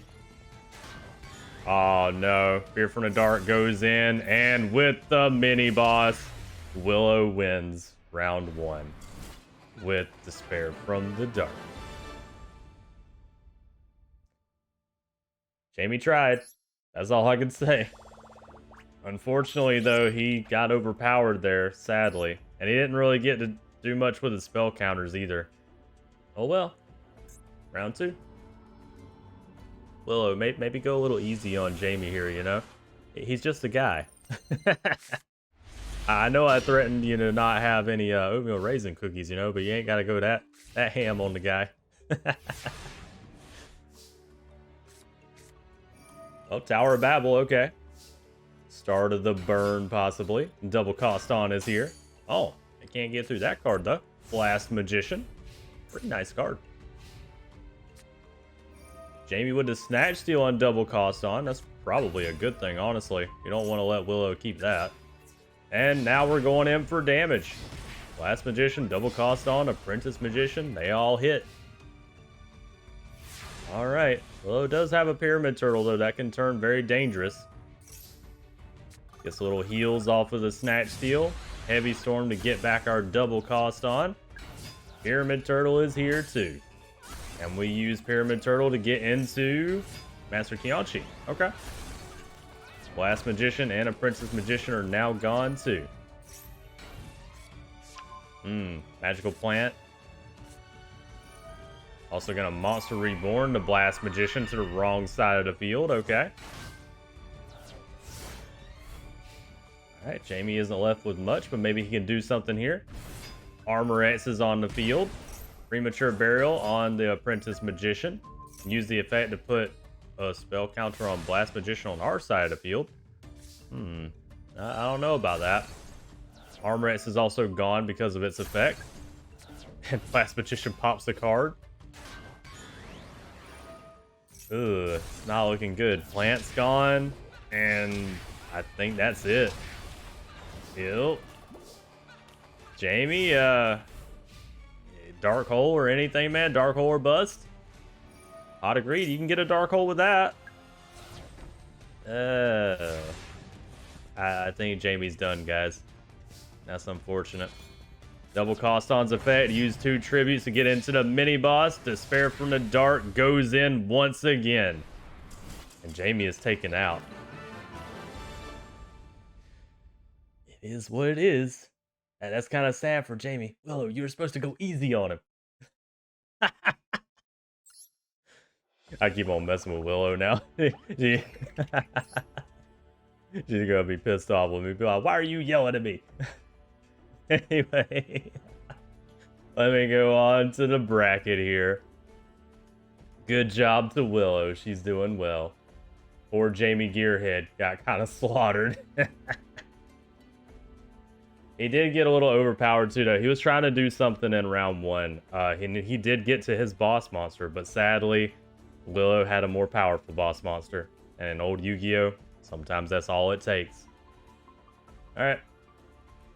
Submit and go through. Willow's moving on. Ooh, this one's gonna be fun too. I'm excited for this. Hell yeah. Bones versus Vega. Ooh. What are we thinking, guys? Can Bones pull it off? Can he move ahead? Maybe. He did beat a pro, Mako. He can do it to Vega too if he really wanted to. Let's find out. Let me get him ready. And here we go, guys. We've got Bones and his Ryukoki versus Vega and her Ruin, Queen of Oblivion. What are we thinking, guys? What's the bets? What's the consensus? Who's gonna win? I don't know. It could be either one. Let's find out right now. Oh, he already has Ryukoki in the hand. Okay. And he can get that through a Pyramid Turtle too if he draws it. Okay, Shining Angel by Vega to start out with. Going in with a Snake Hair. Shining Angel didn't stand a chance. Brings out another one though. Alright. Uh-oh. Wait a minute. Boss monster right off the bat here. Here it is. Vega's boss, Ruin, Queen of Oblivion, is already here. And with a Luminous Spark too. Oh shit. Snake Hair got absolutely decimated right there. And with the second attack, we go in for another. Bones, you're in trouble. That was a heavy hit you just took. A Dark Hole though, that'll solve the problem. Yep. Book of Life will bring back the Snake Hair. And we're gonna banish the Queen of Oblivion. Nice. Black Pendant on Snake Hair, and we're going in for a lot of counter damage. Good way to turn it around by Bones. Nice job. Vega also has no hand now either. Oh well. She does have an Element Valkyrie that's powered up though. Armored Zombie is gone. What are we thinking? Yeah, that's what I thought. Ryukoki, the boss monster. Black Pendant does its burn, and Ryukoki takes out the Element Valkyrie.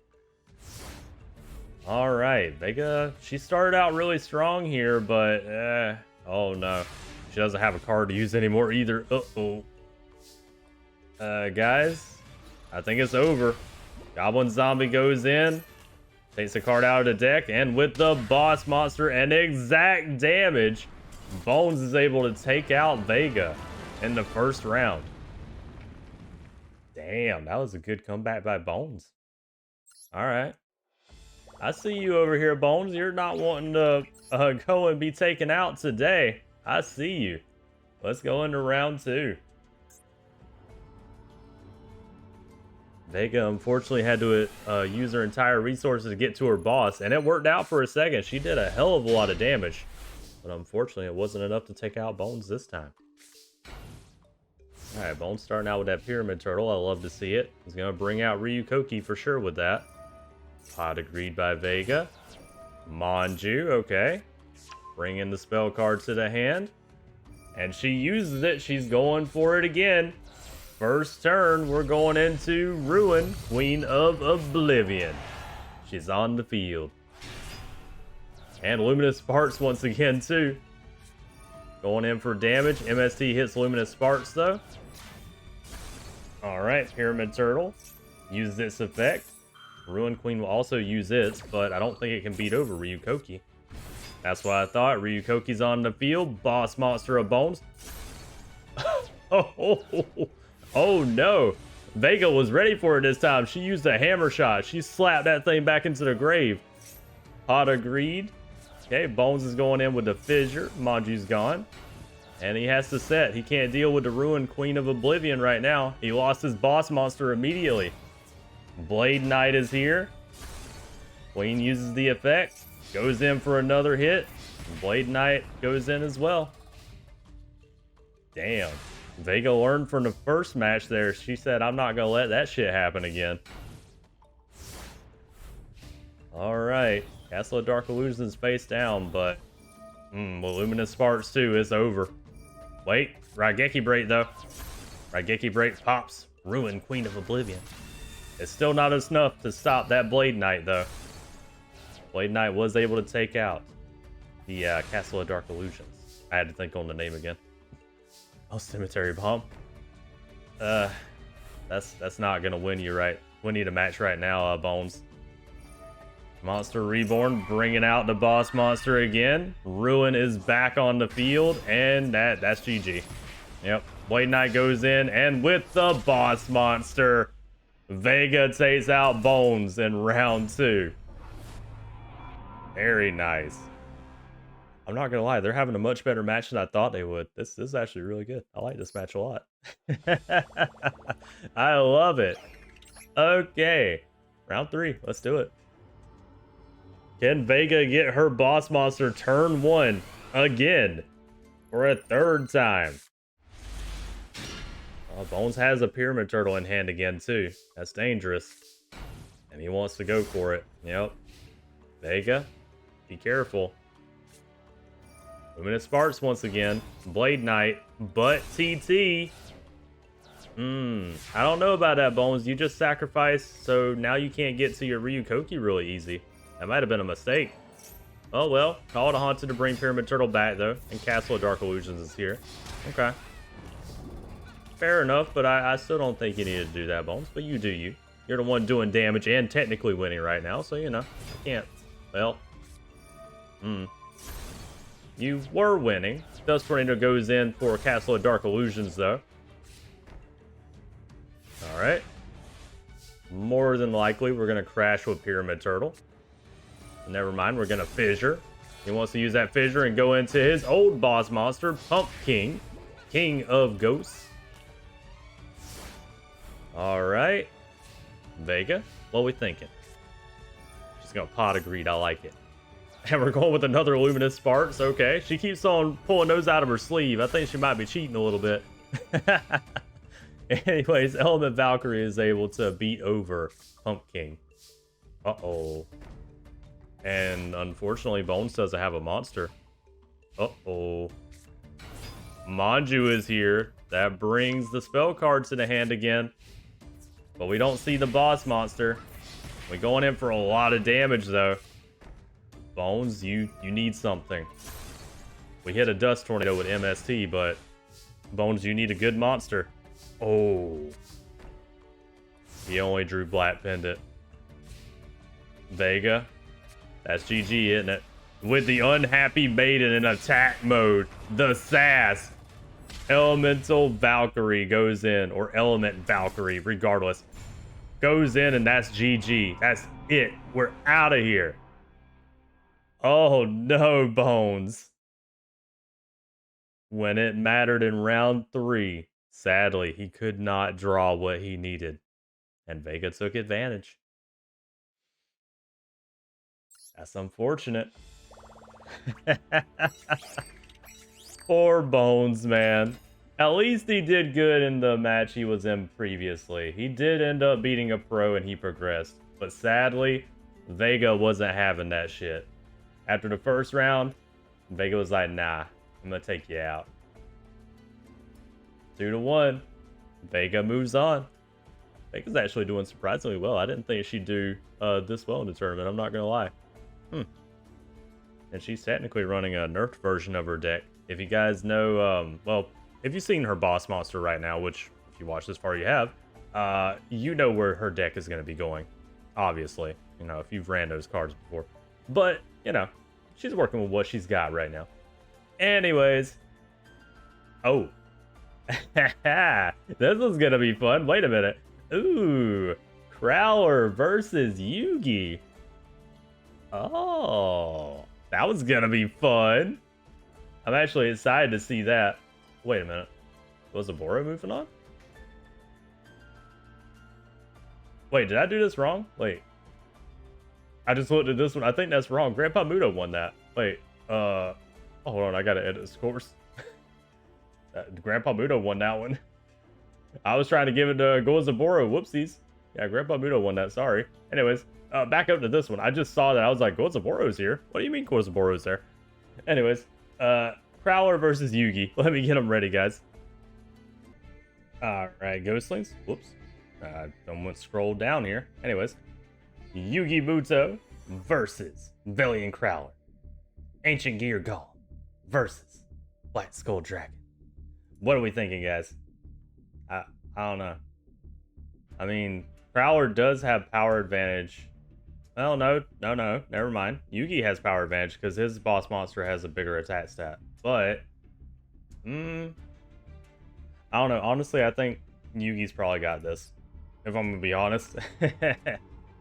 Crowler doesn't quite have his full ancient gears yet, obviously, because, you know, we're really early in Yu-Gi-Oh stuff still.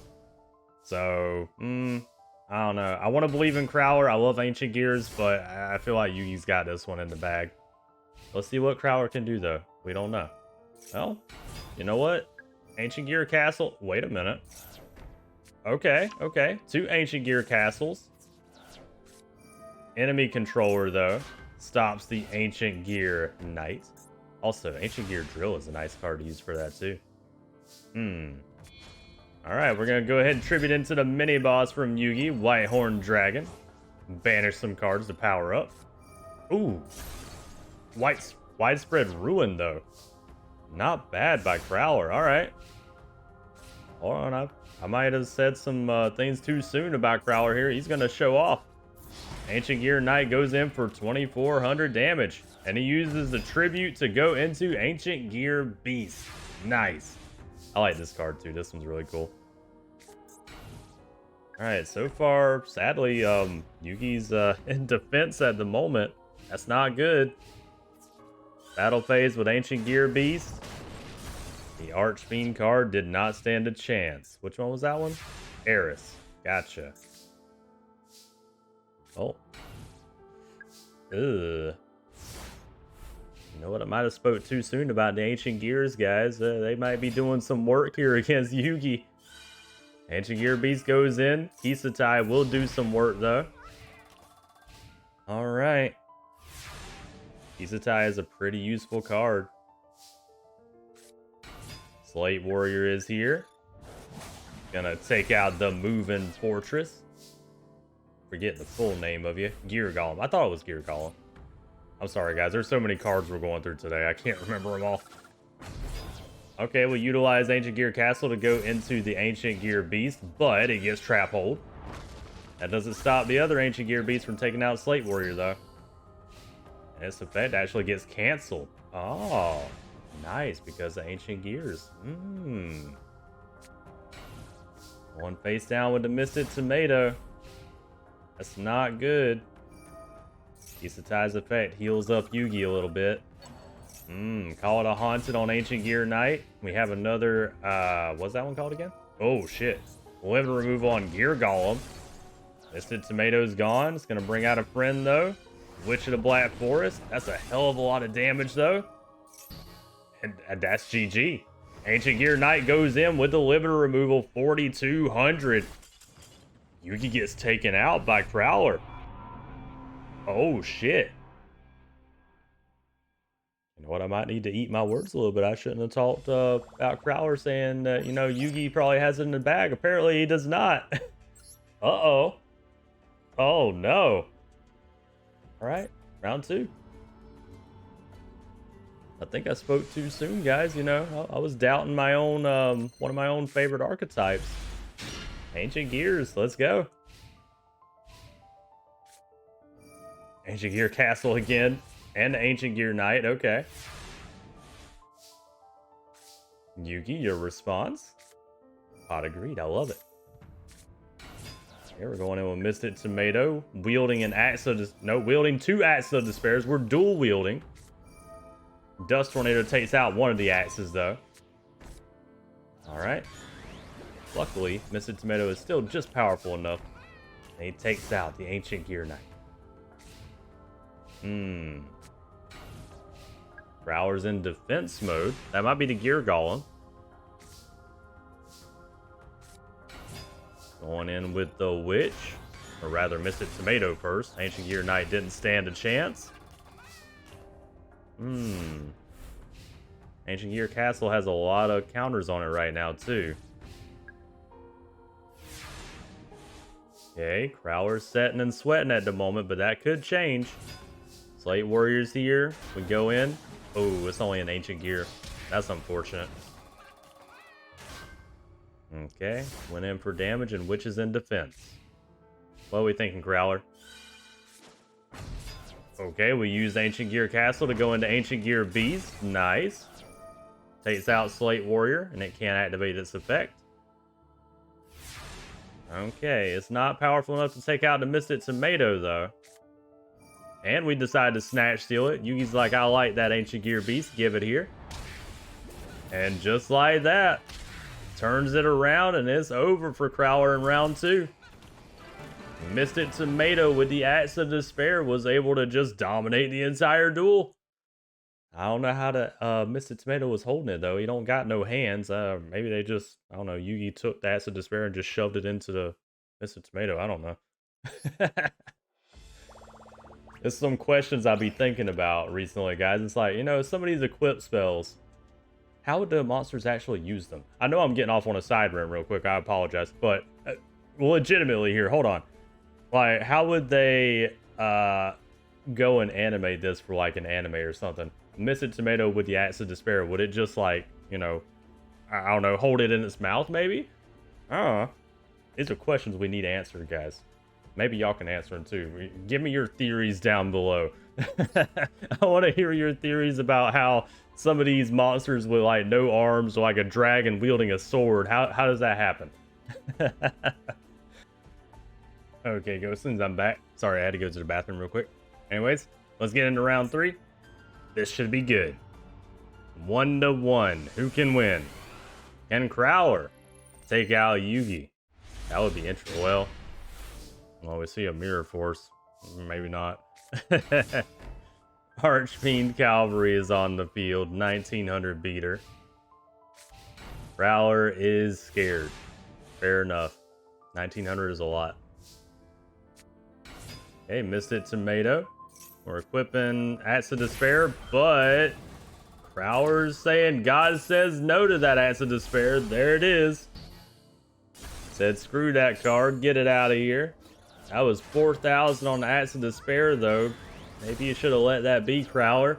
Giant rat goes into another giant rat. I just can't believe God says no to fucking Axe of Despair. Damn.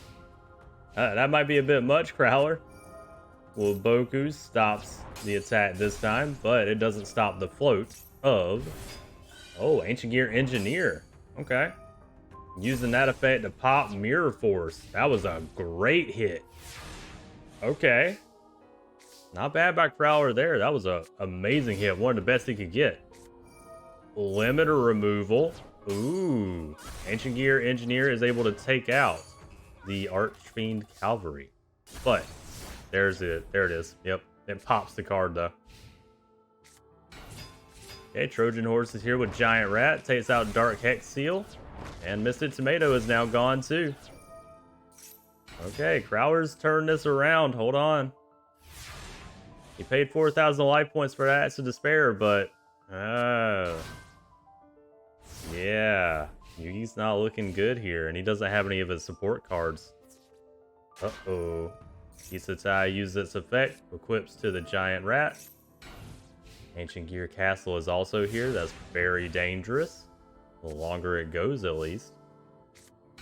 Mystic Tomato face down by Yugi and calls it a turn.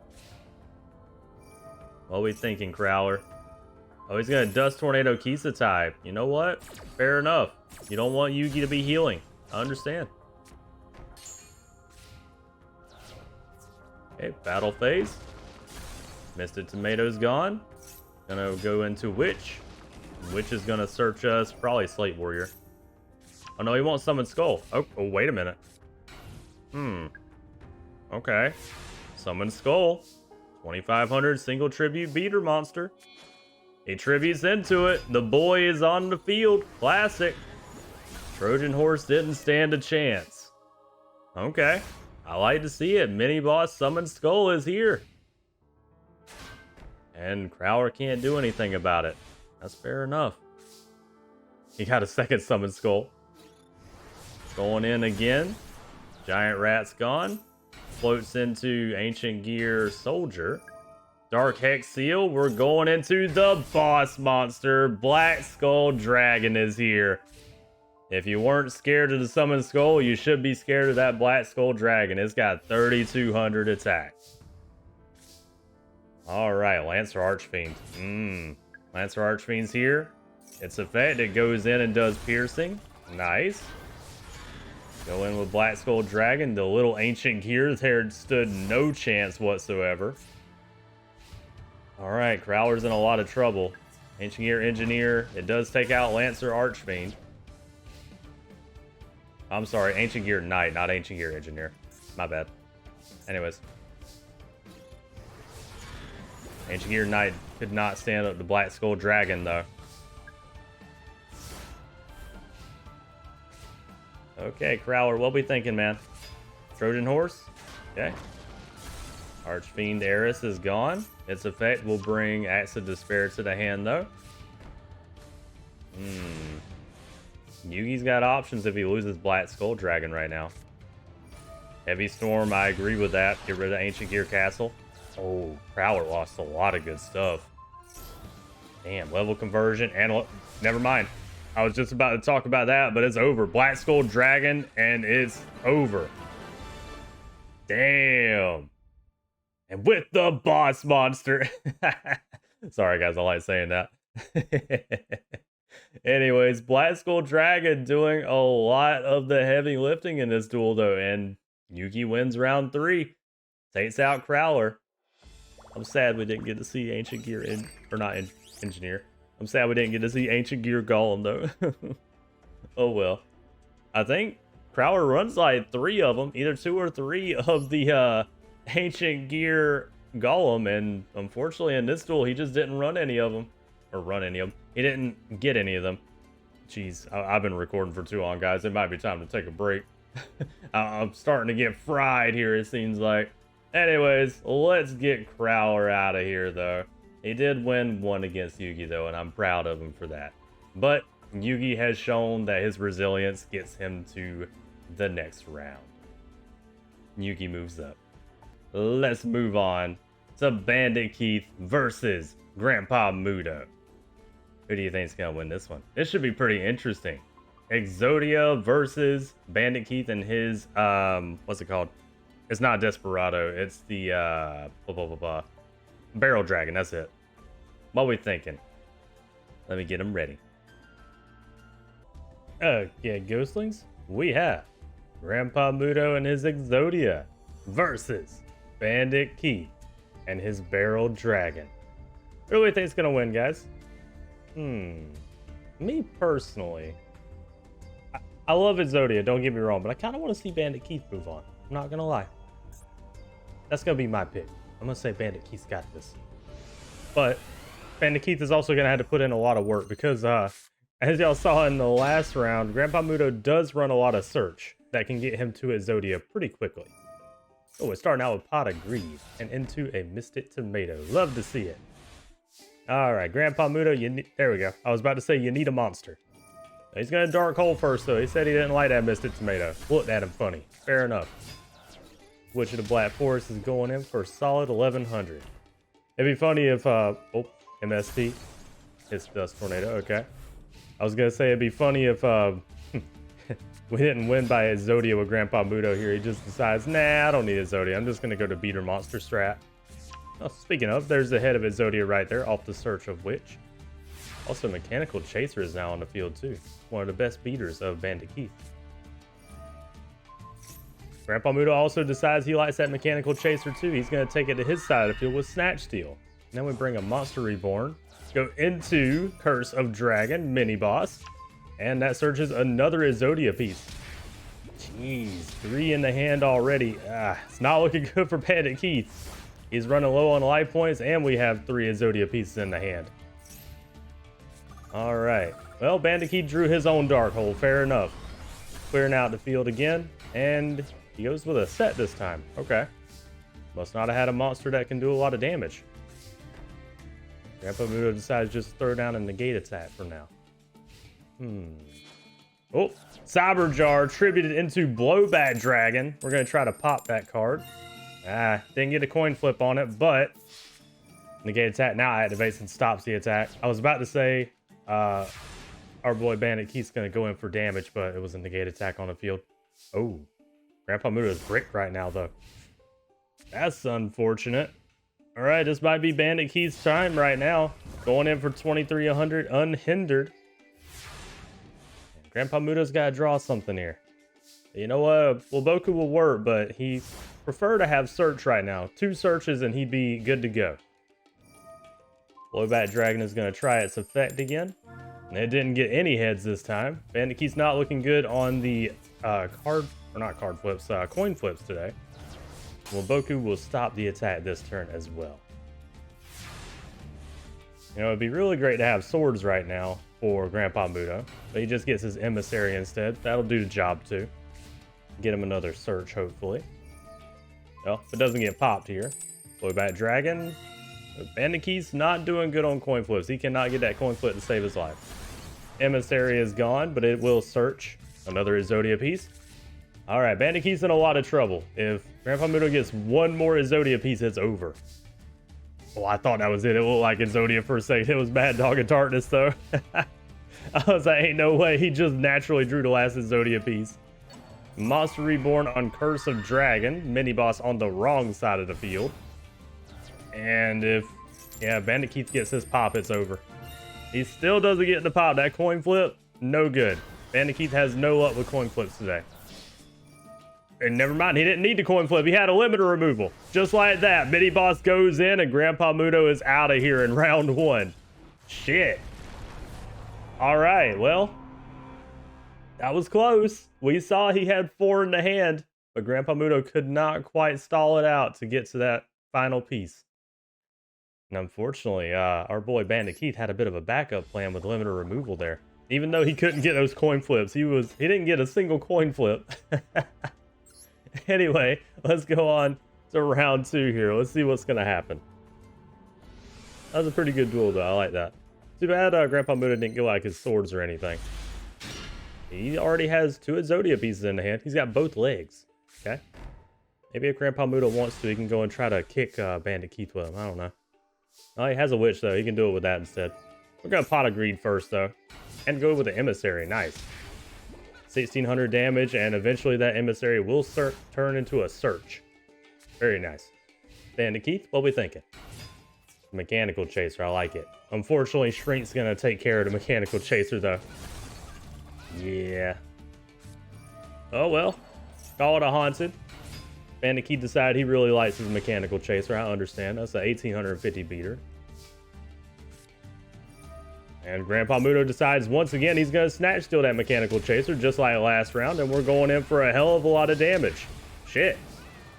All right, well, Bandickeet's in a lot of trouble now. He only has 1,175 life points left. What can he do with it?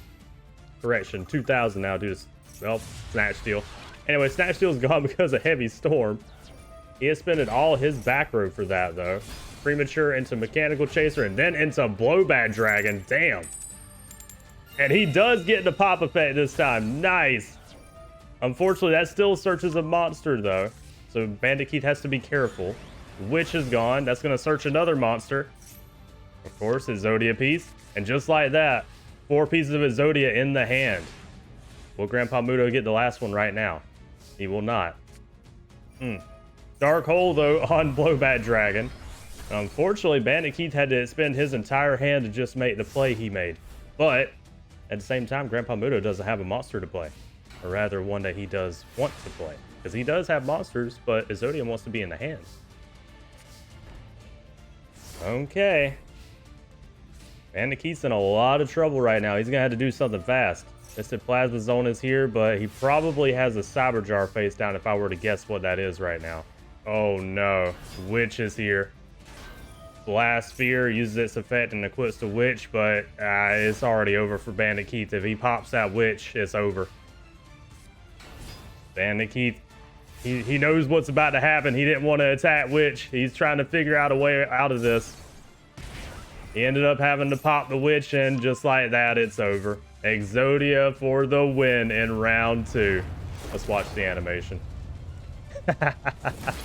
I love it.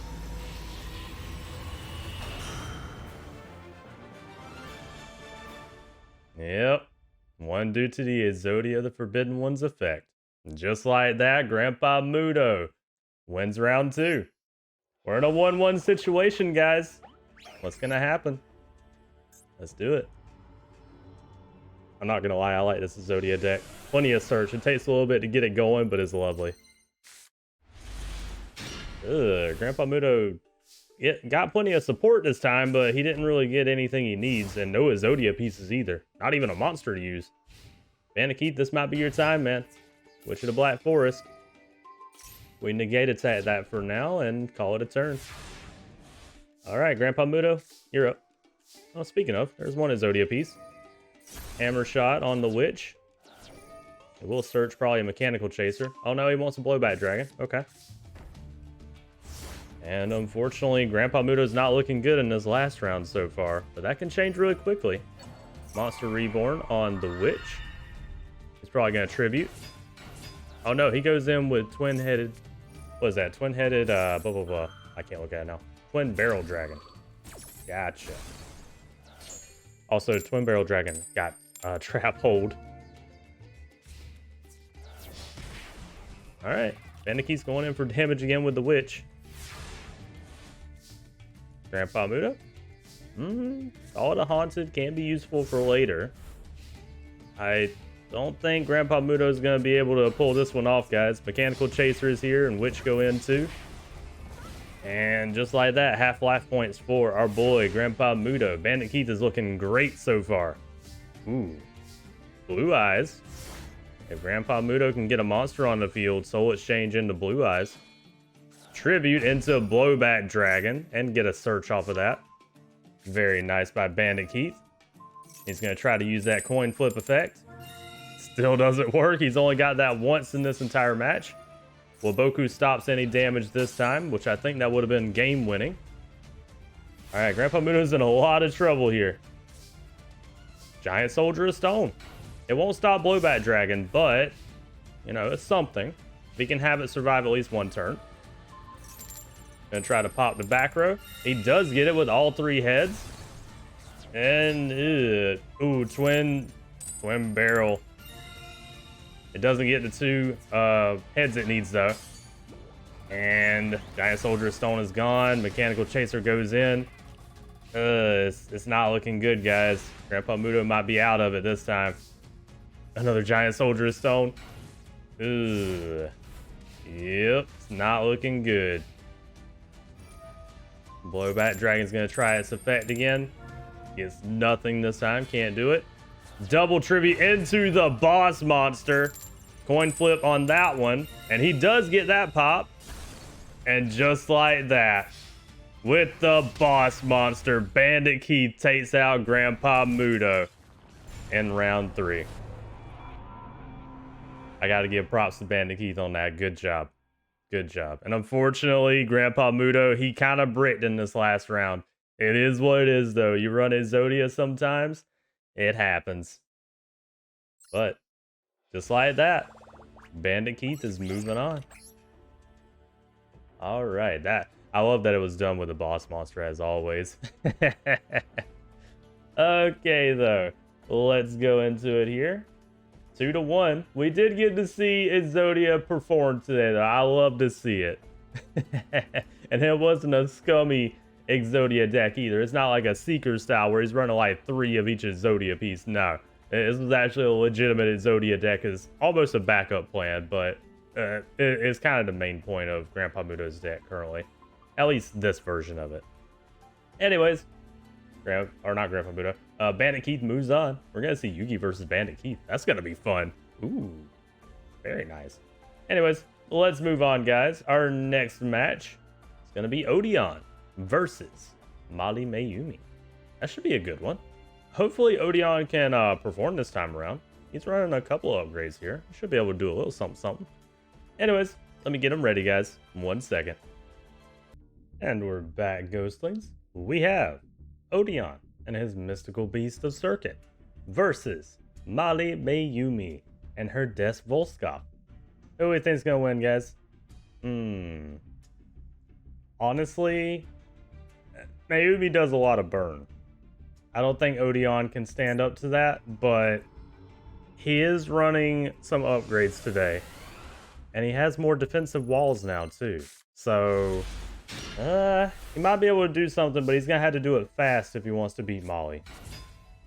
We're also starting out with Mass Dragon and a Black Pendant. So the burn begins already, guys.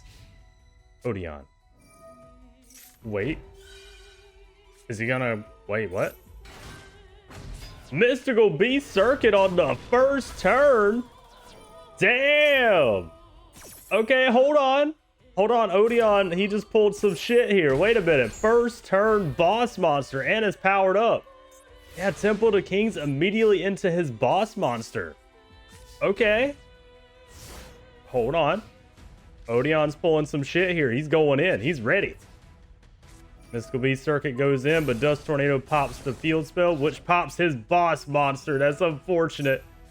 He activates another, though. He had 2 of them, and he activates Monster Reborn. Brings it back to the field. Mystical Beast Circuit is on the field again. And he had 2 of them, though. Temple of the Kings. Okay. All right, Molly Mayumi can't deal with the Mystical Beast of Circuit yet. Not even with her boss monster, because she has boss monster in hand. Card gets banished, powers up, and Makura Destroyer is here too. Or Destructor, I'm sorry. Hold on, guys. Odeon might be onto something. Mass Dragon is here. It goes in to float. What are we thinking, Molly? Spirit Ryu. We're going with Spirit Ryu. Throw away Des Volskov. Makura is gone, but its effect doesn't matter right now because there's nothing in the hand. All right, not bad by Molly. Spirit Ryu is gone though, and it gets banished. And Mystical Beast of Circuit is powered up again, 3,500 now. Damn. Okay, hold on. I might have underestimated our boy Odeon here. He's coming to play today. Mass Dragon cannot take out a giant rat just yet. All right, Molly's in a lot of trouble. She can't get over that Mystical Beast of Circuit. 2,100 banishes the card. Cannot float. That's a good part about Circuit, is it can banish. I didn't even remember that the card banished either. Call it a haunted on the boss monster. Des Volskov is here. Giant rat is gone. It does some burn, but it will not stand up to that Circuit right now. Molly does have a magic cylinder in hand though. Oh, and we floated into Gordon. We ended up floating into Gordon, but unfortunately it didn't last long on the field. Luster Dragon took it out. All right, magic cylinder on Circuit. That's 4,000 damage back at Odeon. That's not good. Some of the burn of Molly is starting to get to Odeon now, even though he has power advantage. Oh, but Molly didn't draw any more of her burn at the moment either. That's unfortunate. This was a much better match than I thought it would be. Okay. Odeon's coming to play today, guys. Des Volskov is banished. Luster Dragon does hold the field against a giant rat, but Molly's going to have to come up with 1,900 burn. Ooh, Drakmord, though. Drakmord on Circuit. Her classic card that she used in her first tournament. Back in the first episode of the Maximum Era. Alright, Giant Rat's gone. It's going to float into... Oh, Venom Cobra. One of his new defensive monsters. Isn't that a cool snake card?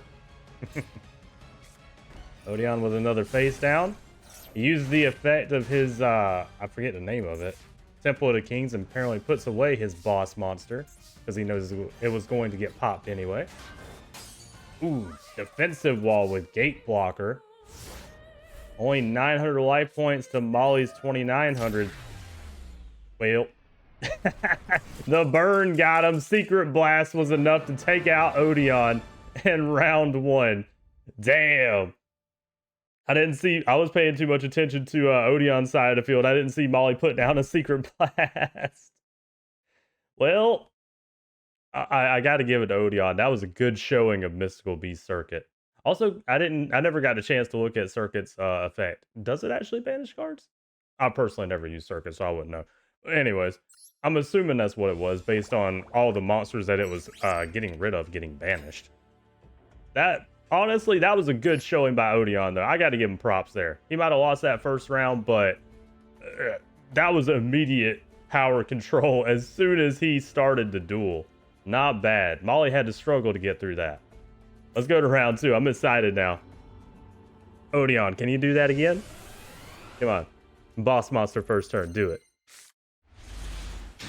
I gotta learn Odeon's card names better, too. I don't know all the cards he runs. Or rather, I do. I just don't know the name of them. Blazing Mirror Force is here. That's going to be a problem later. Luster Dragon cannot quite get over a Venom Cobra. Okay. Defensive Wall is here. Odeon does have a couple of those. Fissure on Luster Dragon. And we go in with Makura and the Venom Cobra. Odeon being disrespectful, attacking with a 100 attack monster. Alright.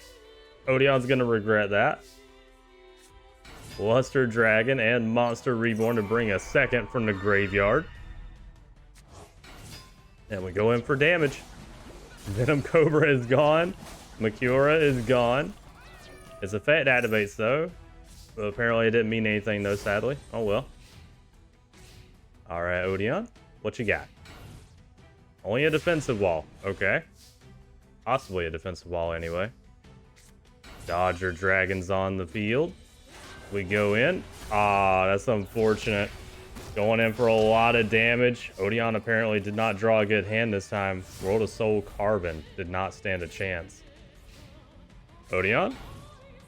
Okay, he's got a set, but unfortunately Dust Tornado hit it. Oh, and that was one of his trap monsters too. Zoma. Alright. Tribute into the boss monster, Des Volskov, and another Carbon did not stand a chance. Des Volskov does burn, and Dodger Dragon goes in for the final hit. And round 2, Odeon did not stand a chance there. Ooh, that was rough. All right. Well, we see what happens when Odeon gets a good and a bad hand now. That's unfortunate, but just like that, guys, Odeon got 2-0'd. Terrible, terrible. You hate to see it. Oh, man. That's unfortunate for Odeon. He's not able to do much for the Tomb Keepers right now. It is what it is. Molly Mayumi, 2-0s, Odeon. I will say once again that I got to give props to Odeon for that first round. Oh, that first round was great. I loved that. I loved getting to see the boss monster circuit on the field. It was the perfect hand that Odeon needed, but unfortunately, Molly Mayumi was resilient enough to get around it. It is what it is. All right, though, moving on. We have Scott Irvine versus Joey Wheeler. This is going to be pretty interesting. Both are running more high-powered decks today. So that should be pretty cool. I want to see Valkyrion, though. I'm not going to lie. I love seeing Valkyrion get summoned. This should be interesting, though. Let's see what Joey Wheeler can do against Scott Irvine. Can he beat him? Or will he get knocked out relatively early in a tournament for the first time ever? Let's find out. And we're back, Ghostlings. We have Joey Wheeler and his Black Meteor Dragon versus Scott Irvine and his Valkyrion. Who's gonna win, guys? What are we thinking? What's the vibe?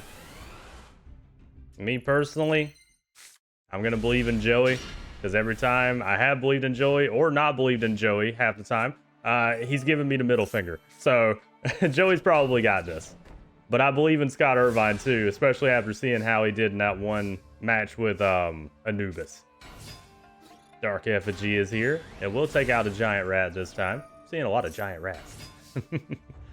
Duelist Kingdom is infested with like giant rats and witches. Interesting. Ooh, Beta is here. Giant rat's gonna crash and float into... Ooh, Gamma, okay. Skull Dice is here though. Get a really nice roll. And just like that, Beta's back in the grave. Or rather, it goes to the grave for the first time. That wasn't bad by Scott. He was trying to get all his Magnet Warriors he needed for Valkyrion. Little Wingard is equipped with a lightning blade. His little sword's now got a bunch of lightning all over it. Makes it more powerful.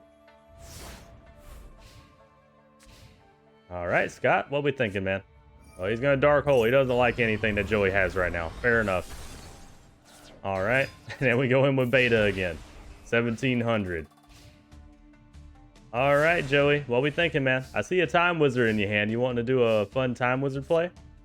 He wants to go Premature Burial for now. Dark Effigy is back. Call it a Haunted as well to bring back Little Wingard. And then he goes with Time Wizard. Did he get the flip? Ooh, he did not get the flip. And he takes burn for that. That's unfortunate. Ugh. Alpha and Beta go in, and Joey made a bit of a mistake with that Time Wizard. He should have summoned that first. King of the Swamps here, but it's not going to stop anything. That's really bad. Magnet Conversion brings some monsters back to the hand. And we tribute. We're going into the boss monster. Valkyrion is here. Backup soldiers as well. Boss monster is here, and that will give our boy Joey another turn here, I believe. Never mind, he summoned a beta. It's over. Beta's here. Valkyrion, the boss monster, goes in, and just like that, Scott takes round 1. I love seeing Valkyrion get summoned. It's so good. It's unfortunate for Joey, though. He didn't get his time wizard flip. Oh, that's terrible. All right. Round 1 goes to Scott. Let's go to round 2. There ain't nothing else to say.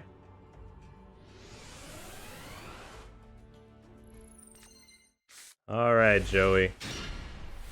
It's not really the hand Joey would want here. Beta's on the field again, too. 1700 beater. All right, Joey, what we thinking? He's going with an alligator sword and some bait. Okay. Going in for battle phase, but graceful dice. He gets a 5. It's enough. Beta is gone. Very reminiscent of the last round. Monster reborn on beta, though. Bringing it back to the field. And Scott calls it a turn for now. All right, Joey, what we thinking? Gonna go with a second alligator sword. Go in and take out that giant rat. Gonna float into Gamma. All right. Scott's going for one of the alligator sword, but Kunai with chain will deny it again. Beta is once again sent back to the grave. He activates magnet conversion to bring it back to the hand, though. Scott really likes that beta. All right. Joey, your response. Well, probably a lightning blade. Ooh, TT on everything, though. Sandgan at least gets a search off. I don't even know if lightning blade could have been put on. Let's see, warrior monster. I don't think alligator sword's a warrior. Never mind, he couldn't have done that. Magnet conversion again. How many of those do you have, Scott? All right, he brings monsters back to the hand again, and beta is once again here. He really loves that beta, I'm not gonna lie. All right. Joey, you got a rocket warrior. Lightning blade, there we go. 2300 goes in. Beta is once again gone. I don't know how many more times it's going to come back this this particular match, but it'd be funny if he did it again. Oh, Scott said he didn't want to bring it back this time. Fair enough. All right, Dark Effigy is here. Premature Burial on Alligator's Sword. Ooh, actually, Morphing Jar's not bad for either player right now. Joey did need a new hand, so that worked out really well, actually. We're going for a lot of damage. Pot agreed too by Joey. He gets extra. Oh, Monster Reborn on beta. Joey decides he wants beta now. He said, yeah, that's a nice monster. Let me have it. I can't do the accent that Joey would do. I'm sorry, guys.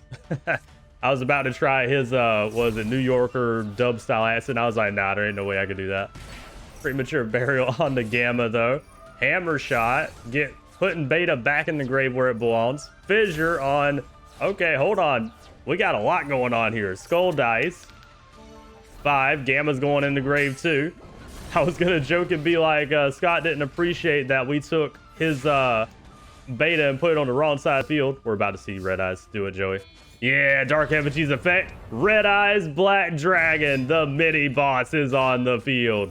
Blast with chain on a rocket warrior. And wait for it. With the... Wait. Call it a haunted, though. Beta's back one more time to stop it. Aww. Damn it, Scott. I wanted to see Red Eyes finish it off. Like, what was it? The Infernal Fire Blast. Scott's only got a face down. Do it, Joey. Red Eyes, go. Gearfried's here. We're going in with Gearfried. Oh, Waboku stops it, though. Scott saves himself for one more turn here. Can the one card he draws get him out of this? It cannot. Joey, do it with Red Eyes, please. Do it. I want to see it. Summons another Gearfried with Red Eyes, Black Dragon. There it is. The animation mini boss. The boy takes out Scott in round 2. Good job to Joey. Also, good job to Scott for lasting that long. This man is able to bring out monsters like it ain't nothing. I gotta give Scott credit on his deck. He can bring out monsters all the time. I love it. I love to see it. It makes him a difficult opponent. All right, let's do this. Ooh, I see red eyes in the hand. I love to see it. Joey decides he wants to go face down Sangan. He wants to search out something for later. Beta's on the field, but it gets karma cutted. All right, that's unfortunate. Scott doesn't have anything else for now. All right, Joey, your plan. Gearfried and Sangan go in. All right. Looking bad for Scott again here. Scott's gonna have to do some work. Scott only has a set? Really? Joey, this might be your lucky day, my dude. Premature Burial on Little Wingard. Delta is able to hold the field against Little Wingard, but not Gearfried. And we tribute into Red Eyes Black Dragon, the mini boss. I love to see him on the field. Call it a Haunted as well on Little Wingard. And Scott's in a lot of trouble. Scott? Valkyrion, maybe? Magnet Conversion on Delta. Okay. Bringing him back to the hand. Beta's on the field. We take out the Little Wingard. And that's all he does for now. He has back row over there, though. Maybe it's something good. Rocket Warrior's here. Use it to attack Beta and decrease its attack. Gearfried then takes it out. And Red Eyes goes in for a hell of a lot of damage.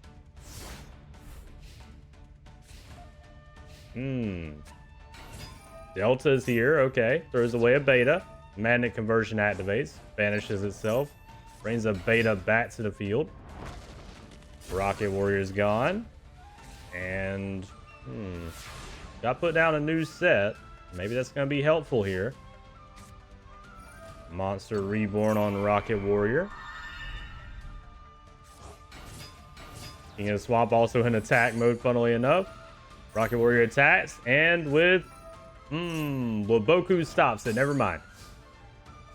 Rocket Warrior's effect did decrease Delta enough that Red Eyes could take out the life points of Scott, but it didn't work out because of Waboku. Okay, King of the Swamp is gone. Rocket Warrior's gone again. Our boy Scott's holding on at the moment. Kunai with Chain. Going in for battle phase. Beta's gone. Delta's gone.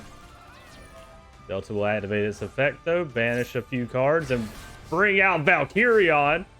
Valkyrion, the boss monster, was just brought out through 3 banishes of Beta. And just like that, it's turned around. Kunai with Chain though will stop this turn. Red Eyes isn't powerful enough to take out Valkyrion though. Uh-oh. Wait a minute. 2 boss monsters on the field. Oh no, the snatch steal on Valkyrion. Oh no, Giant Rat's gone. Oh no, Gamma's gone. And with his own boss monster, Joey takes out. Oh no. The snatch steal was dirty by Joey, but hilarious. Good job to Joey. Oh no. Damn. He got done dirty right there. That was beautiful though. I loved it. That was beautiful by Joey. Unfortunately, Scott did not get too lucky against Joey either. It's really unfortunate to see.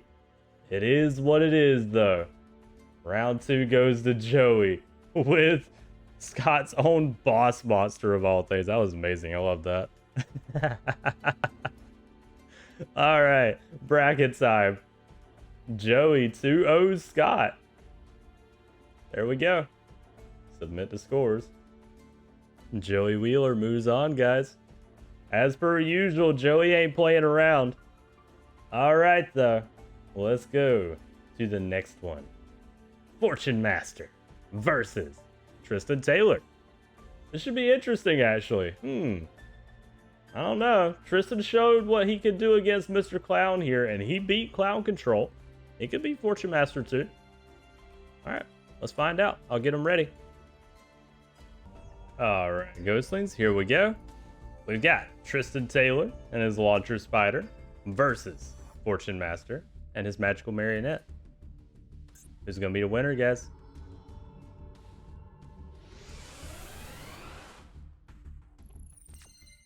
Alright. Morphing Jar will be useful for Tristan later, for sure. Especially since he runs a lot of fusion. Mystic Tomato start by our boy Fortune Master. Gonna go in with Gaia Power and a Giant Rat.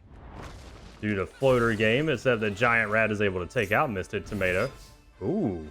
We bring out Illusionist Faceless Mage. Classic card. And we tribute that into the boss monster, Magical Marionette, equipped with, I forget the name of that, Rod of Mind's Eye. Giant Rat didn't stand a chance, but it brings out another Giant Rat. Heavy Storm on the back row here, though. Okay. Get another counter, and it powers up Magical Marionette. Fortune Master's looking really strong here.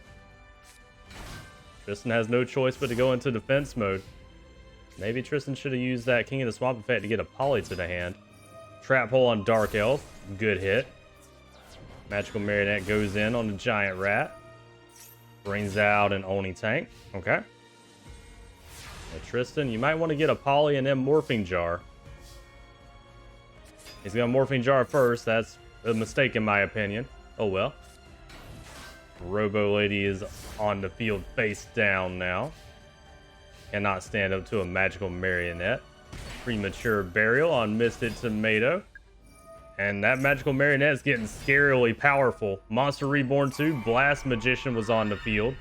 Monster Reborn on another Magical Marionette. Jesus Christ. Fortune Master, go easy on the boy. Uses one of the effects of Magical Marionette to pop a card. Morphing Jar is gone. Robo Lady is gone. And with Blast Magician and the Magical Marionette, it's already over. Jesus Christ, Fortune Master. Oh my god. Just like that, Tristan absolutely got decimated. Ooh. Okay, Fortune Master is trying to show that he ain't a joke today. Oh no. I knew Tristan should have went ahead and got a poly to the hand. He might have been able to do a little more if he did that. Damn, though. He got absolutely decimated in that one turn, though. Ooh. Tristan, you're going to need to draw your Justy Break, man. You're going to need that against Fortune Master if he's going to be like that today. Shit. Round 2, let's go. I'm excited to see more of Fortune Master after that showing. Woo.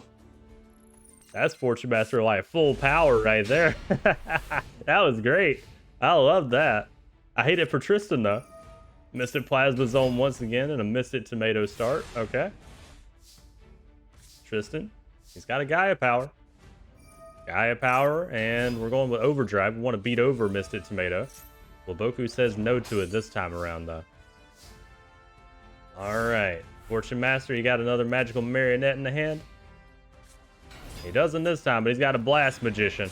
He uses it to crash with Overdrive and goes in for damage with the Mystic Tomato. Alright, Tristan, you're going to need your fusions, man.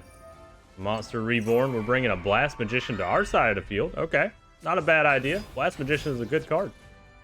I'm sorry, not Blast Magician. I've been calling it that the whole time. It's Rapid Fire Magician. Pardon me, guys. Anyways, Giant Rat and Mystic Tomato are going to float. I thought it was called Blast Magician. I don't know why. Anyways, Mystic Tomato, Giant Rat. We're going to do the thinning out the deck game right now with our floater monsters. We don't need them anymore. The only problem is another Giant Rat's in the hand, so Tristan's going to have to figure something else out. It brings out an Oni Tank, but unfortunately it's not more powerful than a Sorcerer of the Doomed. At least with a Mystic Plasma Zone. Magical Marionette's here again. Boss monster equipped with the Rod of Mind's Eye. I think that's correct, right? Yeah, Rod of Mind's Eye. Alright, just like that, control is taken by Fortune Master with his boss monster. And Tristan's scared. He's throwing down that Giant Rat and hoping for the best. Monster Reborn. We're going to bring Overdrive to the wrong side of the field. Okay. Fair enough. Go in. Rapid Fire is gone.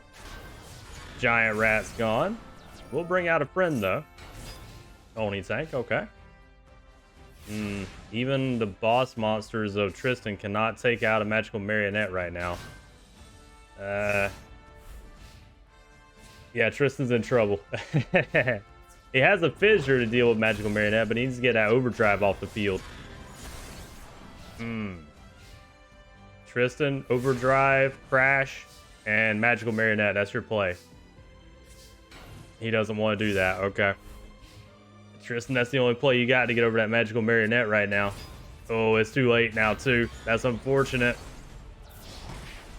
Going in for damage, and with the Magical Marionette, once again. Oh, wait. Rod with Mind's Eye, though. That's a detriment to him right now. Uh-oh. So he can only do 1,000 damage. Tristan just got saved, but he's not going to be able to get over that Magical Marionette. Brain control, yep, the field's clear. We use it to tribute into a Illusion of Spaceless Mage, and with his own monster, Overdrive, it's over for Tristan. Overdrive just ran him over and sent him packing. He's out of here. Oh, man. That's really unfortunate for Tristan. He needed to crash and play that Fissure. That was the only way he was going to get back into the duel. Unfortunately, though, our boy Fortune Master is showing that he's not playing around today. He's here to go to the top. All right.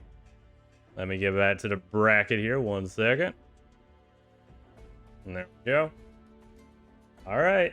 Tristan gets absolutely decimated by Fortune Master. I'm not going to lie. Jeez. He didn't draw his Justy Break, or honestly, he got overpowered too. Even with his like boss monster launcher spider, it wouldn't have been good enough. The Magical Marionette was able to overpower Tristan this time. And without Justy Break, or, you know, Tristan playing that Fissure like I was talking about, he didn't stand a chance. It is what it is, though. Tristan did have a good showing against Mr. Clown, though. I'm proud of him. He was able to take out Clown Control, and for that, I got to give him proper respect. He did good. Fortune Master, though, has been going on a bit of a rampage here, though. He was able to beat Panic. Now he's beat Tristan. I don't know who can stop Fortune Master right now, guys. I don't know. He might be going to, like, top 8. Who knows? All right, though. Well, let's move on.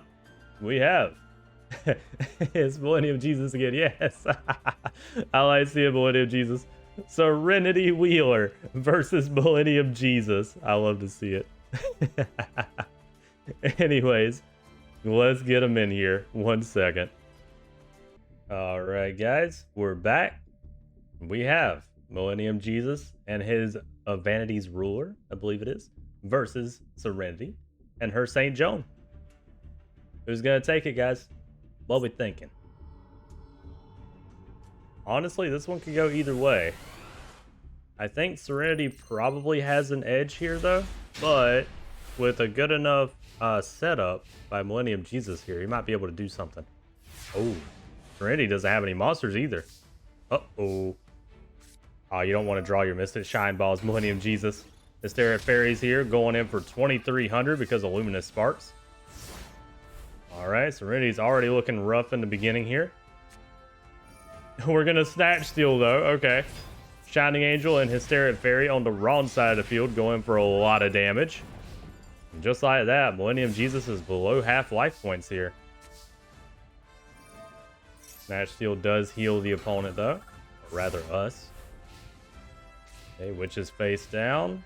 Serenity decides to go into mini boss. Soldier Lady is here and premature on the Shining Angel. All right, Witch is gone. It will search up a monster, but I think Millennium Jesus is almost done already. Soldier Lady goes in, Hysteria Fairy goes in. Just like that, Millennium Jesus is down at 400 life points. Wow. Snatch Steal heals. Hysteria Fairy, Monster Reborn, bringing the Witch back. Alright. And we go in to try and crash, but it doesn't work. Waboku. And we lose Hysteria Fairy. Call It Haunted brings it back, though. Millennium Jesus probably just doing that to try and protect his life points the best he can, but I don't think it's going to matter. Maiden of the Moonlight is here. Soldier Lady goes in with his effect, is able to take out Hysteric Fairy. Witch is gone. And, wait for it. Agent of Creation is too late. With his own monster, Hysteric Fairy, Millennium Jesus loses round 1. Damn. That's unfortunate. Oof. Yeah, that was pretty rough for poor Millennium Jesus there. He just got absolutely owned by Serenity. I'm noticing people love stealing other people's monsters around here too lately and trying to finish them off with it. How many times has that happened in the tournament so far? Oh man. If this tournament wasn't so long today, I would say we'd need to start having a counter for it. Alright. Oh, I see Agent of Creation in the hand first turn here. That's good. Luminous Sparks is here. We start out with Agent of Creation. Bringing out the Shine Balls. Nice. 3 of them out to the field. 4 monsters in turn 1. Serenity's going to have a rough time with that. Maiden of the Moonlight goes in, though, with Shrink and takes out Agent of Creation. Very nice. And a Monster Reborn on Agent, bringing it to the wrong side of the field again. Serenity Light stealing Millennium Jesus' monsters, apparently. Alright. Bountiful Artemis is here, at least. Takes out Maiden of the Moonlight. It's unfortunate that he didn't draw into his boss monster right now. That's kind of part of the strat of getting those Mystic Shine Balls on the field, is get tributes. Alright, one of them's gone. Another's gone. It'd be really cool to see Vanity's ruler right now, Millennium Jesus. Can he harder the cards it for us? Barrier Statue. Bountiful Artemis at least goes in, takes out the Dancing Fairy. Come on, Millennium Jesus. I want to see your boss monster, man. Come on. Put up a fight. Okay, the Light Hex Seal is here. The last Shining Ball is gone. And that barrier is also gone. Dust Tornado on the face down. It was Forbidden Scripture. Yep. Alright. Solemn Judgment is in the hand. Alright, the Light Hex Seal is gone. And we got a standoff in between, funnily enough, 2 of Millennium Jesus' monsters. One of them's on the wrong side of the field, though. Snatch Steal once again. But God says no. There it is. Wait for it. Bam. God says no. Get that shit out of here. Solemn Judgment in that mess. Alright. Okay, we're gonna Monster Reborn. Millennium Jesus wants one of his Shine Balls back. Okay. Interesting. Guess he just wanted a body on the field. I love that he was like, no, you're not gonna Snatch Steal me again. Yeah, that Shine Ball is gone. Millennium Jesus, you're gonna have to come up with something good here. Battle Phase, we take out the Forgiving Maiden. Premature Burial, we're bringing back the Barrier Statue. Yep, Barrier Statue. In attack mode, too.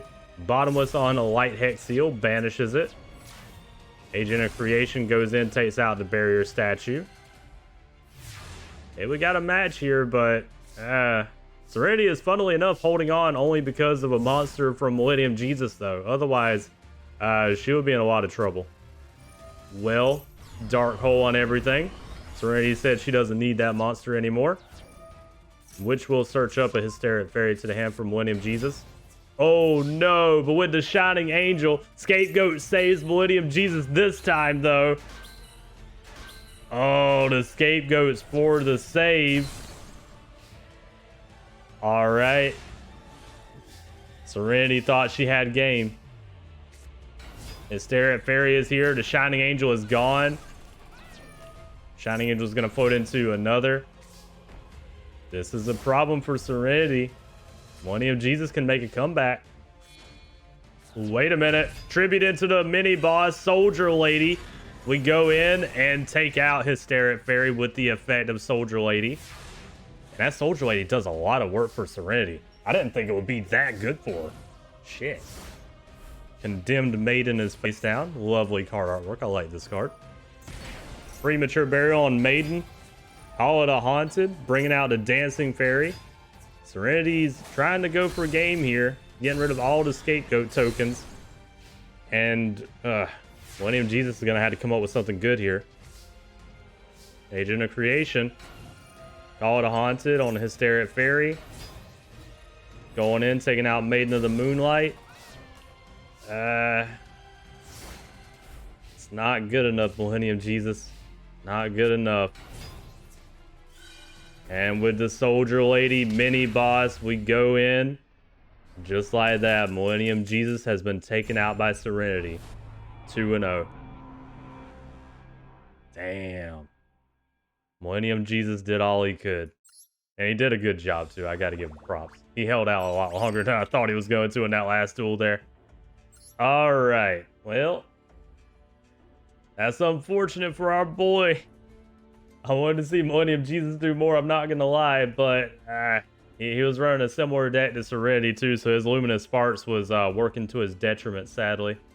Especially with Soldier Lady on the field. Soldier Lady is doing a lot of work for Serenity today, I'm not gonna lie. A really good job. Alright. Serenity 2-0's Millennium Jesus. No arguing it. Good job to Millennium Jesus, though. He did a good job. He did do a good job. Serenity moves on, though. So, hold on. That's both wheelers, right? Yeah. Both wheelers have moved on to top, was it top 16? Serenity's just trying to be just like her big brother. She wants to move on to the top, too. Anyways, let's move on. Going to Lyman Banner versus Vagabond. I've actually been waiting for this one. I want to know who's going to win this. Ooh, this should be interesting, guys. All right. The person that took out Mama Muto or the person that took out Strings here? One is not as what would you call it? Not as blah blah blah blah. Trying to think of a word.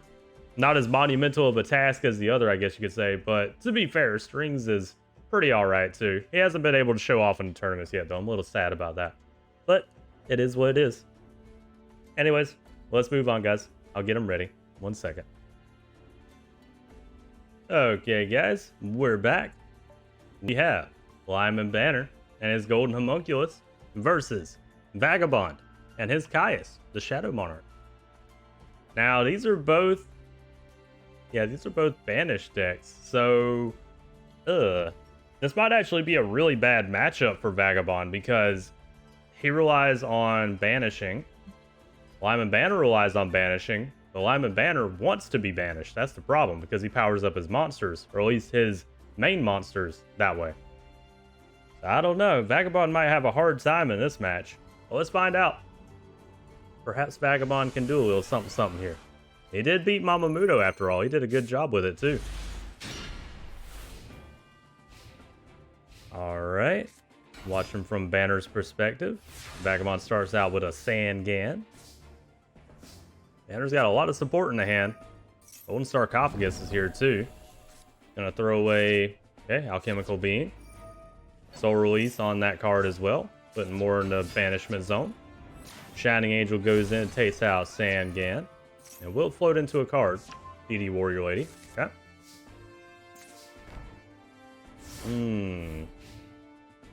Law of Revealing Light's gonna be a problem. TT. There we go. Unfortunately, Shining Angel can't get his float off of a TT, so might should have waited on that. Alright. Unfortunately, Banner doesn't have much this time. Vagabond goes in with DD Warrior Lady. Wall of Revealing Light is here, though. 3,000 light points.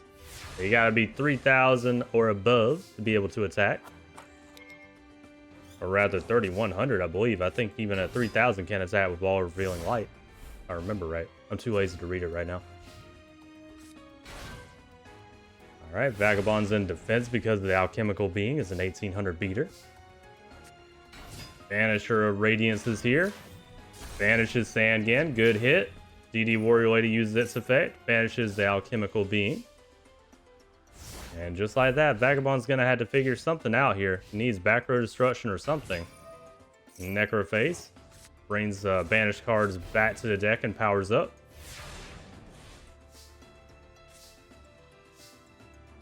Okay. Morphing Jar. Definitely going to need that banner. You need a new hand. Tributed into Caius. Shadow Monarch, the boss monster, is here, and it pops while revealing light. Very nice. Necroface also throws several cards to Banishment Zone. Nice job.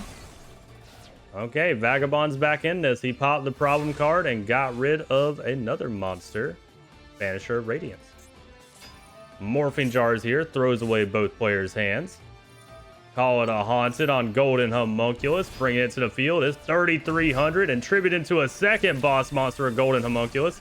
Caius didn't stand a chance against a powered up Golden Homunculus. And just like that, Banner showing what he can do against Vagabond. Odd agreed by Vagabond. Okay. Soul Release. Banishing more cards.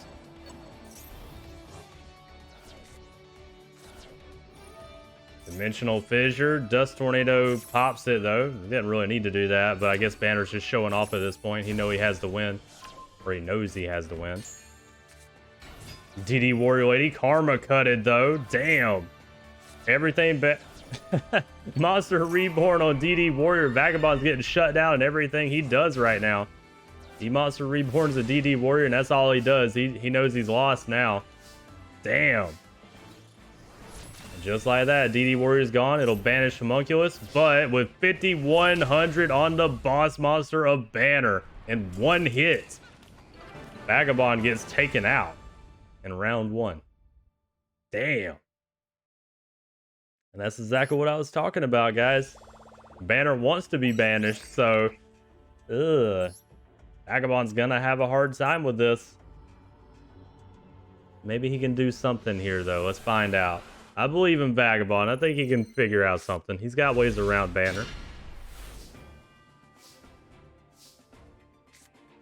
Hard Destruction immediately. Okay. Soul Release as well to banish cards. Okay. Unfortunately, Banner didn't have any monster this time, but he's got a lot in the Banishment Zone at the moment. Soul Release again. We're throwing more monsters in Banishment Zone. Going in with Kiku, but it gets TT'd. Monster Reborn on the Kiku, though. Vagabond said, I got this in my back pocket ready to go. We're going for 1,800. All right. Nice job by Vagabond. Banner, what we thinking? Nimble Mabanga is really good right now, actually. Okay. Vagabond got DD Survivor. Gonna hit the Nimble Manga, but it's gonna bring out a couple friends and heal. Okay. And just like that, Banner's back up to full life points and with a little extra too. Alright. Morphing Jar. Okay. Morphing Jar is really good right now. Banner needs a new hand because he doesn't have any anymore. DD Assailant. Ooh. Hello. Along with Double Summon. Brings out DD Warrior as well. Nimble Manga is gone. Okay, Morphing Jar hits. There we go. Unfortunately, going in for a lot of damage.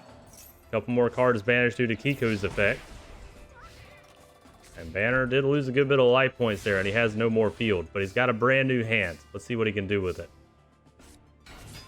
Alchemical Being. Dark Core. Getting rid of Kiku. Soul Release to put some more cards in the Banishment Zone. Alright. And if we get to that Golden Homunculus, Vagabond's about to be in a lot of trouble. Necroface is here. Use its effect to put banished cards back in the deck. That actually countered Golden Homunculus here, and that's a 3,000 attack Necroface. Banished the Alchemical Being, and we go in for game? Yep, sure enough. Macrocosmos gets activated to bring out Helios, though. That just saved him. Ooh, that Macrocosmos just saved Banner there. Wall of Revealing Light, too. Hold on. Uh-oh. Wall of Revealing Light. He doesn't have enough to pay for it, though. It's over. Vagabond won with Necroface. 3,000 damage. And just like that, Vagabond just countered Banner by using Necroface. Good job by Vagabond. Round 2 goes to him. All right, I got to give credit where credit's due. That was a good job.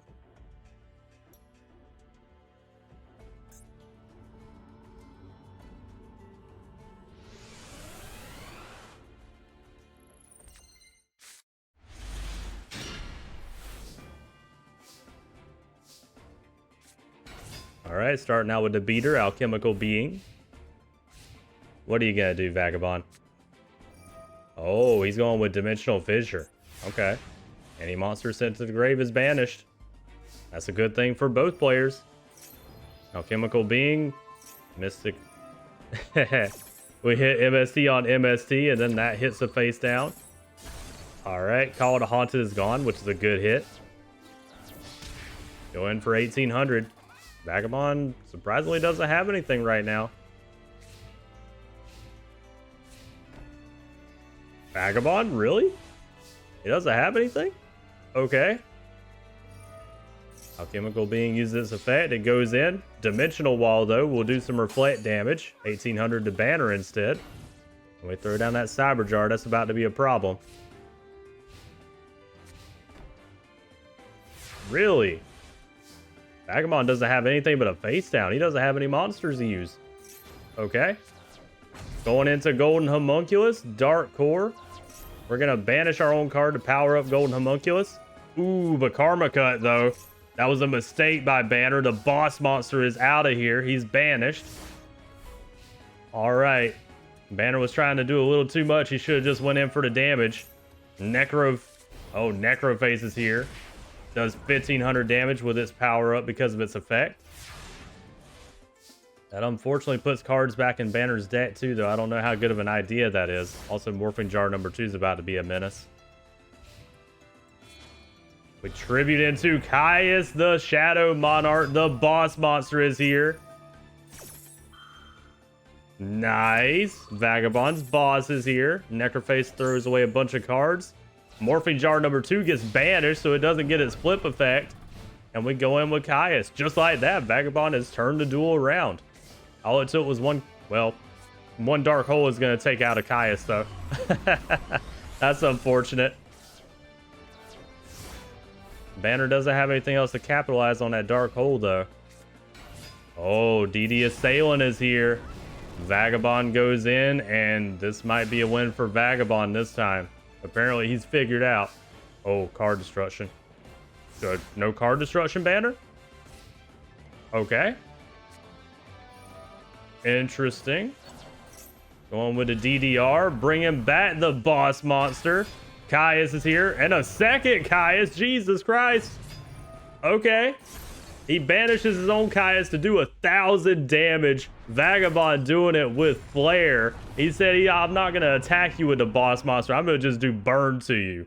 Shit. The disrespect by Vagabond there. Also, Banner didn't want a card destruction for some reason. I don't know why he didn't.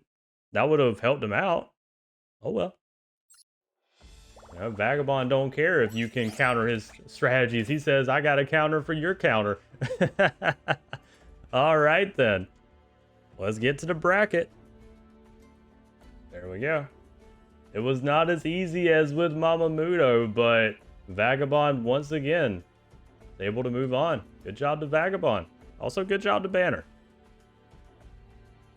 All right. With that, we move on to the next one, guys. Ooh, Johnny Steps versus Haley Ito. This is going to be interesting. Ooh. Very nice. Very nice.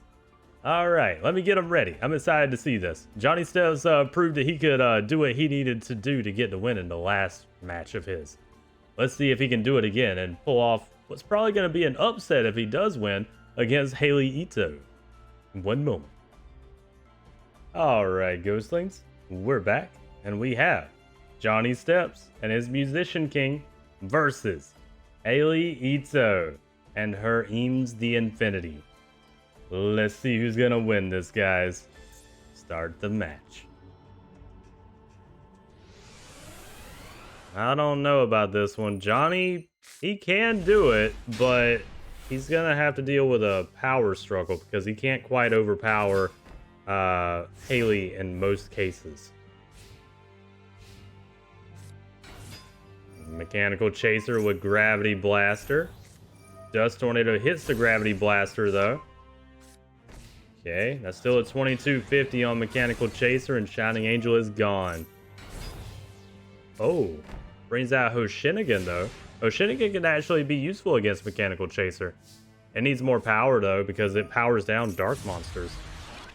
Heavy Storm on all the back row. Nice. Sage of Silence goes in. Hoshinigan goes in. Nice.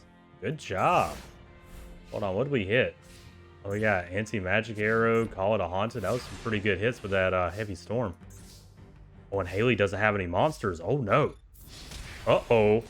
Hoshinigan and Sage of Silence go in again. Johnny, are you going to take out Haley? That would be an upset. Cyber Raider is here. Gear Spring Spirit in defense mode. Drops Hoshinigan to 0. We take out Hoshinigan. Nice job by Haley. And that's exactly what that Gear Spring Spirit is for, to be able to knock over monsters that she wasn't able to get over before.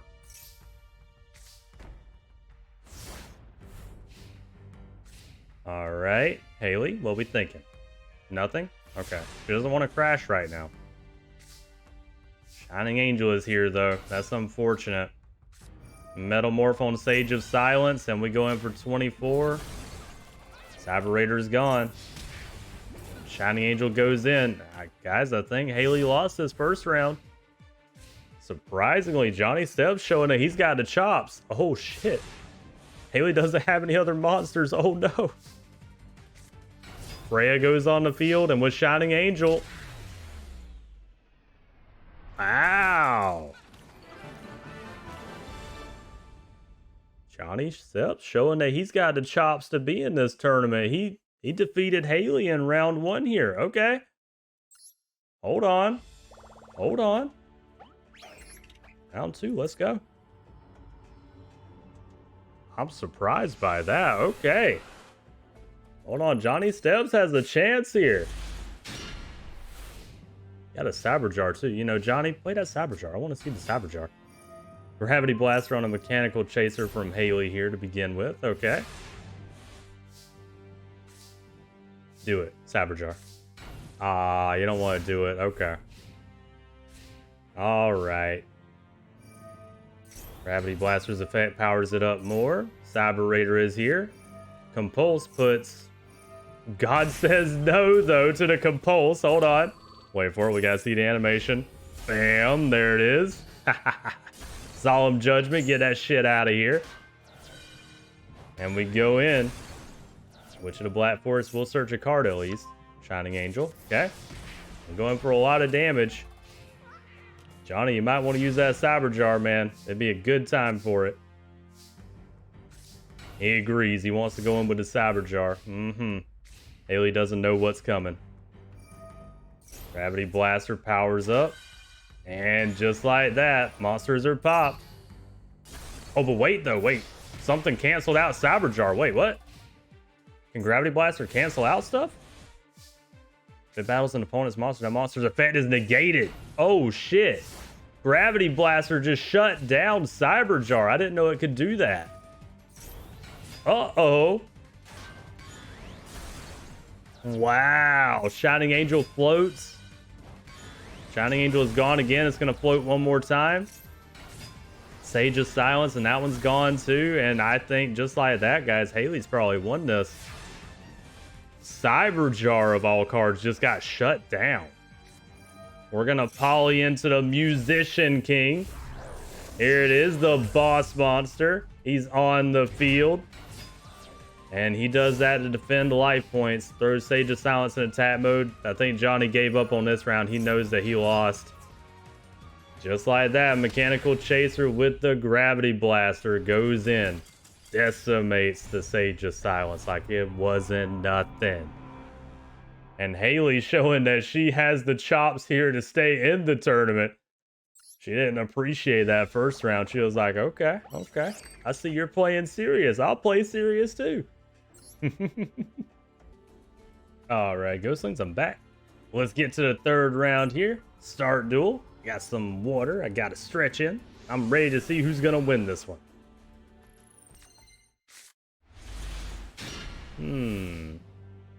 That's a decent hand from Johnny here.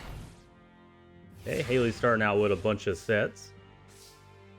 Cyberjar. If it doesn't get canceled. Pot of Greed. Luminous Sparks. And a Shining Angel to start with. Dust Tornado hits the Luminous Sparks, though. That's unfortunate.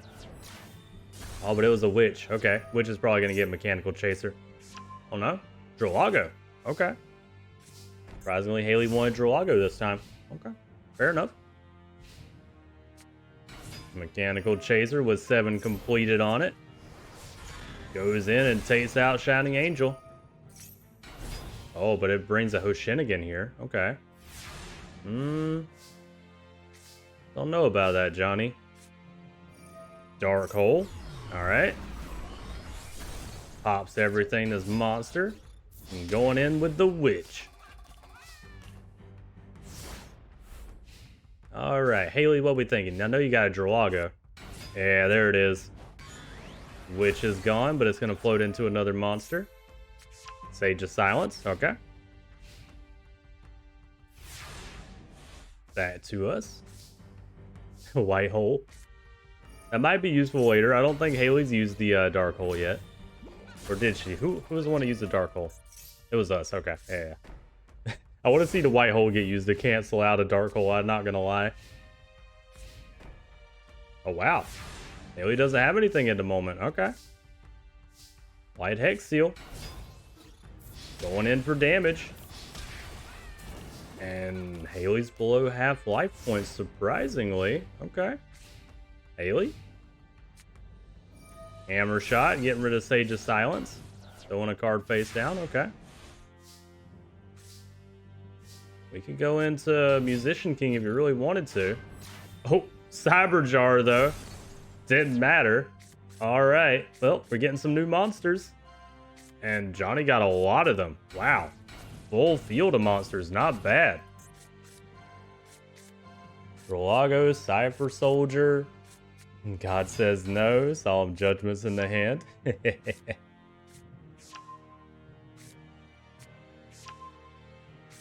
Okay. And a search into Lady of Fate. We're going to go ahead and poly. Bring out the boss monster at Johnny Steps. It's Musician King. The boys on the field. With a fusion weapon. That's 3750 on Musician King. Alright. Haley, what are we doing about that? We're going to Heavy Storm first. Okay. Hitting a lot of back row. Tripping it into the boss monster, Cybertech. Or rather, the mini-boss now. Alright. Going in. Shining Angel floats into another Sage of Silence. Ugh. Johnny has a Cyberjar in his back pocket, but I don't know what he can do about Cybertech at the moment. Always thinking. Monster Reborn, okay. Solemn Judgment, though. Wait for it. Wait for it. God says no. No Monster Reborn for you. Use the Light Hex Seal to go into Musician King, the boss monster of Johnny. But unfortunately, he doesn't have the support for his Musician King. Metal Morph on the Cypher Soldier. Destroys Sage of Silence. And that's not good. Ugh. Mechanical Chaser is here. Musician King, the boss monster, is gone, along with the rest of the field. Shining Angel will at least float into something. Another Hoshinigan, okay. Johnny, you're going to add the Cyberjar now. That's the only play you got. The Pulse isn't going to help either. Yep. Just wait for the Cyberjar, Johnny. That's all you got. Nano Breaker. We're going to Compulse Mechanical Chaser. I don't agree with that, Johnny. You should have let that get busted. Nano Breaker uses its effect. Cyberjar, there it is.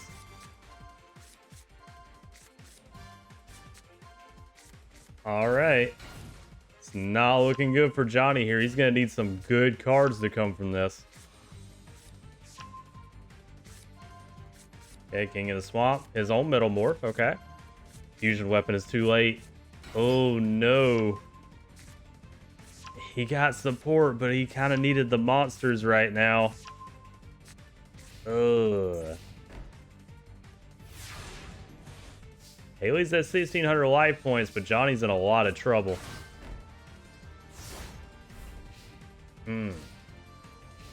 Alright, Haley. Mechanical Chaser and Nano Breaker, okay. King of the Swamp's gone. Breya's gone. It's not looking good. Metal Morph on the Mechanical Chaser, too. Johnny? Heavy Storm. Knocking all the back row, including his own. He knows it's not going to help him right now. Unfortunately, I think that's it for Johnny, guys. Tributing into the mini-boss again, Cybertech. Going in for damage, and with the mini-boss, Cybertech Alligator takes out Johnny in round 3. That's unfortunate. Damn. I keep on saying that. That's unfortunate. That need to start being a catchphrase. Kind of a crappy catchphrase though, ain't it, guys? Oh well. Maybe I'll come up with something better. Anyways, that doesn't matter. Let's go over to the bracket here. Unfortunately, Johnny Steps, while he did a good job and he did get a win, he was not able to take out Haley Ito. And because of that, our girl Haley moves on. Alright, let's move on to the next one, guys. Ooh, this was going to be a fun one. Miss Shono versus Lil Susie. I love to see it. I don't know who's going to win this one. It could go either way for that. I don't know, though. Lil Susie was able to pull it off against Weevil. And she did the same with Miss Shono? Let's find out, guys. 1 second. Alright, Ghostlings. And we're back. We have Lil Susie and her Gogiga Gagagigo versus Miss Shono and her Ryza, the Monarch. Or maybe even, you know, Rock. She used Rock a lot more than she used Ryza. In fact, she didn't use it at all in the last time we saw her in another match here. Let's see who's gonna win, though. To be fair, I like Rock a lot, too. I'm not gonna lie. So, I understand. It's her favorite card. It makes sense for Miss Shono. Anyways, not a bad hand here by my little Susie. Especially with a Pot of Greed. Oh. Boss monster is already in the hand, too. We just need to get to it. Alright, Miss Shono, what you thinking? Heavy Storm? Okay. Going Heavy Storm a little early, but it did hit a Call to Haunted. Rising Air Current, and Flying Kamakiri #1. Nice. Which will search out Giga Gaga Gigo. Okay. We just need a Legendary Ocean and you're good to go, little Susie. Divine Wrath, alright. Snatch Steal on the Flying Kamakiri. Premature Burial on the Witch. And a Lion Alligator. We're going in for a hell of a lot of damage here. Woo! Alright, that's half the life points gone for Miss Shono. Miss Shono, what you got? That was a lot of damage. Fissure on the Witch, okay. Witch still is able to search though. Gets a Gagagigo. We got the whole Gagagigo trio here. Snake Whistle and oh, TT. Okay. That was a damn good TT right there. Nice job by Miss Shono. She didn't draw a monster to capitalize on it, though. That's unfortunate. Damage equals Reptile is here, and unfortunately, little Susie doesn't have anything either. Oh, no.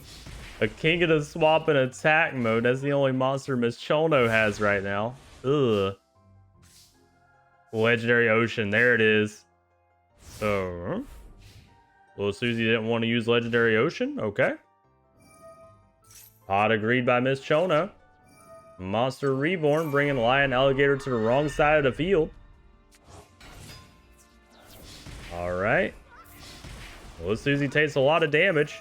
Damage equals Reptile to bring out the Lion Alligator. Okay. Little Susie, Legendary Ocean. Use it. There you go. Yeah. Then you bring out your mini boss. Yeah, Giga Gaga Gigo.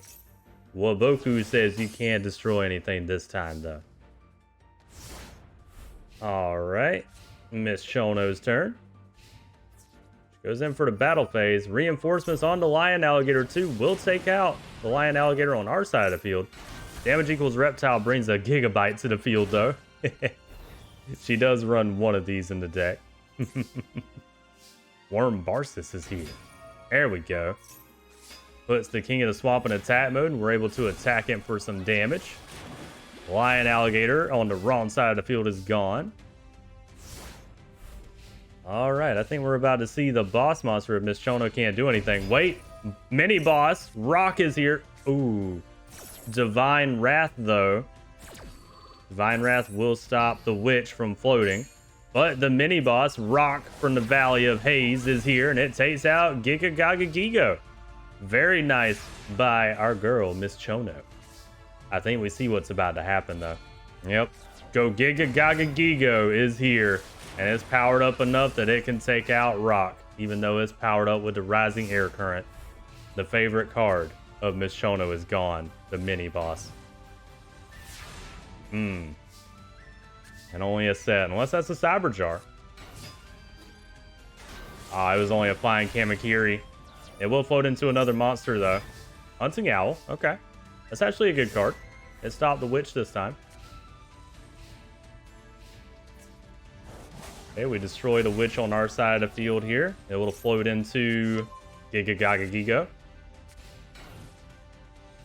Chono has a set. I'm waiting for the Cyber Jar from Miss Chono. That's what she's going to need right now, probably. Gigo is here without a tribute because of Legendary Ocean. Hunter Owl's gone. Gold Redbird's gone. Ugh.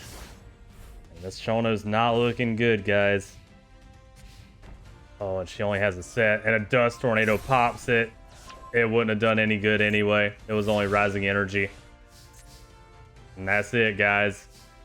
With the boss monster, go Gigo. 3150 to Miss Chono. And that's the end of round 1. Lil Susie takes out Miss Chono. Alright. Nothing else to say. They did their best. Go to round 2. Miss Chono might actually need to rely on her new boss monster, Ryza, this time around. Especially if Lil Susie gets to go Gigo again. Alright, just a set and calling it a turn. We got a Pot of Greed. I love to see it. Legendary Ocean and an Unshaven Angler. There it is. It is a Cyber Jar. Hey! I was waiting for that last round. Okay. We've got a lot of support here for little Susie. She's looking really good with this hand.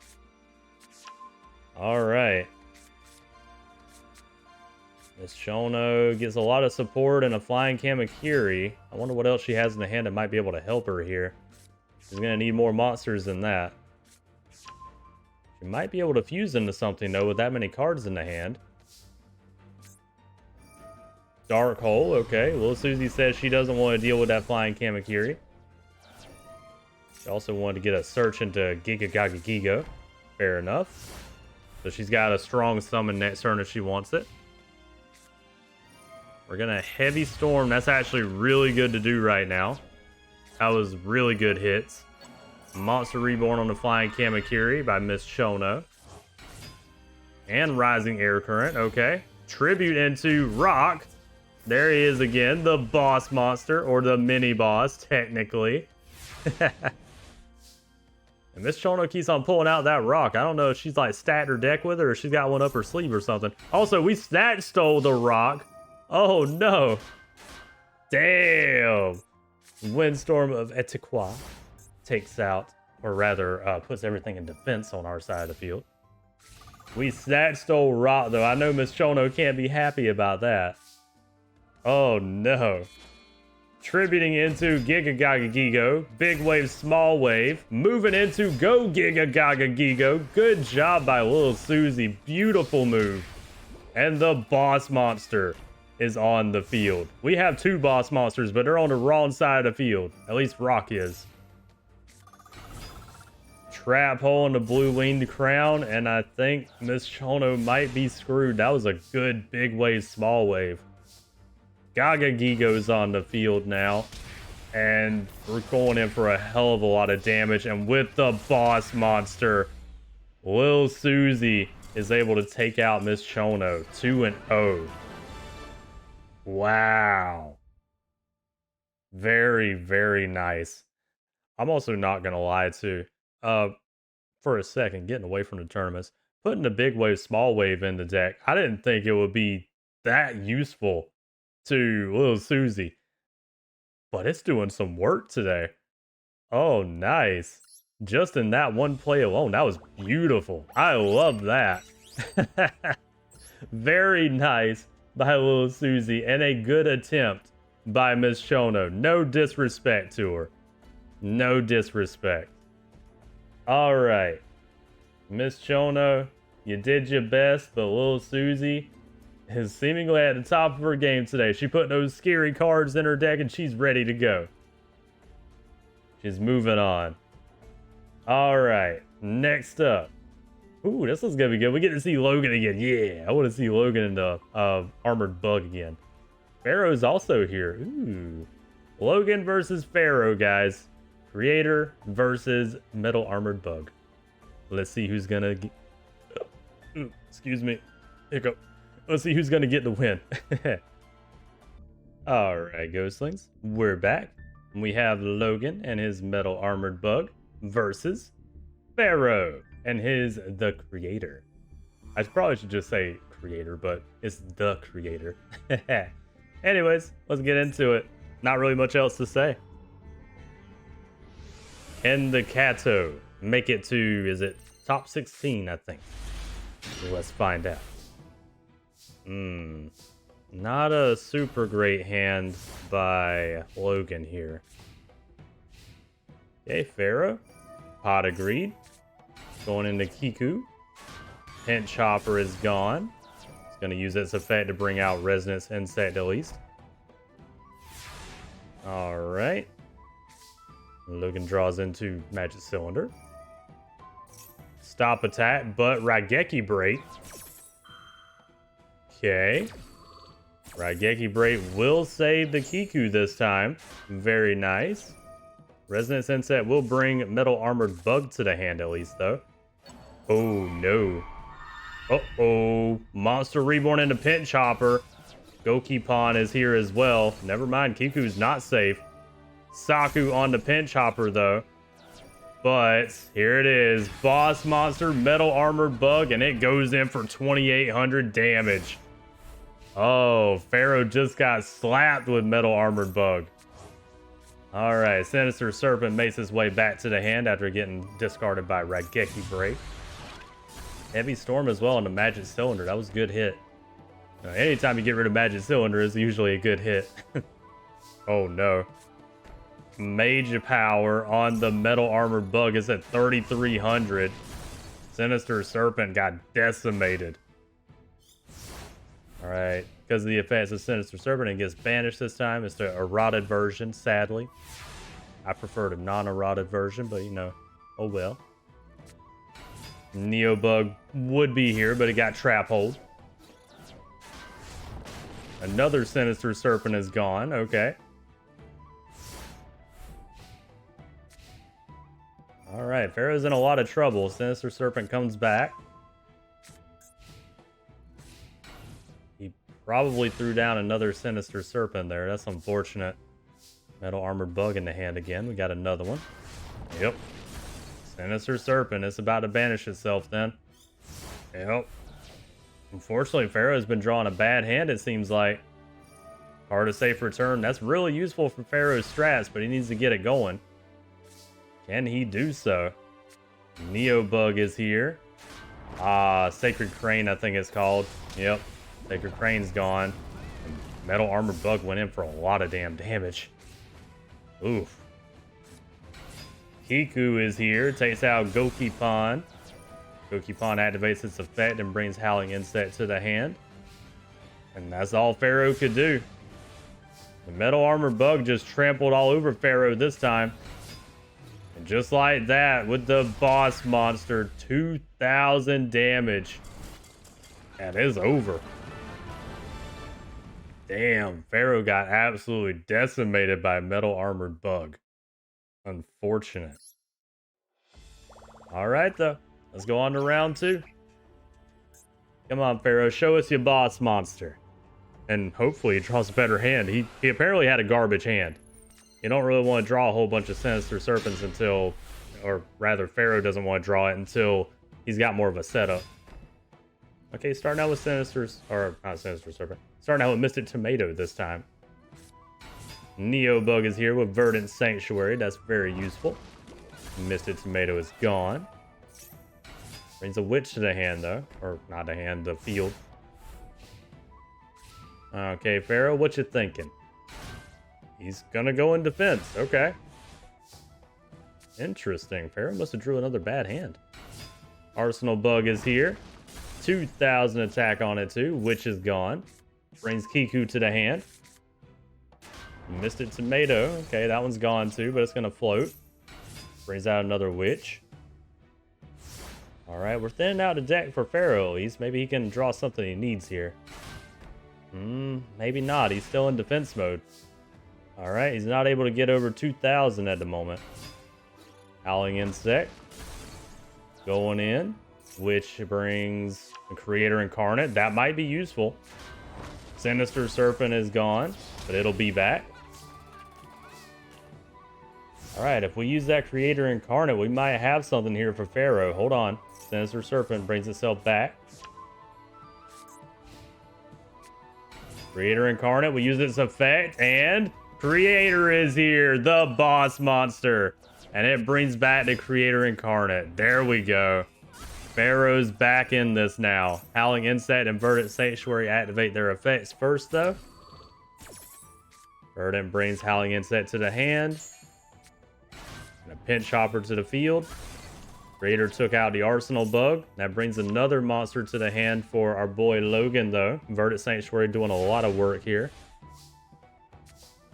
Uh-oh. We see the play as Technipede and Natural Tribute into Metal Armored Bug, the boss monster of Logan.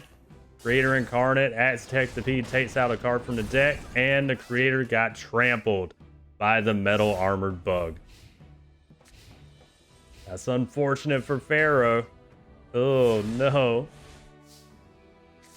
Unfortunately, this seems to be a power game at the moment. Pharaoh can't quite get over that Metal Armored Bug. Magic Jammer on the Premature Burial, though. He had a United We Stand in the hand? Wait. I'm guessing he just drew that. Pharaoh had a United We Stand. He could have gotten over Metal Armored Bug if he had it. As Technipede drops another monster in the grave from the deck. And just like that, guys, I think Pharaoh might be done. Let's see what he can do here, though. Sinister Serpent back to the hand. This is going to be a 2-0. Kiku's here. Takes out Howling Insect. Banishes a couple monsters from Logan's grave. Howling Insect is able to bring out the Pinch Hopper, though. And that's all he could do. Oh, no. Howling Insect is here. Kiku's gone. And with the boss monster, once again, the second time, Metal Armored Bug is able to take out Pharaoh again in round 2. And just like that, Logan moves on. Damn. Pharaoh got really screwed over right there. That's really unfortunate. All right. Our boy Logan. 2-0's Pharaoh. But good job to Pharaoh. All right. That's really unfortunate. I don't know what else to say about it, honestly. I'm assuming that United We Stand we saw get put to the grave by Pharaoh. He drew it after he lost the Creator. Otherwise, he could have used that to get over Metal Armored Bug. That would have been the only play I could see him having. Yeah, based on what I know about the rest of his deck, yeah. So, unfortunately, 2,800, the bigger attack stat was enough to take out Pharaoh this time, sadly. Special summons be damned. Big metal armored bug was like, nah, I'm 2800 attack. You can't take me out. Oh, well. Anyways, guys, let's move on to our next match. We have, oh, this one's gonna be fun. Actually, the next several are gonna be fun. Actually, we got some really good matches going on here in top 16. Ooh. Anyways, let's focus on the first one at least. Maximilian Pegasus versus Bakura Rio, or rather Yami Bakura, because you know, standard Bakura just, he's not here today. He's not fighting the opponents that he would be standard Bakura against, and this is definitely, if you guys couldn't already guess it, gonna be a shadow game. Pegasus is pissed. His wife, where is she? Cecillia is in the Shadow Realm. Wild Dan's in the Shadow Realm. Wild Dan doesn't matter as much to Maximilian Pegasus, but Cecillia though, oh no, he's pissed off. And he's gonna be pissed off. Y'all see why in just a minute. Hold on. Let me get him ready first. We'll continue. All right, Ghostlings, and we're back. And you know, if you notice, it's something a little different here. I did say that Pegasus was pissed off, and that means we're going to be seeing Yami Pegasus. And not only that, we're going to be seeing a different deck from Pegasus going up against Yami Bakura. And this will be a shadow game. Now, if you were paying attention during the lore section, you might know what our boy Yami Pegasus is running here. If you weren't paying attention, well, I'm not going to tell you. You'll find out. But if you've ever watched the original Duelist Kingdom, you probably know what Yami Pegasus is running. You know, who hasn't watched the OG Duelist Kingdom?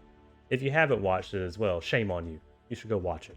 Anyways, it's going to be Yami Bakura versus Yami Pegasus. I won't tell you what his boss monster is, but we obviously know what Yami Bakura is running. He's running his Destiny board, Dark Sanctuary, Dark Necrophere. And the same rules apply. If Yami Pegasus loses, he's going to the Shadow Realm. If he loses by Destiny board, he will be dead. So, no pressure. You know, Yami Pegasus, you know, you got this. I'm sure you do. He probably actually does. He runs a very strong deck right now. He's not running tunes, by the way, guys. He's not running tunes. He's running a very low power but powerful deck, as you guys can see right now. All right, we're starting out with the Pot of Greed. We're going to start with this guy, Grave Squirmer. All right, Yami Bakura, what you thinking? He's going to go Pot of Greed too, fair enough. Uh-oh. He's starting out with that Dark Spirits Master to bring Destiny board here immediately, and going with a Malice Doll, okay. Grave Squirmer is gone, but its effect will pop the Malice Doll, very nice. Yeah, he's got a Destiny board down, I guarantee it. Oh, there it is. There's one of the, technically the mini boss. Relinquished is here. Black Illusion Ritual. Mage Power on. Oh. Mage Power on Manju, but Magic Jammer says nah. Okay. Going in with Manju for 1400 damage. Graceful Revival on the Grave Squirmer too. In attack mode. Destiny board is here. Alright. That's a problem. Change of Heart on Manju. Mystic Tomato is here. Takes out Grave Squirmer and its effect pops Mystic Tomato. Nice. Alright. Pegasus is in a lot of trouble here. Swarm of Scarabs, Manju go in. Taking a lot of life point damage, but Bakura still got that Destiny board, and I'm very concerned about that right now. Because that ends the match. This is round one, but if he wins with Destiny board, it's over. Malice Doll is here. Manju is taken out. This is a big problem, Pegasus. You need like your Heavy Storm or something. I'm pretty sure you run one. Okay, we're going into Relinquished. Here we go. Mini boss is here. Relinquished is on the field. There it is. And he takes Malice Doll for himself here. Swarm of Scarabs that cannot pop back row, can only pop monsters, my understanding. And we going in for a lot of damage. Swarm of Scarabs go back face down, and Destiny board is almost completed. Pegasus, you got one more turn, man. You got to finish this now. Witch is on the field. Takes out the Swarm of Scarabs. Pegasus, I'm concerned for you, man. Jester Lord. Swarm of Scarabs pops the Witch of the Black Forest. Brings another card to the hand, and that's enough damage. Unhappy Maiden in attack mode just for the insult. And with the mini boss and exact damage. Destiny board has been thwarted again. I swear, Bakura be trying to give us all a heart attack here, guys. Especially if y'all don't want to see any characters dead like me. Shit. Oh my god. He keeps on getting the 4 letters, and then everybody clutches up at the end here. Jesus. Whew. I swear, man. Oh. These are some good duels. If nothing else, you're getting scared by Destiny board right now. Good job by Pegasus, though. He's getting his revenge for his wife. All right. Round 2. Bakura loses round 1. Whew. I was for sure I was about to have to go and kill Pegasus. That would have been unfortunate. Or rather, Bakura would be killing him, not me. It's not my fault Pegasus wasn't about to win, but he did pull it off. MST on Gravity Bind. That's a good hit. Dark Sanctuary to start off with, too. That's going to be a problem. Boku. All right. What we thinking, Pegasus? What we going to do here? You're not going to do much with that. All right. Battle phase. Nothing else from our boy Bakura. He goes in with that Slate Warrior. Unhappy Maiden's effect doesn't mean anything right now. Pot of Greed. You needed that. Okay. Dark Hole. That's good at least. Ooh. Magic Jammer though. Oh, wait a minute. Uh-oh. Magic Jammer on Dark Hole, but Bakura just threw away one of the Destiny board pieces, so he can't Destiny board now. Alright. Monster Reborn on the Unhappy Maiden, covering his life points. Wait, no, he's going Metamorphosis. Brings out Thousand Eyes Restrict, the boss monster. Dark Sanctuary. Oh, he didn't get hit with Dark Sanctuary. Oh no, Wall of Illusion though. Damn. We got to see the boss monster for just a second there. Thousand Eyes Restrict is the boss monster. And that's why he has Metamorphosis too, to be able to push into it like that. Oh no, Pegasus is bricked. He doesn't have anything. Bakura, you got something? He's got a sword. Oh, he doesn't have anything either. Both players don't have anything. Alright, top deck game. Manju. Manju will bring another Black Illusion Ritual to the hand. Not relinquished, surprisingly. Okay. Bakura didn't... Excuse me. Another hiccup. Bakura didn't get anything. Second Manju on the field. Bringing Relinquish to the hand this time. And we're just waiting for that swords to leave. We're going to try to go in for damage. Bakura's only got a set. Spear Cretin is here. Cretin, Cretin, however you say that. Alright, Bakura, you need something, man. Dust Tornado on the back row. Scapegoat's always a good hit. And Skullmeister is here. Okay. That'll do some work. But we see what Pegasus has. So that's about to be a detriment. Copycat as well. Yep, there it is. Black Illusion Ritual going into the mini boss. Here he is. Relinquished is here. And there we go. We take Skullmeister for ourselves and go in for damage. Except Dark Sanctuary will stop Manju. Will it stop Relinquished? It won't stop Relinquished though. Mini boss goes in. 1700. I'm surprised that Relinquished and Thousand Eyes do not have summoning animations. That's kind of bullshit. Anyways, moving on. Change of Heart and Tribute into Visor Shock. Okay. Bringing out Dark Necrofear, the boss monster of Bakura too. That was a hell of a move. Okay. Good way to get rid of Relinquished. Yeah. Also, check it out. Dart Necrofear. Alright. Pegasus is in a bit of trouble now. Going in battle phase. Spear Critten's gone. Activates its effect and brings a copycat to the field, which will... Ooh, nice move by Pegasus. Dart Necrofear is copied by the copycat. Dart Sanctuary. Will it stop it? It will not. Visor Shock is gone. That was actually a really good move by Pegasus. Proud of him. Swarm of Scarabs goes face down. And Bakura's got to do something here. He's in trouble. He does take out the Swarm of Scarabs at least. Good, good. Alright. Limit Reverse. That's useful for later. Call to Haunted on Relinquish. The boy is back and he takes Dart Necrofear for himself. Can we get through Dart Sanctuary? Not with that one. Going in again. Damn. Both times he did not get it.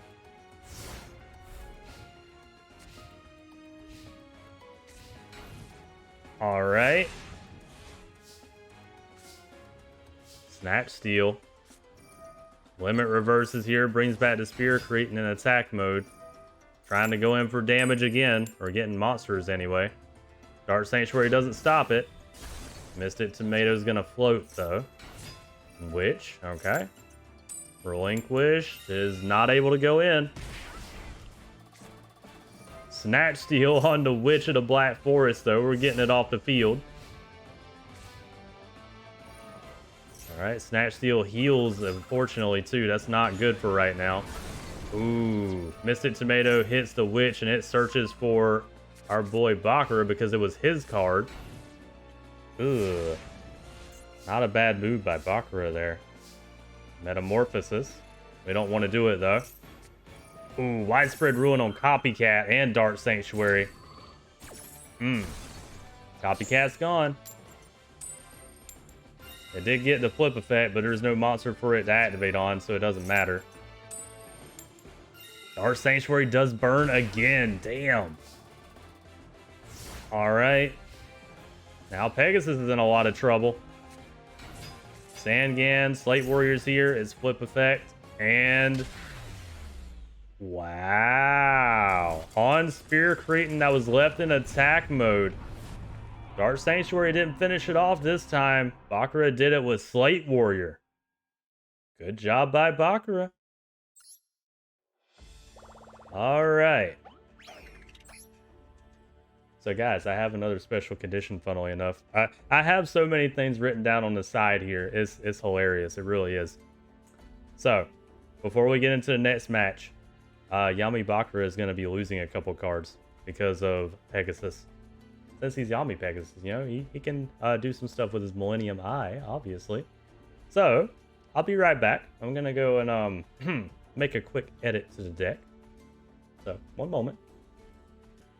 Alright guys, and I'm back. Sorry for the wait.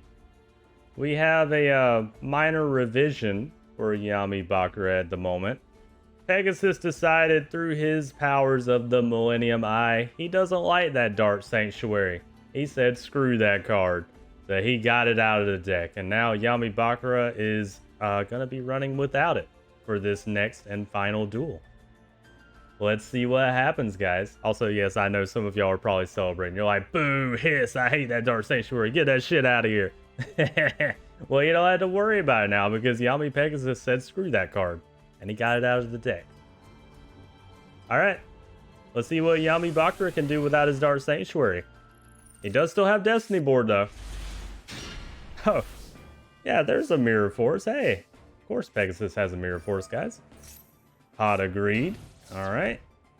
Starting out strong here by Pegasus. Let's see what he can do. Pot of Greed over there as well. Okay. And a Slate Warrior. And a Mirror Force on a Slate Warrior. Alright. Used maybe a little early in my opinion, but you know, you do you, Pegasus. Relinquish is in hand. We just need the Ritual. Heavy Storm on the back row. And we hit some good stuff too. Bottomless and Magic Cylinder. And we go in with a Swarm of Scarabs for damage and then throw it face down. Fair enough. As you guys can see, Yami Pegasus runs a very problematic deck. Might be low power, but it does a lot of work. Alright.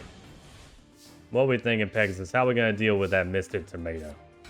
We're going to copycat it. Fair enough. Brave in a... Really? Brave Squirmer in attack mode. It's a fact. Will pop a Mystic Tomato. Fair enough. Okay. Uh-oh. Destiny board. I didn't know he had that face down. Alright. Pegasus, you gotta deal with this fast, man. Jester Lord. Swarm of Scarabs, we're going in for a bit of damage. Widespread on the copycat, though.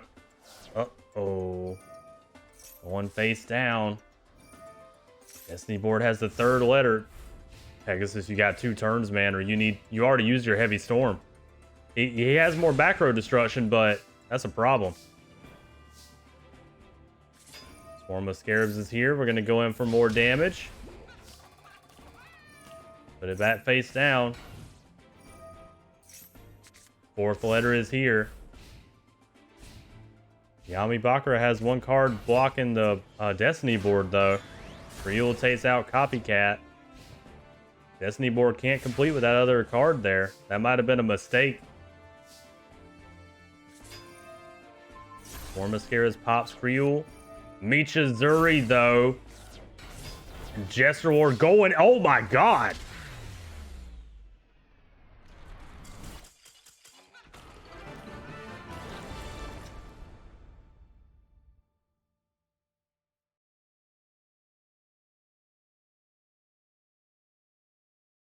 I'm speechless. That was amazing by Yami Pegasus. Perfectly planned out. Yami Bakura thought he had it. He was waiting on that Michizuri to clear up the field and pop a monster and then be good to go next turn to finish off the Destiny board and take out Pegasus. But he couldn't do it. The Jester Lord play. My god. 6,000 damage on, I think it was 5,100 life points. Yami Pegasus ended it in 1 turn. That was a beautiful play. My god. I'm sorry, guys. I'm flabbergasted. That was... I thought Pegasus was dead. I'm not going to lie. Let's move on. Yami Bakura loses. He is taken out by Maximilian Pegasus. If you didn't want to see Yami Bakura win, then there it is. If you wanted to see him get stopped by Pegasus, there it is. Oh my god. I can't believe that last... Guys, we gotta talk about that last move. That was a 6,000 attack Jester Lord. Fuck. I mean, it's Yami Pegasus. You guys might have laughed at his deck for a minute. They were seeing he only ran pretty much 1-star monsters and low attack monsters, but no. No. Pegasus is a threat with his Yami deck. Shit. Bakura, or rather Yami Bakura, is sent to the Shadow Realm. Shit. Maximilian Pegasus moves on. Fuck, that was a good ending to that match. I couldn't have asked for better than that. Damn. Oh my god. Destiny board every single time we saw it too. It got to the 4th letter, but we could not see it completed. Which arguably is a good thing, you know, if you don't want to see anybody die, but still. I'm flabbergasted, man. That was a good last match. Shit. That was almost like finals worthy. That was like probably one of the best matches of the tournament so far. I'm not gonna lie. It might be one of my favorites just on that ending alone. Oh my god. Jesus. Okay, anyways, let me move on, guys. I'm sorry. That was just a puh. That was something. Anyways. Oh. I didn't realize this one was... I think I did mention this earlier, actually, but I didn't realize this was coming up. Uh-oh. We have another banger match, guys. This one's going to be good, too. Another Shadow game, sadly, but... Seto Kaiba versus Merrick Ishtar. Kaiba's been looking for Merrick, and same as Pegasus was pissed off in the last match, Kaiba is really pissed off right now too. Both his brothers, Kaiba, or Mokuba and Noah, they're in the Shadow Realm. They're not dead, but they're in the Shadow Realm. Kaiba's not happy. One, Merit took stuff from his headquarters, but also two, he's got both his brothers right now. Kaiba's about to be pissed. Alright guys, let me get him ready though. One moment. So our boy Yami Merrick is here. He's not running too much of a different deck than the standard Merrick at the moment. But he does have another monster in hiding. I wonder if we'll see it. A new boss monster, if you will. Let's find out. Kaiba's got to clutch it up, or he's getting sent to the Shadow Realm.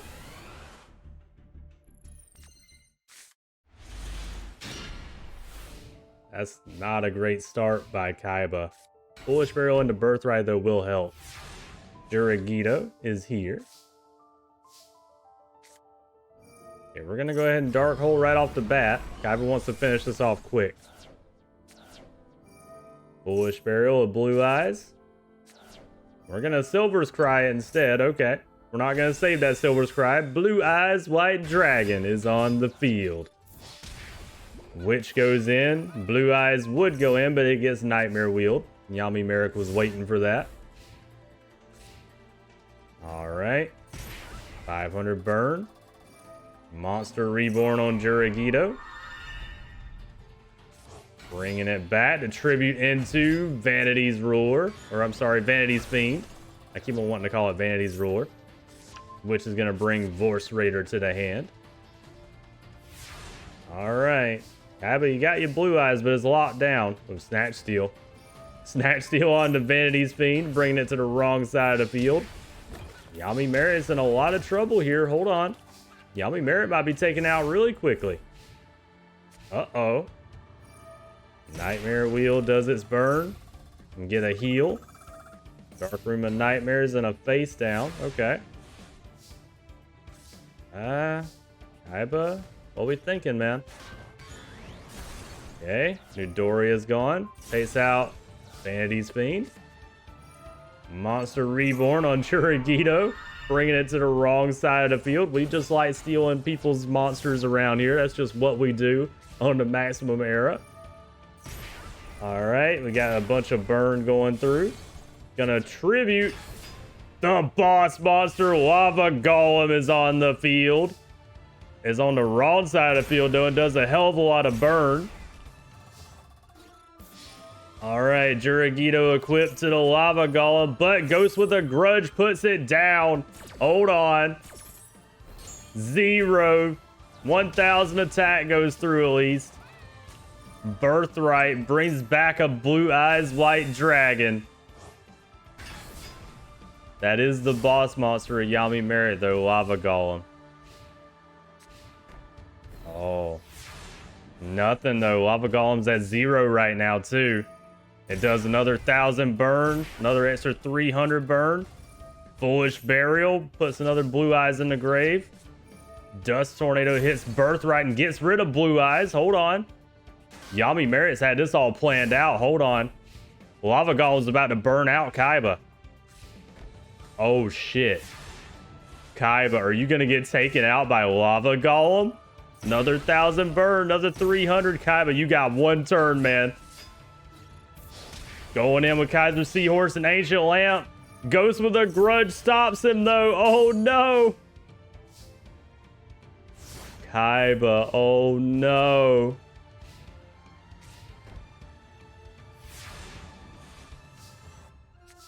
Kaiba loses to Lava Golem. 1000 burn. Alright guys, let's go to round 2.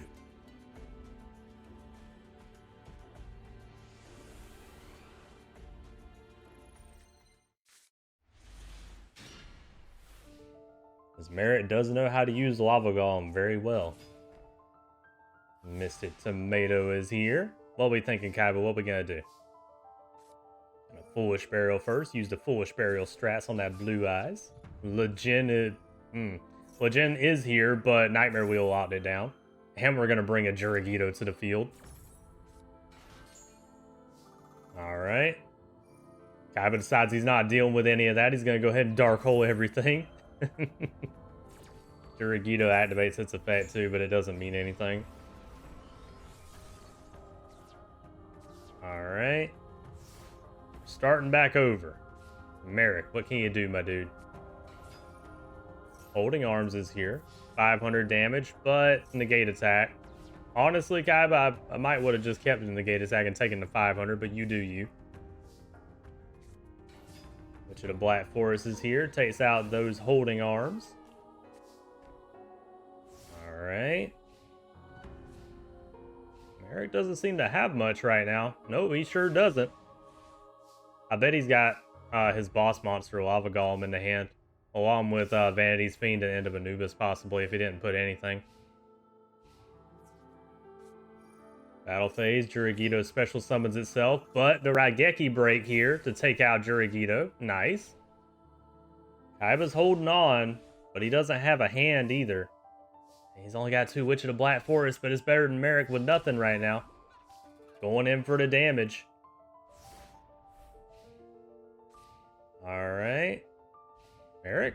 Joe Merrick? What do you have over there, dude? Dude, Merrick drew a bad hand this round. Shit. Going in for damage.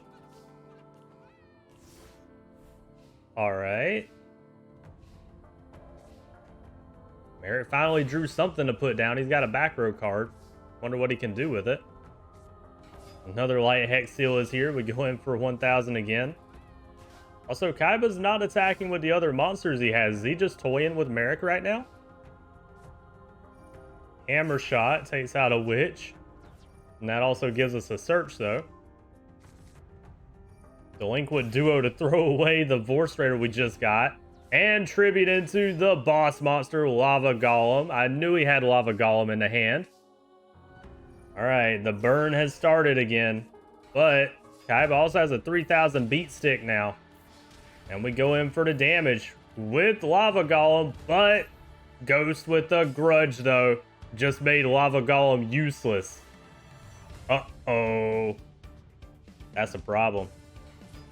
Holding Legs is here. Shadow Spell activates. Alright. Holding Legs gets locked down. We're in a stalemate right now. We're in a stalemate. Lava Golem does its burn. Light Hex Seal is here, takes out the Holding Legs. And Kaiba put those in. Yeah, there we go. There we go. I was about to say, Kaiba needs to put those cards in defense mode. Odd Agreed is a great top deck by Merrick. Snatch Steel on the Light Hex Seal. Tribute into the End of Anubis. Nice. Alright, Kaiba, you gotta do something, man. The Cyber Jar will do it. Throw that Cyber Jar down. There you go. That'll fix this issue. But it'll also help Merrick a lot, too. Alright, Vorse Raider is gone. Kaiba, all you gotta do is flip up that Cyber Jar. You're gonna take 1,000 burn from Lava Golem again, though. Do it. There we go. Cyber Jar is here. And we did not get any monsters. Damn. Ugh. He got plenty of support, though. Silver's Cry, Pot of Greed, Monster Reborn, everything you could want. Raigeki, uh-oh. Kaiba, take note of that Raigeki he just pulled. Ugh. Alright, so I don't know who's going to win this right now. We got a Pot of Greed, though. Looking good. Silver's Cry on the Blue Eyes White Dragon. The boy is here again. Okay, Foolish Barrel to throw another Blue Eyes in the grave. Legend is here. Burst Stream of Destruction. And then Legend goes in for the win. There it is. Very nice by Kaiba in round 2 here. Nice. Alright. Round 2 goes to Kaiba. Love to see it. Alright. Let's go into round 3, my ghostlings. Let's see what happens. Can Kaiba beat Yami Merrick? He's been looking for him. He's got to do it to get his brothers back. This is kind of a do or die situation almost. Foolish Burial strats, throwing the blue eyes in the grave. And then a legend on the field. Not bad. Yami Merrick, what we thinking over there, man? You're gonna heavy storm right off the bat. Okay. You did hit Raigeki Braid, not bad. Holding arms on the legend as well. Okay. Not bad by Merrick here. He's gonna need a little bit more than that though. Counter heavy storm on our part. Oh, we hit Magic Cylinder Trap Hole with spikes too. That was actually really good. Alright. Yami Merrick, what you thinking, dude? Fissure. Getting rid of Kaiser Seahorse, fair enough. Legend is still locked down through holding arms, so it can't do much. Kaiba just drew a brick right now too. Burst Stream of Destruction. Another Mystic Tomato is here. Jurigito gets special summoned. And with the effect of Jurigito, Mystic Tomato would be powerful enough, but Shadow Spell stops that. Yep. That's unfortunate. But Mystic Tomato can float into another monster. Yeah, Dart Geroid. There it is. That was a beautiful combo by Merrick there. Very nice. Very nice. Kaiba has Monster Reborn. That will flip the duel around. Because here he is. Blue Eyes White Dragon is on the field. There's the boy. Take out the holding arms before it can lock down the blue eyes. I like to see it. And Yami Merrick doesn't have a hand either, so that's a problem. He does have back row though. That could be a nightmare wheel. Ugh. Light Hex Seal. First Stream of Destruction to get rid of the monsters. Fair enough. The Light Hex Seal goes in, but gets Trap Hole with spikes. Neither player has a hand, but we got a blue eyes on the field on our side. Kaiba's looking good. Kaiba, you really need another monster there. Yeah, there we go. That'll work. Oh no, it was Newdoria. Blue eyes is gone, but Witch is at least able to go in for damage. Oh no, neither player has any hand right now. It's a face down. It could be another nightmare wheel. Kaiba, I'm scared for you, man. Pot of Greed's a great top deck, though. Okay, Kaiser Seahorse is here. We go in for a lot of damage. 1700. Kaiba doesn't want to attack with that Witch, so I would have went ahead. Dark Room of Nightmares. Uh-oh. Guys, I think Merrick lost. He got a bad hand. Birthright is here. Do it with the blue eyes. Blue eyes, White Dragon is on the field. Kaiba, get him. No, Ghost with a grudge. Ah, I wanted to see it. I was going to be like, and with the boss monster. Ah, Newdoria is here. Negate attack stops it from attacking this turn, though. Kaiba, you're so close, man. Foolish Burial. That's the wrong time for Foolish Burial. Blue Eyes in the grave. Kaiba has no attack monsters right now. Jurigito special summons itself. Takes out Kaiser Seahorse. Uses its effect to power up Newdoria, and we take out the Witch of the Black Forest. That will search something for Kaiba, though. Vorse Raider. Okay. You got to get through Newdoria, though. Legend's here too. Vorse Raider's on the field. Kaiba has to wait until his next turn to be able to attack because Newdoria was still powered up. This is so close. Dragon's Mirror. Here we go. Yes. Here's the boy. Blue Eyes Ultimate Dragon is on the field. And he used it to take out Newdoria. He knows it's going to get taken out anyway. So, what? We choose... You... Huh? Target one monster on the field. Merrick decided to choose Blue Eyes. Didn't choose Blue Eyes Ultimate to pop? Okay. A Cybercharge attack mode. Blue Eye's ultimate gets locked down by Nightmare Wheel. Legend goes in for the final hit, though. Yeah! And we got to see Blue Eye's ultimate. I wish Blue Eye's ultimate could have got the final hit. I'm a little sad about that. Also, I want to point out real quick, Kaiba did that despite me putting that Cyber Jar in attack mode. He didn't have to do that. He didn't have to do that. I just want to point that out. I feel some kind of way about that. But anyways, Kaiba has won round 3. And because of that, Yami Merrick is taken out. Aren't you guys excited? Good job to Seto Kaiba, though, pulling off the 2-1 victory. I gotta give it to him. Alright, apologies guys, I had to pull up the bracket again. Anyways, Seto Kaiba has defeated Yami Merrick 2-1, and he moves on. Aren't you guys excited? Y'all should be, because this next one's gonna be a fun one. I'm excited about this next match. Maximilian Pegasus versus Seto Kaiba. An anime duel. I love to see it. Oh, so exciting. Also, you know, Kaiba's got his brothers back now. He was able to defeat Merrick, you know, he did really well. Good job on him. Good job on him. Anyways, we're gonna move on, guys. Next up is Willow versus Vega. Very nice. This is gonna be fun. Vega's been impressing today, and you know, Willow, you know, she's been cheating. I know she's been cheating. Cheater, Willow. I know you. You're putting stuff in your sleeve, aren't you? That's what your jacket is for. Be able to stuff cards up the sleeve that you need at the time.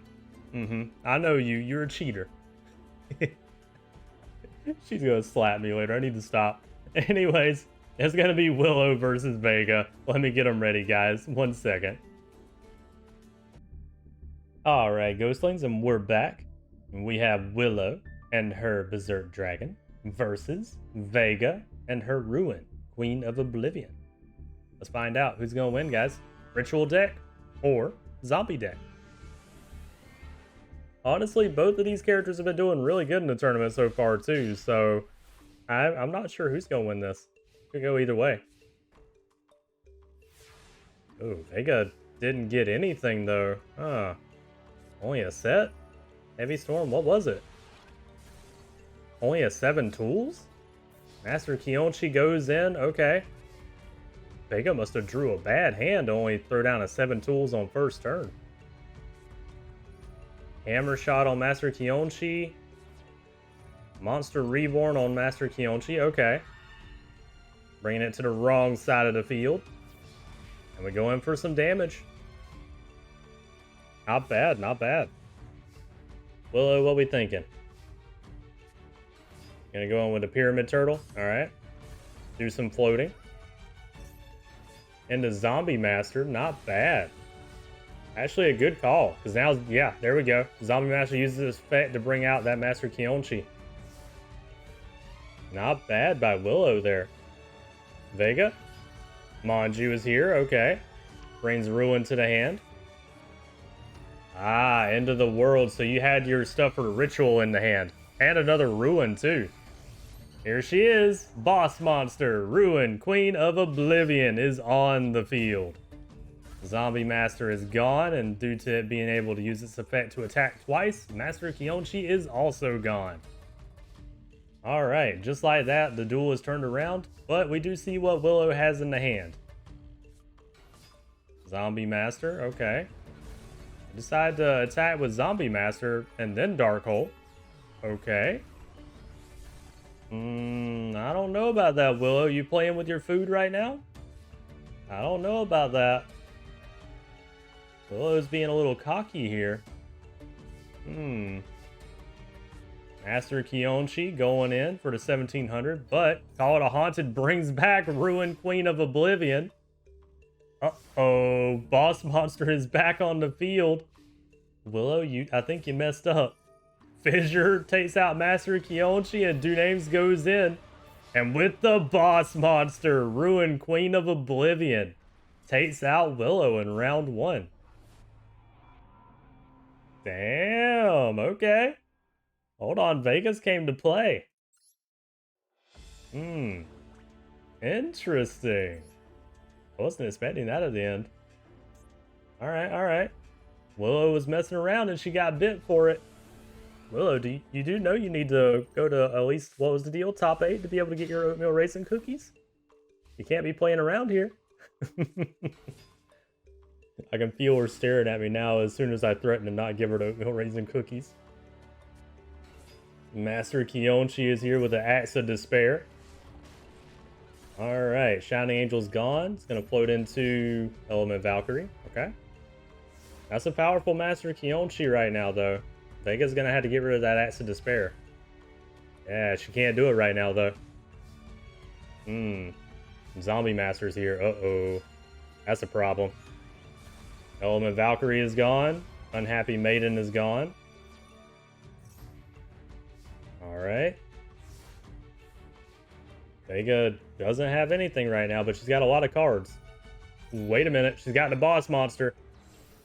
Ruin, Queen of Oblivion, is here. There she is. Takes out the Zombie Master, and she can't utilize her second attack effect because there's nothing else to attack right now. Alright, Kickman's here. Call it a haunted on the Zombie Master. Ruin's gone. Master Kionchi was too powerful. Your name's Dark Witch is now gone too, and the Kickman goes in for the attack. Willow's not playing around this time. Manju's here, brings End of the World to the hand. Unfortunately, that's about all that they can do other than attacking the Kickman. Vega, you're not looking good this round, I'm not gonna lie. Willow got serious this time. Zombie Master throws away a card, brings back Kickman. And I think that's GG. Kickman goes in, Zombie Master goes in, and the powered up Master Kionchi finishes off Vega in round 2. There it is. Round 2 goes to Willow. It is now a 1-1 situation, pardon me. Alright guys, we've seen what they can do. Who do you think's gonna win? Round 3, let's go. Will it be Vega or will it be Willow? With that hand, it might be Vega. That's a good hand, don't get me wrong, but we need some monsters. Also, Manju into the End of the World, but we don't get the boss monster yet from Vega. That's unfortunate. Willow has no monsters. That's really bad. Okay. Well, it puts down the Zombie World in a couple of sets, but that's about it. Oh no, Robin Goblin. Sakuretsu armor stops Manju from attacking this time, so she doesn't lose any cards though. That Robin Goblin's dangerous. Call it a haunted brings back Manju onto the field here. Alright, Willow, you need a monster. Oh shit. Heavy Storm to get rid of all back row. And Monster Reborn on Manju, okay. Willow's doing what she's got to do right now. She doesn't have any other monsters to utilize. 1400 damage goes through.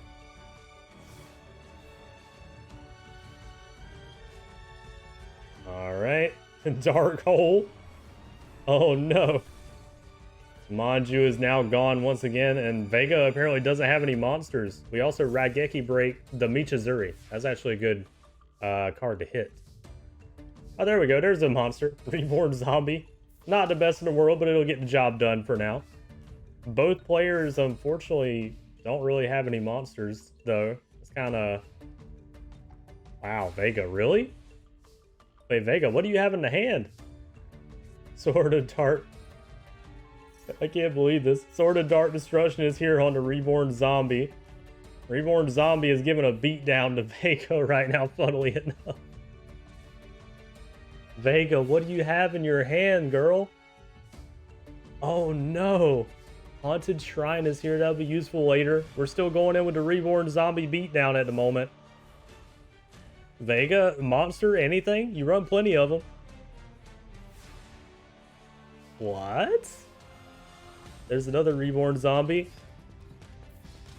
Going in for the damage. Vega's got one more turn. She's got to draw a monster or something. Vega, anything?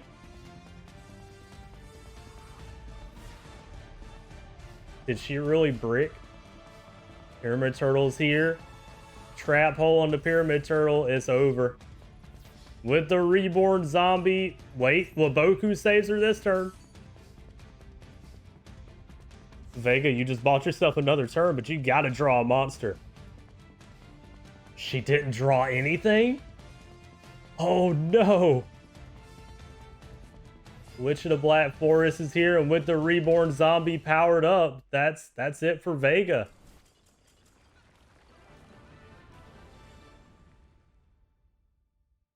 That was wow.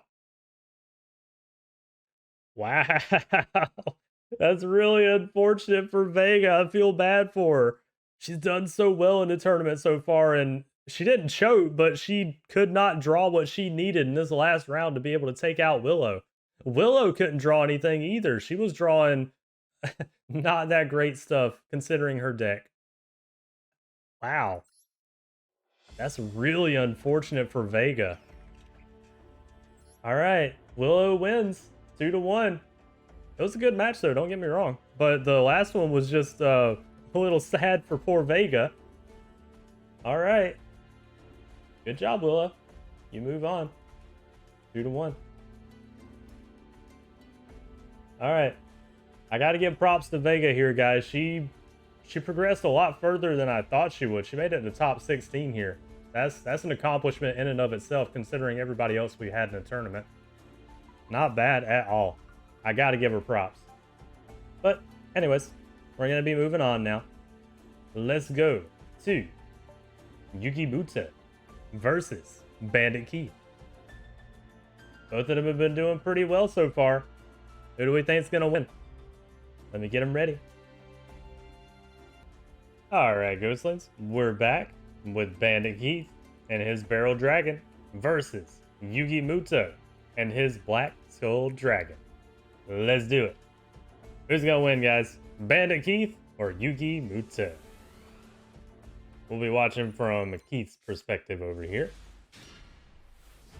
Pretty nice hand there, too. I don't mind that right off the bat here. Starting out with Mr. Tomato. Okay. Yugi, what you thinking, man? He's going to brain control. He likes that Mr. Tomato. And he's going to go in with it and the Slate Warrior. Nice. A lot of damage right off the bat here.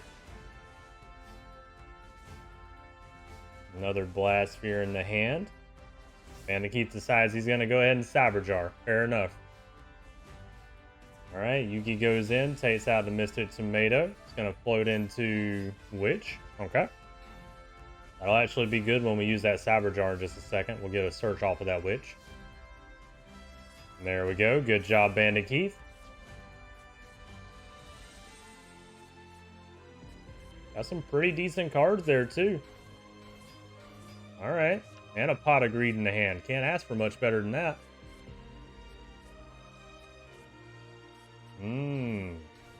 Not bad for Yugi there. He's got a lot of support. Alright. And he's got Whitehorn Dragon too, the old boss monster. Twin Barrel Dragon and Witch of the Black Forest use their effects.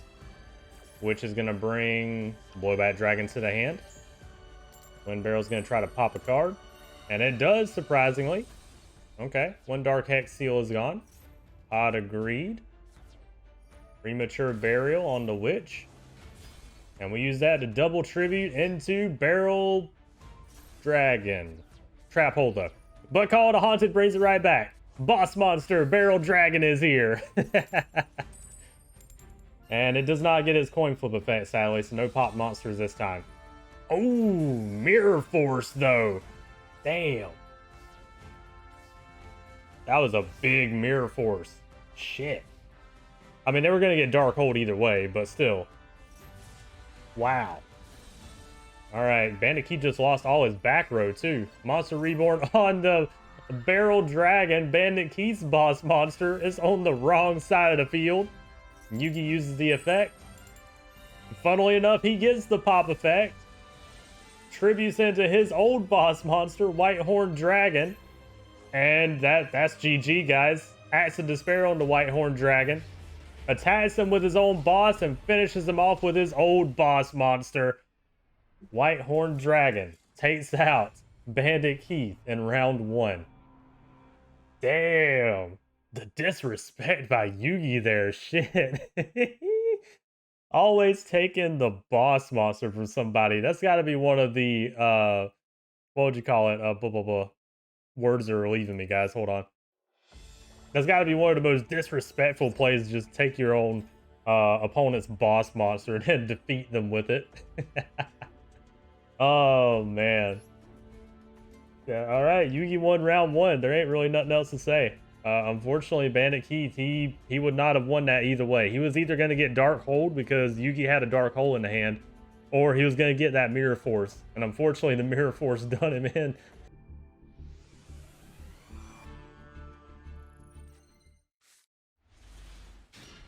He's got a pretty decent hand so far. Maybe start with a Mystic Tomato to begin with. Kind of feel out the mood here. Yugi's got a couple of sets on his side. Okay, Mystic Tomato. A Mirror Force right off the bat, getting rid of the Mystic Tomato. Okay. Maybe... Oh, go ahead and Dark Hole. Fair enough. Maybe a little early for that, too. Dark Hole and Mirror Force. Which is going to search up Whitehorn Dragon to the hand for Yugi. Alright. We got an interesting start to this match so far. Slate Warrior with an Axe of Despair is here. That's a 2900 attack Slate Warrior right now. Bandit Keith, that Cyber Jar is looking pretty good right now. Yeah, that's what I thought.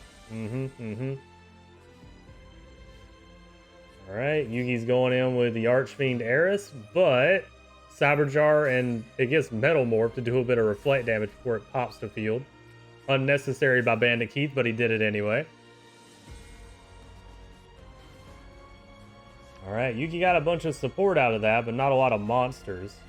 But Yugi does have really good support too, so it's not good for Bandit Keith. Barrel Dragon, there's the boss monster. Wow. Bandit Keith got no monsters. That is not good. Alright. Also, Archfiend Harris activates her effect to be able to bring an Axe of Despair to the hand. Heavy Storm to get rid of the single back row. Limiter removal is gone. Premature Burial on Slate Warrior. And Yugi calls it a turn. Okay. Bandit Keith, you're in a bit of trouble here. Pot of Greed. Alright. Dust Tornado gets rid of limiter removal. We can't get any limiter removals for poor Bandit Keith here. Tripping and Mystic Tomato into the old boss monster, Whitehorn Dragon, and it gets its full effect to go to 3400 attack. And it has the Axe of Despair on it. Blast Sphere goes on Slate Warrior. But Whitehorn Dragon almost finished Bandit Keith in one go. Ugh. It is not looking good for Bandit Keith, guys. Blast Sphere used its effect to pop Slate Warrior and do 1900 damage. And that's 4400. Well, hold on, a lot's going on here. Mystic Tomato saves the day at the moment. Bringing it back with the Dark Hex Seal. Snatch Steal on the Dark Hex Seal, though, to leave Bandit Keith with nothing. Alright, Snatch Steal heals Bandit Keith. Mystic Plasma Zone is here with the Mechanical Chaser. Trap Hole, though, but 7 tools. 7 tools stops the Trap Hole this time. Alright, go in for damage on the Lancer Archfiend. And that's all that Bandit Keith could do. Blast Sphere, 4900 burn to not Bandit Keith, Yugi Muto. That was good. Not bad by Bandit Keith though. Proud of the dude. Let's go into round 3. I ain't got nothing else to say. This is a good duel. Alright. Will Bandit Keith actually take out Yugi? Because so far Yugi has not lost a match. All right, we're starting out with the Mystic Tomato. Yugi, what you thinking, man? What you got over there? He's got the Lancer Archfiend. Fair enough. Mystic Tomato is gone, but it's going to bring... Okay, Dark Hex Seal. Got some ideas there, Bandit Keith? Mechanical Chaser is here. Enemy Game Controller, though, puts Mechanical Chaser in defense. Alright. Yugi probably has a tribute. No? Okay. I was thinking maybe he did. Mystic Tomato goes in. Because the Lancer Archfiend, too, he gets piercing off of that. Really useful effect of Lancer Archfiend, in my opinion. Always nice to be able to do some piercing. Well, Bandit Keith says he's done playing around. He's going to Dark Hold the field. And we're going to go in with the Witch. Ah, call it a Haunted, though. Stops it this time. Lancer Archfiend is back.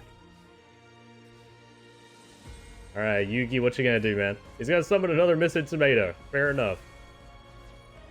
Witch will bring Blowback Dragon to the hand. Okay.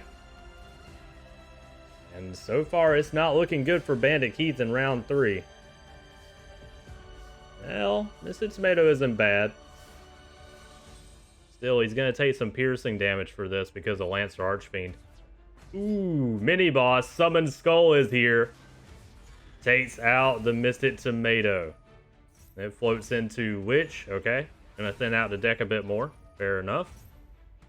Mechanical Chaser. Okay. Bandit Keith, you need like your... not Mystic Tomato. That's not what you needed. Oh, wait. Boot up order. Oh, the Hate Buster, though. No. Not the Hate Buster again. Ah, no. That one around against Rebecca, too. Not the Hate Buster. Oh, he's going to do it with the boss monster, too. Black Skull Dragon is here with the boss. 3,200 to Bandit Keith, and it's over. Damn. Just like that. It's over for Bandit Keith. I thought he had something for a second there. Ah. That Hate Buster again, too, man. That Hate Buster has done really good work for Yugi so far. That's the second time, I think, because I remember it happening against Rebecca earlier in the tournaments, too. Oof. That was a rough burn, too. Damn. All right, well, Yugi proves again that he's top tier. I don't know. He's just doing really well. I was expecting him to actually lose that one. I'm not going to lie. All right. Well, let me get the bracket ready. 1 second, guys. All right, Ghostlings, here we go. We got Yugi going and moving on to the top 8. Bam. Yep. Yugi is in top 8 now. And he's going to be fighting Willow. Hold on. Can Yugi defeat Willow too? Willow's been on a bit of a rampage today. She's been doing well. In my opinion, though, Willow hasn't fought as tough opponents as Yugi, though. You know, Willow's had it easy in the tournament. Don't mind me, guys. I'm just messing with Willow at this point. Anyways, we're going to be moving on now. That was a good match and a good job by Bandit Keith. He did make it pretty far, and he had some good duels as well. Proud of the boy. But let's move on. Oh, it's rematch time. Molly Mayumi versus Joey Wheeler. Huh. You know, technically, if I remember right, Joey has not defeated Molly. Can Joey do it, guys? Or will Molly take out Joey very early on, considering Joey usually makes it to, like, top 4? Oh, this is going to be a good one. I'm excited, guys. I'm excited. Let's go ahead and get them ready. 1 second. All right, Ghostlings, we're back. We've got Mayumi, Molly Mayumi, and her Des Volskov versus Joey Wheeler and his new Meteor Black Dragon. Who do we think's gonna win, guys? Joey's not running nerfs, so maybe he can beat Molly this time. Let's find out. Can Joey do it? Or will Molly establish that she is still able to take out Joey for now. This is going to be a good match. I'm feeling this. Mass Dragon to start with. All right. Joey, your response? King of the Swamp. He wants to go into a fusion. Okay. What are we thinking, Joey? You got multiple fusions. Oh, he's going into Boss Monster. Meteor Black Dragon on turn 2. His first turn. Boss Monster is here. And a Snatch Steal. And a Dark Effigy. That's over half the life points of Molly. Oh my god. Joey, Jesus. I thought she was supposed to be your girlfriend. Go easy on him, man. Dark Hole by Molly. Woo. Okay. Unfortunately, she didn't have another monster, but she's got a magic cylinder in waiting. Pot agreed by Joey is great. Gearfried is here, but that 1800 is going right back at Joey. I'm sorry, I was a little shocked by what Joey just did there. He was about to try and go for an OTK. Jeez. Alright, Mass Dragon is here at least. We crash to be able to go into Spirit Ryu. Okay. Nice. Gearfried is gone. Spirit Ryu is used correctly and still has ammo waiting. Sangan is here.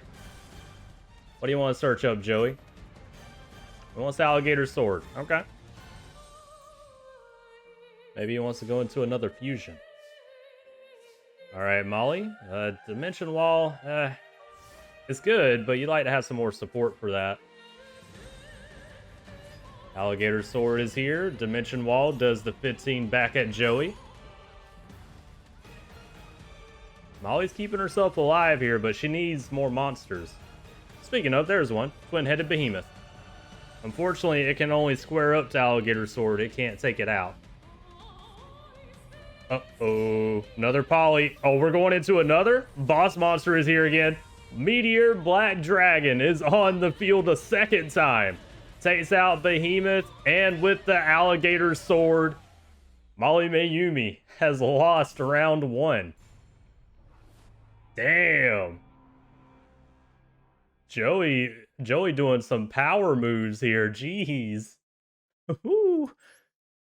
I mean, Joey does have one of the most powerful boss monsters in the tournament, but still, it was having no mercy against poor Mayumi.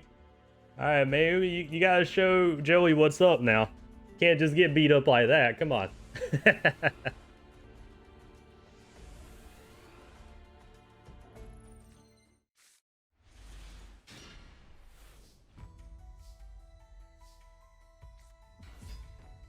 Starting out with a Mass Dragon, safe bet. Okay. Joey's gonna Snatch Steal to Mass Dragon and go in with Gearfried as well. Joey wants to finish this off fast, that's fair. You don't want to let Molly breathe. Another Mass Dragon. Not much support from Molly here during this duel. Dodger Dragon goes in, but Skull Dice, yep, gonna get a good enough roll to take it out. That's not good. Oh, the Haunted at least brings back the Dodger Dragon for now, though. And Gearfried can't get over a Dodger Dragon. Oh, Joey doesn't have any answer to that Dodger Dragon right now either. Snatch Steal heals. Mass Dragon is here. Dodger Dragon has 2400 attack now because of that black pendant. Spirit Ryu got dragged to the field. It goes in to take out Gearfried. And Scapegoat saves the day once again. 4 tokens on the field to block attacks. Joey, what you got, man? Come on. I know you got more than that in you. He's got a Monster Reborn. Okay. He brings the Des Volskov to the wrong side of the field. Boss Monster of Molly. Oh, Des Volskov taking out Mass Dragon and doing burn. Uh-oh. Molly's getting burned for once. Wait. Twin-headed Behemoth came in. Panther where he used the Scapegoat to be able to attack too. I love seeing that strat. Molly's in trouble. That's definitely good to take out the rest of those. Volskov is now gone because Dodger Dragon was more powerful. All right. Joey, what we thinking, man? Gearfried back on the field. Taking out Twin-Headed Behemoth. And we use Gearfried to be able to take out Witch. Okay. Runica was brought to the hand. Twin-Headed Behemoth brings itself back. Joey might have a plan with that face down. Ooh, Blazing Mirror Force, though. He sure did. Blast with Chain. He was able to take out. Ooh. Yeah, he was able to take it out. The Dodger Dragon. Blast with Chain. Use this effect to take out Grunica. Phantom Warrior's still standing strong. Dark Effigy is now here too, but Blazing Mirror Force, though. That was a lot of burn. Molly might have made a mistake with that. If Joey has a powerful enough monster, she only has 1250 life points left. He only has one monster in the hand too, though. It might be over. I don't know. Joey, what you thinking, man? He's gonna go to Time Wizard play. And he gets the coin flip. I'll be damned. 500 damage from Time Wizard. Leaving Molly with nothing. No hand, no field. Molly, premature burial. She doesn't have enough to use it. Oh no. Time Wizard just won this battle for Joey. Ain't no way. Molly, are you gonna get the Time Wizard beat down? Wait, Luster Dragon's here, okay. Time Wizard is gone, but it just did a lot of work. Joey, can you do 250 damage? That's all you need to do, my dude. He can't do it yet. Joey, you're so close, man. Just desserts. Oh, no. Joey, be careful. Uh-oh. Little Wing Guard with a Lightning Blade is here. Okay. Taking out Luster Dragon. That's a 2200 beater. That's not bad. But Molly's a burn deck. He's got to be really careful. Uh-oh. Monster Reborn. Bringing back the boss monster, Volskov. And we're just using that as a wall at the moment. Joey can't do anything. Oh, no. Joey, you got to do something. Dimension Wall. Oh, no. Joey, you're in trouble, man. You don't know it, but you're in trouble. Just desserts with 1,000 damage. And Dimension Wall. Yep.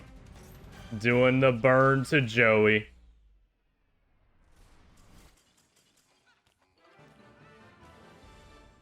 Damn, that was a good round. Good job by Molly. Good job by Molly. Wow. I thought Joey had it for a minute there. I'm not going to lie. It would have brought me immense joy to see Joey finish off Molly with the Time Wizard. That would have been hilarious. Oh, man. That was a good round. Okay. Let's go into round 3. We got a 1-1 situation. Joey and Molly are putting their hearts on the line here. Or rather, they're not. They're just fighting it out. But they're doing a damn good job at a match here. I'm not going to lie. This has been great so far. Alright, Mass Dragon is on the field. Joey, your response, my dude. Alligator Sword. Okay. Classic Joey monster. You got the job done. Brings out a second Mass Dragon.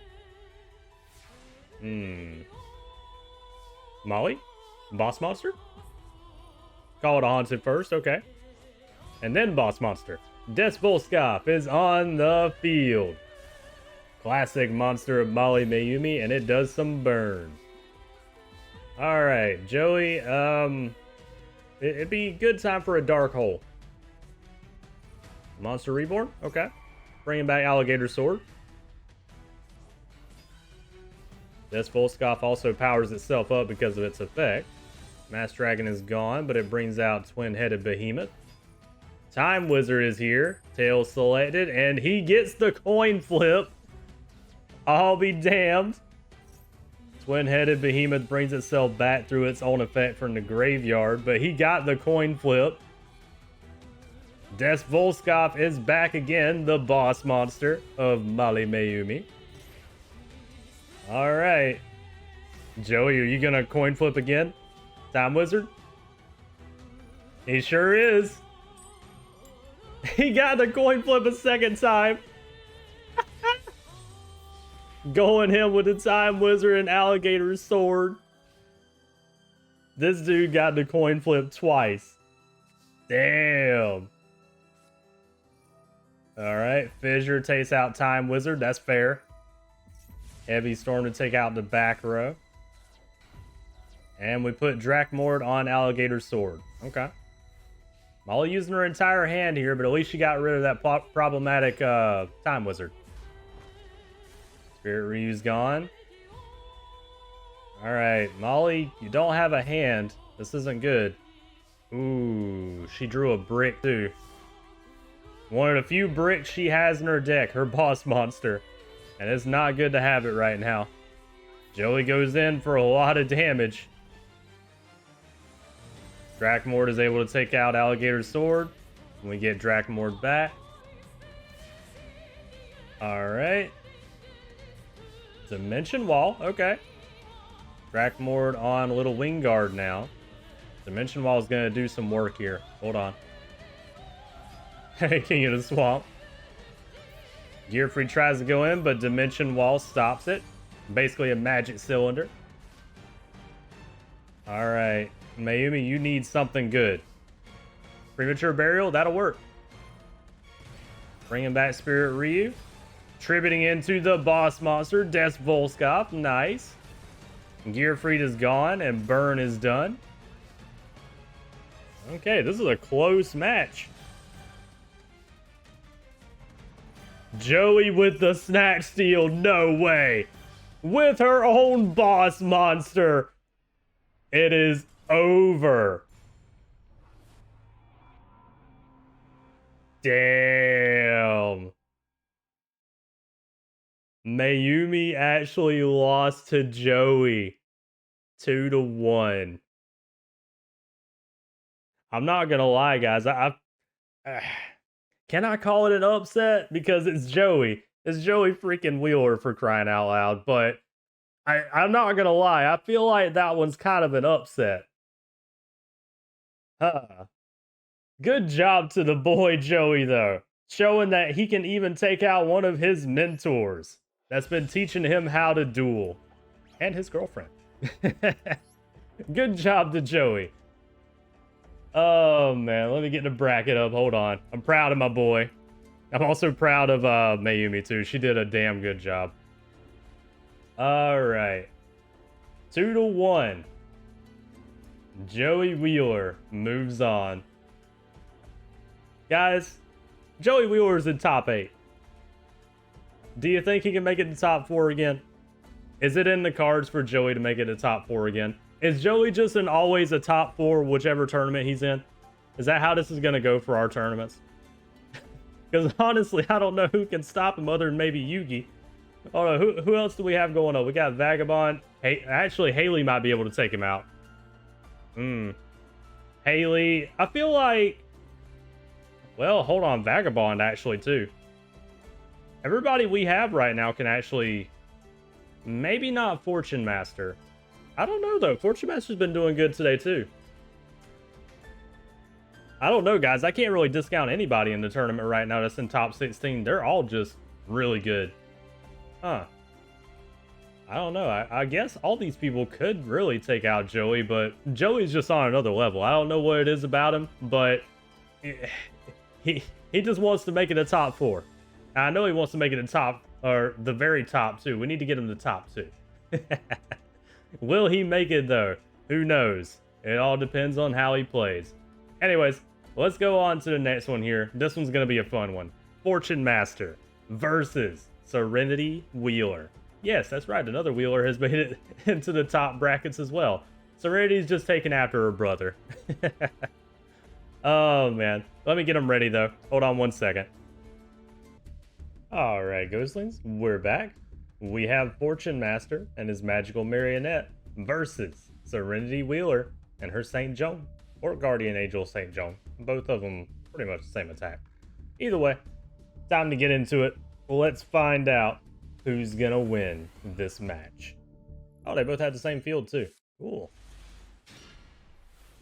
It's an okay hand by Serenity here to begin with. We're watching from her perspective. Mystic Plasma Zone, and we have Rapid Fire Magician right off the bat. Pretty good by Fortune Master. But Fissure though, yeah. Oh, wait a minute. Oh, Ready for Intercepting stops that. Wait, it's gonna put Blast Magician face down, or Rapid Fire Magician. But unfortunately, it will get taken out by Shining Angel. That was a good attempt by Fortune Master, but he was not able to save his monster. Brain Control, though. We're going to take control of Shining Angel and go in for some damage. Alright. Also, Sorcerer of the Doomed is here. Cestus of Dogwa can be useful for later. Unfortunately, Serenity doesn't have much to work with at the moment. Oh, Boss Monster is here. Magical Marionette. But Luminize, though. Ooh, that was a good Luminize. I love this card. Alright. Cestus of Dogwa now, too, on a Shining Angel and doing a lot of damage. Magical Marionette, the boss monster, didn't stand a chance. Okay. Oh, Fortune Master got nothing? Really? Nothing at all, Fortune Master? What happened, dude? Light Hex Seal, we're using it to fusion into one of the boss monsters, Saint Joan. Premature Burial, also to bring back the Light Hex Seal. And we're going in for damage. And that's GG already, Jesus. With the boss monster, Saint Joan, the fusion version, it's over just like that. Shit. Fortune Master got absolutely slapped in this first round. Okay. Serenity wins round one. Shit. I was thinking Fortune Master would do a little more than that. Round two. I don't know what else to say. Poor Fortune Master. Fortune Master, don't go and choke right here, man. Come on. You can beat Serenity.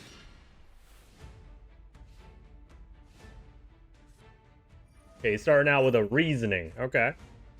He lost Dark Hole with Boku. And he got his he got his waifu card, Fairy Witch. He reasoned into his waifu card. Oh well. At least he has Rapid Fire Magician. Mystic Tomato is here. Funnily enough, we go in with the Fairy Witch, but it is not able to take out the impervious Jellin Duo. Tributing into Penumbral Soldier Lady, the mini-boss. Mystic Tomato is gone, and it brings out, ooh, Illusionist Faceless Mage. Okay. Nice. Okay. Our boy Fortune Master has a good defensive wall here right now. Not bad, not bad. Fairy Witch is gone. Rapid Fire Magician is gone. Fissure takes out Illusion Faceless Mage. Okay. Fortune Master, you gotta come up with something, man. What do you got? He's got a Sorcerer of the Doomed. Draining Shield stops the attack and adds it to the life points of Serenity, though. And then we tribute Set. That's probably another Illusionist Faceless Mage. Monster Reborn on the... Ooh, okay. Rapid Fire Magician on the wrong side of the field with a Shining Angel here, too. And just like I thought, it's that Illusionist Faceless Mage.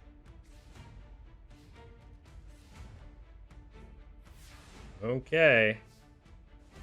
So far, Wing Karibo level 10. Hey, Wing Karibo. Yeah, Serenity has Wing Karibo. I don't remember if we've seen it already. Alright. Brain Control on Penumbral Soldier Lady. And we're going to tribute it to go into the boss monster, Magical Marionette. Okay. With a Mystic Tomato that got called a Haunted. Which is going to search up another Soldier Lady. Rapid Fire Magician is gone. Okay.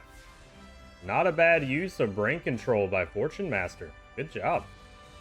But unfortunately, Soldier Lady is here. Oh, but a draining shield by Fortune Master. Nice. 2,100 life points added to his total. Ah, he couldn't capitalize though. His magical marionette's gonna be gone. No. Well, Shrink's here too. That would have stopped it. Oh well. Boss monster magical marionette is out of here. Alright, Fortune Master, you gotta think up something else. Ugh. He just drew an ended turn. That's not good. Serenity put the Penumbral Soldier Lady in defense mode. Interesting. The boss monster is back with the Rod of Mind's Eye, I think it is. Yep. Soldier Lady is gone. Karibo is gone. And Light Hex Seal is, funnily enough, not gone this time. DNA transplant, but that's not too useful right now, especially since we lost Soldier Lady. Gonna use it anyway. Fair enough. Odd Agreed. Great top deck by our boy Fortune Master. Solar Ray does some burn. Fortune Master goes in for a lot of damage. That's not good. Serenity in a bit of trouble. Oh, you're in a lot of trouble. You drew your boss monster. Oh no, it's a brick right now. Ugh. Dark Elf is here, and I think that might be GG. Everybody goes in. Magical Marionette. Because of the Rod of Mind's Eye, though, it can only do 1,000 damage. Otherwise, that would have been over for Serenity right there. Maiden of the Moonlight, but... Ooh. That was a good use of Dart Renewal. Taking out Maiden of the Moonlight, and it's over. That's GG. A man with something is here. Dark Elf goes in. 2,000 damage, and it's over. Nice job by Fortune Master. Also, I can never pronounce the name of this guy. A man with Wajad or something. I can't remember. I don't know. It doesn't matter. Either way, Fortune Master takes round 2. Good job to the dude. He actually came back in that match. Or rather, round. Alright, let's go into round 3, guys. 1-1 situation once again. Who's gonna take it? Will it be Fortune Master? Or will it be Serenity?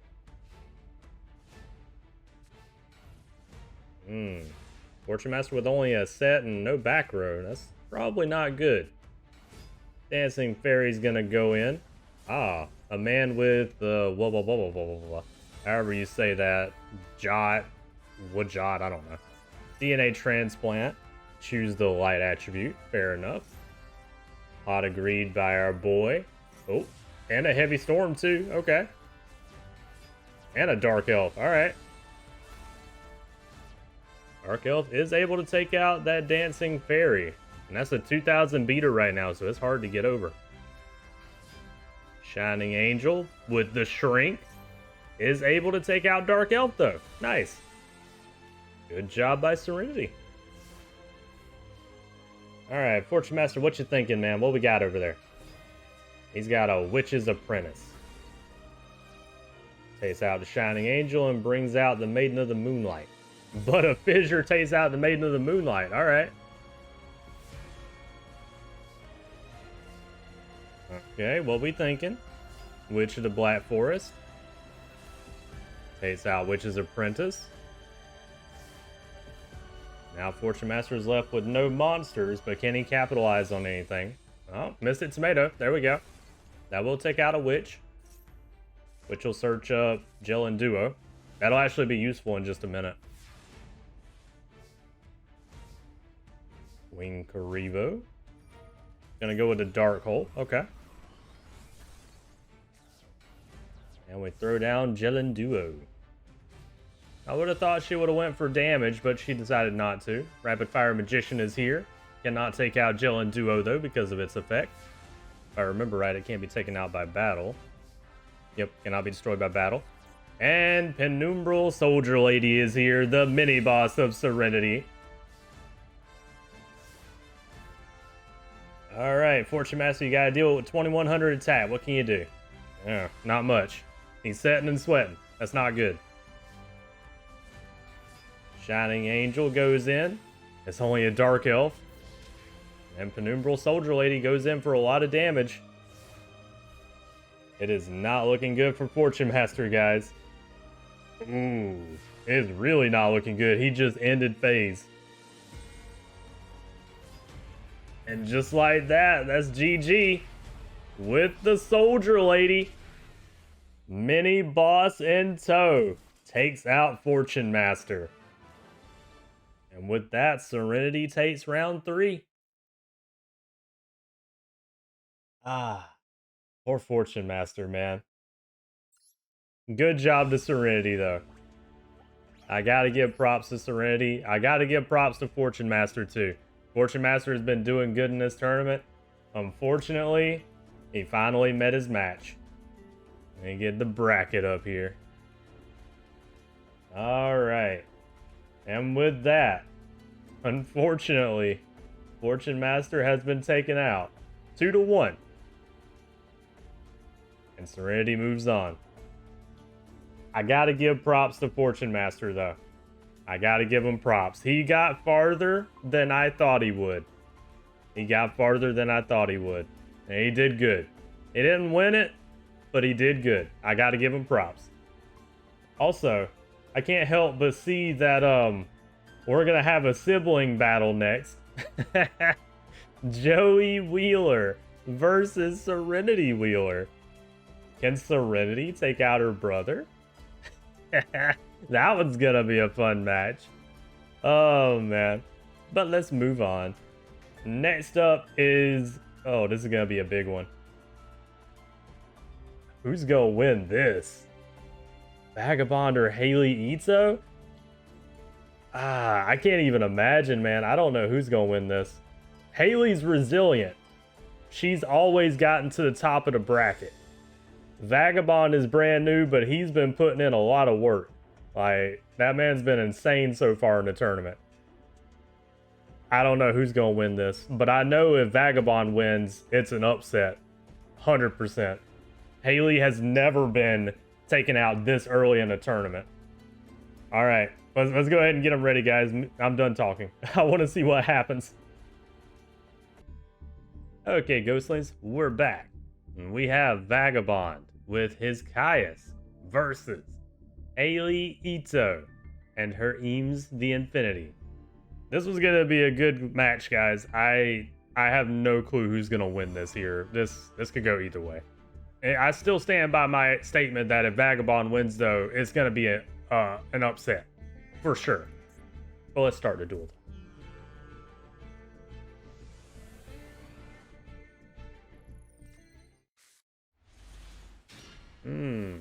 Not a bad hand by Vagabond here so far. Okay. DD Warrior Lady's face down at the moment. Haley's gonna go, ooh, Heavy Storm. That's a good Heavy Storm. Bottomless and DD Dynamite are gone. And Pachi is not able to get over the DD Warrior Lady either. Another DD Warrior Lady is here. And Pachi's gonna get banished through the effects of Warrior Lady. And then we go in for some damage. Not bad. And we use DDR to get back DD Warrior Lady. Alright. Wanted to make sure we had 2 on the field. I understand. It's a good monster. Dralago's on the field, but Haley does not attack with it. Understandable. Alright. Same thing. Warrior Lady's effect banishes Dralago, and we go in for more damage. Haley, you're gonna have to do something here. Dark Hole, Cyber Jar, something. Another Dralago, but she doesn't attack with it. Dimension Wall. We just go in for the damage and then banish. Or rather, we get the damage. Okay, neither player has monsters right now. And Haley only has a set. That's Cyber Jar, Haley. Caius, that's a brick right now. Nobleman. Oh, it was Cyber Jar. Oh no. That was the opportunity Haley needed. I don't know what that one is.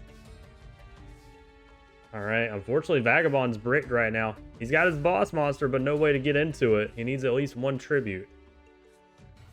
Mechanical Chaser with the Gravity Blaster is here. That's a major issue. But Dimension Wall, aka Magic Cylinder, is also a major issue. Maybe you should have saved that Vagabond for when Mechanical Chaser was a bit more powered up. Ooh, Blast Sphere. The effect hooks it up to DD Warrior. We do DD Dynamite for 1200 burn though. That was pretty good. Alright. Gravity Blaster powers up. Mechanical Chaser. Mechanical Chaser's at 3300 with 7 completed now. Ooh, and the effects of it get negated because of Gravity Blaster. DD Warrior was not able to banish Mechanical Chaser. Vagabond's brick though. He's got both his boss monsters in the hand. Oh no.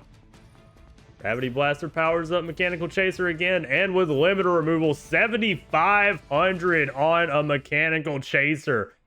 Takes out Vagabond in one fell swoop. Damn. Is that the most damage we've seen in the tournament so far, guys? That's 7,500. Shit. That was a lot of damage.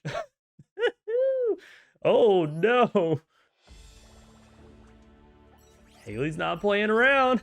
That's a problem. Oh no. Dude, I didn't think Haley would swing a 7,500 attack monster at poor Vagabond here. Damn. That was rough. That was about as bad as with Bakura versus Pegasus earlier. 6,000 attack. Alright. Okay, Ghostlings. Let's go into the next round. And let's hope Vagabond can actually put up a bit more of a fight. He needs his support cards. That's kind of okay. You want DDR later and also DD Dynamite. Not the best hand to start out with by Vagabond here. Alright, Haley puts a bunch of face downs. We MST Metal Morph. That's a good card to hit. You don't want Haley to have that card. DD Assailant is here. Oh, we hit a Cyber Jar from Haley though. First turn Cyber Jar. Okay, pretty good hits here for Vagabond. What's Haley gonna get? Covering Fire, call it a Haunted. She got nothing but support cards. Hopefully she has some monsters in the hand.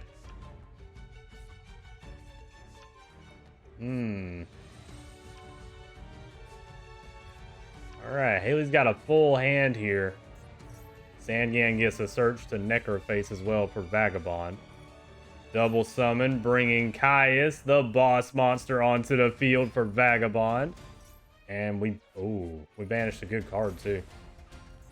Anti-Magic Arrows is gone. Alright.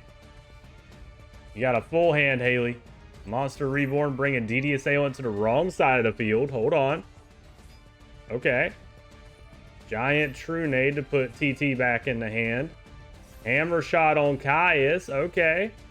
7 completed on Dralago with a Gravity Blaster too. Jesus. Okay, hold on. DD Warrior Lady's gone. Gonna banish DD Assailant. And 2,700 from Dralago straight to Vagabond here. Haley used her entire hand for the most part, but not bad. Unfortunately, Dark Hole. Yeah, I saw that coming. DD Assailant's here with a DDR in tow to bring back a second DD Assailant. Alright, going in for the damage. Just like that, unfortunately, Vagabond has turned it right back around. Oh, Haley with the Cypher Soldier. It powers up to be able to do damage to DD Assailant. Gonna get banished still, but, you know, damage. Call it a Haunted on Dralago. And a face down. Okay. Might be a limiter removal by Haley. Necroface is here to put all banished cards back in the deck and power up. I was Metal Morph. Metal Morph on Dralago to do damage. DD Assailant's still going to banish Dralago, though. And It's not looking good for Haley here. She's got to draw a really good card because she has no hand. The Pot of Greed's a great top deck. And a second Drawago is here, and it does direct damage because of its effect. Not bad. Hold on. Bottomless Trap Hole. DD Warrior Lady goes in on Drawago, banishes it. Necroface goes in for the damage. This is a close duel. Whoever can do damage first right now. Mechanical Chaser would be on the field, but it got bottomless. That's unfortunate. We got a Karma Cut. Vagabond can go in with Necroface for game. Yep. That's GG. Man. Haley loses round 2.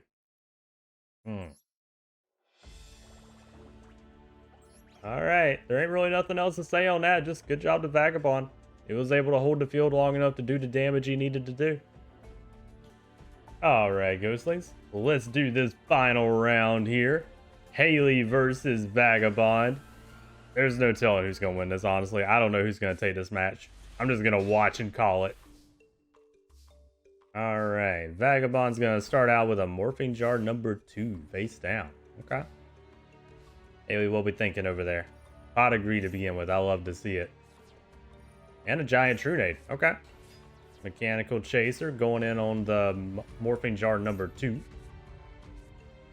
Lose limit removal and bring out a Witch. Okay.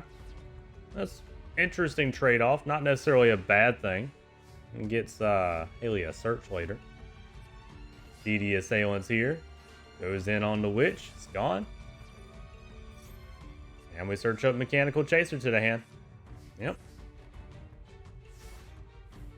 Alright, Haley, what we gonna do about that Assailant right there? She's gonna Dark Hole it. Alright, fair enough. She's just not gonna deal with it. Mechanical Chaser would go in if not for Karma Cut. Is gone. Banished. Alright, Vagabond's turn again. He drew a Pot of Greed. Love it. DD Dynamite for a little bit of burn. DD Survivor is here. Goes in for the 1800. Alright, Haley, you gotta come up with something here. Impachi. Alright. Put it in attack mode too. She must have a plan. Dribbling into the boss monster. Caius is here. He banishes Impachi and he's going in for the 2400. That's not good for Haley. She hasn't been able to get going in this match at all. Or rather, this round. Nano Breaker's on the field with a Metal Morph. Is able to take out Caius. Nice. Now it's a 1900 beater monster. Not bad. Okay. DD Warrior Lady is here. Gonna banish Nano Breaker. And I think I see how our boy's gonna win here. That Dimension Wall, probably. Witch is on the field. Anti-magic arrows, though. Hold on. 1100 damage by Haley. Hold on.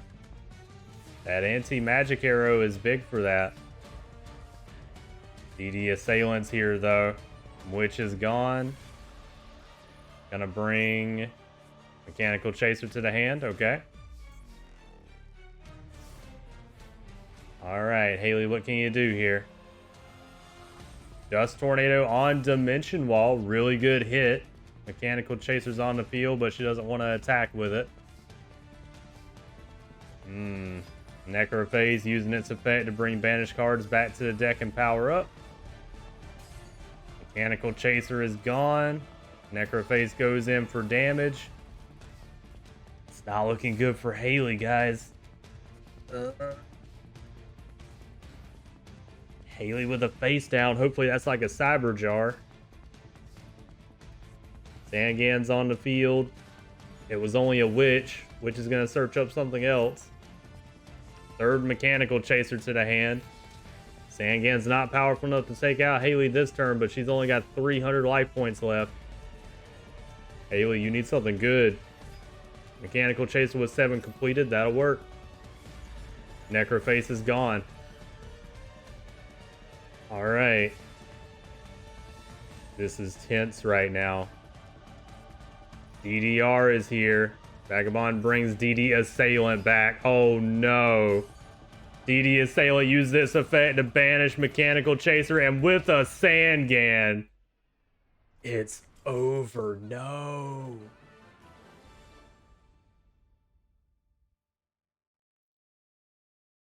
That's the first time Haley has lost this early in a tournament. She's always made it to the top, but unfortunately, Vagabond has taken her out before she can make it to top 8. Damn. You hate to see it. Haley fans are gonna be pissed. Oh no. Sorry to all the Haley fans out there. Oh, that's unfortunate. Well, it is what it is. Vagabond wins 2-1 and takes out Haley.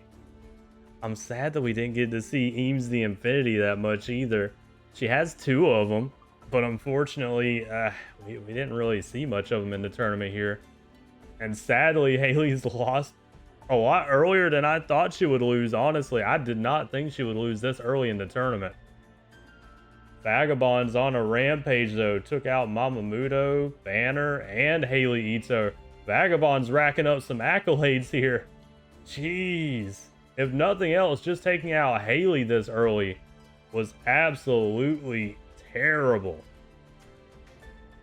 Damn. Haley was able to take out Vagrant, though, the brother of Vagabond, but could not take out Vagabond himself. The leader of the Lost moves on. Shit. Guys, I'm a little shocked by that one. I'm not gonna lie. As I said, if Vagabond won, that would be an upset. I consider that a major upset right now. Damn. All right, though. Vagabond moves on. There ain't nothing else to say about it, so it is what it is. All right, next up. This was gonna be fun. Ooh. Lil Susie versus Logan Shimada. Who do we think's gonna win this one, guys? Insects, or actually Lil Susie isn't gonna like this because she doesn't like insects, so she's gonna want to squash the bugs again. Let me get them ready though. Hold on one moment. All right, ghostlings, we're back with Lil Susie and her Go Giga Gaga Gigo, and Logan with his metal armored bug. Who do we think's gonna win, guys? I don't know. Bugs or reptiles? Don't reptiles technically eat bugs? Maybe this is like a whole philosophical thing right now. I don't know. Let's find out who's gonna win though. Hot agreed by Lil Susie. I love to see it. And a lion alligator to start out with. Really strong start by Lil Susie. Logan, what can you do? He's gonna lightning vortex and throw away metal armored bug. Snake whistle though is gonna bring another lion alligator here. And premature burial to bring out metal armored bug. The boy is here first turn with Verdant Sanctuary. Negate attack stops the attack this turn though. Boss monster already here. Metal armored bug. And little Susie can't do much about it right now. That's a 2800 beater monster.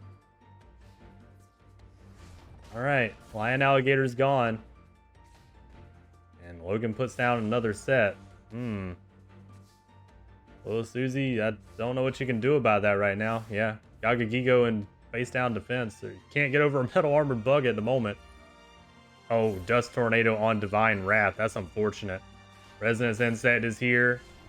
And Gaga Gigo is gone.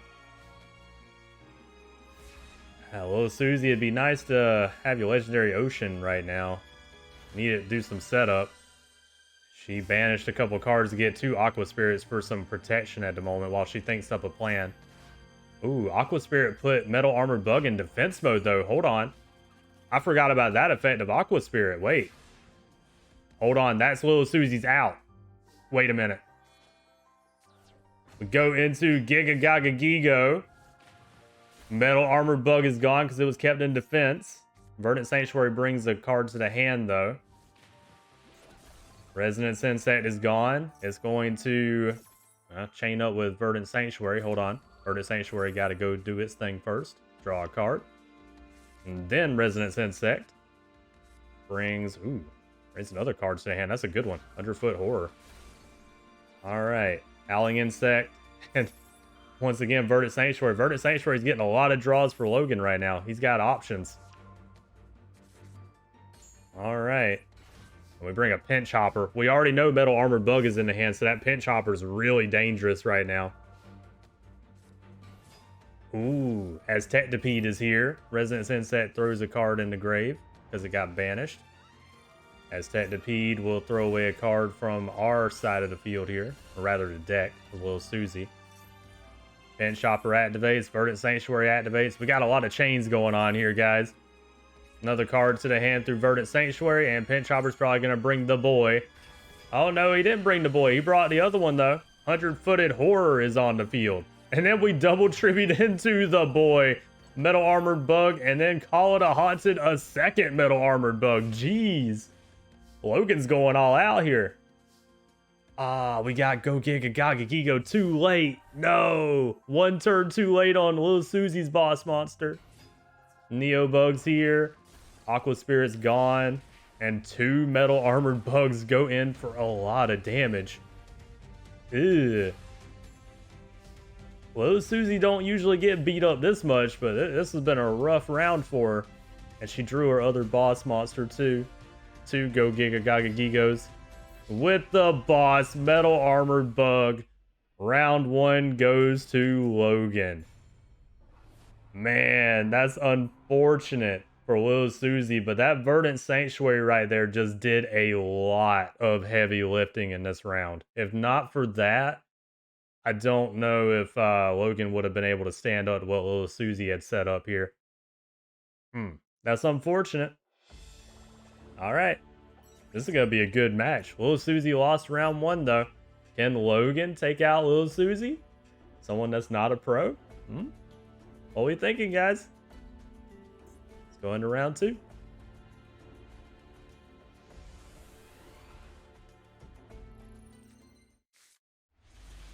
You know what? It might have been for Little Susie too, though. She's scared of the bugs, guys. She doesn't like bugs that much. You know, it happened against. Did it happen against Weevil? I can't remember. It's been so long ago with that recording now. I don't even know anymore.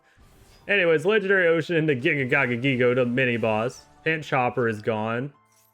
And it brings a mini boss to the field. 100-footed Horror is here. It cannot stand up to a powered up Giga Gaga Gigo though.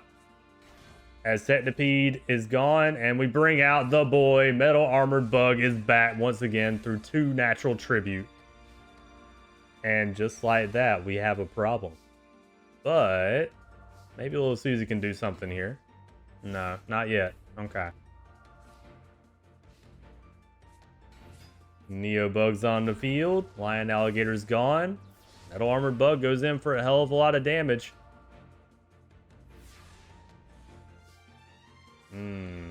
Snatch Steal. Uh-oh.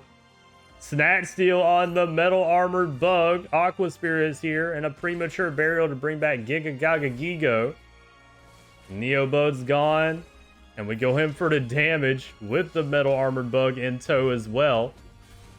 Then we double tribute into our boss monster, Go Giga Gaga Gigo, with a Call of the Hunts to bring back the former Giga Gaga Gigo. Alright, hold on. This is a problem for Logan. Monster Reborn on 100-footed Horror. Okay. What we thinking? What we cooking up here?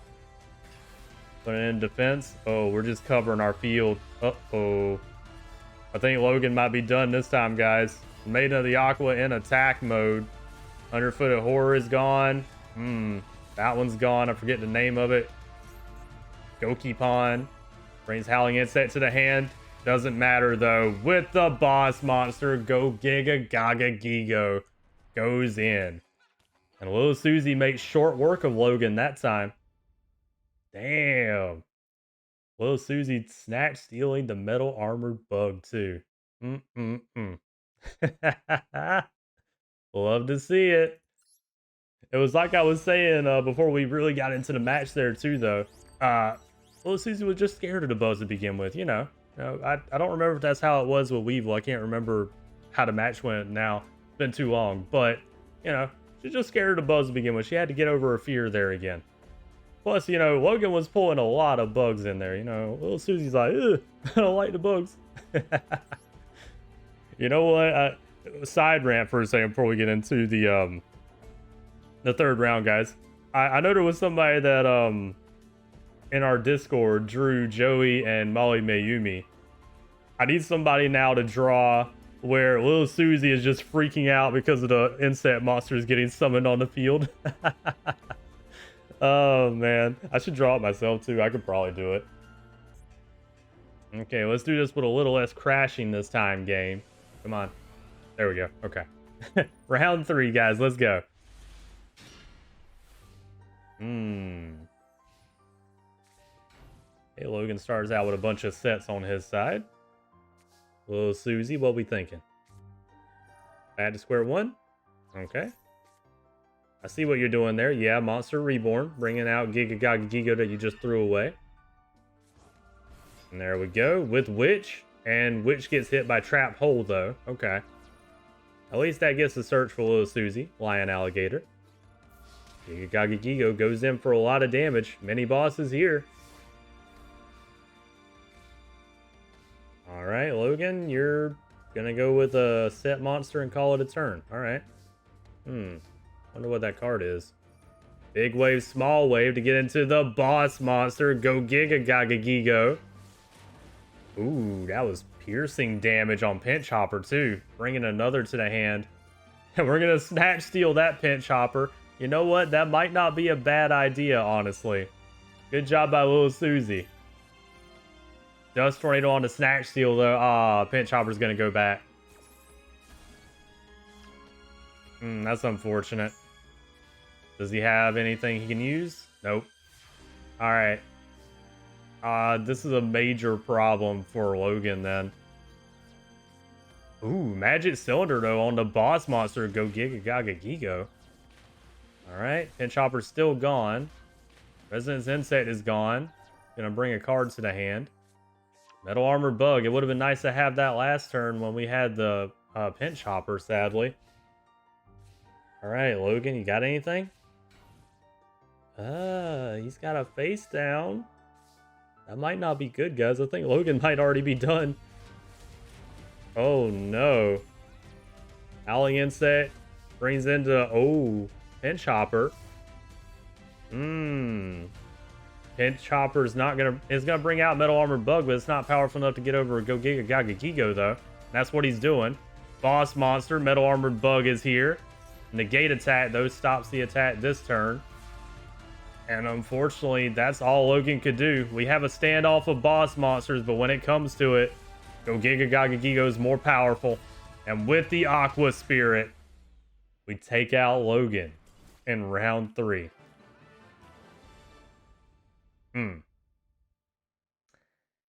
hate it for Logan, man. I love the big Metal Armored Bug. But unfortunately, he was trampled by Go Giga. It's unfortunate, but it is what it is. Anyway, little Susie fans rejoice. That is a great win for our girl, little Susie. All right, let's make it official, guys. Little Susie, 2-1 versus Logan. Just like that, little Susie moves on. That concludes the top 16 as well, I believe, too. Technically, we're on round 4 now. Pegasus versus Kaiba. Willow versus Yugi. Joey versus Serenity. And Vagabond versus Lil Susie. That is your top 8 right now, my ghostlings. How do we feel about it? I know some of y'all gotta be mad about Haley. I know there's people that are mad about Haley right now. It is what it is, though. Alright, with that said, let's go to Maximilian Pegasus versus Seto Kaiba. This one's gonna be a fun match. I'm excited for this one. Ooh. I wonder who's gonna win. Let's find out, guys. Let's get them ready. Alright, ghostlings. Here Here we are in the top 8, and we have Pegasus and his Toon Lackluster Soldier versus Cecillia Kaiba and his Blue Eyes Ultimate. Who do we think's gonna win this, guys? What are we thinking? What are the bets? I want to know. I should also mention on our handy dandy paper of events here beside me, this will actually be another event. However, it will only be an event if they make it to round 3. So we have to have a 1-1 situation in this match. And I'm not going to tell you guys what it is until we get to that. If we don't get to it, then we'll never know. Anyways, let's get into round 1.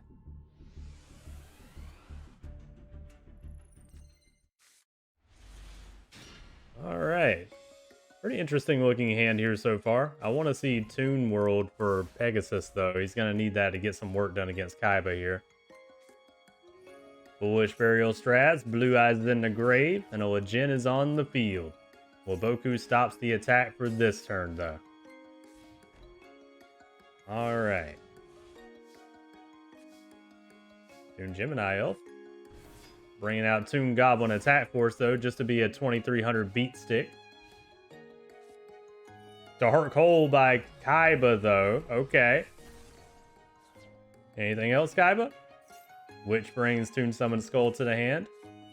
Birthright to bring out the boy, Blue Eyes White Dragon. He's on the field with a light Hex Seal. And we go in for a... damn. Half life point damage in one turn there. That's a lot. Alright. Toon Table of Contents is pretty great to have right now. We're going to use it to thin out the deck, apparently. Pegasus wants to get all those cards out. Alright. And we're going to end on Toon Blackluster Soldier. We special summon from the hand into the boss monster, Toon Blackluster Soldier. Unfortunately, its attack is stopped by Negate Attack. Alright, we got a standoff here. And Kaiba apparently doesn't want to crash. Maybe there's another effect of Toon Blackluster Soldier I don't know about, but I'm too lazy to read it right now. All I know is that's a powerful Toon monster. Light Hex Seal is gone. Alright. Who's gonna win? Blue Eyes or Toon Blackluster Soldier? Battle phase. Take out the Ancient Lamp. Alright. Kaiba, you gotta do something. Get another Blue Eyes on the field, crash, or some deal. I don't know. This is a problem. Light Hex Seal is gone. If Kaiba can get another Blue Eyes in the grave, he could go into his Dragon's Mirror. Alright, Toon Cannon Soldier is gone. We're just trading monsters at the moment, trying to figure out who can take out the other in this standoff here. Monster Reborn on Legend, bringing it to the wrong side of the field. Are we going to crash?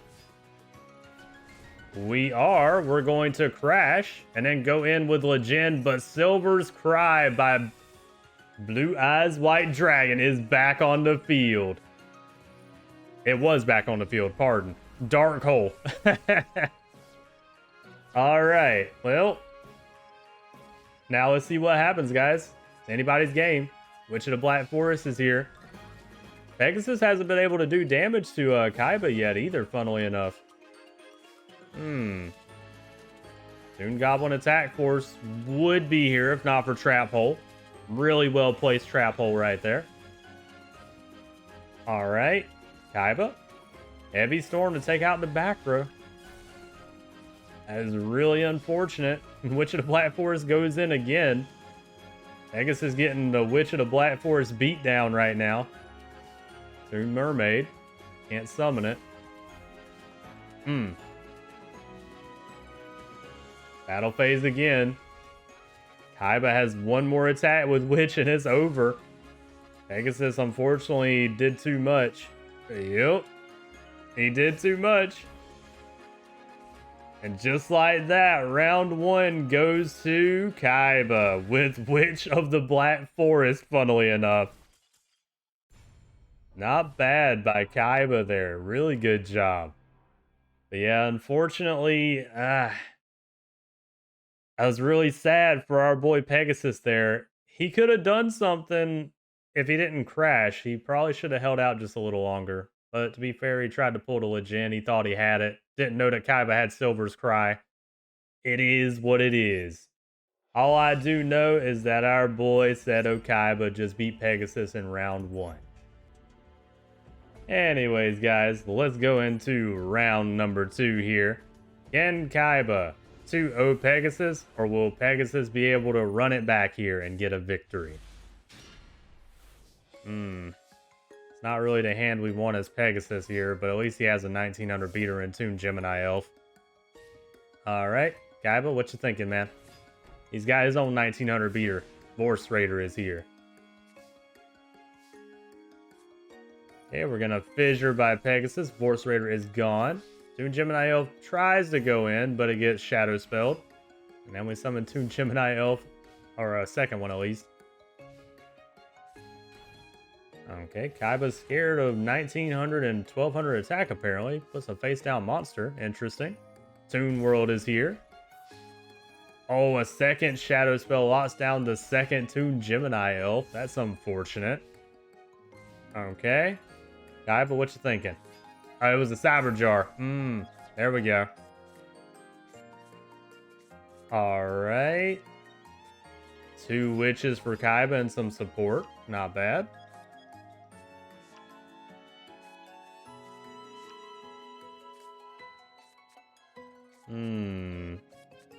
And Pegasus gets nothing. Only support and a Toon Summon Skull. At least it'll be useful for next turn, but right now that's not really what we needed. Foolish Burial by Kaiba, throwing a Blue Eyes away. Second Foolish Burial, same thing.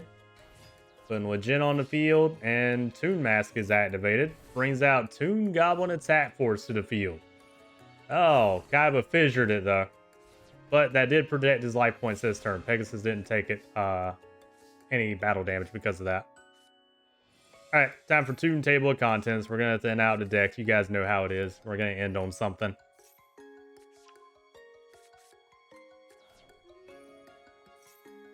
And we end on Toon Harpy Lady. Okay. Use its effect, bring itself to the field, and then we tribute into Toon Summon Skull. Nice. 2500 beater right now. Uh-oh. Birthright. But Dust Tornado, though. There we go. Dust Tornado stops the Birthright this time. Otherwise, we would have had a Blue Eyes on the field. But we double tributed to a Blue Eyes White Dragon anyway. It did not matter. Toon Briefcase in effect with Witch. Wait for it. Toon Briefcase puts the Blue Eyes back in the deck, funnily enough, and Witch is going to search out that Vorse Raider. Alright, so that did work out for Pegasus. I was worried for him for a second there. Toon Summon Skull goes in for the damage. Direct attack too because of Toon World. Kaiba, you're in a bit of trouble, man. Uh-oh. Kaiba's in trouble. Toon Dark Magician Girl in the hand. 2500 again by Toon Summon Skull.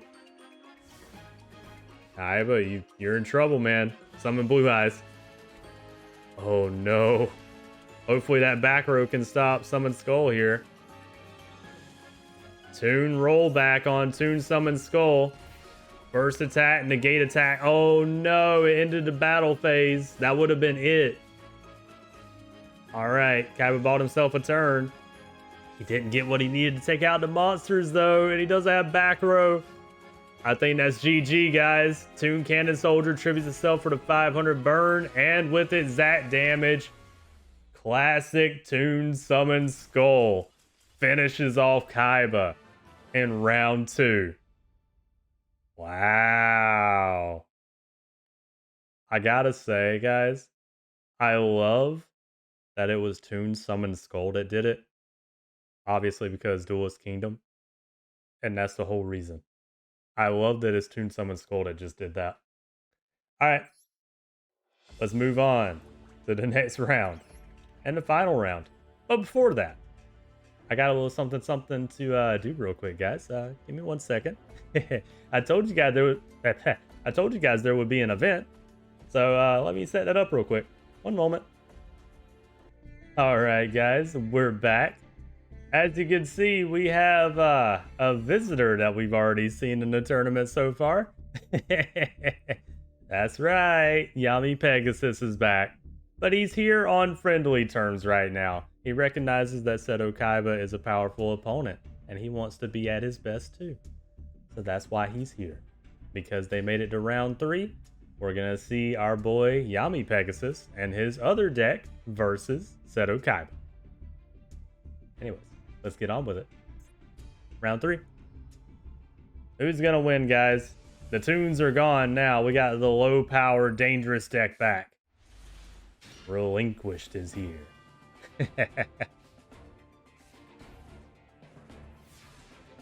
Alright, Kaiba starts out with a couple of sets and calls it a turn. Brave Squirmer goes face down too. Can't do too much at the moment. Alright, Heavy Storm on the back row, but we end up using Scapegoat first. Good call. Alright, got plenty of protection here. It's unfortunate that we lost. Yeah, Mage Power. That's an unfortunate one to lose, honestly.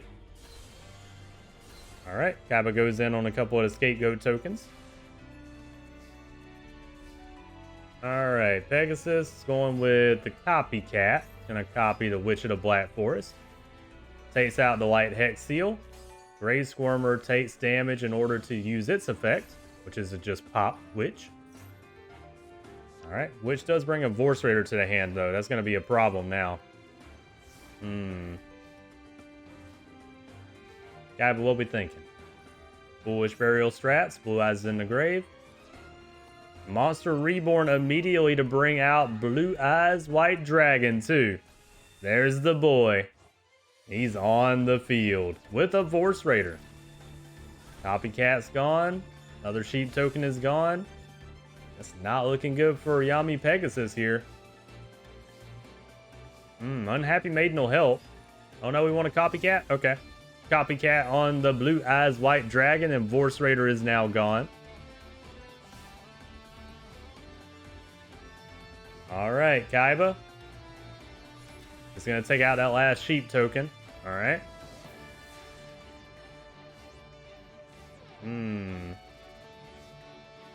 Pegasus goes in, takes out Kaiser's Seahorse. We got a standoff between a Copycat at 3,000 and a Blue Eyes at 3,000.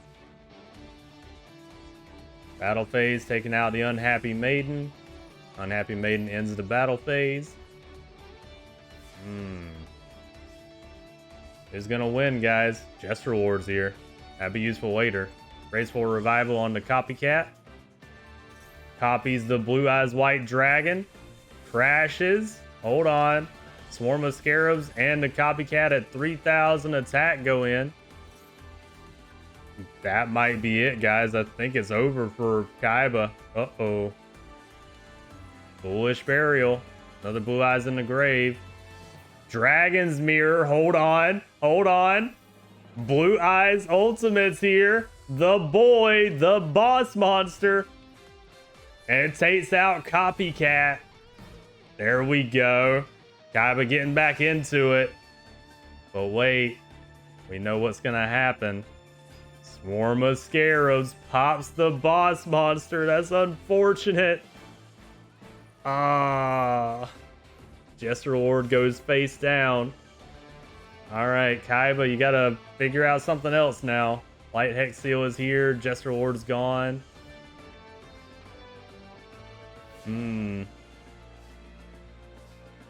Alright, Unhappy Maiden.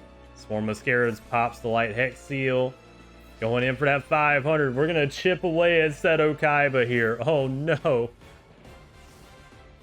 Kaiba. Come on, man. Don't let Yami Pegasus do this to you. Oh no. Oh no. Heavy Storm to take out the back row. It was Trap Hole. Swarm of Scarabs goes in for another 500. Are we gonna have the Swarm of Scarabs beat down on poor Kaiba here? Oh no. No way. Kaiser Seahorse. Alright, he takes out the Swarm of Scarabs. Good, good, good. Good call by Kaiba. But wait. Wait for it. Pre-preparation of rites. Brings Black Illusion Ritual. And Relinquish to the hand. Black Illusion Ritual using one Relinquish to bring another to the field. Boss monster is here. There he is. Relinquished is here. And he snatches Kaiser Seahorse, doing the 1700 damage.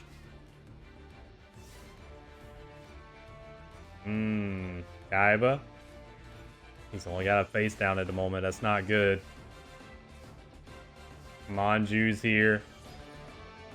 Gonna bring a Black Illusion Ritual to the hand. Goes in. Witch is gone. And with the boss monster. Here it is. Relinquished. He goes in for the final hit. And that's over for Kaiba. Hate to see it, but Pegasus won. Good job to both of these people today. Pegasus did really well. He's going to be moving on. Seto Kaiba did a hell of a good job today. And honestly, he took out Merrick before too. I cannot discount how big of an accomplishment that is for Kaiba here. I gotta give the man props. Unfortunately though, Pegasus has won, despite the best efforts of Kaiba. Alright, moving on. Let's get it going here. Pegasus moves on to the top 4. 2-1. And we got to see Relinquished. I love getting to see Relinquished, especially since this is Duelist Kingdom. Best thing ever. I do wish we could see his fusion though. Has he summoned his fusion yet? I don't think Pegasus has summoned his fusion yet. Not from the Toon deck, but from the Yami Pegasus deck. That's unfortunate. We might never get to see it, guys. It is there though. Anyways, that is unfortunately where Seto Kaiba is taken out. He made it to the top 8 out of so many people though. We cannot discount how well Kaiba has done today, especially with taking out Merrick. So, I gotta give the man props. Good job to him, no disrespect at all. And let's move on. Willow, you're up. Willow versus Yugi Muto. Willow. What was the deal again, Willow? You know, you had to make it to top 4 to get your oatmeal raisin cookies? No, I think it was top 8, I said. So you've already gotten your oatmeal raisin cookies, but I will sweeten the deal for you. How about this, Willow? If you make it to top 4, you'll get double. That'll give her some incentive. She'll be like, hell yeah. Anyways, let me get them ready, guys. Willow versus Yugi Muto. Let's do it. Alright, Ghostlings, here we are. We have Yugi Muto and his Black Skull Dragon versus Willow and her Berserk Dragon, which sadly we have not been able to see the Berserk Dragon yet, but we have gotten to see the mini-boss. So, let's see if that Berserk Dragon can make a debut here. I want to see it, Willow. Come on. Round 1. Let's do it. Watching from Yugi's side.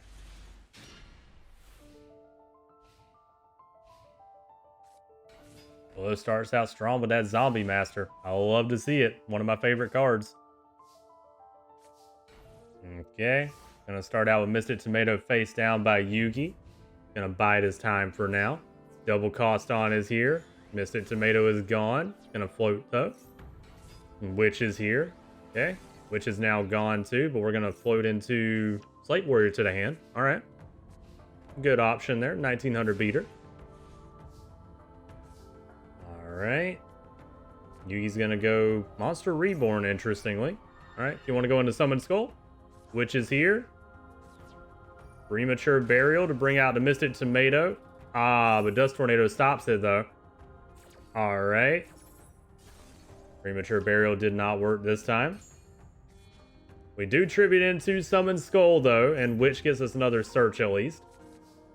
Summon Skull, mini boss is gone. Saku took care of that. All right. Willow's doing a lot of work here so far. Hold on. Master Kionchi's on the field, and we go in for a hell of a lot of damage too. Jeez. Ooh. All right, Willow has full control here, but Archfiend Cavalry, Zombie Master's gone. All right, hold on. 1900 beater can turn this around. And Willow can't do anything at the moment. Uh-oh. Willow cannot beat a 1900 beater at the moment. Lancer Archfiend and a Snatch Steal on double cost on. Nice. Lancer Archfiend with its effect can do some piercing damage. Zombie Master's gone. Archfiend Cavalry goes in for the damage.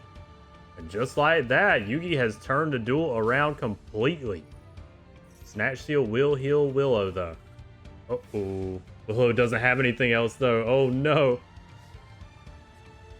Slate Warrior's here. Lancer Archfiend's effect does some piercing through Archfiend Cavalry, which at least searches up another Zombie Master.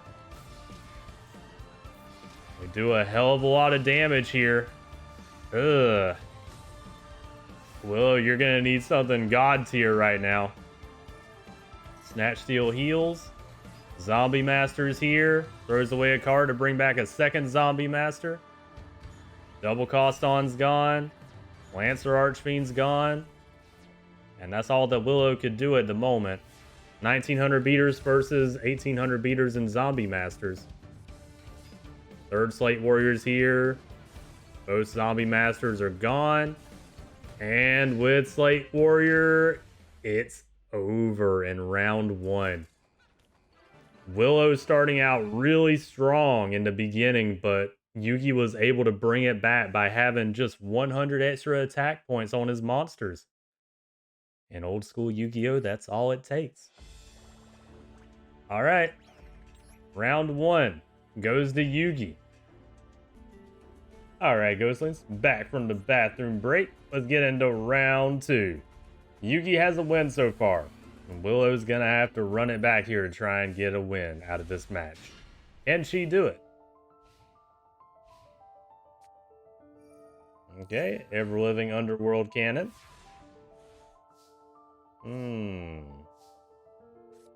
Yugi starting out with a Misted Tomato. It has an Axe of Despair. Pyramid Turtle got hit though. What are we floating into? Oh, double cost on. And the burn. Nice. Alright, Willow, do you have Boss Monster in hand? Oh, she does! Despair from the Dark with the Axe of Despair itself. But Saku though. Damn. Ooh, Haunted Shrine though, wait. Bringing them back. And that does some burn. But Dust Tornado is going to pop Ever-Living Underworld Cannon. Alright. So no burn, but she did get her boss monster back on the field.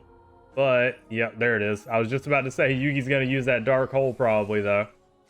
Ah. Archfiend Cavalry is here. Haunted Shrine uses its effect to banish itself and bring Despair back a third time. Or a second time, I don't know. Either way, the boss monster is back. Willow's saying she does not want that card to go away. Zombie Master throws away a Zombie Master and brings it back. And just like that, boss monster goes in. Archfiend Cavalry's gone. Zombie Master beatdown commences. Yugi, I think you lost this one, man. I was just about to say, watch him draw Mirror Force. He didn't do it, though. Damn. That would have been a great top deck, and I would have had to eat my words. Good job by Willow, though. All right, Pyramid Turtle goes in. Zombie Master goes in. And wait for it. Search doesn't matter now. With the boss monster, it's over for Yugi in round two.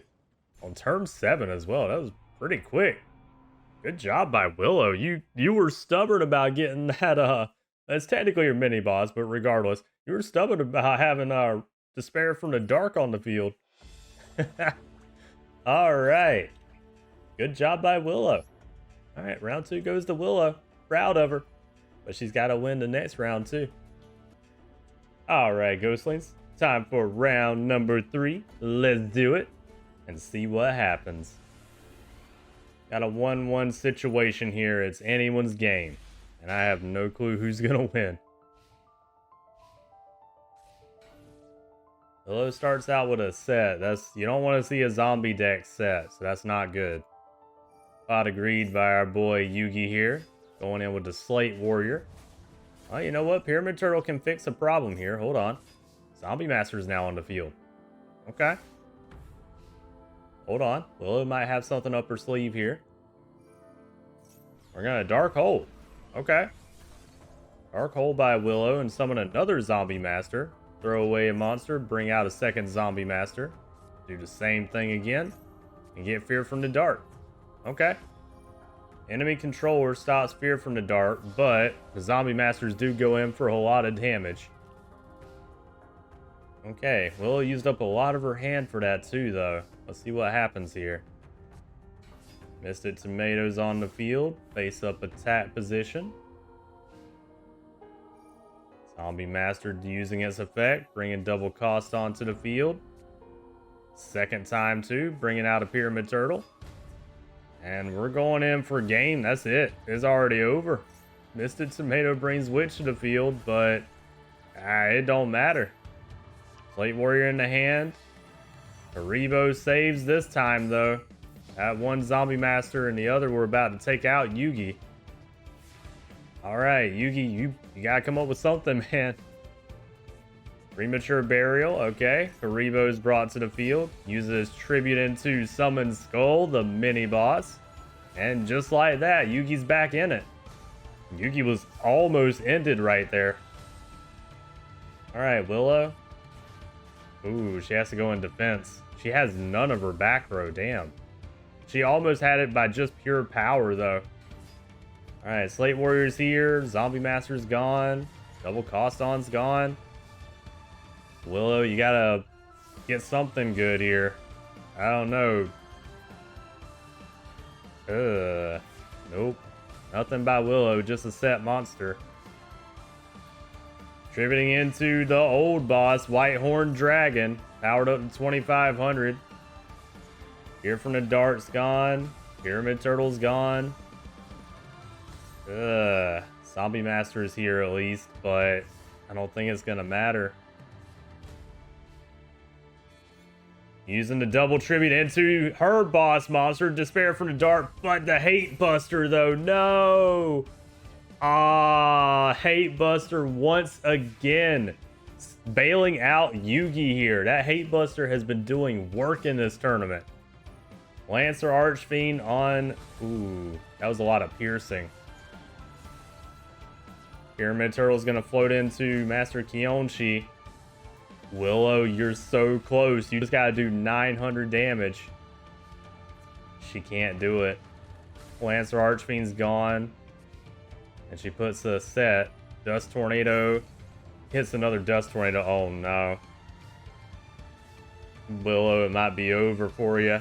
I'm sorry, Witch is here. Alright, Master Kionchi's gone. Willow, you need a really good draw. I don't think she has back row that can deal with this, based on what I've seen.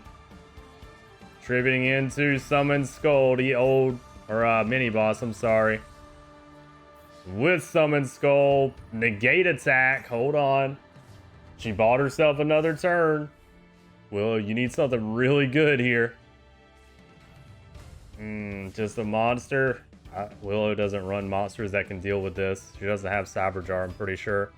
Going into the boss monster, Black Skull Dragon. Old boss monster takes out Witch, and with Yugi's actual boss, it's here.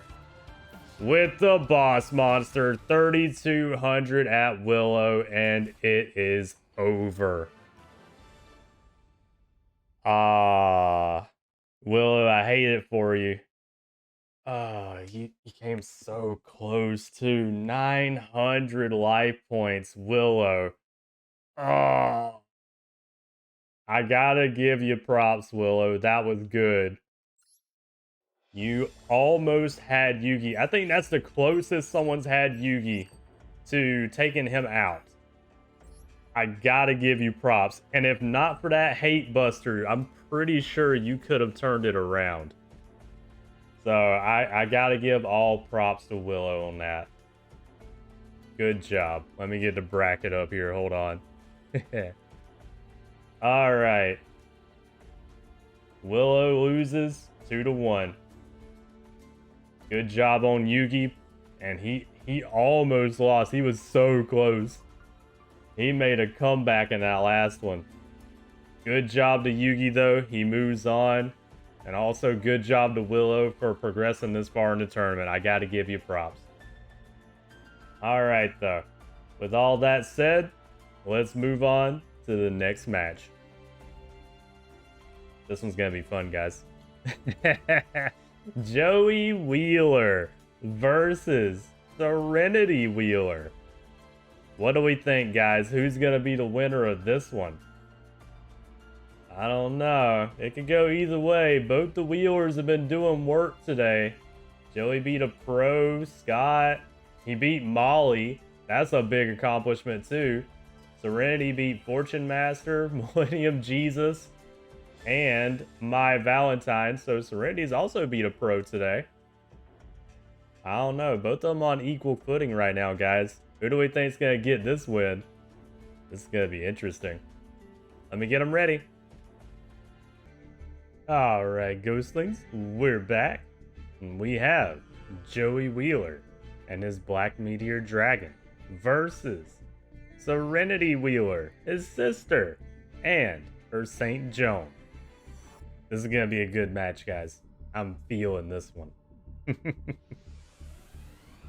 We'll be watching from Joey's side here. Let's find out what's going to happen. Alright, Joey starts out with a Dark Effigy and a couple of back row. Serenity, what are you thinking for that? Well, Trap Hole on the Dancing Fairy gets rid of it. That was a good option. Oh, what? Dancing Fairy is back with the Monster Reborn. Serenity said she really wanted to use that Dancing Fairy. Skull Dice, though, will not help, surprisingly. Alright, Dark Effigy is gone, despite Joey's best effort there.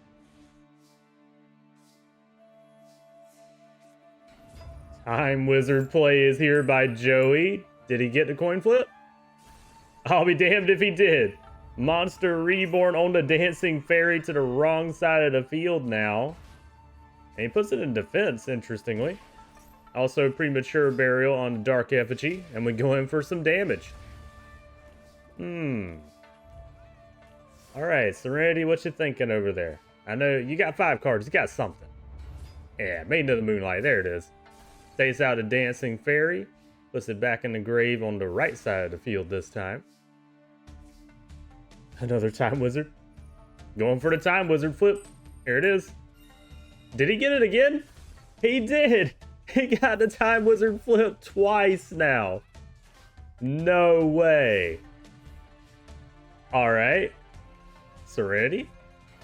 Another Maiden of the Moonlight, taking out the Time Wizard. Understandable. You don't want him to do a coin flip again. Uh-oh. United We Stand on Dark Effigy. Goes in and takes out the Maiden of the Moonlight. He doesn't even summon Time Wizard either. He's waiting on it. Alright, Serenity playing defensively now. Ooh, DNA Transplant. Alright, choosing light. We know why if we've been watching the Duels of Serenity so far, why she did that. Also, Jilin Duo is here. Nice. Cannot be destroyed by battle. Ooh, tributing into the boss monster, Guardian Angel Joan, and call it a haunted to bring back a Dancing Fairy. Dark Effigy is out of here. And then the Time Wizard face down is out of here. We also see what Joey has in the hand, though. We know what's coming. Yep, there it is. Dark Hole. Boss monster be damned. Get it out of here. Gearfried's on the field. Goes in for damage. Alright, Serenity, you gotta come back now. Oh, no. Not gonna do it with a face down, probably. But we'll find out. Maybe it's another Jilin Duo. Rocket Warrior's here. It was just a Maiden of the Moonlight. That sucks. Gearfried would go in, but Draining Shield adds the attack of Gearfried to the life points of Serenity. Serenity with a premature burial, bringing back the boss monster. Hold on. Turning the duel around once again. Gearfried is gone. And she adds the life points of Gearfried to her life points. Rather, Serenity's at least. Panther Warrior, though. No? Okay. Can't do anything with it anyway, but I like seeing Panther Warrior, don't get me wrong. Shining Angel is here. Rocket Warrior's gone. And now Panther Warrior would be gone, but Shining Angel's not powerful enough. Sandgan, uh-oh. Panther Warrior in attack mode. Sandgan gets a search because it's tributed by Panther Warrior, and we take out that Shining Angel over there. Alright, another Shining Angel floats in. Unfortunately, Joey doesn't have much to deal with this issue right now. Guardian Angel Joan goes in. Panther Warrior got decimated. And then we go in for some damage. Joey's got one more turn. He's got to figure this out. Snatch. Wow. Snatch steal by Joey on Guardian Angel Joan. It's on the wrong side of the field. What a turnaround in this duel. We've been having back and forth constantly between these two right now. I love this. Snatch steal heals Serenity. We tribute into, Penumbral Soldier Lady. And with its effect, take out Guardian Angel Joan. That Soldier Lady is really good in Serenity's deck, I'm not gonna lie. Especially when we got that DNA transplant right there. And once again, the duel is turned around. I don't know who's gonna win this. Serenity goes battle phase. Takes out Alligator Sword. This is anybody's game right now. I have no clue who's gonna win it. This is great though. Little Wingguard with a Lightning Blade. But it cannot attack Soldier Lady, otherwise it will lose. And there we go. Soldier Lady goes in, decimates Little Wingguard, and Joey is left with absolutely nothing. Skull Dice, but that's not too useful right now. I think Joey might have lost round one, guys, with a Wing Karibo in attack mode. Oh no. Skull Dice gets a 5. That helps out a lot. Alright. Joey, you need like a time wizard. Axe Raider? No, it's not gonna do it. Alright, Serenity with the Light Hex Seal. She goes in with Wing Karibo, funnily enough. Axe Raider is taken out, and with the Light Hex Seal. Round 1 goes to Serenity. That was a great round 1, I have to say. Oh, I love that.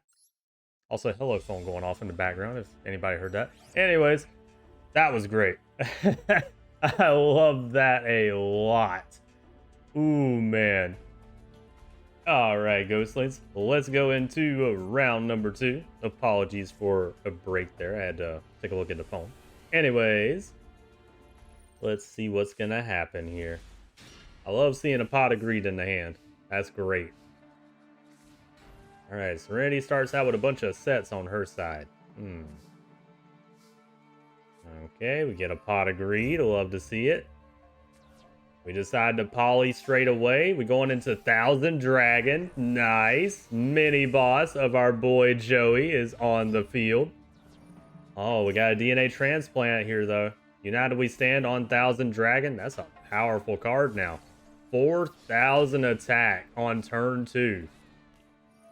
And a Monster Reborn to take the Light Hex Seal. Joey, you didn't need to do that, man. Oh, jeez. Serenity's in a lot of trouble. Yeah, she can't do anything about that. Okay. Battle phase. Waboku stops the attack this turn, though. Serenity's trying to bide her time to figure out how to take out that 1000 Dragon that's at 4800 attack right now. Attack mode Maiden and a face down. Is that Luminize? Going in for the attack. It is Luminize. We take it to 7,100 attack on a Maiden of the Moonlight. Jesus. Alright, Serenity figured it out. Kunai would chain on Maiden with the Moonlight, though. Monster Reborn on Time Wizard. Wait, is Serenity gonna use Time Wizard? She is. She uses Time Wizard's effect. She gets the coin flip. I'll be damned. Serenity has the luck of Joey. She used the Time Wizard perfectly. Dark Effigy is here. Takes out Maiden of the Moonlight. I thought it was over for Serenity, but she completely turned it around with Joey's Time Wizard. That's amazing. Time Wizard's effect again. She didn't get a coin flip this time, though. That's sad. No. She got it when she needed it, though. That's the main thing. Dark Effigy goes in for the attack. Alright. Joey. Serenity. Who's going to win? Dancing Fairy would assess this Dogla. Dark Effigy is gone. Adds that 700 life points. Alright. Serenity's still in this. We going with Time Wizard by Joey. Can he get the coin flip? I think he did. He did. Going in for the 500 damage with a Time Wizard. Alright, Serenity. Anything? She didn't draw anything. No. Serenity, you had such a comeback there for a second. Don't lose now. No. She had the light hex seal, but yeah, I saw the trap hole coming. The light hex seal just went boom right into the trap hole. Premature burial on 1,000 dragon mini bosses here. Graceful dice on it. Yep. Time Wizard goes in, and with the mini boss 1,000 dragon, Joey takes out Serenity in round 2. Serenity was so close to turning this duel around, though. That Time Wizard play was epic. I loved it. Oh, man. I gotta say, Serenity got the luck of Joey. That Time Wizard was great. I love that match, too. I'm loving all of these matches from, or rather, these rounds from Serenity and Joey right now. This is great. I need more matches like this. Alright, Ghostlings. We're going into the final round here. We got a sibling versus sibling deal going on. 1v1. And I don't know who's going to win this because we got a 1-1 situation between them two. Both players have a win. And it's anybody's game right now. Alright, Serenity has a bunch of sets to begin with. Joey, your response. An alligator sword. Which is gone. But it will search up something for Serenity. Okay, she's already got Ace Monster, Soldier Lady in the hand. That's not good. Dust Tornado, and we hit Karma Cut. That's a really good hit for Serenity. Alright, Maiden of the Moonlight is here to stand up to the alligator sword.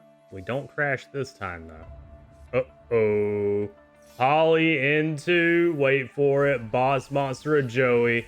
Meteor Black Dragon is on the field. Also, a Call It a Haunted to bring back Red Eyes Black Dragon that just got used for the poly. And just like that, Joey goes in for a lot of damage. Jeez. Joey having no mercy in this last round. Dark Hole by Serenity, though. Oh, no. All that work gone. Light Hex Seal goes in for the damage. Joey did a little too much. He should have waited. And now he's only got a Sandgan. Alright, Serenity, what you thinking over there? Tributing into the Ace Monster. Soldier Lady's here. Kunai with Chain stops it this time, though. Alright, Joey, you got the opportunity to take out Soldier Lady. Or you can Snatch Steal it. Yeah, there you go. Yeah. Soldier Lady is on the wrong side of the field and with the exact damage too. I didn't realize her life points were that low. Oh no. Joey, that was dirty, dude. Oh no. Serenity got taken out. She almost had a comeback going there too. No. I gotta be proud of Joey, but also that was kind of dirty, Joey. That's your sister. How dare you snatch steal her ace monster and then use it for exact damage to take her out? That was dirty, Joey. I love it. Oh man, that was great. That was an excellent match. I loved every second of that. Very, very good. Okay, hold on, guys. Let me get the bracket up here. All right, 1-1 situation is anybody's game. I have no clue who's gonna win.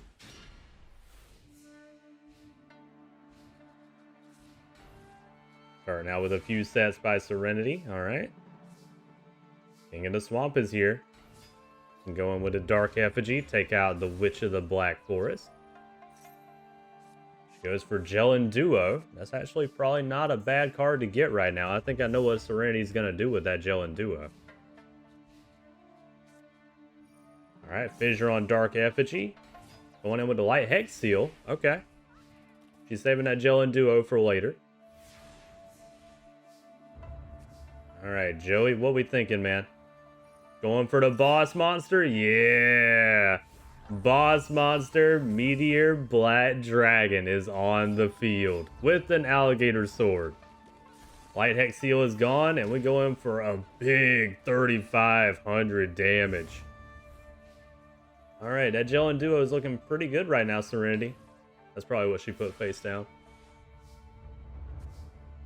Uh-oh, Snatch Steal. Sangan's here. Gelin Duo is on the field. And we're going to snatch steal it. That's what I thought. Oh, man. I bet Serenity has Guardian Angel Joan in the hand right now. Wing Karibo is here in attack mode. Serenity, do you have Transcendent Wings? She does. She has Transcendent Wings. Wing Karibo level 10 is here. Use this effect, pops the monsters 6,000 damage. Oh, Jesus. That was a lot of damage. Serenity almost ended Joey in one burn. 6,000 damage. Maiden of the Moonlight tries to go in, but Kunai with Chain stops it this time. That was a good Wing Karibo play. Fuck, Serenity. Good job. Lightning Blade on the Rocket Warrior. Go in and take out Maiden. Rocket Warrior goes in for the 23. Oh, man. Serenity doesn't have anything. Serenity, monster. Snatch Steal on the Rocket Warrior. Dark Effigy is gone. 200 life points from Joey here. Hold on. Joey? Monster? Skull Dice. Uh-oh. It's over for Joey with the Rocket Warrior. Wow. Joey gets taken out by his sister. Oh man, good job to Joey. Good job to Serenity too. Serenity was putting up a hell of a fight. That was not an easy victory for Joey. All right, Joey wins though, 2-1, and the big brother moves on. Submit and go forward. I don't think we should be surprised at this point, guys. Joey's in top 4. What can I say? The man, he will not settle for anything less than top 4, I guess. I don't know what it is about him. He will not accept anything less than top 4, though. That's just all there is to it. Joey's a top 4 contender. Oh, man. I'm proud of the boy, though. Good job to him. Also, good job to Serenity as well. She did really well in the tournament here. Gotta give her credit where credit's due. Anyways, let us move on, guys, to the finals of the top 8. We got Vagabond versus Lil Susie.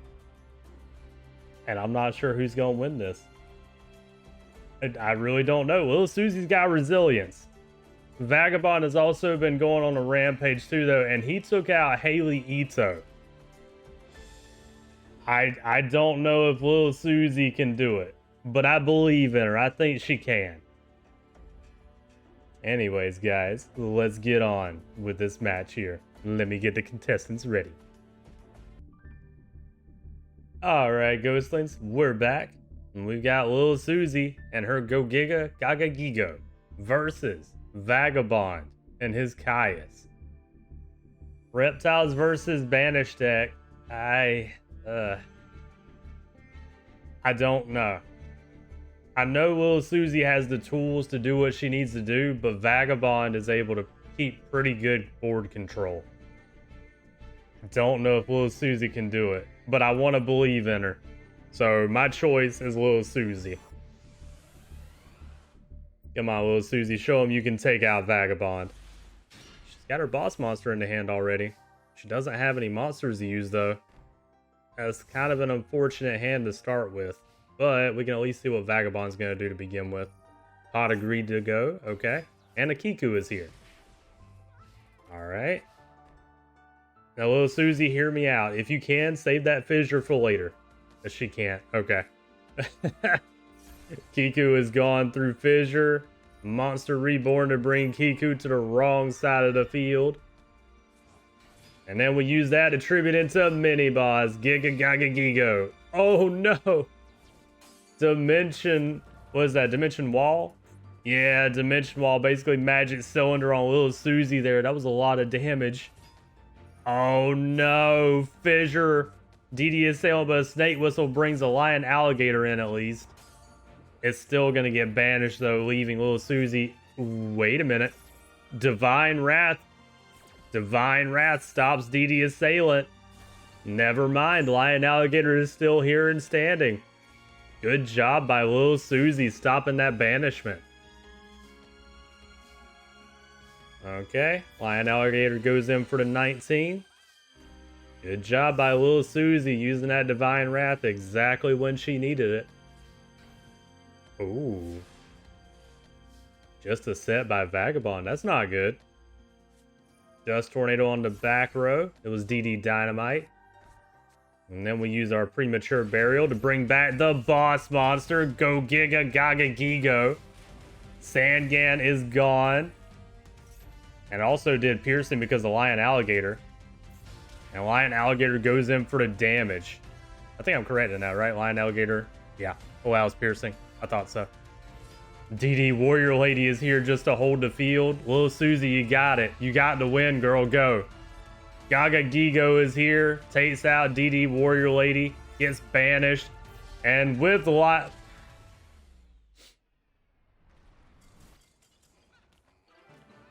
Pause. Lil Susie, what was that? Oh no, you got to win. Good job. But, Lil Susie, do it with the boss monster. You had your boss there. Go Giga Gaga Gigo. I didn't get to say, and with the boss monster. What? Lil Susie, you took the wind out of my sails, girl. What happened? She just did that to spite me. Either way, Lil Susie taking the first round. Good job to Lil Susie taking out Vagabond there. But she should have done it with the boss monster. Who else did? Wasn't there someone else in the tournament so far that beat someone when they had their boss monster on the field but they didn't attack with it? Who was it? Or am I misremembering? I don't know. Either way, it makes me feel some kind of way, Lil Susie. Please don't do that again. Anyways, let's go into round 2. Lil Susie has taken a victory over Vagabond here. Let's see if she can do it again. Gaga Gigo's on the field. Alright. Vagabond, what you thinking, man? He's gonna go DD Warrior. Go ahead and banish. Fair enough. And just a set. Alright. Lil Susie. Unshaven Angler is here, goes in for the 15. Vagabond is not looking good so far, but that can change really quickly for him. DD Survivor takes out the Unshaven Angler. Yep. I think I see a play for little Susie though. She wants to go for it. Let's see. Oh wait, Snatch Steal too. Nope, we're gonna Dark Hole. Alright. Fair enough. DD Survivor is gone. Premature Burial to bring back the Unshaven Angler. Ooh, but the MST. That is going to stop that play this time. That was a good MST by Vagabond. Soul Release too, putting cards into banishment. Alright, Kiku's here. And he goes in for the 18. Little Susie, what we thinking? You're gonna back to square one. Alright. Could have just Snatch Steal, but I guess you're saving it for something maybe a little better. It's fair. Kiku's right back on the field again. Another 1800. Got tongue-tied there for a second. Apologies, guys. Aqua Spirit's here. Gonna Snatch Steal on Kiku. We don't put Aqua Spirit on the field. Probably can't. Dimension Wall. Does 1800 back at Little Susie. Ugh. Yeah, I'm assuming we don't have the monsters needed to do... Yeah, we don't. We can't get Aqua Spirit. DD Assailant goes in, banishes itself and Kiku. Left with nothing again. Alright, little Susie, she needed a monster there. She did not get it. Sangan is on the field, 1000 damage. Dust Tornado on. Karma Cut, good hit.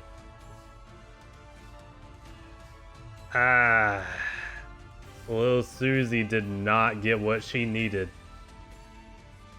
Tripping into the boss monster. Caius the Shadow Monarch is here. Sangan gets the search, but it don't matter at this point. Caius is about to finish off little Susie. And here it is. Wow.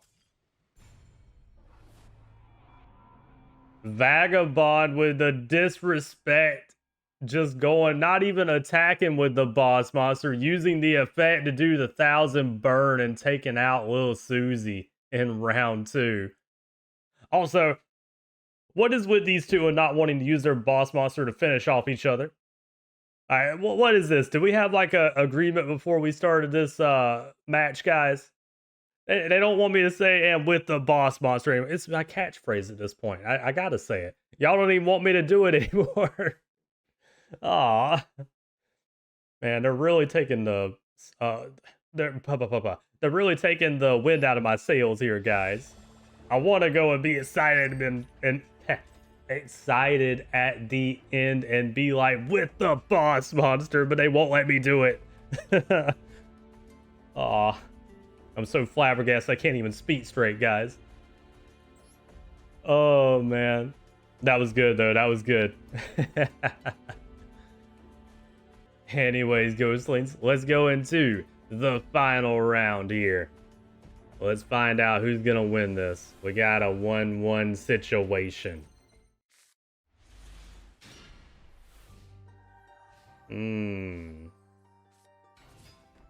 Alright, DD Assailant start by Vagabond.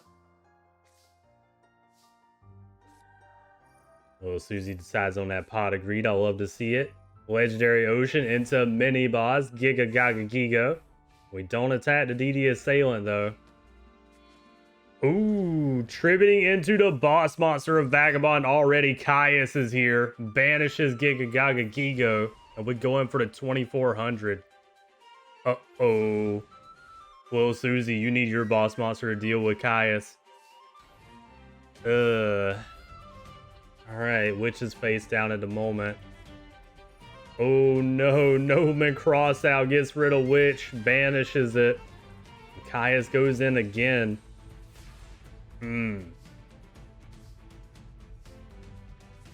Little Susie can't do anything. Witch on the field, face down again. DD Guide is face up. It can take out the witch, funnily enough. We get a search. Giga Gaga Gigo. Okay. 2400 goes in again. Little Susie. A DD Guide puts a card in banishment. Little Susie, you gotta summon that Giga Gaga Gigo now. There it is. That's powerful enough to take out. Oh no, Dimensional Prison though. DD Guide puts another card in banishment, but it's over. Little Susie got absolutely decimated in this last round. Pot of Greed, you don't need that. MST to take out the back row Snake Whistle. Soul Release. Vagabond is just being mean at this point. He doesn't have to do all this. He's already got to win. And with the boss monster. Ah. Lil Susie gets taken out by Vagabond. But she did a good job. That was a good try by Lil Susie. I got to give her the props, as I say with everyone else now. Ah. I'm not gonna lie. Boo, hiss. I wanted Lil Susie to win.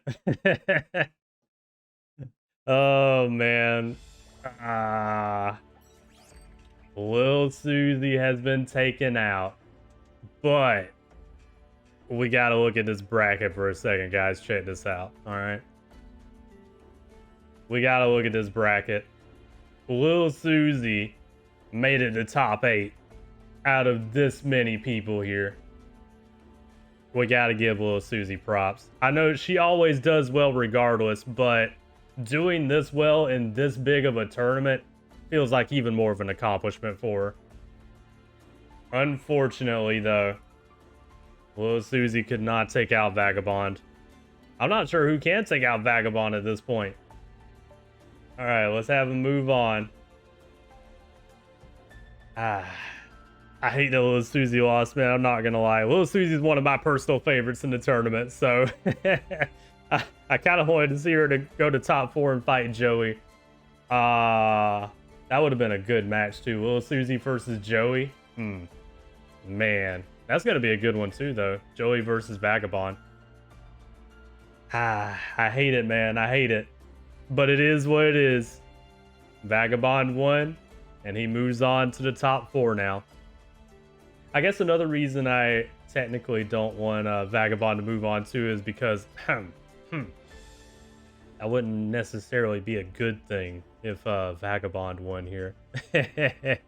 But I know the story that's gonna happen if he does win, and you guys don't yet. Maybe we'll find out though. The man's tracking his way up to the top here. Oh man. Anyways, let's move on to the top 4, guys. Your top 4 of this tournament so far. Maximilian Pegasus versus Yugi.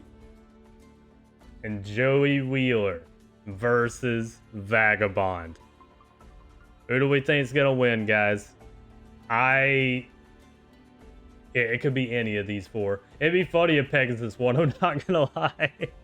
Pegasus wins in his own tournament at top 1. Oh man. Let's find out who's gonna win though, guys. I'm gonna get Pegasus and Yugi ready. Give me 1 second. Alright, Ghostlings, we're back. And we have Yugi Muto and his Black Skull Dragon versus Maximilian Pegasus and his Toon Blackluster Soldier. Alright guys, let's get into this. Toons versus this. Technically, Yugi runs mostly Fiends, so Toons versus Fiends. I was about to say Toons versus Black Skull Dragon, which I guess can be true too, but still. Watching from Yugi's perspective, he's got a hate buster too. Oh no. Alright, Mystic Tomato to start with. Pegasus, what you thinking over there, man? He's gonna go with a bunch of sets to begin with. Okay. Not confident in getting over a Mystic Tomato. Slate Warrior would be here if not for that trap hole. Monster Reborn by Yugi, though. He says he likes that Slate Warrior. Doesn't care if it got put in a trap hole. He's bringing it back out. Guess he throws down like a rope into a trap hole. I don't know.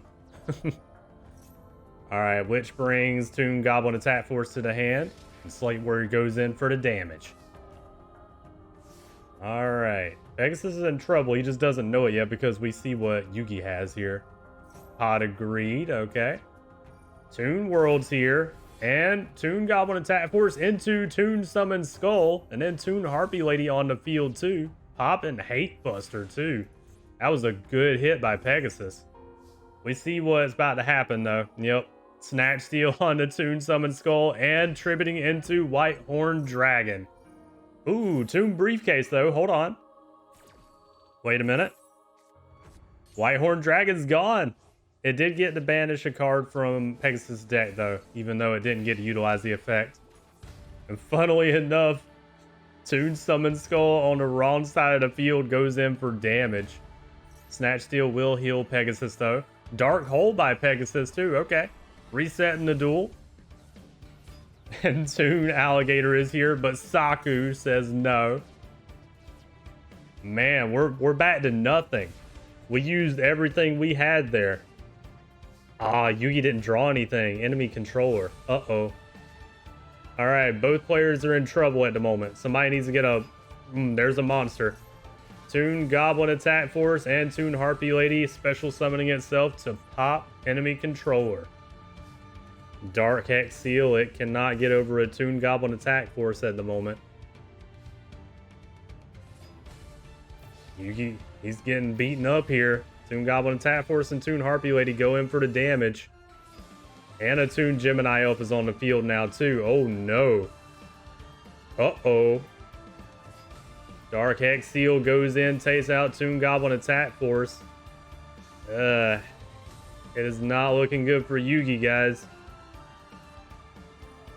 Oh no. The Comic Hand. Waboku stops damage this turn. Yugi saved himself at the moment.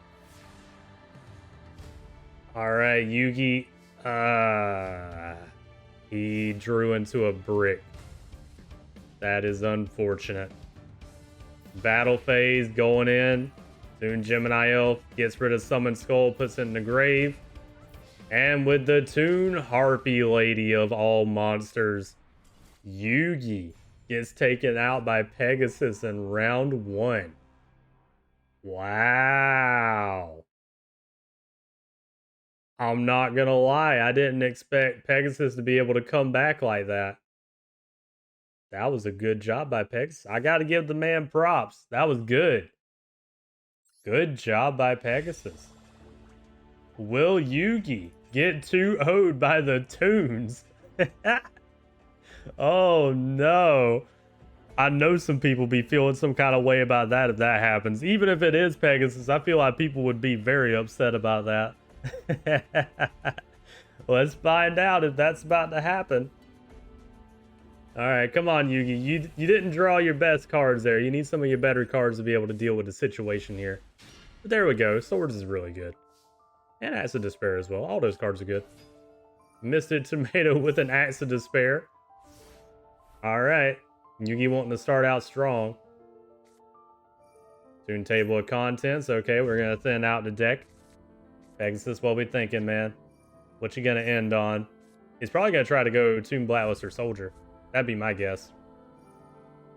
Alright. Sure enough, he went Toon Blackluster Soldier. And he's going to special summon it. Boss Monster is here. Enemy Controller, though, will put it into defense this time. Alright, Yugi, you need like 200 more attack points on that Misted Tomato. He can't do it. Swords are revealing light to stall for now. That boss monster of our boy Pegasus is scary, though. Toon Blackluster Soldier ain't no joke. Swords can only hold off for so long. Alright, Lancer Archfiend, not here anymore. Trap Hole. That's unfortunate. Alright, Yugi's trying to buy himself time with that swords at the moment. Can he draw something to get rid of Toon Blackluster Soldier? Hate Buster's a really good card. Alright, Witch is gone. He's gonna search Toon Summon Skull for our boy Pegasus. Alright. Dust Tornado on the Hate Buster. Ugh. That sucks. Pegasus must be using his Millennium Eye to see that that Hate Buster has been causing problems. He's getting rid of it. Oh no, it's a Karibo. Rebo isn't quite going to help here either, sadly. All right, Yugi has no more protection. Tomb Blackluster Soldier is about to go in. Monster Reborn on the Lancer Archfiend, bringing it to the wrong side of the field. All right. Misted Tomato's gone, but it will float. Brings out Witch. Okay. Witch is going to search up Whitehorn Dragon. That can do some work here. How many spells are in the grave for Pegasus? Whitehorn Dragon might actually be genius here. Hold on. Premature Burial on Witch. Using it to tribute into Whitehorn Dragon. And it did have enough spells in the grave to get powered up. I think it can get over Tomb Blackluster Soldier. Hold on. Witch is going to search first. Summon Skulls here. And the old boss Whitehorn Dragon is going to take out Tomb Blackluster Soldier. Good job by Yugi. 3,400 attack. Yugi is now back into it. Uh-oh. Tomb World, though. Lancer Archfiend goes in. Kisara attaches itself. Gonna do some healing, as long as Yugi wants that monster to stay on the field at least. Alright, Archfiend Eris is here. And Lancer Archfiend on the wrong side of the field is gone. Alright. Pegasus, you got anything, man? Toon Mermaid's not gonna do it. Guys, I think Pegasus might be done this time. Tribute into Summon Skull mini bosses here. And with Whitehorn Dragon, another 3,400 damage. Pegasus, you got one turn, man. Dark Hole or Bust or something like that. A Fissure. You know what? A Fissure does save you. Wait, no, it doesn't either because Yugi has more monsters. Oh, Pot of Greed too, though. Pot of Greed and going with the Witch with an Axe of Despair attached to Whitehorn Dragon. And we go in with the Witch for the final hit. It is over for Pegasus in round 2. The old boss monster, Whitehorn Dragon, pulled out the victory for Yugi there. Love to see it. And that's why you keep your old boss monster, guys. Don't get rid of your old boss if you don't have to. That's a perfect example. All right, though. So you guys remember how in the third round of the previous match with Pegasus, you know, he used a different deck. He turned into Yami Pegasus because he wanted to have a really good match. Well, yeah, about that. Pegasus is about to do that again. Let me get him ready. One moment. All right, Ghostlings, the tunes are gone. Yami Pegasus is here. Pegasus is serious. He wants to give Yugi the good fight, and we're gonna see it here. Who's gonna win? Let's find out.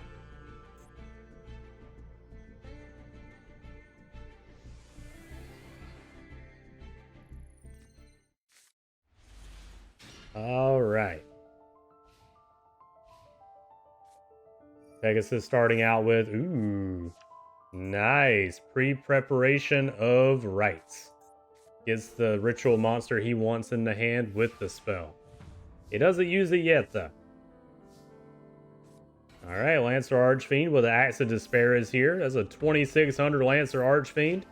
And that was a hell of a lot of piercing, too. Jeez. Nico Main King gets decimated there. Dark Hole by our boy Pegasus.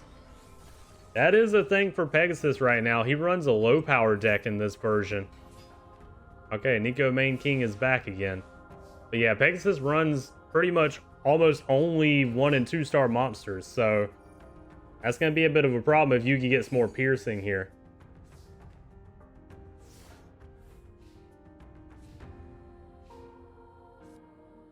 All right, here it is. Boss monster is going to come through. Ritual summon into the boy. Relinquished is here. And he's going to steal that Dark Hex seal. Alright. 1,000 damage. Yugi has a Witch, which funnily enough can beat Relinquished right now. It only gets rid of the attached monster though, and he takes the burn for that. All right. Pegasus, what we thinking, man? Yep. Relinquish just to munch up another monster. Mm-hmm. That's the bad thing about relinquish. All right. Swords of Revealing Light by Yugi. He has no choice. He doesn't have any other monsters. All right. Pegasus, what you thinking, man? Just a back row set and that's it, huh? Okay. Saku is here, but the entire back row is filled for Yugi at the moment, and he really needs a monster more than anything. Okay, Pegasus doesn't do anything. He's waiting, biding his time. Witch is here. Summon into attack mode, enemy controller to tribute, and take relinquished for himself. Good job by Yugi. Hold on. Also, Witch searched up Whitehorn Dragon. Nico Main King is gone. All right. Manju is here, brings another relinquish to the hand. And in phase. Yugi lost his swords now. He needs a monster. Oh, I should have been more specific. But, you know, Yugi has something that can help with this situation right now. Wait for it. Okay, we played Waboku this time. That's not what I was expecting. I was thinking of multiply. Yugi doesn't do it. He goes into his old boss monster, Whitehorn Dragon. All right, fair enough, fair enough. Whitehorn Dragon to go in, but Gravity Bind, though. No. I wanted to see Yugi do the multiply play.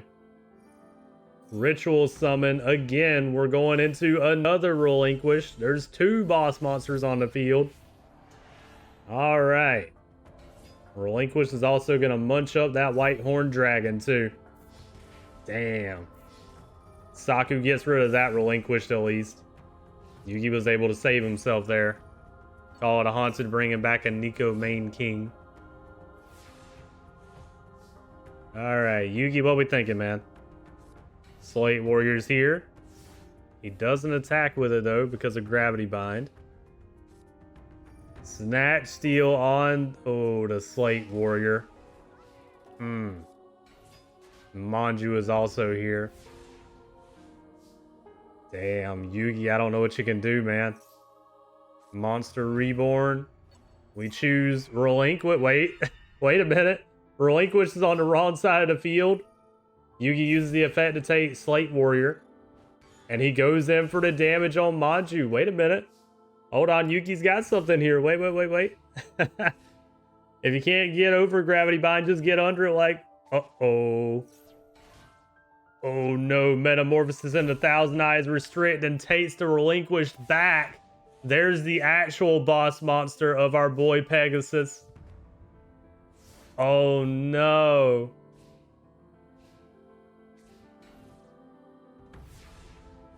Yugi, what can you do, man? Dark Hole. Yep, there it is. Dark Hole. Getting rid of all the monsters. Also, Witch is going to search up Slate Warrior. Nice. Call it a haunted also to bring back, the Dark Hex Seal.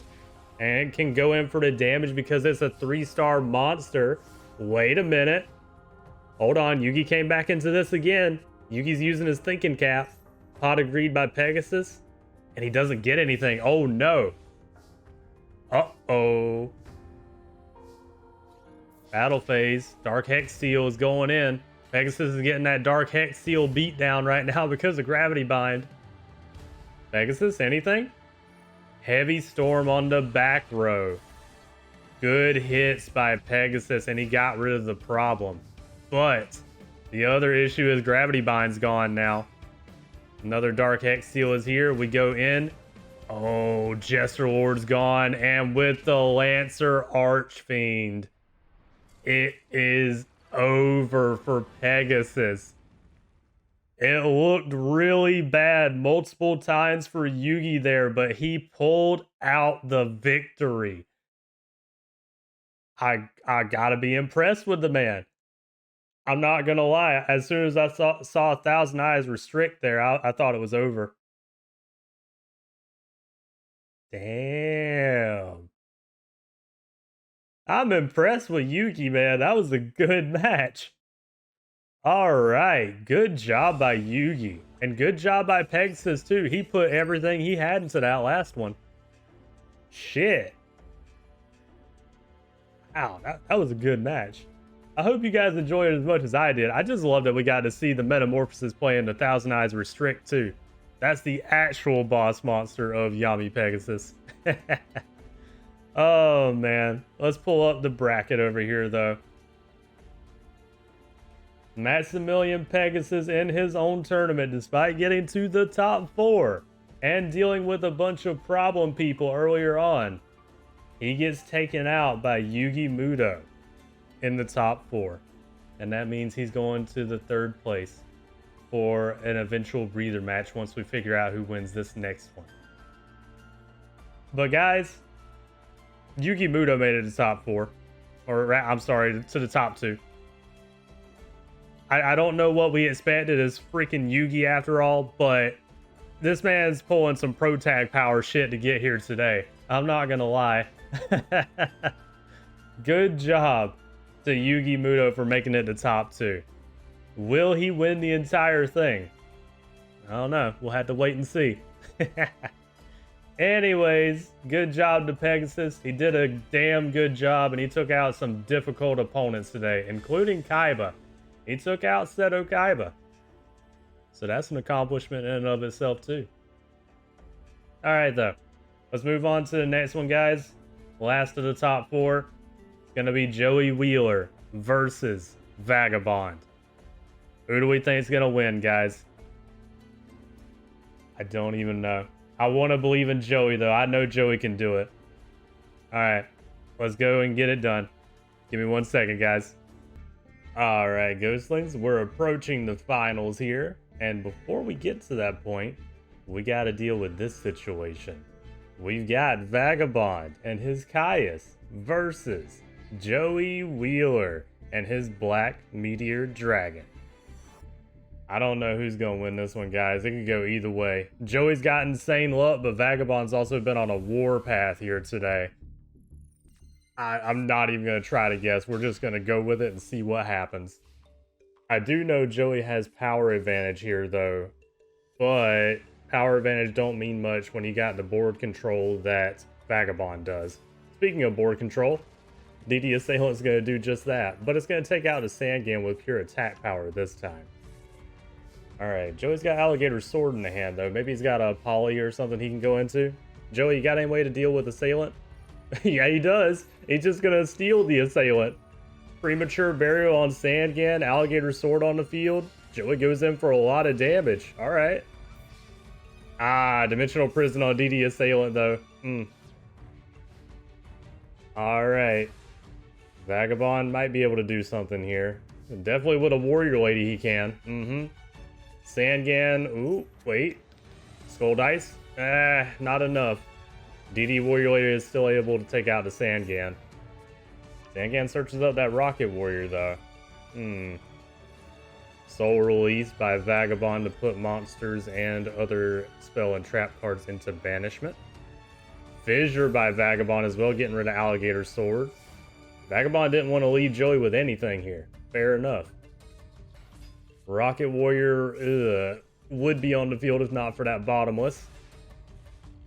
Alright, Joey's getting absolutely swept here with the field control, sadly. Oh, Scapegoat though. Scapegoat in to save the day. Got 4 Scapegoat tokens to contend with now. Alright. Vagabond, Joey, who's gonna win? Dark Effigy, okay. Taking out the Sangan on our side of the field here. Sangan brings DD Warrior to the hand. Ugh. That's not good for Joey.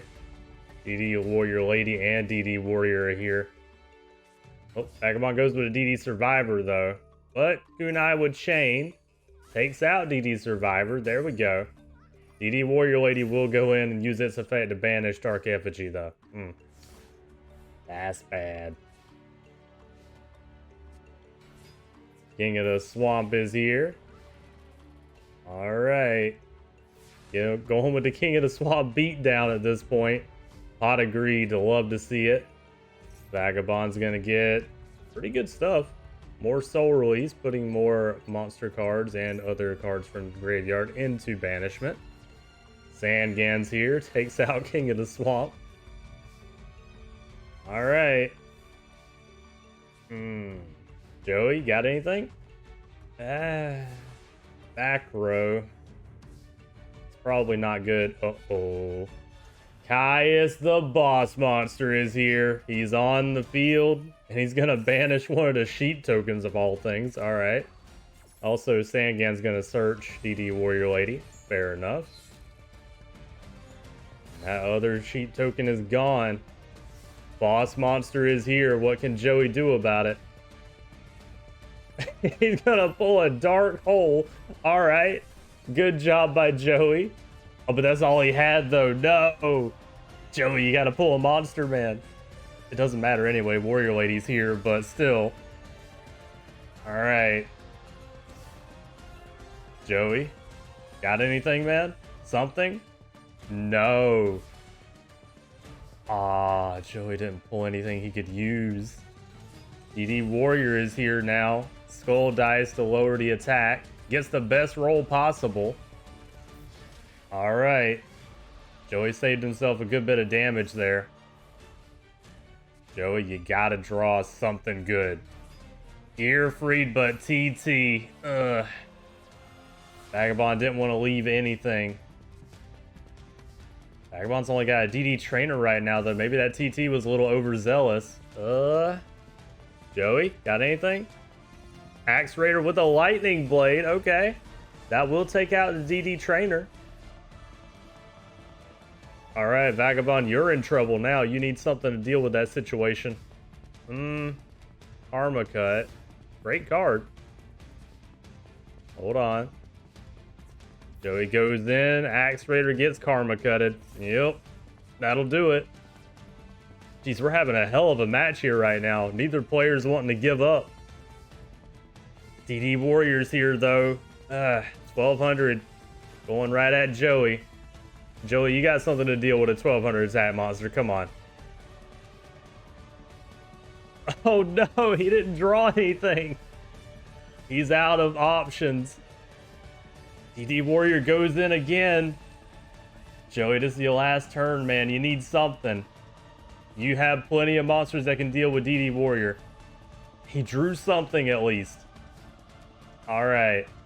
Oh, Vagabond drew Kiku, though. It was Panther Warrior. No! DD Warrior goes in. Joey...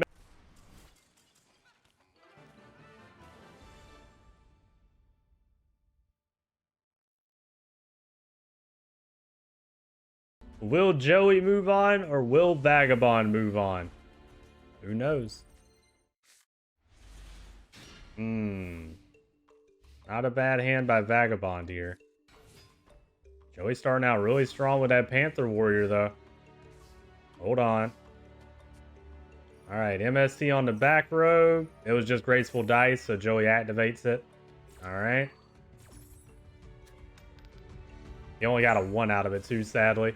But it was going to get popped anyway. Warrior Lady goes in, banishes the Panther Warrior with its effect. And then we use DDR. Okay. And DD Warrior Lady is just right back after that. Not bad. Rocket Warrior is here, but Joey's afraid to go in on the DD Warrior Lady. Fair enough.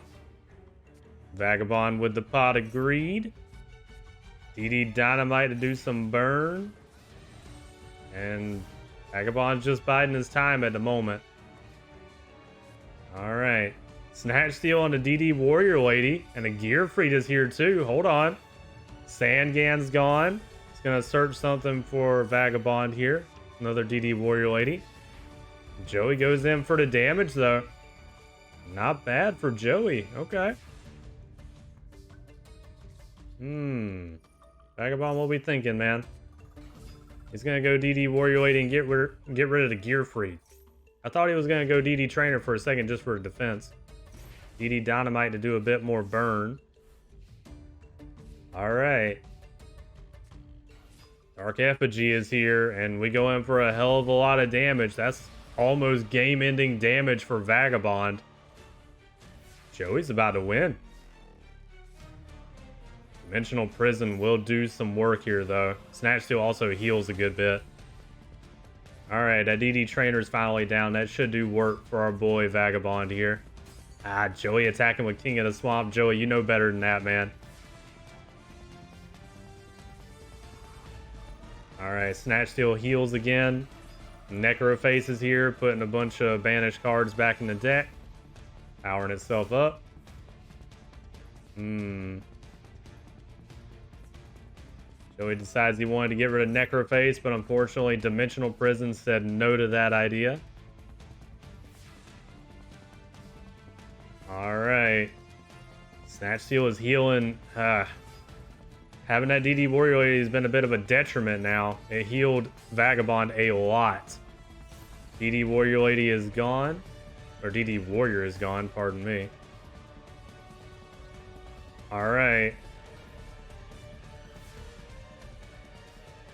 Joey doesn't have anything at the moment. Uh-oh. Caius is here. Boss monster of Vagabond is on the field. Banishes a Dark monster to do 1,000 burn and Dark Effigy. And just like that, Joey has lost his entire field. Sandgan brings a Dark Effigy to the hand.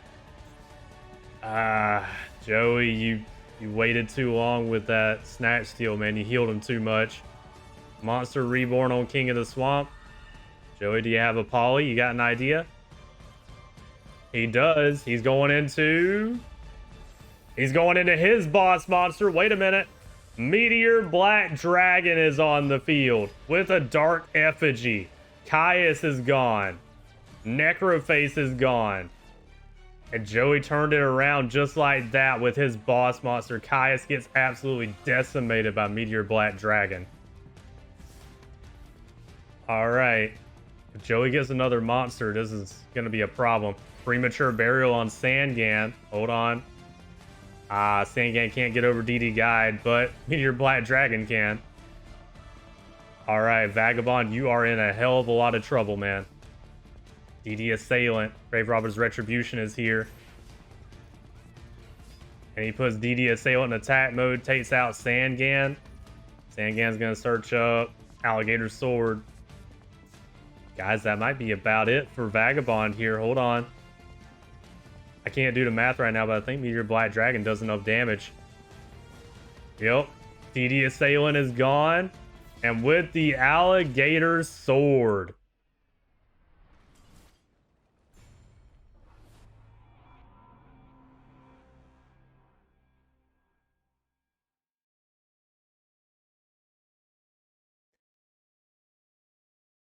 What can I say other than Joey freaking Wheeler? All right, let's get this started, guys. Vagabond versus Joey. It's a pretty good hand by Vagabond so far. Odd agreed to begin with, too. Ugh. Morphing Jar number 2 face down as well. That's going to be a problem for Joey. Rocket Warrior's here. Falls for Morphing Jar number 2. And it's going to get thrown back into the deck. Alright. Ooh, Call to Haunted's gone. At least he only lost Call to Haunted, but that's still a pretty big hit for Joey. You want to have that Call to Haunted for later. And Vagabond's got nothing but counterplay too. DD Warrior using its effect. Little Wingard is gone. DDR throwing away a warrior to bring back a warrior just to have it on the field too. Joey, you're gonna have a bad time, man. Blastwood Chain though on Gearfried, using the Blastwood Chain to be able to pop DD Warrior. Nice move by Joey, getting around DD Warrior. Unfortunately, it won't last long because we see what Vagabond has in the hand, but it was good by Joey there. DD Assailant is here, goes in, sacrifices itself to banish Gearfried. Alright. Eventually, Vagabond's going to have to do some damage here, though. United We Stand on a Dark Effigy. Alright. 2,300. Joey's trying to go ahead and get this done. Dimension Wall. Basically Magic Cylinder. Warrior Lady goes in, uses its effect, banishes Dark Effigy, and we got a Dimension Wall for later. Joey's gonna go in with the Sangan. Love to see it. Alright. Vagabond with a DD Survivor going in. Kunai with Chain stops it this time though. And the Sangan is now powered up with that Kunai with Chain too. King of the Swamp in attack mode to take out DD Survivor, funnily enough. 1500, but Dimension Wall saves Vagabond this time. Also, Monster Reborn on a DD Warrior. Okay. Hold on. DD Survivor through its effect, since it's banished, brings itself back. Alright, DD Survivor goes in, takes out the King of the Swamp, does a lot of damage. DD Dynamite for 1200 burn, the disrespect. Oh, double tribute into Red Eyes Black Dragon. The boy is here. Hold on. DD Survivor's gone. It'll be back next. Yeah, right now.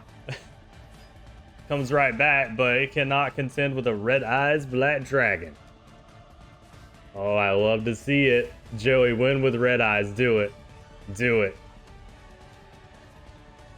Alright, it goes in. DD Survivor's gone again, but it'll be right back. Yep. And Joey, we gotta do something about that DD Survivor, man. Oh, TT. TT and a bottomless by Vagabond. I think it might be over, guys. DD Survivor's gone again. And just like that, it's right back. We're in a stuck loop right now until Joey can figure something out. Monster Reborn by Vagabond. Uh-oh. DD Warrior is here. Joey, you're in a bad situation. You just don't know it yet. Joey keeps on targeting that DD Survivor right now. Oh, Polly. Hold on. Polly into the boss monster, but wait for it. Meteor Black Dragon, the boss, would be here if not for TT. I saw that coming. And then DD Survivor comes back. No. Oh, Joey didn't know it, but that's what was gonna happen regardless. Joey has no hand now either. 2 cards, what can you do, Joey? He's just gonna end phase. If Vagabond draws a monster, it's over. He drew another DD Survivor. No. Just like that with DD Survivor and Vagabond with only 800 life points left. He pulls it back. And he gets the win here. Shit. That was a hell of a comeback by our boy Vagabond, I gotta say. I gotta give him props on that one. That was good. Poor Joey, man. He had control most of the time, but Vagabond had all the counterplay he needed. He just had to survive long enough to be able to utilize it all. Man. Alright, Ghostlings. Apologies, I had to step away for a second. But let's get this bracket done now. Unfortunately, if you were a Joey fan, he did not win this particular match. But that's okay, because our boy, as per usual, has made it to the very top here. He made it to top 4. I mean, we can be mad. I'm kind of mad. I wanted Joey to win, but still, you know, that's my bias. I don't know. Maybe other people here right now share my sentiment. I personally wanted Joey to win. But no, he did really well. He also beat a lot of good people too. He beat Molly, Serenity. He beat Rex Raptor, Scott. I mean, the man did good. And let's be honest here too. He almost beat Vagabond. Vagabond won this by the skin of his teeth here. But a win is a win regardless, and Vagabond did get it. So he's moving on to fight Yugi in the finals. But first, we've got to go to third place down here, guys. We've got Maximilian Pegasus versus Joey Wheeler. So we get to see a little more of Joey before we go into the finals, at least. Let me get them ready though, guys. 1 second. Alright, Ghostlings. It's going to be Joey Wheeler and his Meteor Black Dragon versus Pegasus and his Toon Blackluster Soldier. This could be anybody's game, guys. We hadn't seen a 2-0 situation in a while either, I should mention. I can't even remember the last time we saw a 2-0 in the tournament so far. Be interesting if we see it here, but I don't really anticipate that happening. Alright, Joey starts simple with a Sangan face down. Pegasus. He goes in with Witch. Okay. Witch is able to take out Sangan, but it'll get a search for Joey. Dark Effigy.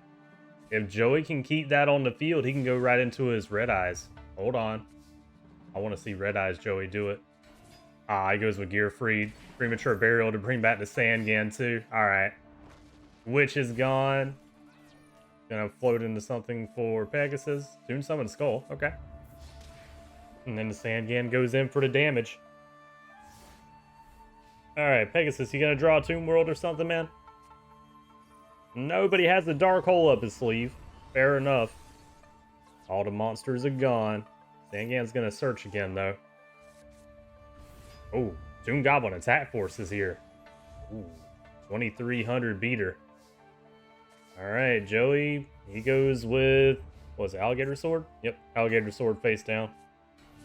Toon Gemini Elf is here to scare Joey as well. That's not good. Alright, Call it a Haunted to bring back Sangan. Double tribute into Red Eyes Black Dragon. The boy himself is on the field. I love to see it. And Joey can take out the Toon Goblin Attack Force with that. Do it, Joey. Take out Pegasus with Red Eyes. You don't even need Meteor Black Dragon. Not agreed by our boy Pegasus. And he cannot stand up to a Red Eyes right now. Ooh, interesting.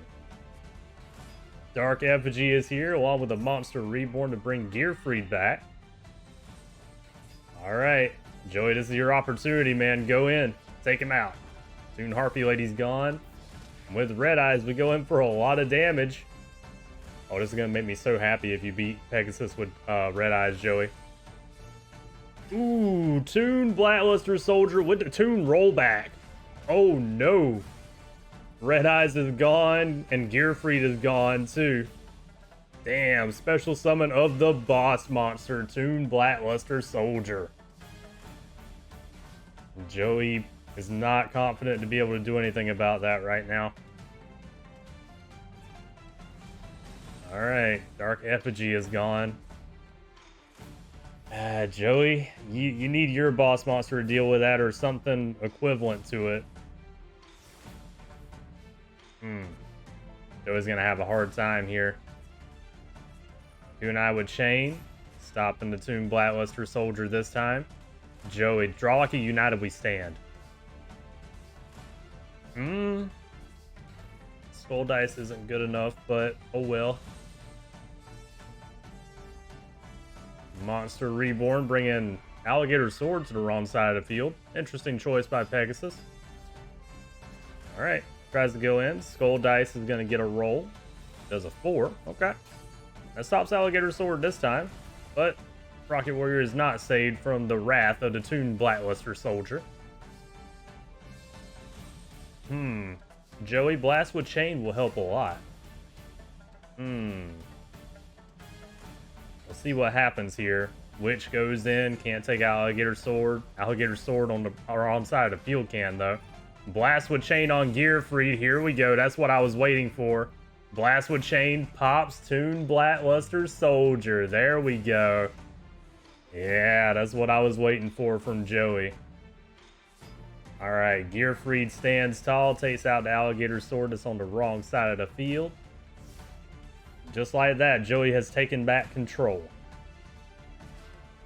Ooh, Pegasus doesn't have anything either. He's got a lot of back row, though. I'm kind of scared of that back row right now.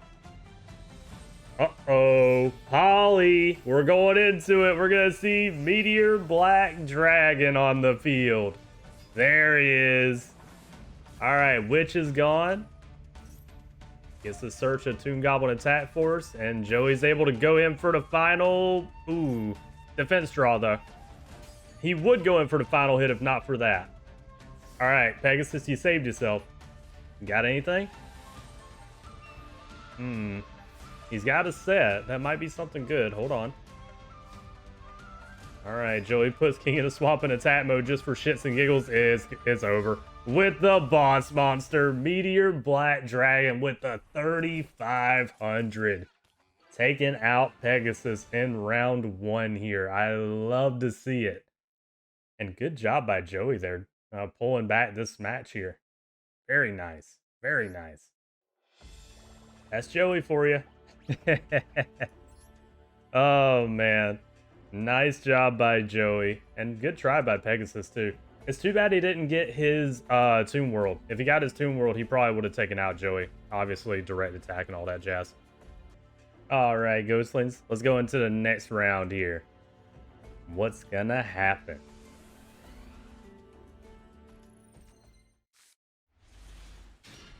I like that Joey has that pot of greed to begin with. I love seeing a pot of greed. Speaking of pot of greed, Pegasus had one too.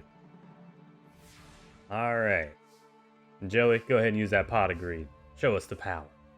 Yeah. All right, Joey. Oh, he's going into... Okay. He's going into boss monster first turn. Meteor Black Dragon is already here.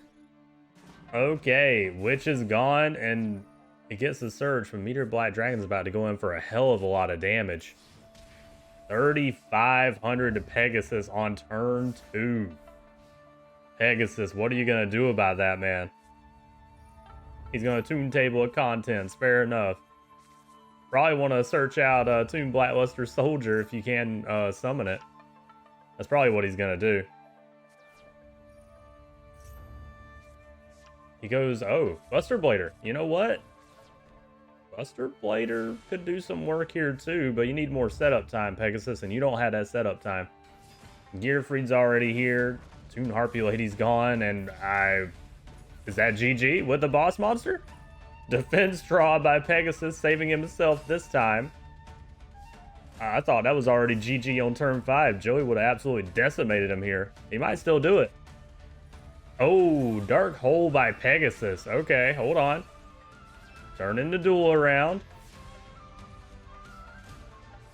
All right. Joey, what we thinking, man? Rocket Warriors here. It can take out Toon Gemini Elf. All right.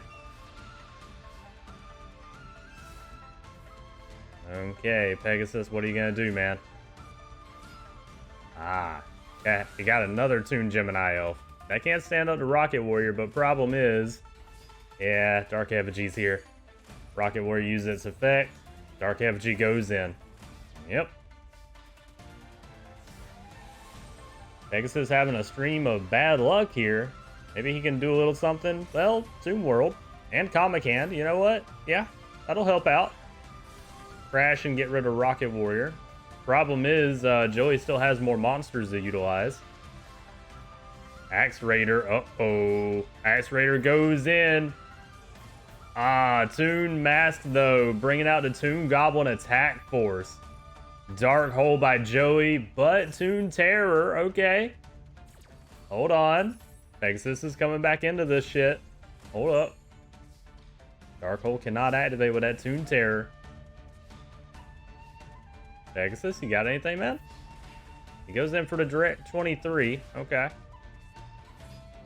Oh, and he tributes out and gets Toon Summon Skull here. Toon Cannon Soldier does the burn, too. All right.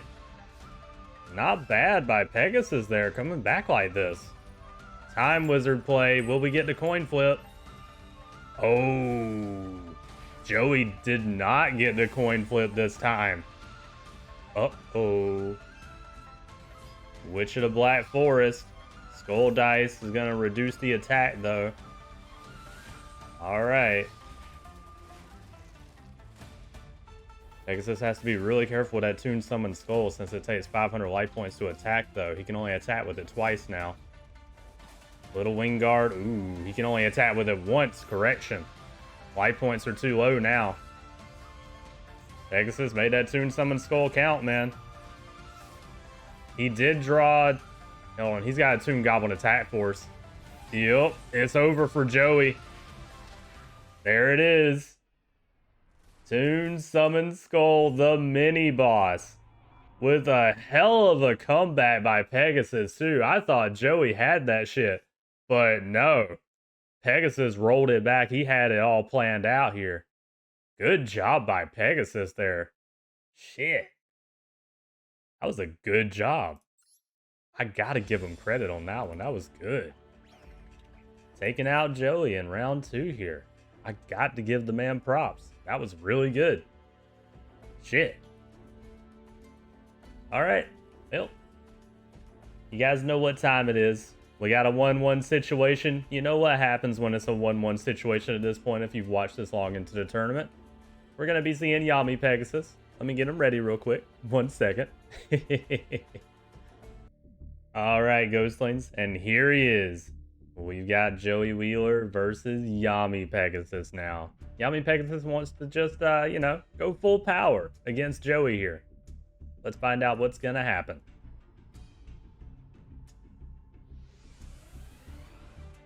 If I were to make any bets here, I want to say Joey, but Yami Pegasus, his deck, even though it's low power, it's really good too. We start out with the pre-preparation of rights, and we already have Boss Monster, but, okay. But, Pegasus decides he doesn't want it just yet. Gearfried is here. Oh, takes out a swarm of scarabs. That's a good card. Alright. Boss Monster time? Yep, Black Illusion Ritual. Using Nico Main King as the ritual to bring out Relinquish to the field. I love to see the boy. I also hate that he doesn't have a summoning animation, because that's bullshit. Mage power on Relinquish too. Shit, 3,800.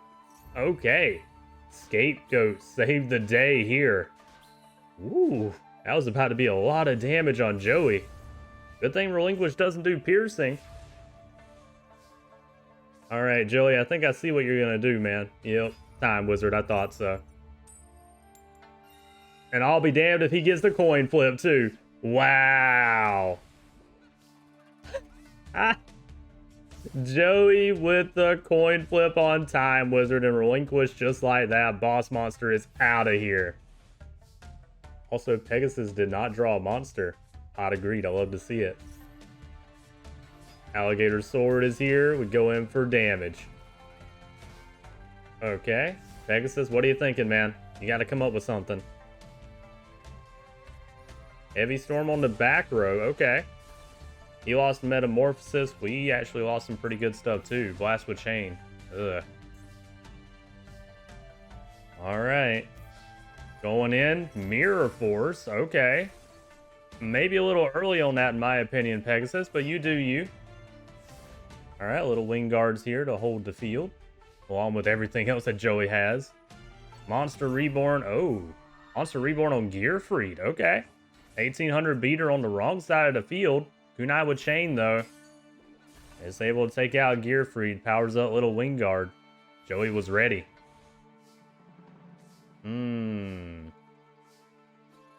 Joey goes in for the 19. Pegasus has nothing right now. That is not good. Alright. Pegasus, what's going on over there, man? Usually your deck runs a little better than this. Oh, Gravity Bind. There it is. Lockdown time. Time Wizard can get under the Gravity Bind, though. Oh, Dark Hole by Pegasus, too. Hell of a top deck here. Alright. Damn. Alright, hold on. I might have spoke too soon about Pegasus. Sandgan's here. Monster Reborn bringing Swarm of Scarabs to the wrong side of the field. Okay. Gonna use that so that we can go in for the attack and get under Gravity Bind. Fair enough.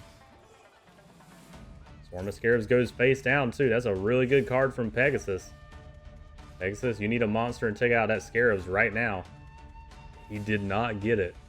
I think Pegasus might have just lost.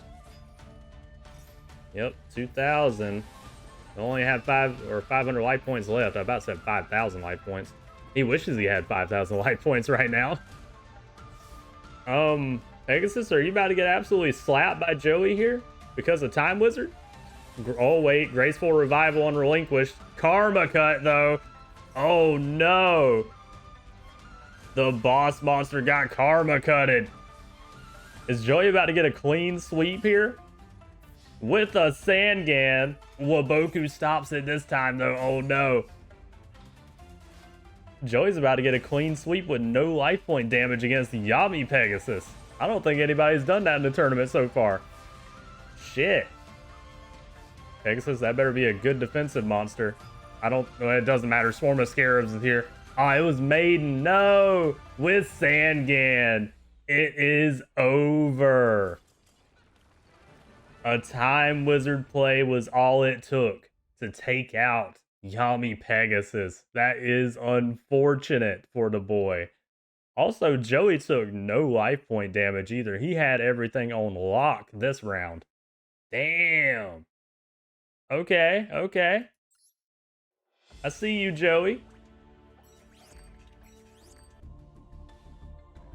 All right, Ghostlings. Let's do round number 2 here. Joey's got to win Pegasus. He's going to have to come back from this. Or will Joey actually 2-0 Pegasus? That would be kind of funny. All right, Pegasus starting out with a Toon Table of Contents. He's going to thin out the deck a little bit. Let's find out what he's going to end on. Okay, there's a third. And we're going with... Oh, Toon Blackluster Soldier. Oh, shit, special summon. He's going into the boss monster right away. Toon Blackluster Soldier on turn 1. Shit. Joey, that's a problem. But he does have a Karma Cut, though. Hold on. Never mind. Joey's fine. Joey's fine. He's got a Karma Cut. Toon Blackluster Soldier goes in and gets Karma Cutted, though. There it is. That Karma Cut was probably one of the biggest of the tournament. That just took out the boss monster. Nice. Unfortunately, Toon Goblin Attack Force is here, too, though. 2300 as a beat stick, even with its downside, is really good. Ah, Pegasus doesn't have anything to capitalize with that Toon Goblin Attack Force, though. Oh, Joey decided he's going to go with the Time Wizard. He does not get the coin flip, though. Uh-oh. That's not good. All right, this is Pegasus's opening here. Oh, 2300 right at Joey. Goblin Attack Force goes in defense because of its effect. All right, Joey, you got this. Axe Raider. There it is. He tries to go in, but Waboku stops it this time. Okay. All right, Pegasus had a backup plan. He's still going to have that Goblin Attack Force. All right. Dark Hole by Pegasus. Okay. He didn't have anything else. All right. Interesting choice by our boy Pegasus here. Dark Effigy's going to go in for some damage. All right. Pegasus, what we thinking over there, man? Oh. He didn't draw anything. All right. Well. Use Dark Effigy, tribute into Red Eyes Black Dragon. The boy himself is here. All right. Just like that, Joey's got control. Pegasus has 3 back row, though. I'm wondering what they are. Oh, he didn't get anything. Damn. All right. Well, Red Eyes goes in again for 2400. Pegasus, are you going to get anything, man? Anything. Something. There we go. Okay. At least he has a defensive monster now. Or rather, just something to cover his life points. Red Eyes goes in. It was Toon Gemini Elf. Pretty good beat stick, but not good enough to take out a Red Eyes. Joey's got a backup plan with Snatch Steal too, so really it doesn't matter what Pegasus does here right now. Well, he's also got Time Wizard. Alright, another Toon Gemini Elf is gone. Time Wizard's on the field. Pegasus, you need like your Toon World and a Toon Monster. He doesn't have it. That is not good, guys. That is not good. Oh, man. Red Eyes goes in. Toon Harpy Lady is gone. Joey decides not to attack with the Time Wizard. He puts it in defense for now. Okay. Odd agreed by Pegasus. Here we go. Toon World. There it is. Oh, Toon Mask as well. Bringing out Toon Buster Blader, old mini-boss with Toon Dark Magician. Shit. Hold on. Pegasus just completely turned that around. This is a problem. Never mind. United we stand. Call it a haunted on the Axe Raider. Oh, Toon Terror, though. Yep. Call it a haunted's gone. That ain't gonna work. We still have a United we stand, though. United we stand on the Red Eyes and going in. Bam! With the mini boss, the boy himself, Red Eyes Black Dragon. It is over for Pegasus. Oh man, that was good. That was good. I love that a lot. I love that we did it with Red Eyes too. The boy himself. Pegasus did all he could, but unfortunately it was not enough. All right. All right, Ghostlings, we're here at the bracket. You know what time it is. We got to make it official. Our boy, Joey Wheeler, has made 3rd place in Duelist Kingdom, beating Pegasus, too. I got to give Joey props, man. Joey made it to 3rd. He might not have been able to quite beat Vagabond, but he came damn close, too. And he fought really hard with Pegasus here. I gotta give Joey props. The man is a top 4 contender in every single tournament he pops up in. Here's the thing, guys. The day that Joey doesn't make it to top 4 or gets knocked out really early in a tournament, if he ever does, because I don't know if he will, people are gonna riot. I can already see it. Whoever takes him out that early, if it ever happens, y'all are gonna riot. Y'all are gonna be pissed off. I'm gonna be pissed off. We're all gonna be pissed off. Anyways, we have 1 match left out of all of these matches, my Ghostlings. We've got Yugi Muto versus Vagabond. It's the final match. Who do we think is gonna win, guys? Is it gonna be Yugi or is it gonna be Vagabond? And also, spoiler alert, if you want it to be the bad ending, you want it to be Vagabond. If you want it to be the good ending, you want it to be Yugi. So, spoiler alert. Anyways, let me get them ready. 1 second. All right, Ghostlings. Welcome to the finals of Duelist Kingdom. These 2 competitors have gone at it. Vagabond and his Caius are here, along with Yugi Muto and his Black Skull Dragon. Both of these competitors have defeated a lot of good people in this tournament. But we can only have 1 King of Games. So who's it going to be, guys? Who do you think is going to win this? Let's find out. We'll be watching from Vagabond's perspective here. He's already got Boss Monster in hand too, that's not good. Starting out with the face down DD Warrior Lady. What can Yugi do about this? He's gonna Heavy Storm, okay. He's gonna go ahead and get rid of the back row. Karma Cut's a good hit.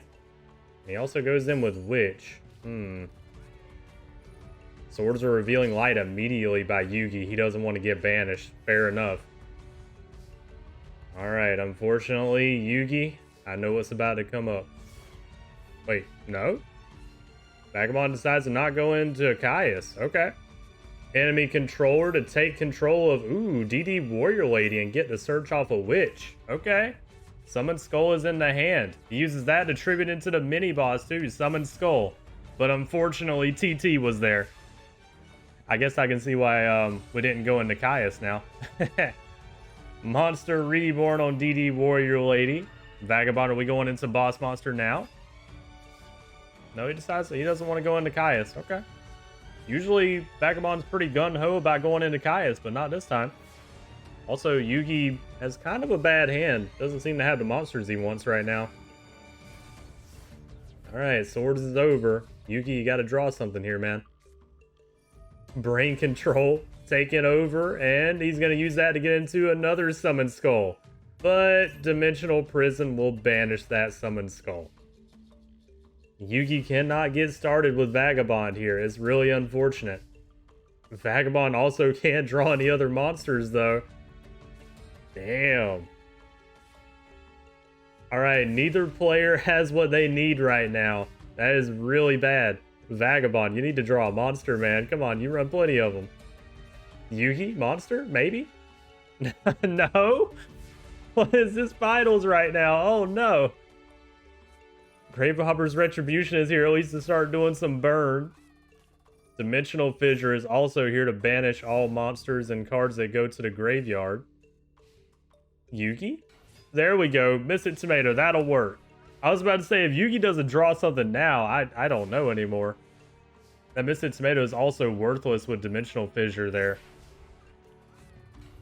Alright, double summoning using Sangan to get into Caius, the boss monster. He's on the field. Vanishes. Mystic Tomato does burn. DDR to bring back Sangan. And we... Ooh. Mirror Force. Caius be damned, boss monster. Yugi said it don't fucking matter. I got a Mirror Force to deal with that issue. Witch of the Black Forest is here. Goes in for the damage. Alright. 5,500 from both opponents right now. This is going to be interesting. Grave Robber's Retribution does the burn. Soul Release to put more cards in the banishment. Alright. Yugi, you got to get something before Vagabond does. Here we go. Old boss monster. White Horn Dragon to banish more cards. And he gets 3,700 attack. Oh, it might be over for Vagabond this round. Hold on. Hold on. He drew Caius. He drew it at the wrong time, though. No. Here it is. With White Horn Dragon mini boss in tow.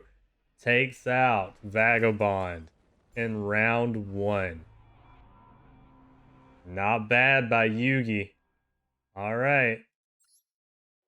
Not bad at all. There's really nothing else to say. Both players started out with bad hands, honestly, and they made it work. But unfortunately, Yugi had what he needed to be able to make it work better than Vagabond did. And unfortunately for Vagabond, too, some of his strats take a little bit of time to get into motion, like that Grave Robber's Retribution. Alright, guys, let's go into the next round here and see what's gonna happen. Who's going to take the King of Games crown?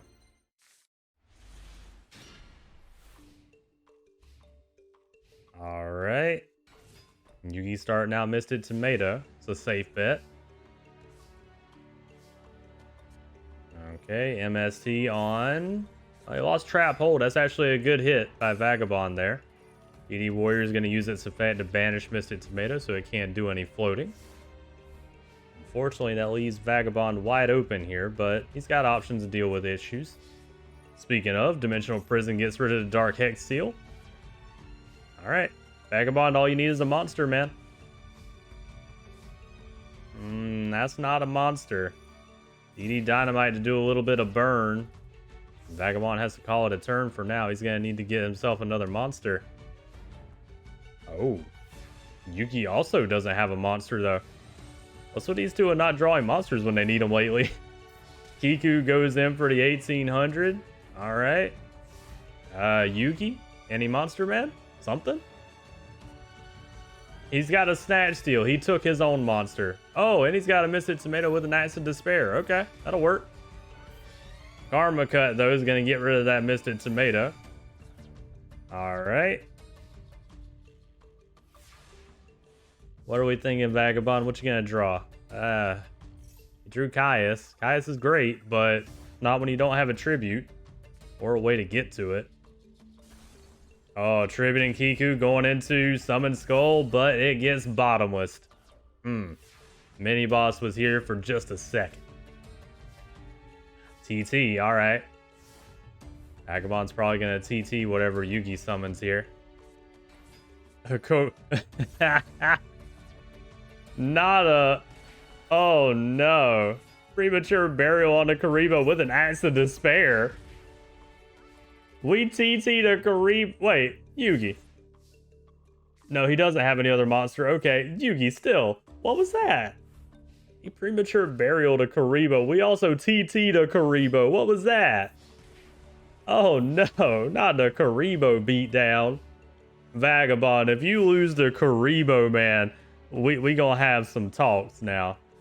DD Assailant, double summoning, getting into the Caius. There he is, boss monsters on the field.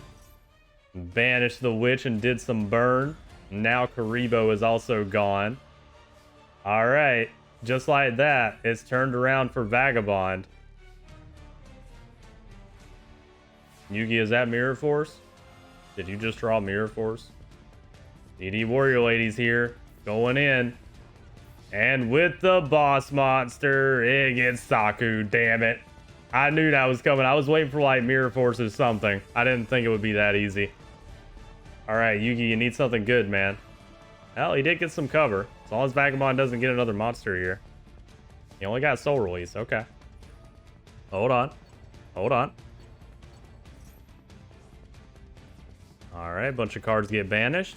Oh, it's a Mystic Tomato. That's actually really useful. Brings out the Dark Hex Seal. Okay. Yugi, you getting anything good? He does. He goes into White Horn Dragon. Damn. 3,400. Unfortunately, he's afraid to go in on that Warrior Lady. Understandably so. Oh no. Caius is back. He top deck Caius again. His boss monster banishes White Horn Dragon, does the 1,000 burn, and with the boss monster. Damn. Good job by our boy Vagabond there. That was a good top deck and a great turnaround there too. Damn. Okay, okay. We got a 1-1 situation, guys. Oh shit. Vagabond ain't taking anything laying down right now. He might have lost that first round, but in the second round, he came back here with a vengeance. All right. Guys, this is the last round. I'm not gonna lie, I'm kind of scared. I done told you guys, if Vagabond wins, that's a bad ending. And I'm gonna be honest with y'all, that's probably one of the worst endings we could get. Because the only other one that would have been worse than that was probably Merrick or Bakura. One of those two. But honestly, Vagabond's ending is just about as bad as theirs. Ugh.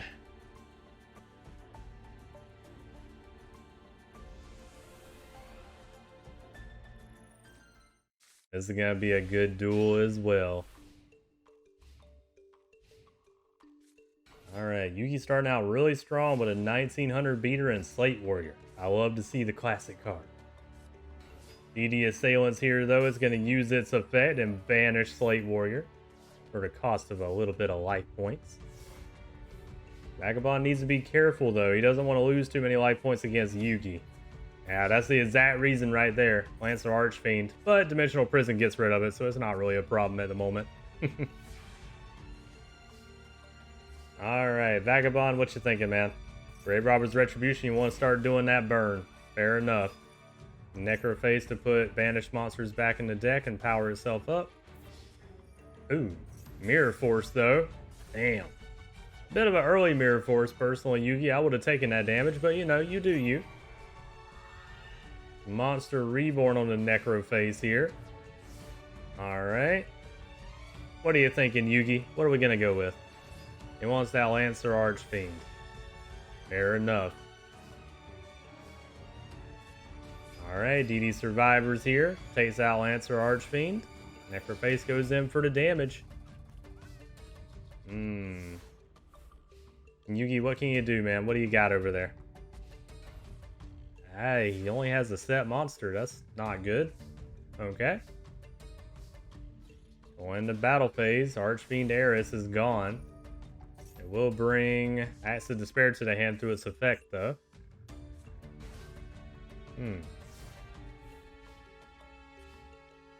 Alright, Yugi. Heavy Storm on the back row. Okay. Not bad. You got some good hits there. Mystic Tomato with that Acts of Despair is here. Takes out DD Survivor. We also see what Vagabond has in the hand, though. The question is, will he use it? Personally, I would wait. Vagabond disagrees, though. He says he wants to go ahead and get rid of everything on the field. He's tired of it all. Sangan's here. Goes in for the 1,000 damage, unhindered. Alright. Yugi, what we thinking, man?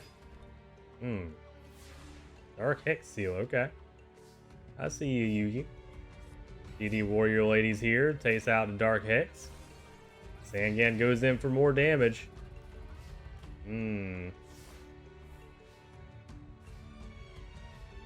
Alright, Yugi, nothing? Okay. Interesting. It was a Dark Hex Seal, but unfortunately DD Warrior is able to banish it. Vagabond goes in for the damage again. Dust Tornado on DD Dynamite. Yugi's in a lot of trouble here. Well, Mr. Tomato fixes that, never mind.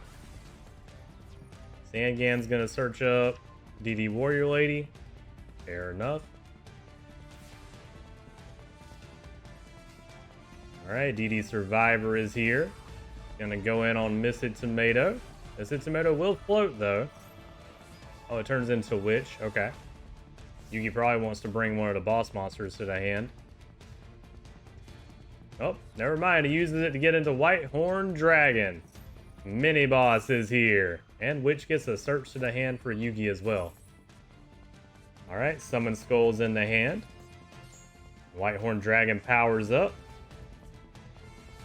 And DD Survivor gets decimated here. Alright. What are we thinking, Vagabond? What are we going to do about that?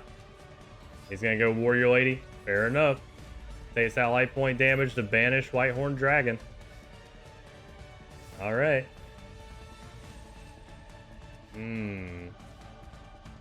Yugi did not draw another monster to use either. That's not good. Odd agree by Vagabond. I love to see that top deck. Well, I like to see it, but unfortunately the pot agree didn't really get us much. Alright, another Misted Tomato is here. Gets Karma Cutted though. And gets rid of all the other Misted Tomatoes that were in the graveyard too. Alright. Vagabond, what we got, man? Bottomless. Well, that'll do something for you for sure.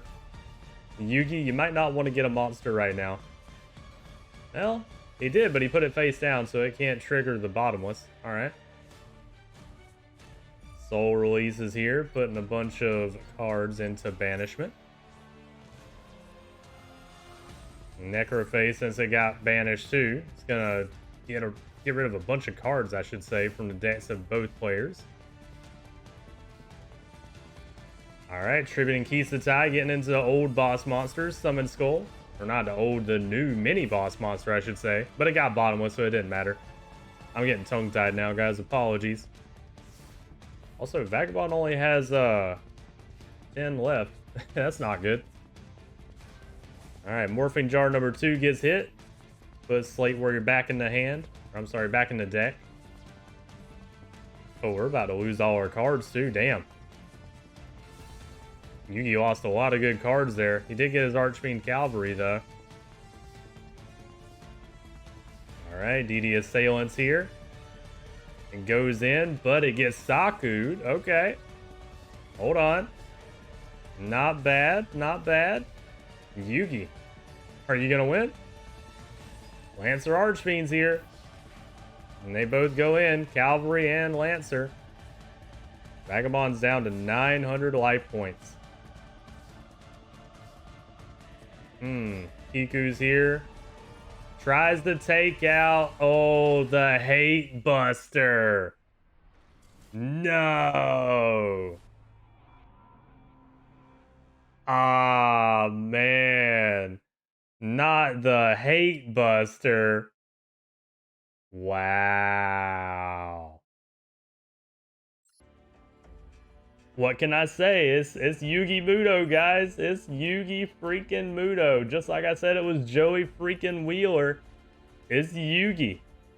I don't know what this man is on that he can do that much in these tournaments, but damn. Mind you, he's not necessarily running well, he is kind of running a nerf deck at the moment, but he's got a lot of good support. That's the thing.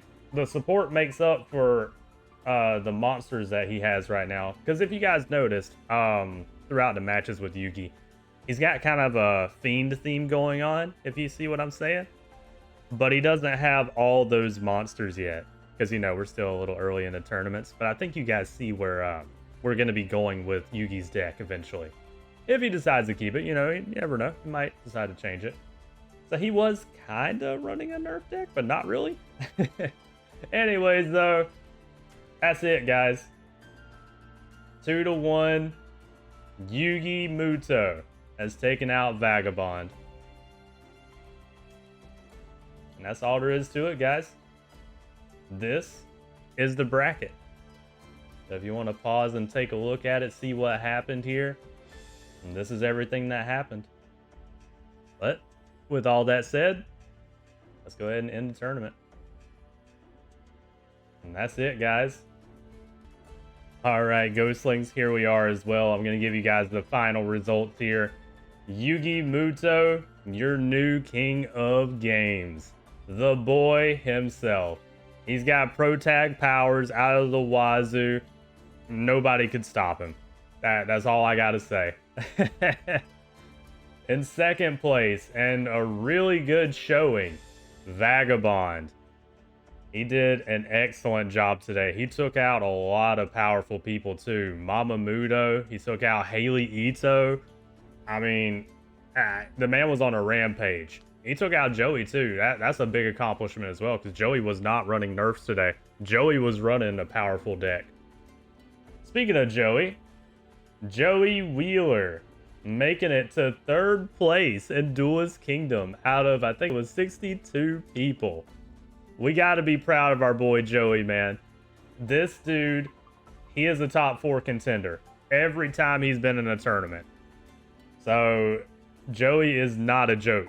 I will say that right now.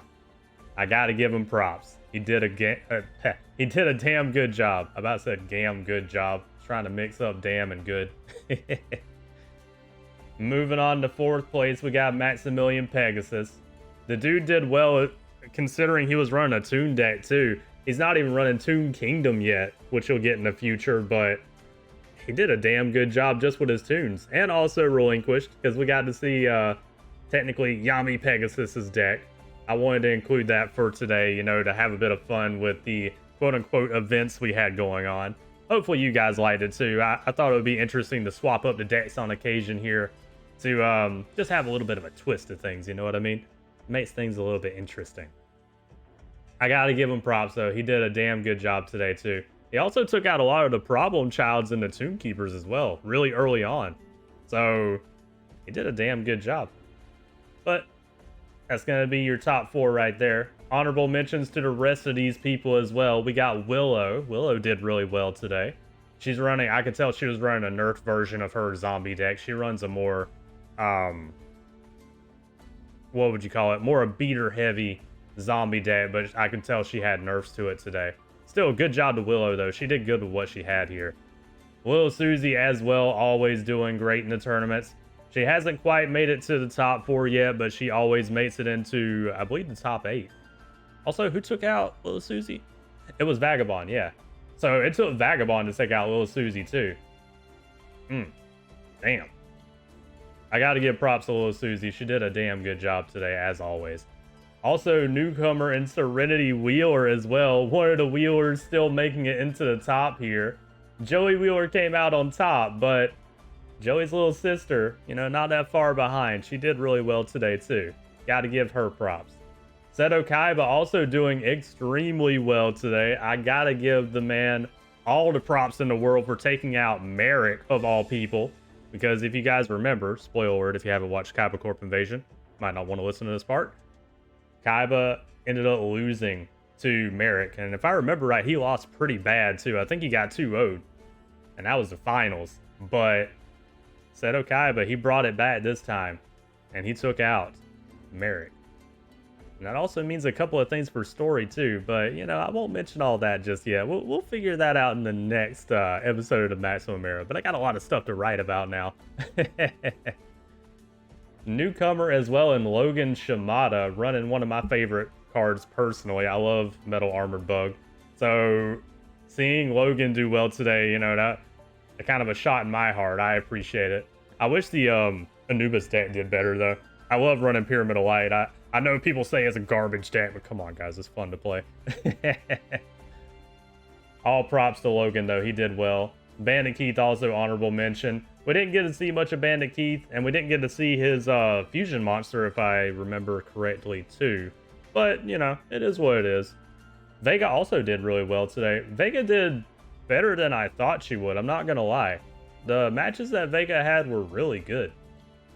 Molly Mayumi, as always, does well, but she got taken out by Joey, if I remember right, which was unfortunate, because usually Molly does really well in the tournaments, and she got first in the last tournament, too. So, that was a bit of a surprise. But she did lose to Joey, so, you know. Joey, what are you going to do? He's got the luck of a mad lad. He's about like Yugi. Bakura Riho did well today, too, even though we didn't technically get to see him. We only got to see the Yami version. Haley Ito, she did well too, but she didn't get to show off much in the tournament, which I'm a little sad about. I know there are probably other Haley fans as well that are really sad that Haley didn't make it that far this time around. Merrick as well, doing pretty good up until he got to Seto Kaiba. He did take out both of the Kaiba brothers though, Noah and Mokuba. I gotta give props to Mokuba for a second too, because I remember Mokuba having a pretty damn good match with Merrick as well. So honorable mention to that match. And funnily enough, Fortune Master making it pretty far too. He wasn't running the best deck in the world, but he was doing with what he had. And with what he had, he got to quote-unquote 9th place here. So, not bad for Fortune Master. And then honorable mention just to every other person in the tournament here. We had a lot of people. There were several others that I wanted to see personally go further. I wanted to see Miss Chono go further, but unfortunately she didn't quite make it this time. We didn't even really get to see her new boss monster either. She decided to not summon it, if I remember right. Johnny Steps actually did pretty good against Anubis. I was surprised by that one. I wanted to see more Alignment Banner too, because I liked his Banish deck. And we just have a whole bunch of other people in here too. I was sad that Rebecca lost, I'm not going to lie.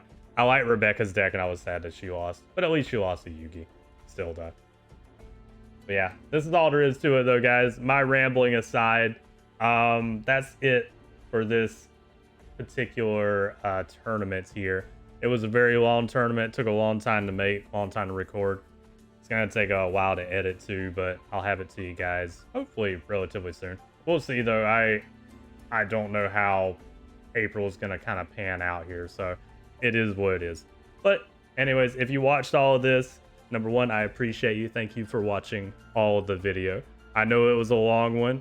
We won't be doing another like this again. Number one, because it takes too long to make. But two, Willow's going to slap me if I mention it again. But two, I want to make sure I get you guys more to Maximum Era a little bit faster than this one. I will say, though, I'm glad I did this one, though, because in my opinion, it was worth it. We got a lot of good matches. We got to introduce a lot of new people. And a lot of the matches that we had and the events that we had going on are going to have story implications. So I'm excited to get to work on those at some point. But anyway, guys, that's it for the Maximum Era's Duelist Kingdom. I hope you guys enjoyed, and I will see you guys in the next one. Thank you for watching, and I will see y'all next time, Ghostlings. Bye-bye.